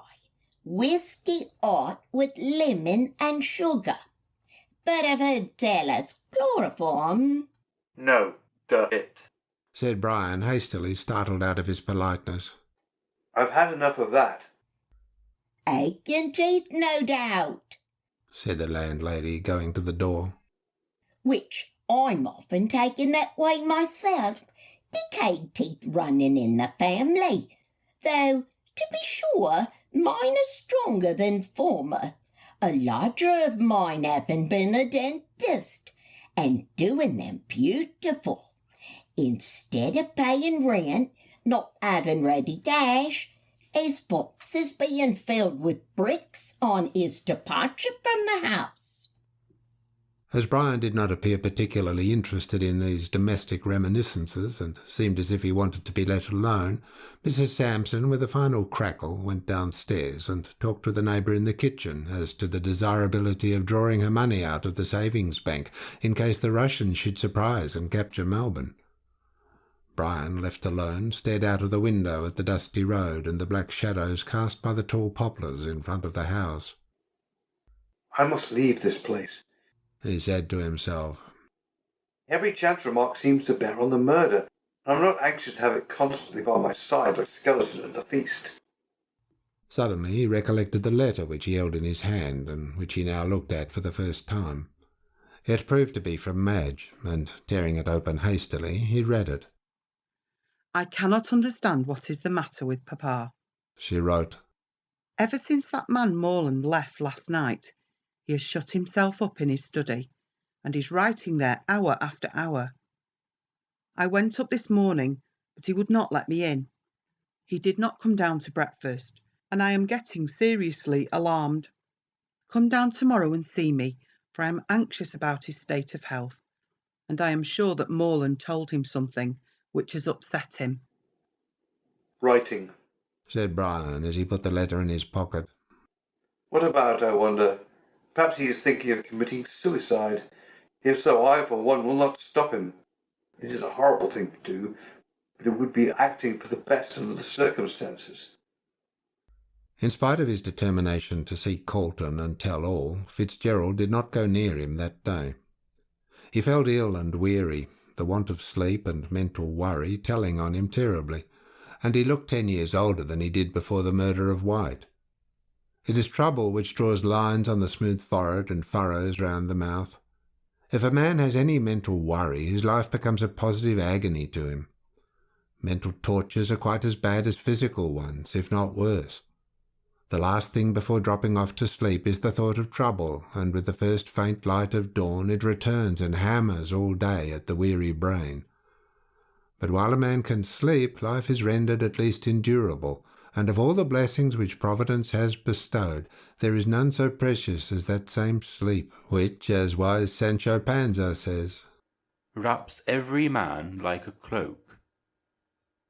Brian felt the need of rest, so sending a telegram to Colton to call on him in the morning and another to Madge that he would be down to luncheon next day, he stayed indoors all day and amused himself with smoking and reading. He went to bed early and succeeded in having a sound sleep, so when he awoke next morning he felt considerably refreshed and invigorated.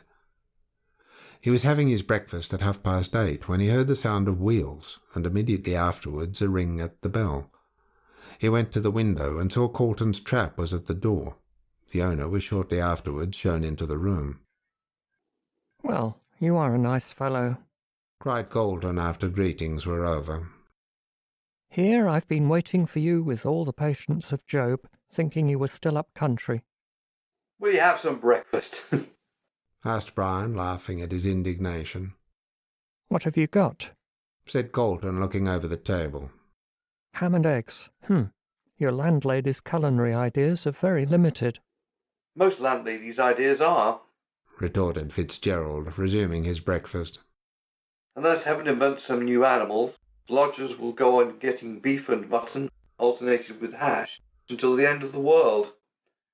"When one is in Rome, one mustn't speak ill of the Pope," answered Colton with a grimace. "Do you think your landlady could supply me with brandy and soda?" "I think so," answered Fitzgerald, rising and ringing the bell. "But isn't it rather early for that sort of thing?" "There's a proverb about glass houses," said Colton severely, "which applies to you in this particular instance."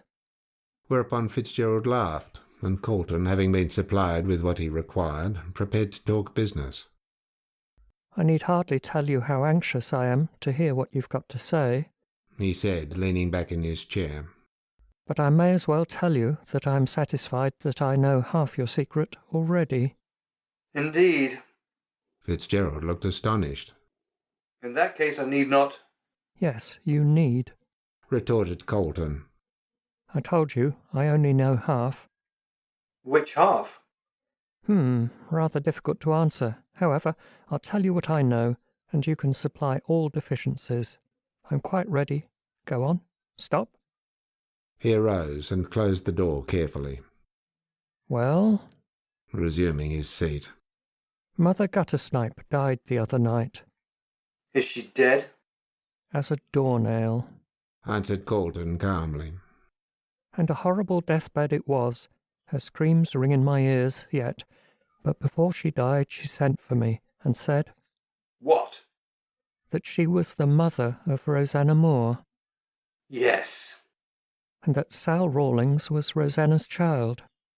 "And the father," said Brian in a low voice, "was Mark Frettlby." "Ah." "And now what have you to tell me?" "Nothing." "Nothing?" echoed Colton, surprised. "Then this is what Rosanna Moore told you when she died?" "Yes." "Then why have you made such a mystery about it?" "You ask that?" said Fitzgerald, looking up in surprise.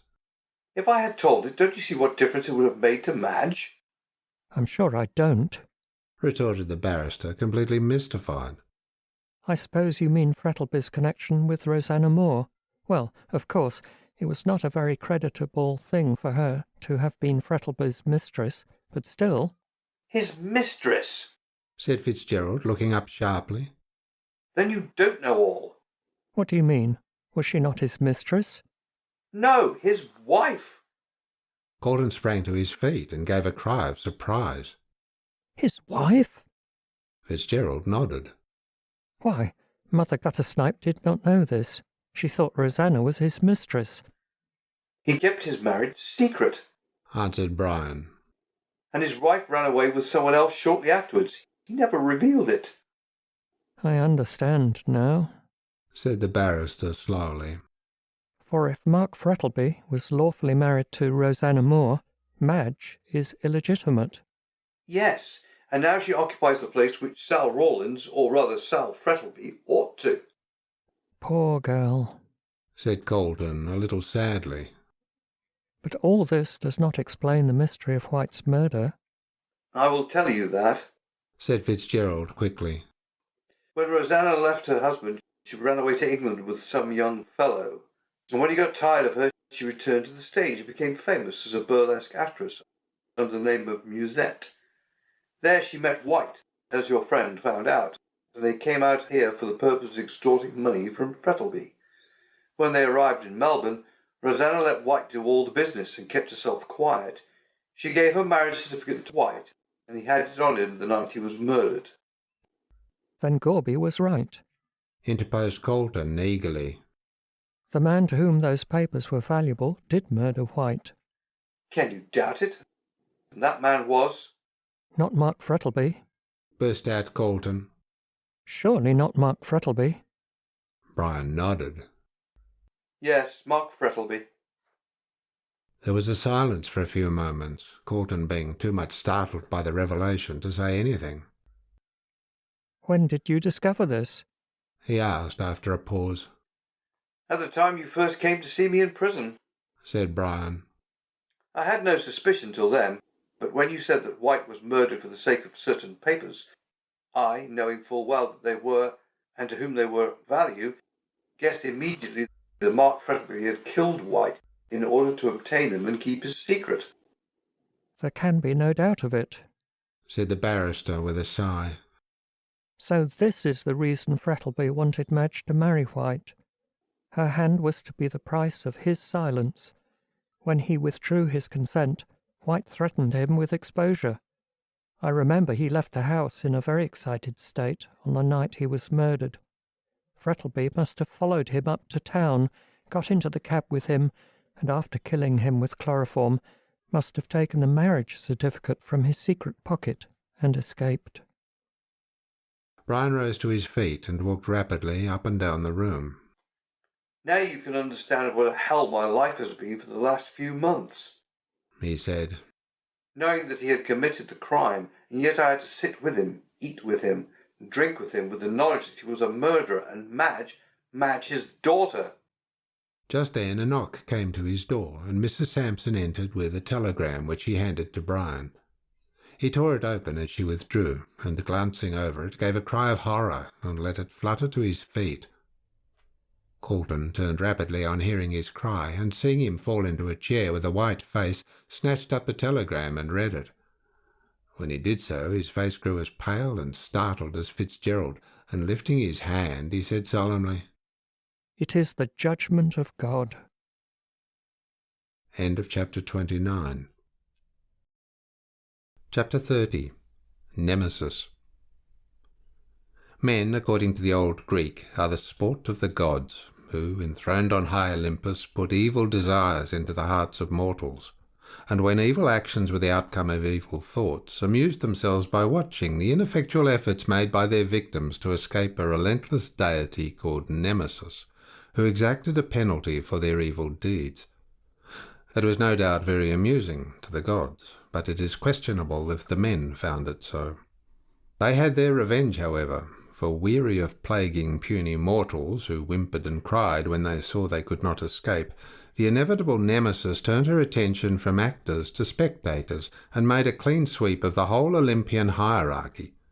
She smashed their affairs, pulled down their statues, and after she had completed her malicious work, found that she had, vulgarly speaking, been cutting off her nose to spite her face, for she too became an object of derision and of disbelief, and was forced to retire to the same obscurity to which she had relegated the other deities.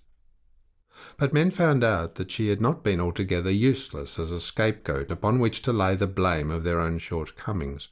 So they created a new deity called Fate, and laid any misfortune which happened to them to her charge. Her worship is still very popular, especially among lazy and unlucky people who never bestir themselves, on the ground that whether they do so or not, their lives are already settled by fate.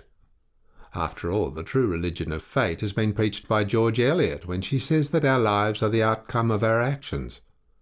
Set up any idol you please upon which to lay the blame of unhappy lives and baffle ambitions, but the true cause is to be found in men themselves.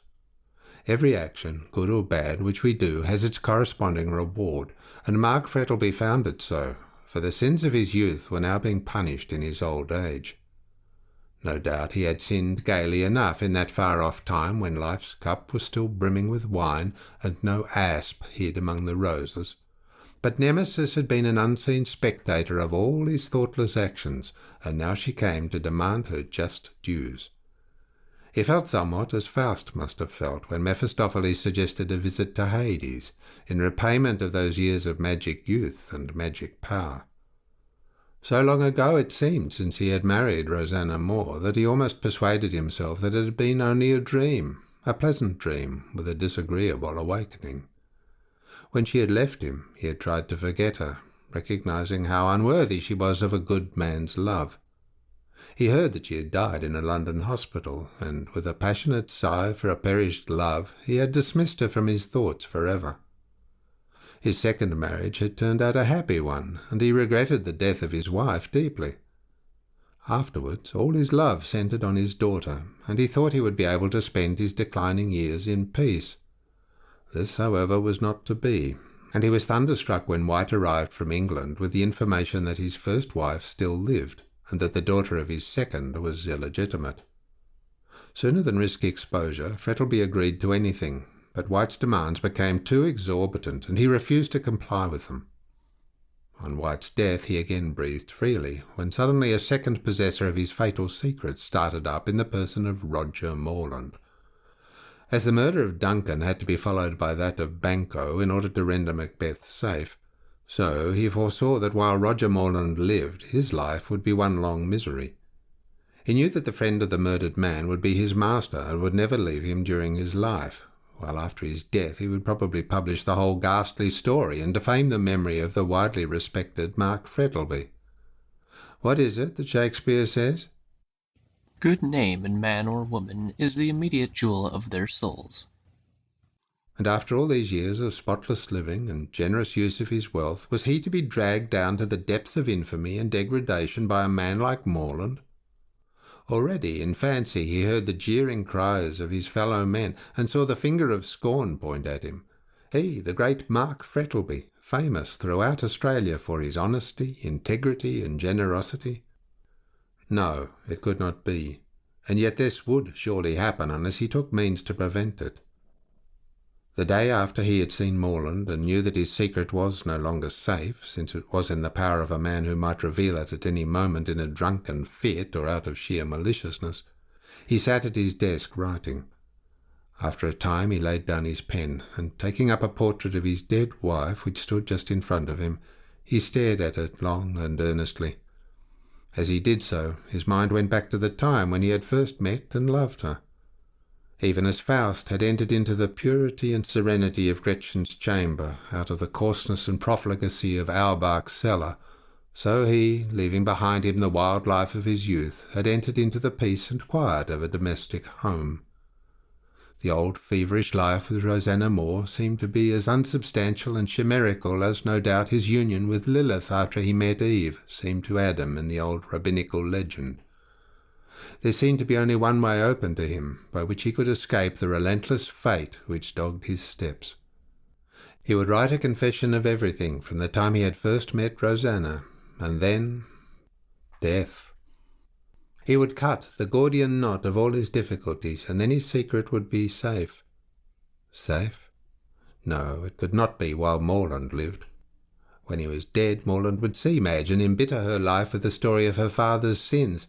Yes, he must live to protect her, and drag his weary chain of bitter remembrance through life, always with that terrible sword of Damocles hanging over him. But still, he would write out his confession, and after his death, whenever it may happen, it might help, if not altogether to exculpate, at least to secure some pity for a man who had been hardly dealt with by fate. His resolution taken, he put it into force at once, and sat all day at his desk, filling page after page with the history of his past life, which was so bitter to him. He started at first languidly, and as in the performance of an unpleasant but necessary duty. Soon, however, he became interested in it, and took a peculiar pleasure in putting down every minute circumstance which made the case stronger against himself. He dealt with it not as a criminal, but as a prosecutor, and painted his conduct as much blacker than it really had been. Towards the end of the day, however, after reading over the earlier sheets, he experienced a revulsion of feeling, seeing how severe he had been on himself. So he wrote a defence of his conduct, showing that fate had been too strong for him. It was a weak argument to bring forward, but still he felt it was the only one that he could make. It was quite dark when he had finished, and while sitting in the twilight, looking dreamily at the sheets scattered all over his desk, he heard a knock at the door and his daughter's voice asking if he was coming to dinner. All day long he had closed his door against everyone, but now his task being ended, he collected all the closely written sheets together, placed them in the drawer of his escritoire, which he locked, and then opened the door. "Dear Papa!" cried Madge as she entered rapidly and threw her arms round his neck. "What have you been doing here all day by yourself?" "Writing," returned her father laconically, as he gently removed her arms. "Why, I thought you were ill," she answered, looking at him apprehensively. "No, dear," he replied quietly. "Not ill, but worried." "I knew that dreadful man who came last night had told you something to worry you. Who is he?" "Oh, a friend of mine," answered Frettlby with hesitation. "What, Roger Morland?" Her father started. "How do you know it was Roger Morland?" "Oh, Brian recognised him as he went out." Mark Frettlby hesitated for a few moments, and then busied himself with the papers on his desk as he replied in a low voice. "You are right. It was Roger Morland. He is very hard up, and as he was a friend of poor White's, he asked me to assist him, which I did." He hated to hear himself telling such a deliberate falsehood, but there was no help for it. Madge must never know the truth so long as he could conceal it. "Just like you," said Madge, kissing him lightly with filial pride. "The best and kindest of men." He shivered slightly as he felt her caress, and thought how she would recoil from him did she know all. After all, says some cynical writer, the illusions of youth are mostly due to want of experience. Madge, ignorant in a great measure of the world, cherished her pleasant illusions, though many of them had been destroyed by the trials of the past year, and her father longed to keep her in this frame of mind. "Now go down to dinner, my dear," he said, leading her to the door. "I will follow soon." "Don't be long," replied his daughter, "or I shall come up again." and she ran down the stairs, her heart feeling strangely light. Her father looked after her until she vanished, then, heaving a regretful sigh, returned to his study, and taking out the scattered papers, fastened them together and endorsed them. "My confession." He then placed them in an envelope, sealed it, and put it back in the desk. "If all that is in that packet were known," he said aloud as he left the room, "what would the world say?" That night he was singularly brilliant at the dinner-table. Generally a very reticent and grave man, on this night he laughed and talked so gaily that the very servants noticed the change. The fact was, he felt a sense of relief at having unburdened his mind, and felt as though, by writing out that confession, he had laid the spectre which had haunted him for so long. His daughter was delighted at the change in his spirits, but the old Scotch nurse, who had been in the house since Madge was a baby, shook her head. "He's fae," she said gravely. "He's not long for this world." Of course she was laughed at. People who believe in presentiments generally are, but nevertheless she held firmly to her opinion. Mr. Frettlby went to bed early that night, the excitement of the last few days and the feverish gaiety in which he had lately indulged proving too strong for him. No sooner had he laid his head on his pillow than he dropped off to sleep at once, and forgot in placid slumber the troubles and worries of his waking hours. It was only 9 o'clock, so Madge stayed by herself in the great drawing-room, and read a new novel which was then creating a sensation, called Sweet Violet Eyes. It belied its reputation, however, for it was very soon thrown on the table with a look of disgust. And rising from her seat, Madge walked up and down the room, and wished some good fairy would hint to Brian that he was wanted. If man is a gregarious animal, how much more, then, is a woman? This is not a conundrum, but a simple truth. A female Robinson Crusoe, says a writer who prided himself upon being a keen observer of human nature. A female Robinson Crusoe would have gone mad for want of something to talk to.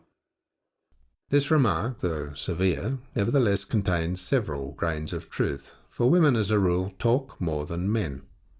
They are more sociable, and a Miss Misanthrope, in spite of Justin McCarthy's, is unknown, at least in civilized communities. Miss Frettlby, being neither misanthropic nor dumb, began to long for someone to talk to, and, ringing the bell, ordered Sal to be sent in. The two girls had become great friends, and Madge, though by 2 years the younger, assumed the role of mentor, and under her guidance Sal was rapidly improving.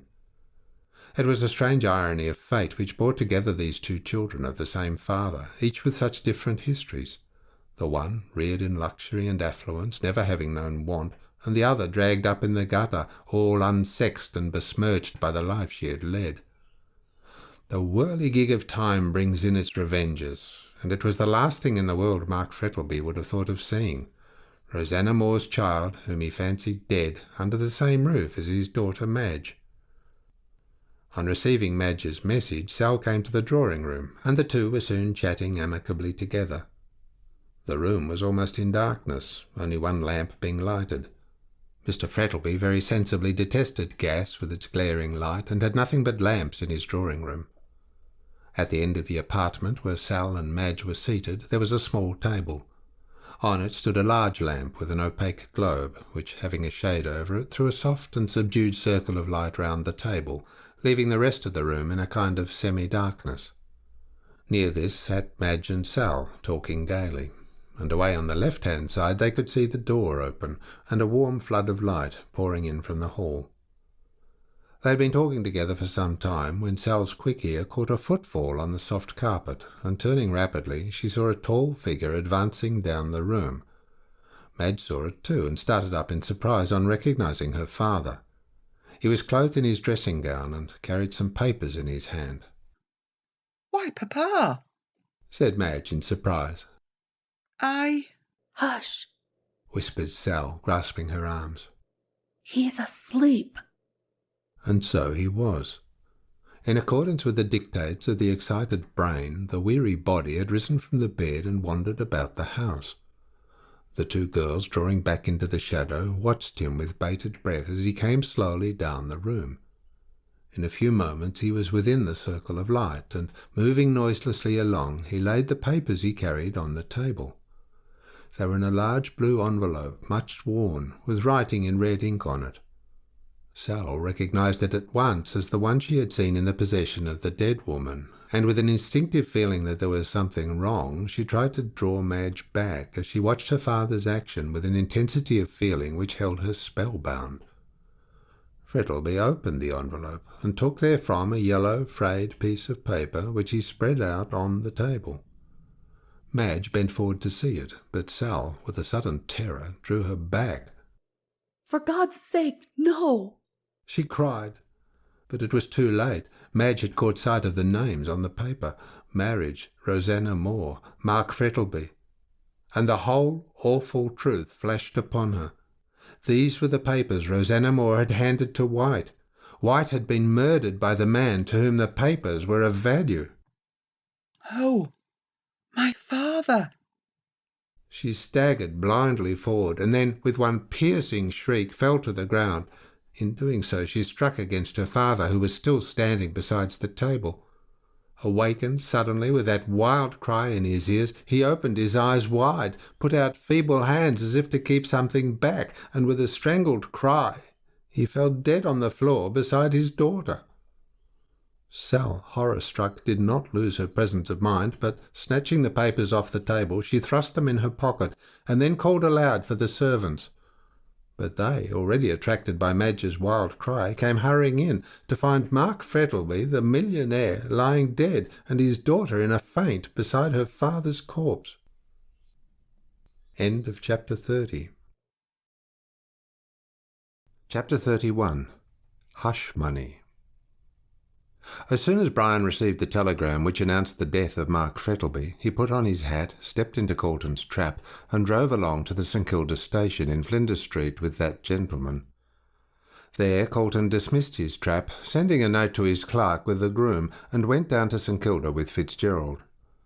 On arrival they found the whole house perfectly quiet and orderly, owing to the excellent management of Sal Rawlins.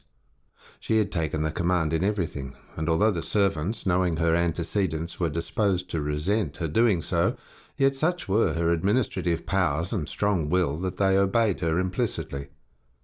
Mark Frettlby's body had been taken up to his bedroom, Madge had been put to bed, and Dr. Chinston and Bryant sent for. When they arrived, they could not help expressing their admiration for the capital way in which Sal Rawlins had managed things. "She's a clever girl, that," whispered Colton to Fitzgerald.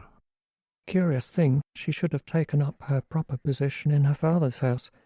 Fate is a deal cleverer than we mortals think her." Brian was about to reply when Dr. Chinston entered the room. His face was very grave, and Fitzgerald looked at him in alarm. "Madge! Miss Frettlby!" he faltered. "Is very ill," replied the doctor. "Has an attack of brain fever. I can't answer for the consequences yet." Brian sat down on the sofa and stared at the doctor in a dazed sort of way. Madge dangerously ill, perhaps dying? What if she were to die, and he to lose the true-hearted woman who stood so nobly by him in his trouble? "Cheer up," said Dr. Chinston, patting him on the shoulder. "While there's life, there's hope, and whatever human aid can do to save her will be done." Brian grasped the doctor's hand in silence, his heart being too full to speak. "How did Frettlby die?" asked Colton. "Heart disease," said Chinston. "His heart was very much affected, as I discovered a week or so ago. It appears he was walking in his sleep, and entering the drawing-room he alarmed Miss Frettlby, who screamed and must have touched him. He awoke suddenly, and the natural consequences followed. He dropped down dead." "What alarmed Miss Frettlby?" asked Brian in a low voice, covering his face with his hand. "The sight of her father walking in his sleep, I suppose," said Chinston, buttoning his glove. "and the shock of his death, which took place indirectly through her, accounts for the brain fever." "Marge Frettlby is not the woman to scream and waken a somnambulist," said Colton decidedly. "Knowing as she did the danger, there must be some other reason." "This young woman will tell you all about it," said Chinston, nodding towards Sal, who entered the room at this moment.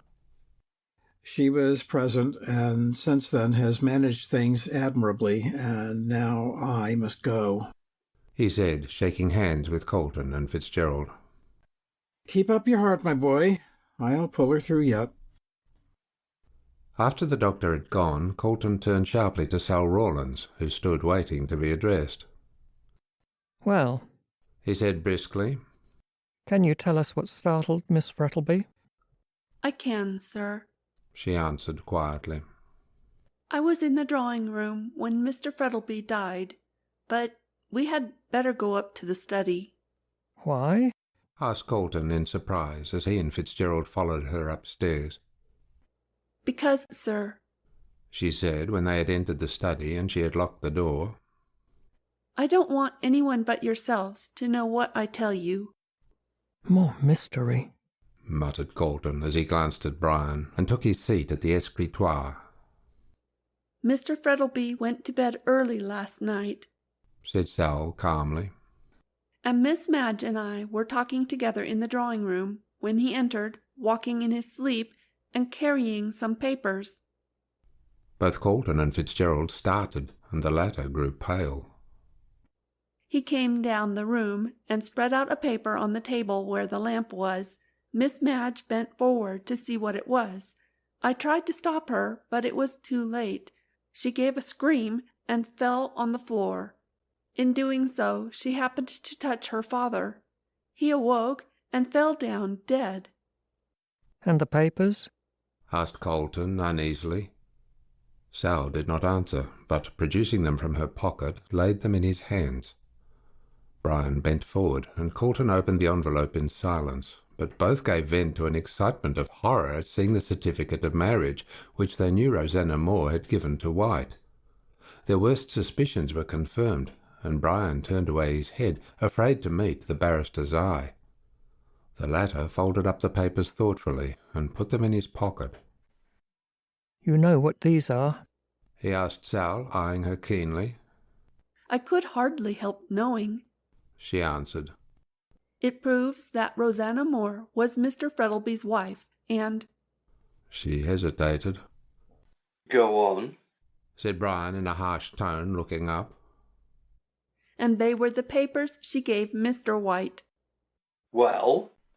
Sal was silent for a moment, and then looked up with a flush.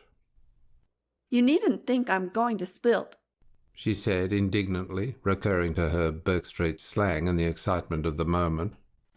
I know what you know, but I'll be as silent as the grave. Thank you, said Brian, fervently taking her hand. I know you love her too well to betray this terrible secret. I would be a nice un, I would, said Sal with a scorn. After her lifting me out of the gutter to round on her, a poor girl like me, without a friend or a relative, now Grand's dead. Colton looked up quickly. It was plain Sal was quite ignorant that Rosanna Moore was her mother. So much the better. They would keep her in ignorance. Perhaps not altogether, but it would be folly to undeceive her at present. I'm going to Miss Madge now, she said, going to the door. And I won't see you again. She's getting light-headed and might let it out, but I'll not let anyone in but myself. And so saying, she left the room. Cast thy bread upon the waters, said Colton oracularly. The kindness of Miss Frettleby to that poor waif is already bearing fruit. Gratitude is the rarest of qualities, rarer even than modesty. Fitzgerald made no answer, but stared out of the window, and thought of his darling lying sick unto death, and he able to do nothing to save her. Well? Said Colton sharply. Oh, I beg your pardon, said Fitzgerald, turning in confusion. I suppose the will must be read and all that sort of thing. Yes, answered the barrister. I am one of the executors.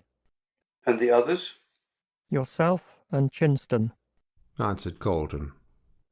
So I suppose, turning to the desk, we can look at his papers and see that all is straight.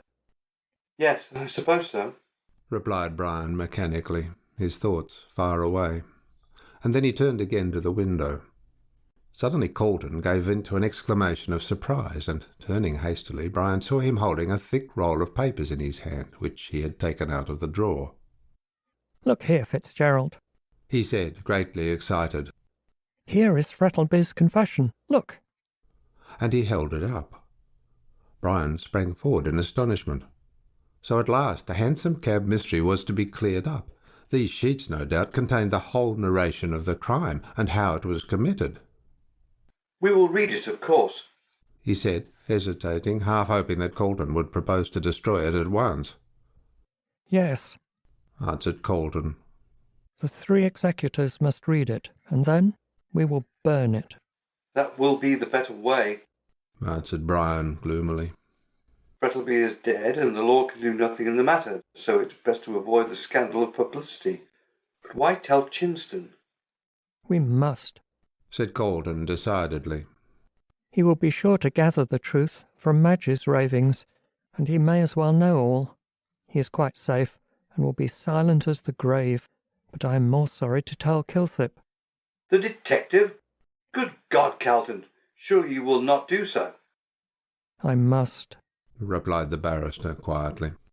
Kilsip is firmly persuaded that Morland committed the crime, and I have the same dread of his pertinacity as you had of mine.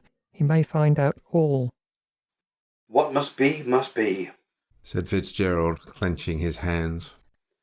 But I hope no one else will find out this miserable story. There's Morland, for instance. Ah, true, said Calden thoughtfully. He called and saw Frettlby the other night, you say? Yes, I wonder what for. There is only one answer, said the barrister slowly. He must have seen Frettlby following White when he left the hotel and wanted hush money. I wonder if he got it, observed Fitzgerald. Oh, I'll soon find that out, answered Calton, opening the drawer again and taking out the dead man's cheque-book. Let me see what cheques have been drawn lately. Most of the blocks were filled up for small amounts, and one or two for 100 or so. Calton could find no large sum such as Morland would have demanded, when, at the very end of the book, he found a cheque torn off, leaving the block slip quite blank. There you are, he said triumphantly, holding out the book to Fitzgerald. He wasn't such a fool as to write in the amount on the block, but tore the cheque out and wrote in the sum required. And what's to be done about it? Let him keep it, of course, answered Calton, shrugging his shoulders. It's the only way to secure his silence. I expect he cashed it yesterday and is off by this time, said Brian after a moment's pause. So much the better for us, said Calton grimly. But I don't think he's off, or Kilsip would have let me know. We must tell him, or he'll get everything out of Morland, and the consequences will be that all Melbourne will know the story, whereas, by showing him the confession, we get him to leave Morland alone, and thus secure silence in both cases. I suppose we must see Chinston. Yes, of course. I will telegraph to him and Kilsip to come up to my office this afternoon at 3 o'clock, and then we will settle the whole matter. And Sal Rawlins. Oh, I quite forgot about her, said Calton in a perplexed voice. She knows nothing about her parents, and of course Mark Frettlby died in the belief that she was dead. We must tell Madge, said Brian gloomily. There's no help for it. Sal is by rights the heiress to the money of her dead father. That depends on the will, replied Calton dryly.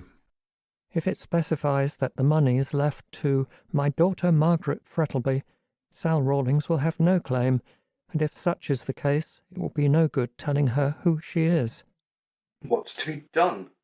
Sal Rawlings, went on the barrister without noticing the interruption, has evidently never given a thought to her father or mother, as the old hag no doubt swore they were dead.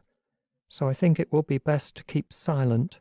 That is, if no money is left to her, and, as her father thought her dead, I don't think there will be any. In that case, it would be best to settle an income on her. You can easily find a pretext and let the matter rest. But suppose in accordance with the wording of the will, she is entitled to all the money. In that case, said Calton gravely, there is only one course open. She must be told everything, and the dividing of the money left to her generosity, but I don't think you need be alarmed. I'm pretty sure Madge is the heiress. It's not the money I think about, said Brian hastily. I take Madge without a penny. My boy, said the barrister, placing his hand kindly on Brian's shoulder. When you marry Madge Frettlby, you will get what is better than money, a heart of gold. End of chapter 31. Chapter 32. De mortuis nil nisi bonum. Nothing is certain but the unforeseen. So says a French proverb, and judging from the unexpected things which daily happen to us, it is without doubt a very true one. If anyone had told Madge Frettlby one day that she would be stretched on a bed of sickness the next, and would be quite oblivious of the world and its doings, she would have laughed the prophet to scorn. Yet it was so, and she was tossing and turning on a bed of pain, to which the couch of Procrustes was one of roses. Sal sat beside her, ever watchful of her wants, and listened through the bright hours of the day or the still ones of the night to the wild and incoherent words which issued from her lips. She incessantly called on her father to save himself, and then would talk about Brian, and sing snatches of song, or would sob broken sentences about her dead mother, until the heart of the listener ached to hear her. No one was allowed into the room except Sal, and when Dr. Chinston heard the things she was saying, although used to such cases, he recoiled. "There is blood on your hands," cried Madge, sitting up in bed, with her hair all tangled and falling over her shoulders. "Red blood, and you cannot wash it off. Oh, Cain, God save him. Brian, you are not guilty. My father killed him. God, God." And she fell back on her disordered pillows, weeping bitterly. Dr. Chinston did not say anything, but shortly afterwards took his leave, after telling Sal on no account to let anyone see the patient. "'Tain't likely," said Sal in a disgusted tone as she closed the door after him. "I'm not a viper to sting the bosom as fed me." From which it may be gathered she was advancing rapidly in her education. Meanwhile Dr. Chinston had received Colton's telegram, and was considerably astonished thereat. He was still more so when, on arriving at the office at the time appointed, he found Colton and Fitzgerald were not alone, but a third man whom he had never seen was with them. The latter Colton introduced to him as Mr. Kilsip of the detective office, a fact which made the worthy doctor uneasy, as he could in no wise divine the meaning of it. However, he made no remark, but took the seat handed to him by Mr. Colton, and prepared to listen. Colton locked the door to the office, and then went back to his desk, having the other three seated before him in a kind of semicircle. "In the first place," said Colton to the doctor, "I have to inform you that you are one of the executors under the will of the late Mr. Frettlby, and that is why I asked you to come here today. The other executors are Mr. Fitzgerald and myself." "Oh, indeed," murmured the doctor politely. "And now," said Colton, looking at him, "do you remember the Hansom cab murder which caused such a sensation some months ago?" "Yes, I do," replied the doctor, rather astonished. "But what has that to do with the will?" "Nothing to do with the will," answered Colton gravely. "But the fact is, Mr. Frettlby was implicated in the affair." Dr. Chinston glanced inquiringly at Brian, but that gentleman shook his head. "It has nothing to do with my arrest," he said sadly. Madge's words, uttered in her delirium, flashed across the doctor's memory. "What do you mean?" he gasped, pushing back his chair. "How was he implicated?" "That I cannot tell you," answered Colton, "until I read his confession." "Ah," said Kilsip, becoming very attentive. "Yes," said Colton, turning to Kilsip. "Your hunt after Morland is a wild goose chase, for the murderer of Oliver White is discovered." "Discovered?" cried Kilsip and the doctor in one breath. "Yes, and his name is Mark Frettlby." Kilsip shot a glance of disdain out of his bright black eyes, and gave a low laugh of disbelief, but the doctor pushed back his chair furiously, and arose to his feet. "This is monstrous," he cried in a rage. "I won't sit still and hear this accusation against my dead friend." "Unfortunately, it is too true," said Brian sadly. "How dare you say so?" said Dr. Chinston, turning angrily on him. "And you going to marry his daughter?" "There is only one way to settle the question," said Colton coldly. "We must read his confession." "But why the detective?" asked the doctor ungraciously as he took his seat. "Because I want him to hear for himself that Mr. Frettlby committed the crime, that he may keep silence." "Not till I've arrested him," said Kilsip determinedly. "But he's dead," said Brian. I'm speaking of Roger Morland, retorted Kilsip. For he, and no other, murdered Oliver White. That's a much more likely story, Chinston said. I tell you no, said Colton vehemently.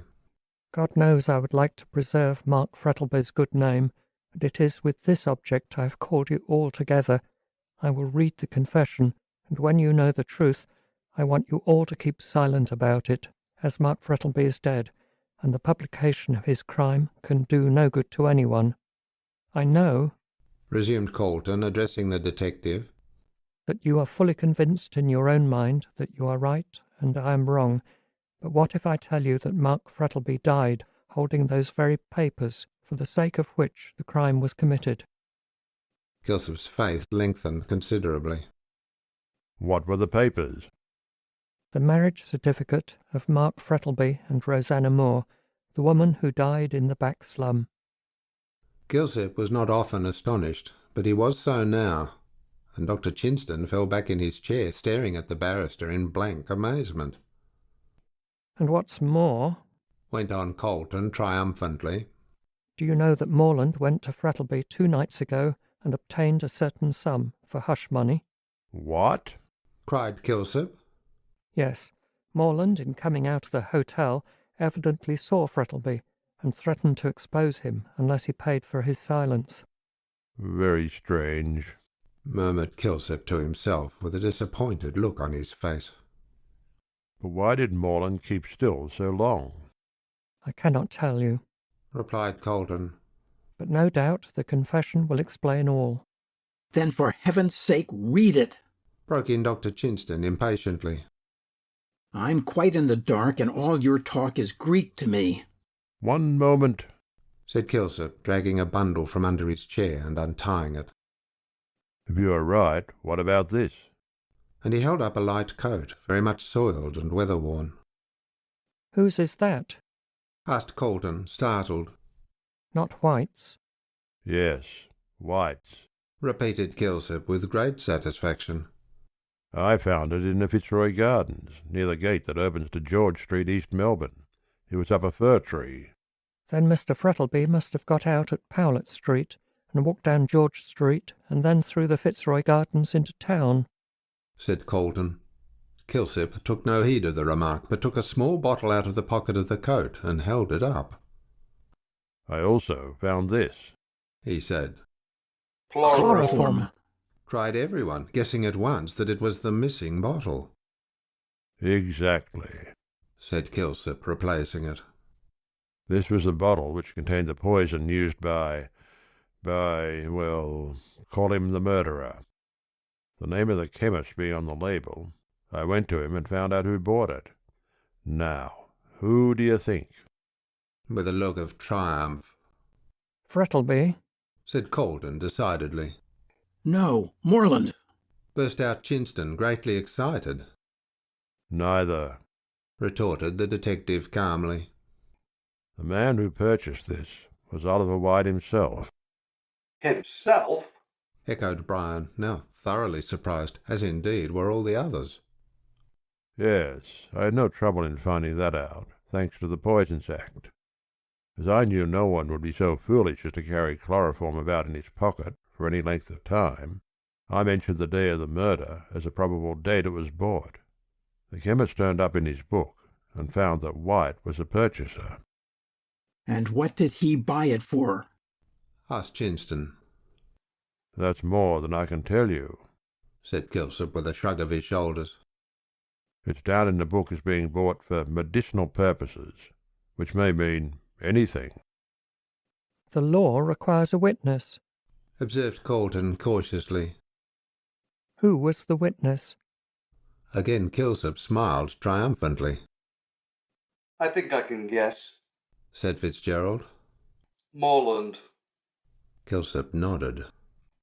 And I suppose, remarked Colton in a slightly sarcastic tone, that is another of your proofs against Morland. He knew that White had chloroform on him, and therefore he followed him that night and murdered him. Well, It's a lot of nonsense, said the barrister impatiently. There's nothing against Morland to implicate him. If he killed White, what made him go and see Frettlby? But, said Kilsip, sagely nodding his head, if, as Morland says, he had White's coat in his possession before the murder, how is it that I should discover it afterwards up a fir tree in the Fitzroy Gardens, with an empty chloroform bottle in the pocket? He may have been an accomplice, suggested Colton. What's the good of all this conjecturing? Said Chinston impatiently, now thoroughly tired of the discussion. Read the confession, and we will soon know the truth without all this talk. Colton assented, and all having settled themselves to listen, he began to read what the dead man had written. End of chapter 32. Chapter 33. The Confession. What I am now about to write is set forth by me, so that the true circumstances connected with the Hansom cab tragedy, which took place in Melbourne in 18 may be known. I owe a confession particularly to Brian Fitzgerald, seeing that he was accused of the crime. Although I know he was rightfully acquitted of the charge, yet I wish him to know all about the case, though I am convinced from his altered demeanor towards me that he is better acquainted with it than he chooses to confess. In order to account for the murder of Oliver White, I must go back to the beginning of my life in this colony, and show how the series of events began which culminated in the committal of the crime. Should it be necessary to make this confession public, in the interests of justice, I can say nothing against such a course being taken, but I would be grateful if it could be suppressed, both on account of my good name and of my dear daughter Margaret, whose love and affection has so soothed and brightened my life. If, however, she should be informed of the contents of these pages, I ask her to deal leniently with the memory of one who was sorely tried and tempted. I came to the colony of Victoria, or rather, as it was called then, New South Wales, in the year 18. I had been in a merchant's office in London, but not finding much opportunity for advancement, I looked about to see if I could better myself.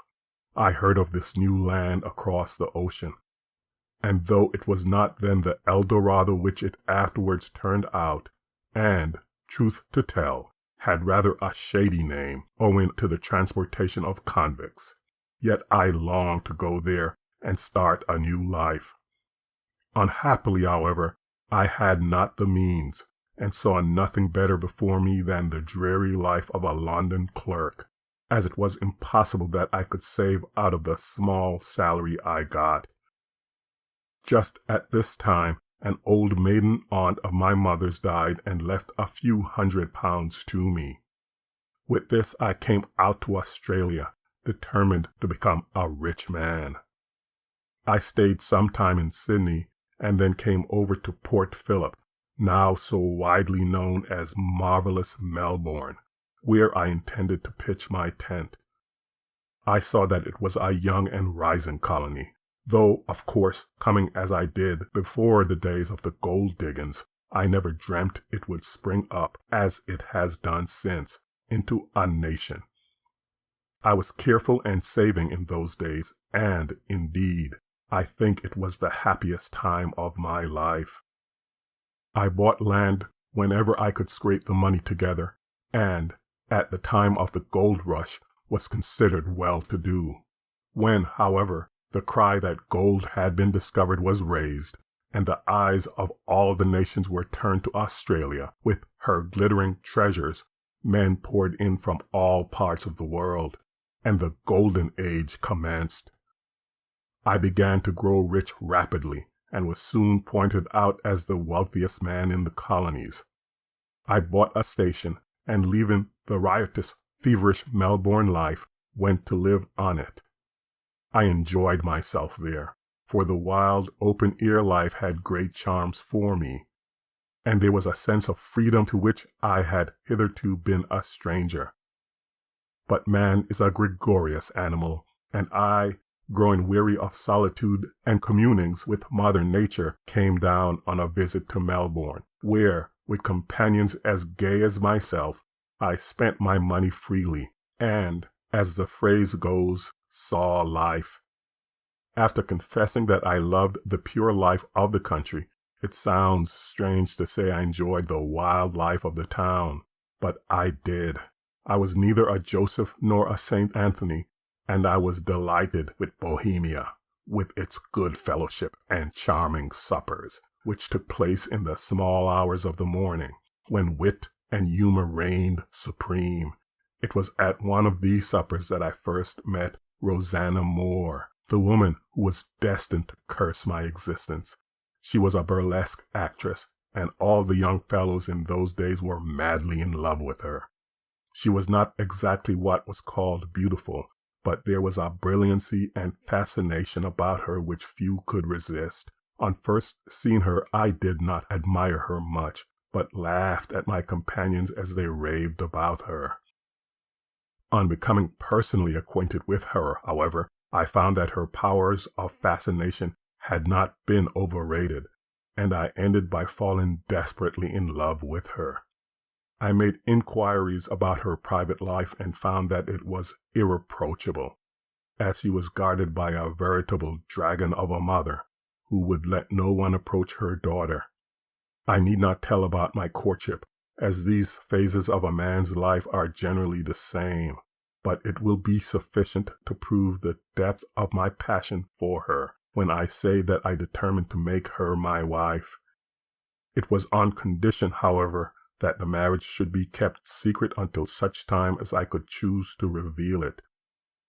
My reason for such a course was this. My father was still alive, and he, being a rigid Presbyterian, would never have forgiven me for having married a woman of the stage. So, as he was old and feeble, I did not wish him to learn that I had done so, fearing that the shock would be too much for him in his then state of health.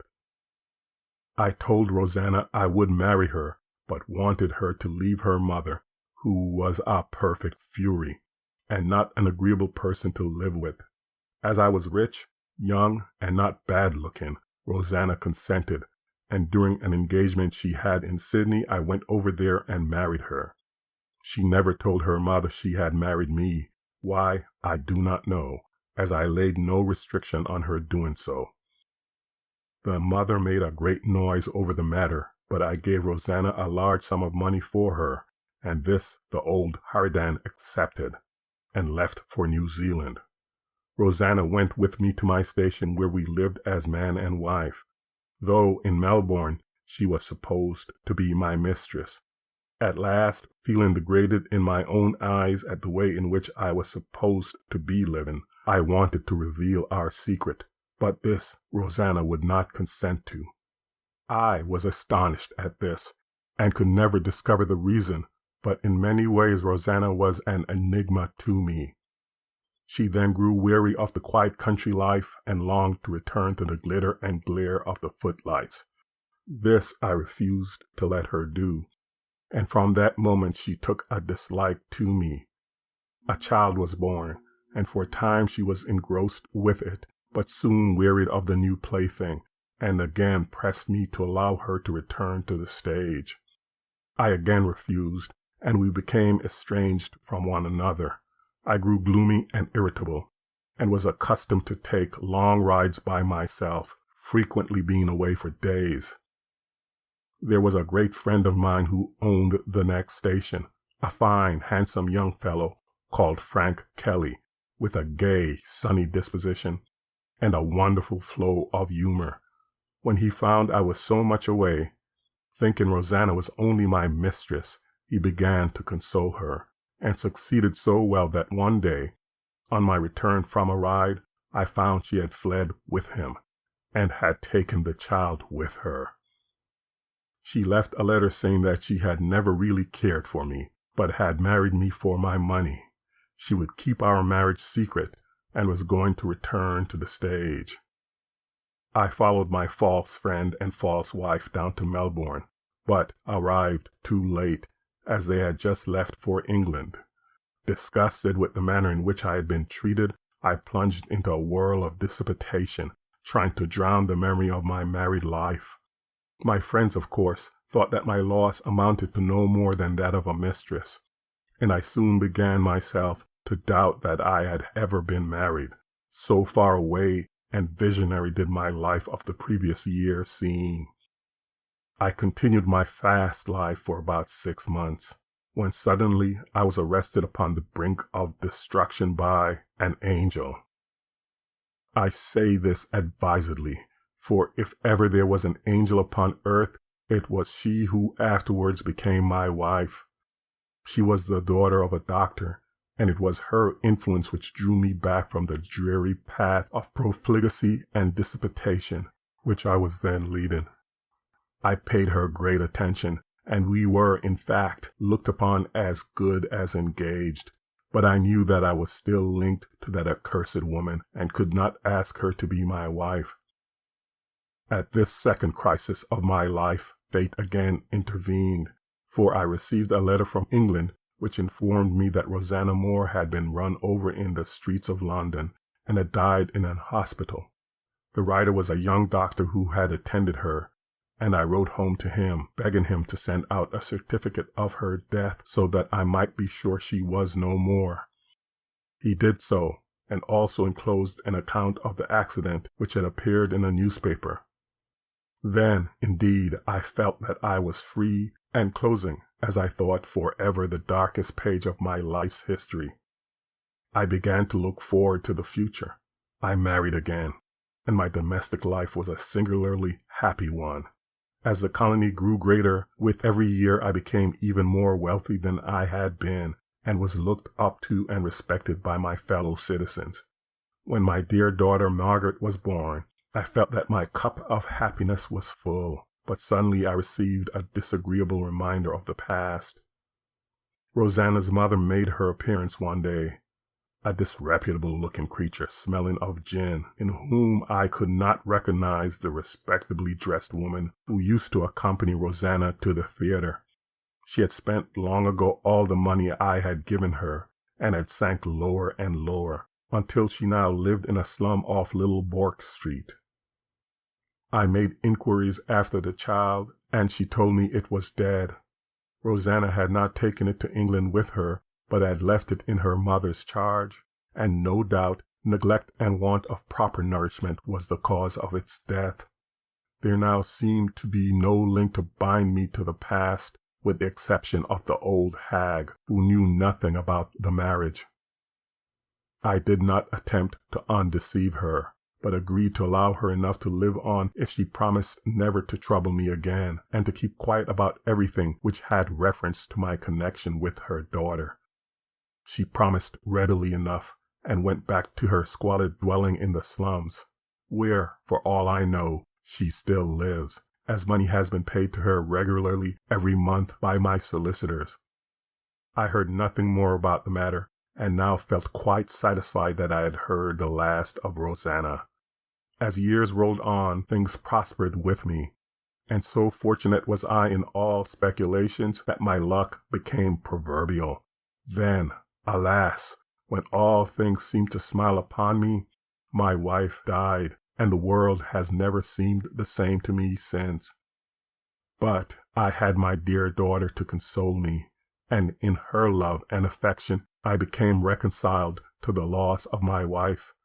A young Irish gentleman called Brian Fitzgerald came out to Australia, and I soon saw that my daughter was in love with him, and that he reciprocated that affection, whereat I was glad, as I have always esteemed him highly. I looked forward to their marriage, when suddenly a series of events occurred, which must be fresh in the memory of those who read these pages.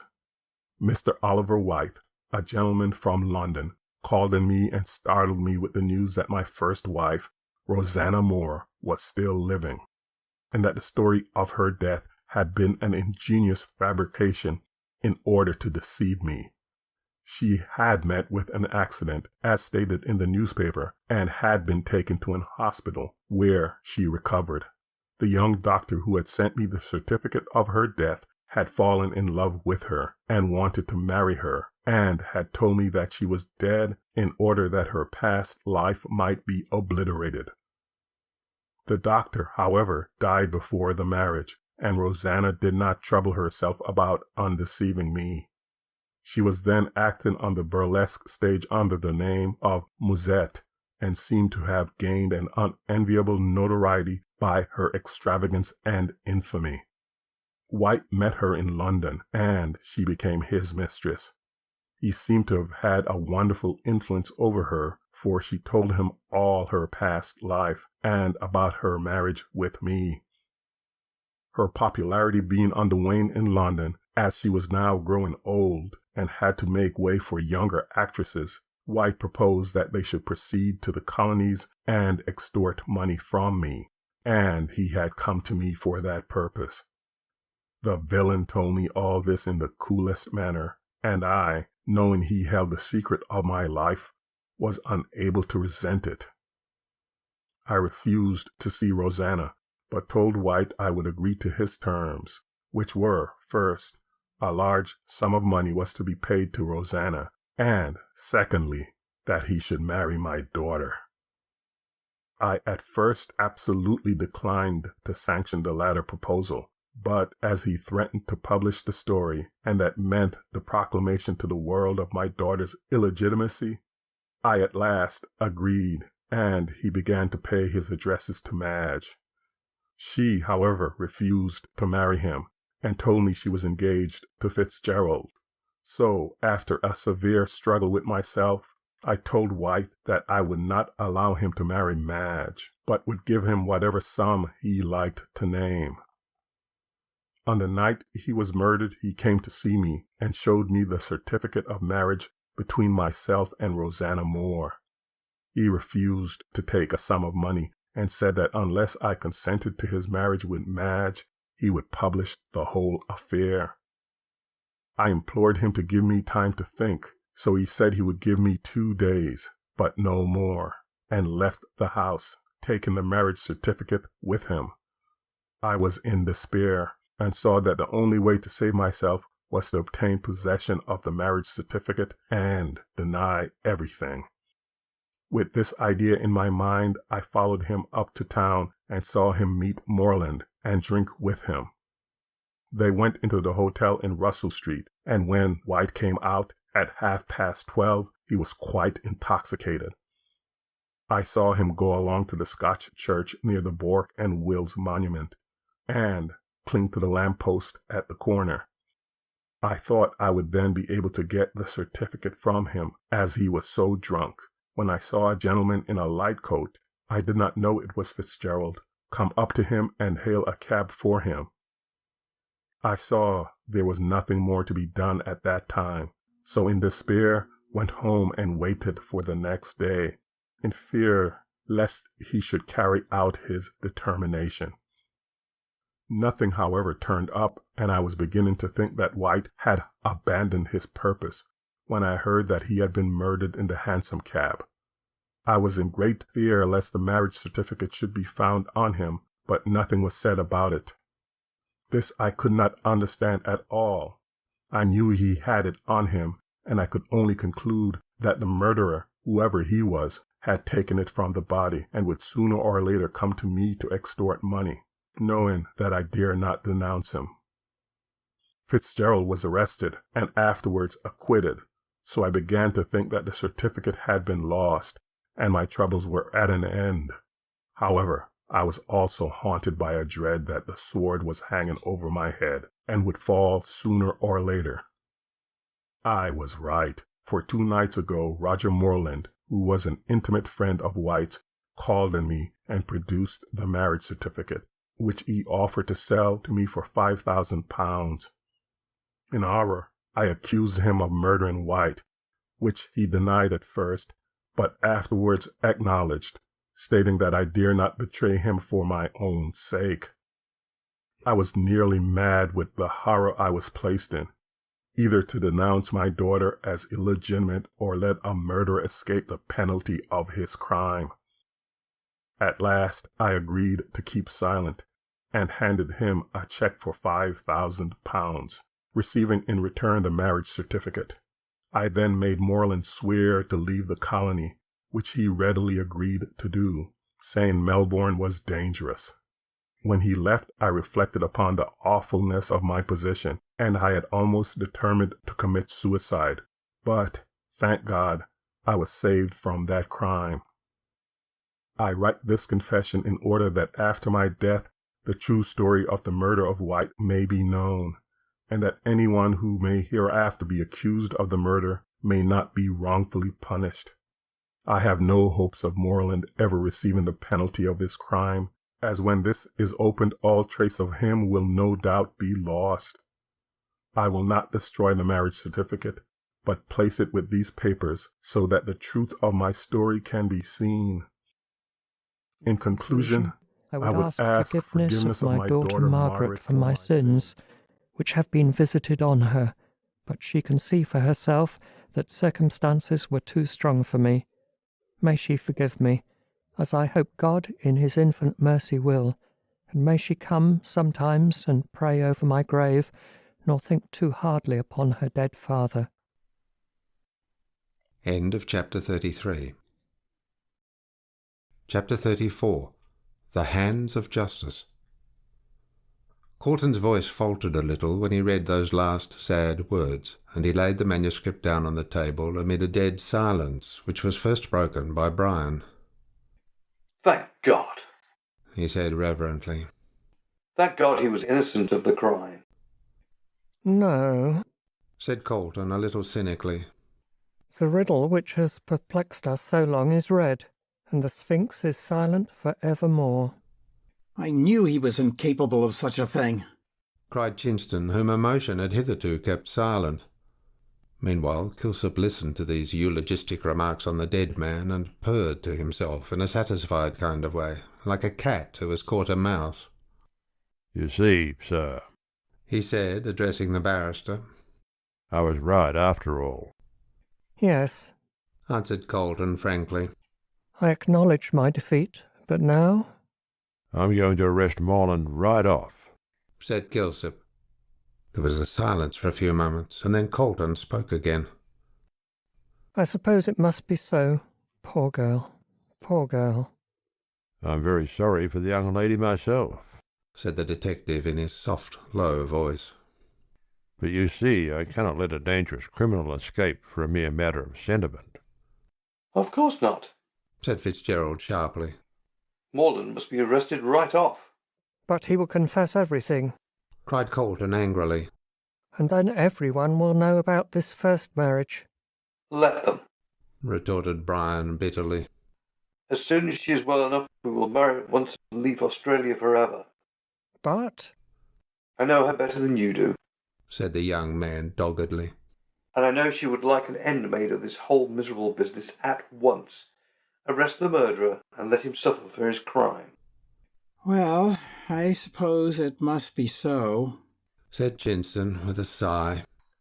But it seems very hard that the slur should be cast upon Miss Frettleby. Brian turned a little pale. The sins of the father are generally visited upon the children by the world, he said bitterly. But after the first pain is over, in new lands among new faces, she will forget the bitter past. Now that it is settled, Morland is to be arrested, said Colton. How is it to be done? Is he still in Melbourne? Rather, said Kilsip in a satisfied tone. I've had my eye on him for the last 2 months, and someone is watching him for me now. Trust me, he can't move 2 steps without my knowing it. Ah, indeed, said Colton quickly. Then do you know if he has been to the bank and cashed that cheque for 5,000 which Frettleby gave him? Well now, observed Kilsip after a pause. Do you know you rather startled me when you told me that he had received a cheque for that amount? Why? It's such a large one, replied the detective. And had I known what sum he had paid into his account, I should have been suspicious. Then he has been to the bank? To his own bank, yes.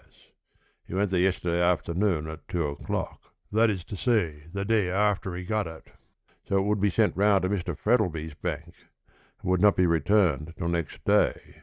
And as he died in the meantime, I expect it hasn't been honoured, so Mr. Morland won't have his money yet." "I wonder what he'll do," said Chinston. "Go to the manager and kick up a row," replied Kilsip coolly. "And the manager will, no doubt, tell him he'd better see the executors." "But, my good friend, the manager doesn't know who the executors are," broke in Colton impatiently. "You forget the will has yet to be read." "Then he'll tell him to go to the late Mr. Frettlby's solicitors. I suppose he knows who they are," retorted Kilsip. "Thinton and Tarbet," said Colton musingly. "But it's questionable if Morland would go to them." "But why shouldn't he, sir?" said Kilsip quickly. "He does not know anything about this," laying his hand on the confession. "And as the cheque is genuine enough, he won't let £5,000 go without a struggle." "I'll tell you what," observed Colton after a few moments of reflection. "I'll go across the way and telephone to Thinton and Tarbet, and when he calls on them, they can send him up to me." "A very good idea," said Kilsip, rubbing his hands. "And then I can arrest him." "But the warrant," interposed Brian as Colton rose and put on his hat. "Is here," said the detective, producing it. "By Jove, you must have been pretty certain of his guilt," remarked Chinston dryly. "Of course I was," retorted Kilsip in a satisfied tone of voice. "When I told the magistrate where I found the coat, and reminded him of Morland's acknowledgment at the trial that he had it in his possession before the murder, I soon got him to see the necessity of having Morland arrested." 4:30, said Colton, pausing for a moment at the door and looking at his watch. "I'm afraid it's rather late to catch Morland today. However, I'll see what Thinton and Tarbet know." And he went out. The rest sat waiting his return and chatted about the curious end of the hansom cab mystery, when, in about 10 minutes, Colton rushed in hurriedly and closed the door after him quickly. "Fate is playing into our hands," he said as soon as he recovered his breath. "Morland called on Thinton and Tarbet, as Kilsip surmised, and as neither of them was in, he said he would call again before 5 o'clock. I told the clerk to bring him up to me at once, so he may be here at any moment." "That is, if he's fool enough to come," observed Chinston. "Oh, he'll come," said the detective confidently, rattling a pair of handcuffs together.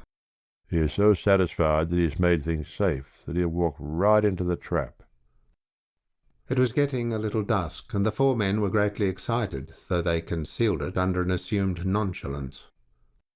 "What a situation for a drama," said Brian. "Only," said Chinston quietly, "it is as realistic as in the old days of the Colosseum, where the actor who played Orpheus was torn to pieces by bears at the end of the play." "His last appearance on any stage, I suppose," said Colton, a little cruelly, it must be confessed. Meanwhile, Kilsip remained seated in his chair, humming an operatic air and chinking the handcuffs together by way of accompaniment. He felt intensely pleased with himself, the more so as he saw that by this capture he would be ranked far above Gorby. And what would Gorby say? Gorby, who had laughed at all his ideas as foolish, and who had been quite wrong from the first. If only— "Hush!" said Colton, holding up his finger, as steps were heard echoing on the flags outside. "He is here, I believe." Kilsip arose from his chair and, stealing softly to the window, looked cautiously out. Then he turned round to those inside and, nodding his head, slipped the handcuffs into his pocket. Just as he did so, there was a knock at the door, and in response to Colton's invitation to enter, Thinton and Tarbet's clerk came in with Roger Morland. The latter faltered a little on the threshold when he saw Colton was not alone, and seemed half inclined to retreat. But evidently thinking there was no danger of his secret being discovered, he pulled himself together and advanced into the room in an easy and confident manner. "This is the gentleman who wants to know about the cheque, sir?" said Thinton and Tarbet's clerk to Colton. Oh, indeed, answered Colton quietly. I'm glad to see him. You can go.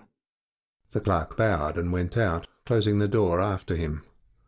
Morland took his seat directly in front of Colton and with his back to the door. Kilsip, seeing this, strolled across the room in a nonchalant manner while Colton engaged Morland in conversation and quietly turned the key. You want to see me, sir? Said Colton, resuming his seat. Yes, that is, alone, replied Morland uneasily. Oh, these gentlemen are my friends, said Colton quietly. Anything you may say is quite safe. That they are your friends and are quite safe is nothing to me, said Morland insolently. I wish to speak to you in private. Don't you think you would like to know my friends? Said Colton, coolly taking no notice of his remark. Your friend, sir, cried Morland furiously, rising from his seat. Colton laughed and introduced Mr. Morland to the others. Dr. Chinson, Mr. Kilsip, and Mr. Fitzgerald. Fitzgerald? Gasped Morland, growing pale. What's that? He shrieked as he saw White's coat, all weather-stained, lying on a chair near him, and which he immediately recognised. That is a rope that's going to hang you, said Kilsip quietly, coming behind him. For the murder of Oliver White. Trapped by God! Shouted the wretched man, wheeling round so as to face Kilsip. He sprang at the detective's throat, and they both rolled together on the floor, but the latter was too strong for him, and after a sharp struggle he succeeded in getting the handcuffs on Morland's wrists. The others stood perfectly quiet, knowing that Kilsip required no assistance.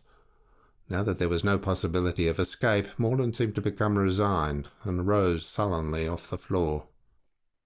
I'll make you pay for this, he hissed between his teeth, with a white, despairing face. You can't prove anything. Can't we? Said Colton, touching the confession. You are wrong. This is the confession of Mark Frettlby, made before he died. It's a lie. A jury will decide that, said the barrister dryly. Meanwhile, you will pass the night in the Melbourne jail. Perhaps they'll give me the same cell as you occupied, said Morland with a hard laugh, turning to Fitzgerald. I should like it for its old associations.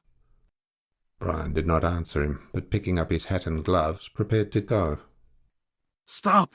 Cried Morland fiercely. I see that it's all up with me, so I'm not going to lie like a coward. I've played for a big stake and lost, but if I hadn't been such a fool, I'd have cashed that cheque the next morning and been far away by this time. It certainly would have been wiser, said Colton. After all, said Morland nonchalantly, taking no notice of his remark, I don't know that I'm sorry about it. I've had hell on earth since I killed White. Then you acknowledge your guilt, said Brian quietly. Morland shrugged his shoulders. I told you I wasn't a coward, he answered coolly. Yes, I did it. It was White's own fault. When I met him that night, he told me how Frettlby wouldn't let him marry his daughter, but said he'd make him, and showed me the marriage certificate. I thought if I could only get it, I'd make a nice little pile out of Frettlby over it. So when White went on drinking, I did not. After he had gone out of the hotel, I put on his coat, which he left behind. I saw him standing near the lamp-post, and Fitzgerald come up and then leave him. When you came down the street, he went on, turning to Fitzgerald, I shrank back into the shadow, and when you passed, I ran up to White as the cabman was putting him into the hansom. He took me for you, so I didn't undeceive him, but I swear I had no idea of murdering White when I got into the cab. I tried to get the papers, but he wouldn't let me, and commenced to sing out. Then I thought of the chloroform in the pocket of his coat, which I was wearing. I pulled it out, and found that the cork was loose. Then I took out White's handkerchief, which was also in the coat, and emptied the bottle on it, and put it back in my pocket. I again tried to get the papers without using the chloroform, but couldn't, so I clapped the handkerchief over his mouth, and he went off after a few minutes, and I got the papers. I thought he was only insensible, and it was only when I saw the newspapers that I knew he was dead. I stopped the cab in St. Kilda Road, got out and caught another cab which was going to town. Then I got out at Powlett Street, took off the coat, and carried it over my arm. I went down George Street, towards the Fitzroy Gardens, and having hid the coat up a tree, where I suppose you found it, to Kilsip, I walked home. So I've done you all nicely, but... You're caught at last, finished Kilsip quietly. Morland fell down in a chair with an air of utter weariness and lassitude. No man can be stronger than destiny, he said dreamily. I have lost, and you have won.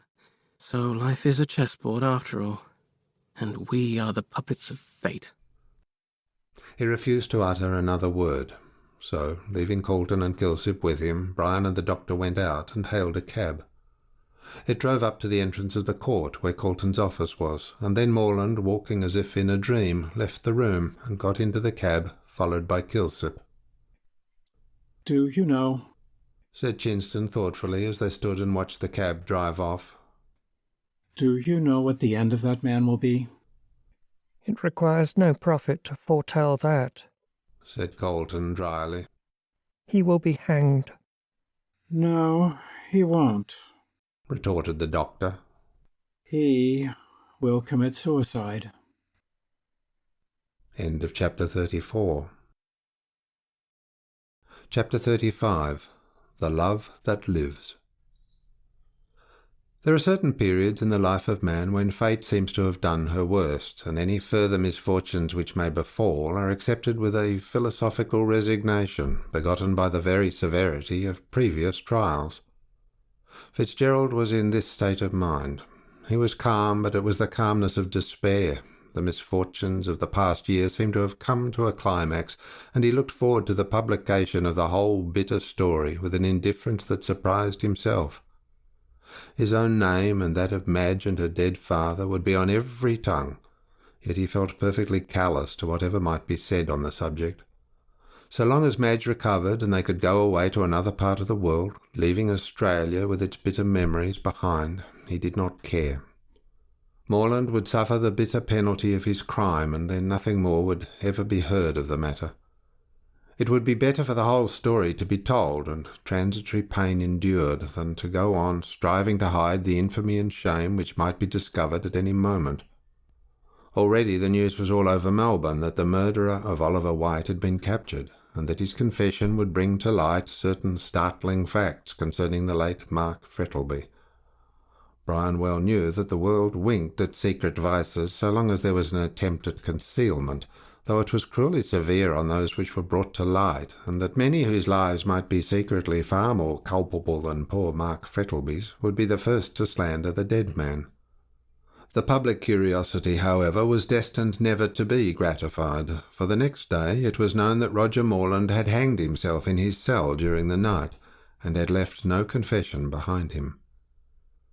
When Brian heard this, he breathed a heartfelt prayer of thanks for his deliverance, and went to see Colton, whom he found at his chambers, in deep conversation with Chinston and Kilsip. They all came to the conclusion that as Morland was now dead, nothing could be gained by publishing the confession of Mark Frettlby, so agreed to burn it, and when Fitzgerald saw in the heap of blackened papers in the fireplace all that remained of the bitter story, he felt a weight lifted off his heart. The barrister, Chinston, and Kilsip all promised to keep silence, and they kept the promise nobly, for nothing was ever known of the circumstances which led to the death of Oliver White, and it was generally supposed that it must have been caused by some quarrel between the dead man and his friend Roger Morland. Fitzgerald, however, did not forget the good service that Kilsip had done him, and gave him a sum of money which made him independent for life, though he still followed his old profession of a detective from sheer love of excitement, and was always looked upon with admiration as the man who would solve the mystery of the famous Hansom cab murder.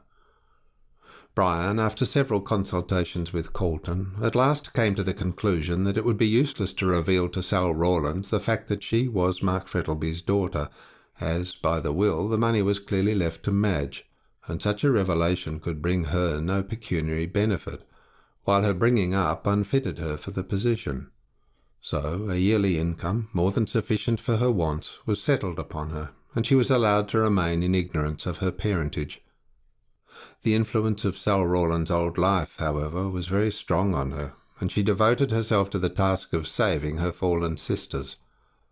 Knowing, as she did, all the intricacies of the slums, she was enabled to do an immense amount of good, and many an unhappy woman was saved from the squalor and hardship of a gutter life by the kind hand of Sal Rawlins. Felix Rolleston became a member of Parliament, where his speeches, if not very deep, were at least amusing, and while in the House he always behaved like a gentleman, which could not be said of all his parliamentary colleagues.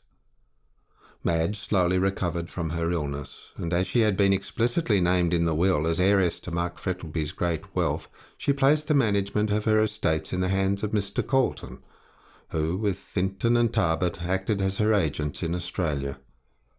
On her recovery, she learned the story of her father's early marriage, but both Colton and Fitzgerald were silent about the fact of Sal Rawlins being her half-sister, as such a relation could do no good, and would only create a scandal, as no explanation could be given except the true one. Shortly afterwards, Madge married Fitzgerald, and both of them only too gladly left Australia with all its sorrows and bitter memories. Standing with her husband on the deck of one of the P&O steamers as it ploughed the blue waters of Hobson's Bay into foam, they both watched Melbourne gradually fade from their view under the glow of the sunset. They could see the two great domes of the Exhibition and the Law Courts, and also Government House with its tall tower rising from the midst of the green trees. In the background was a bright crimson sky, barred with masses of black clouds, and over all the great city hung a cloud of smoke, like a pall. The flaring red light of the sinking sun glared angrily on the heavy waters, and the steamer seemed to be making its way through a sea of blood. Madge, clinging to her husband's arm, felt her eyes fill with tears as she saw the land of her birth receding slowly. "Goodbye," she murmured softly. "Goodbye forever." You do not regret? He said, bending his head. "Regret? No. She answered, looking at him with loving eyes. With you by my side I fear nothing. Surely our hearts have been tried in the furnace of affliction, and our love has been chastened and purified."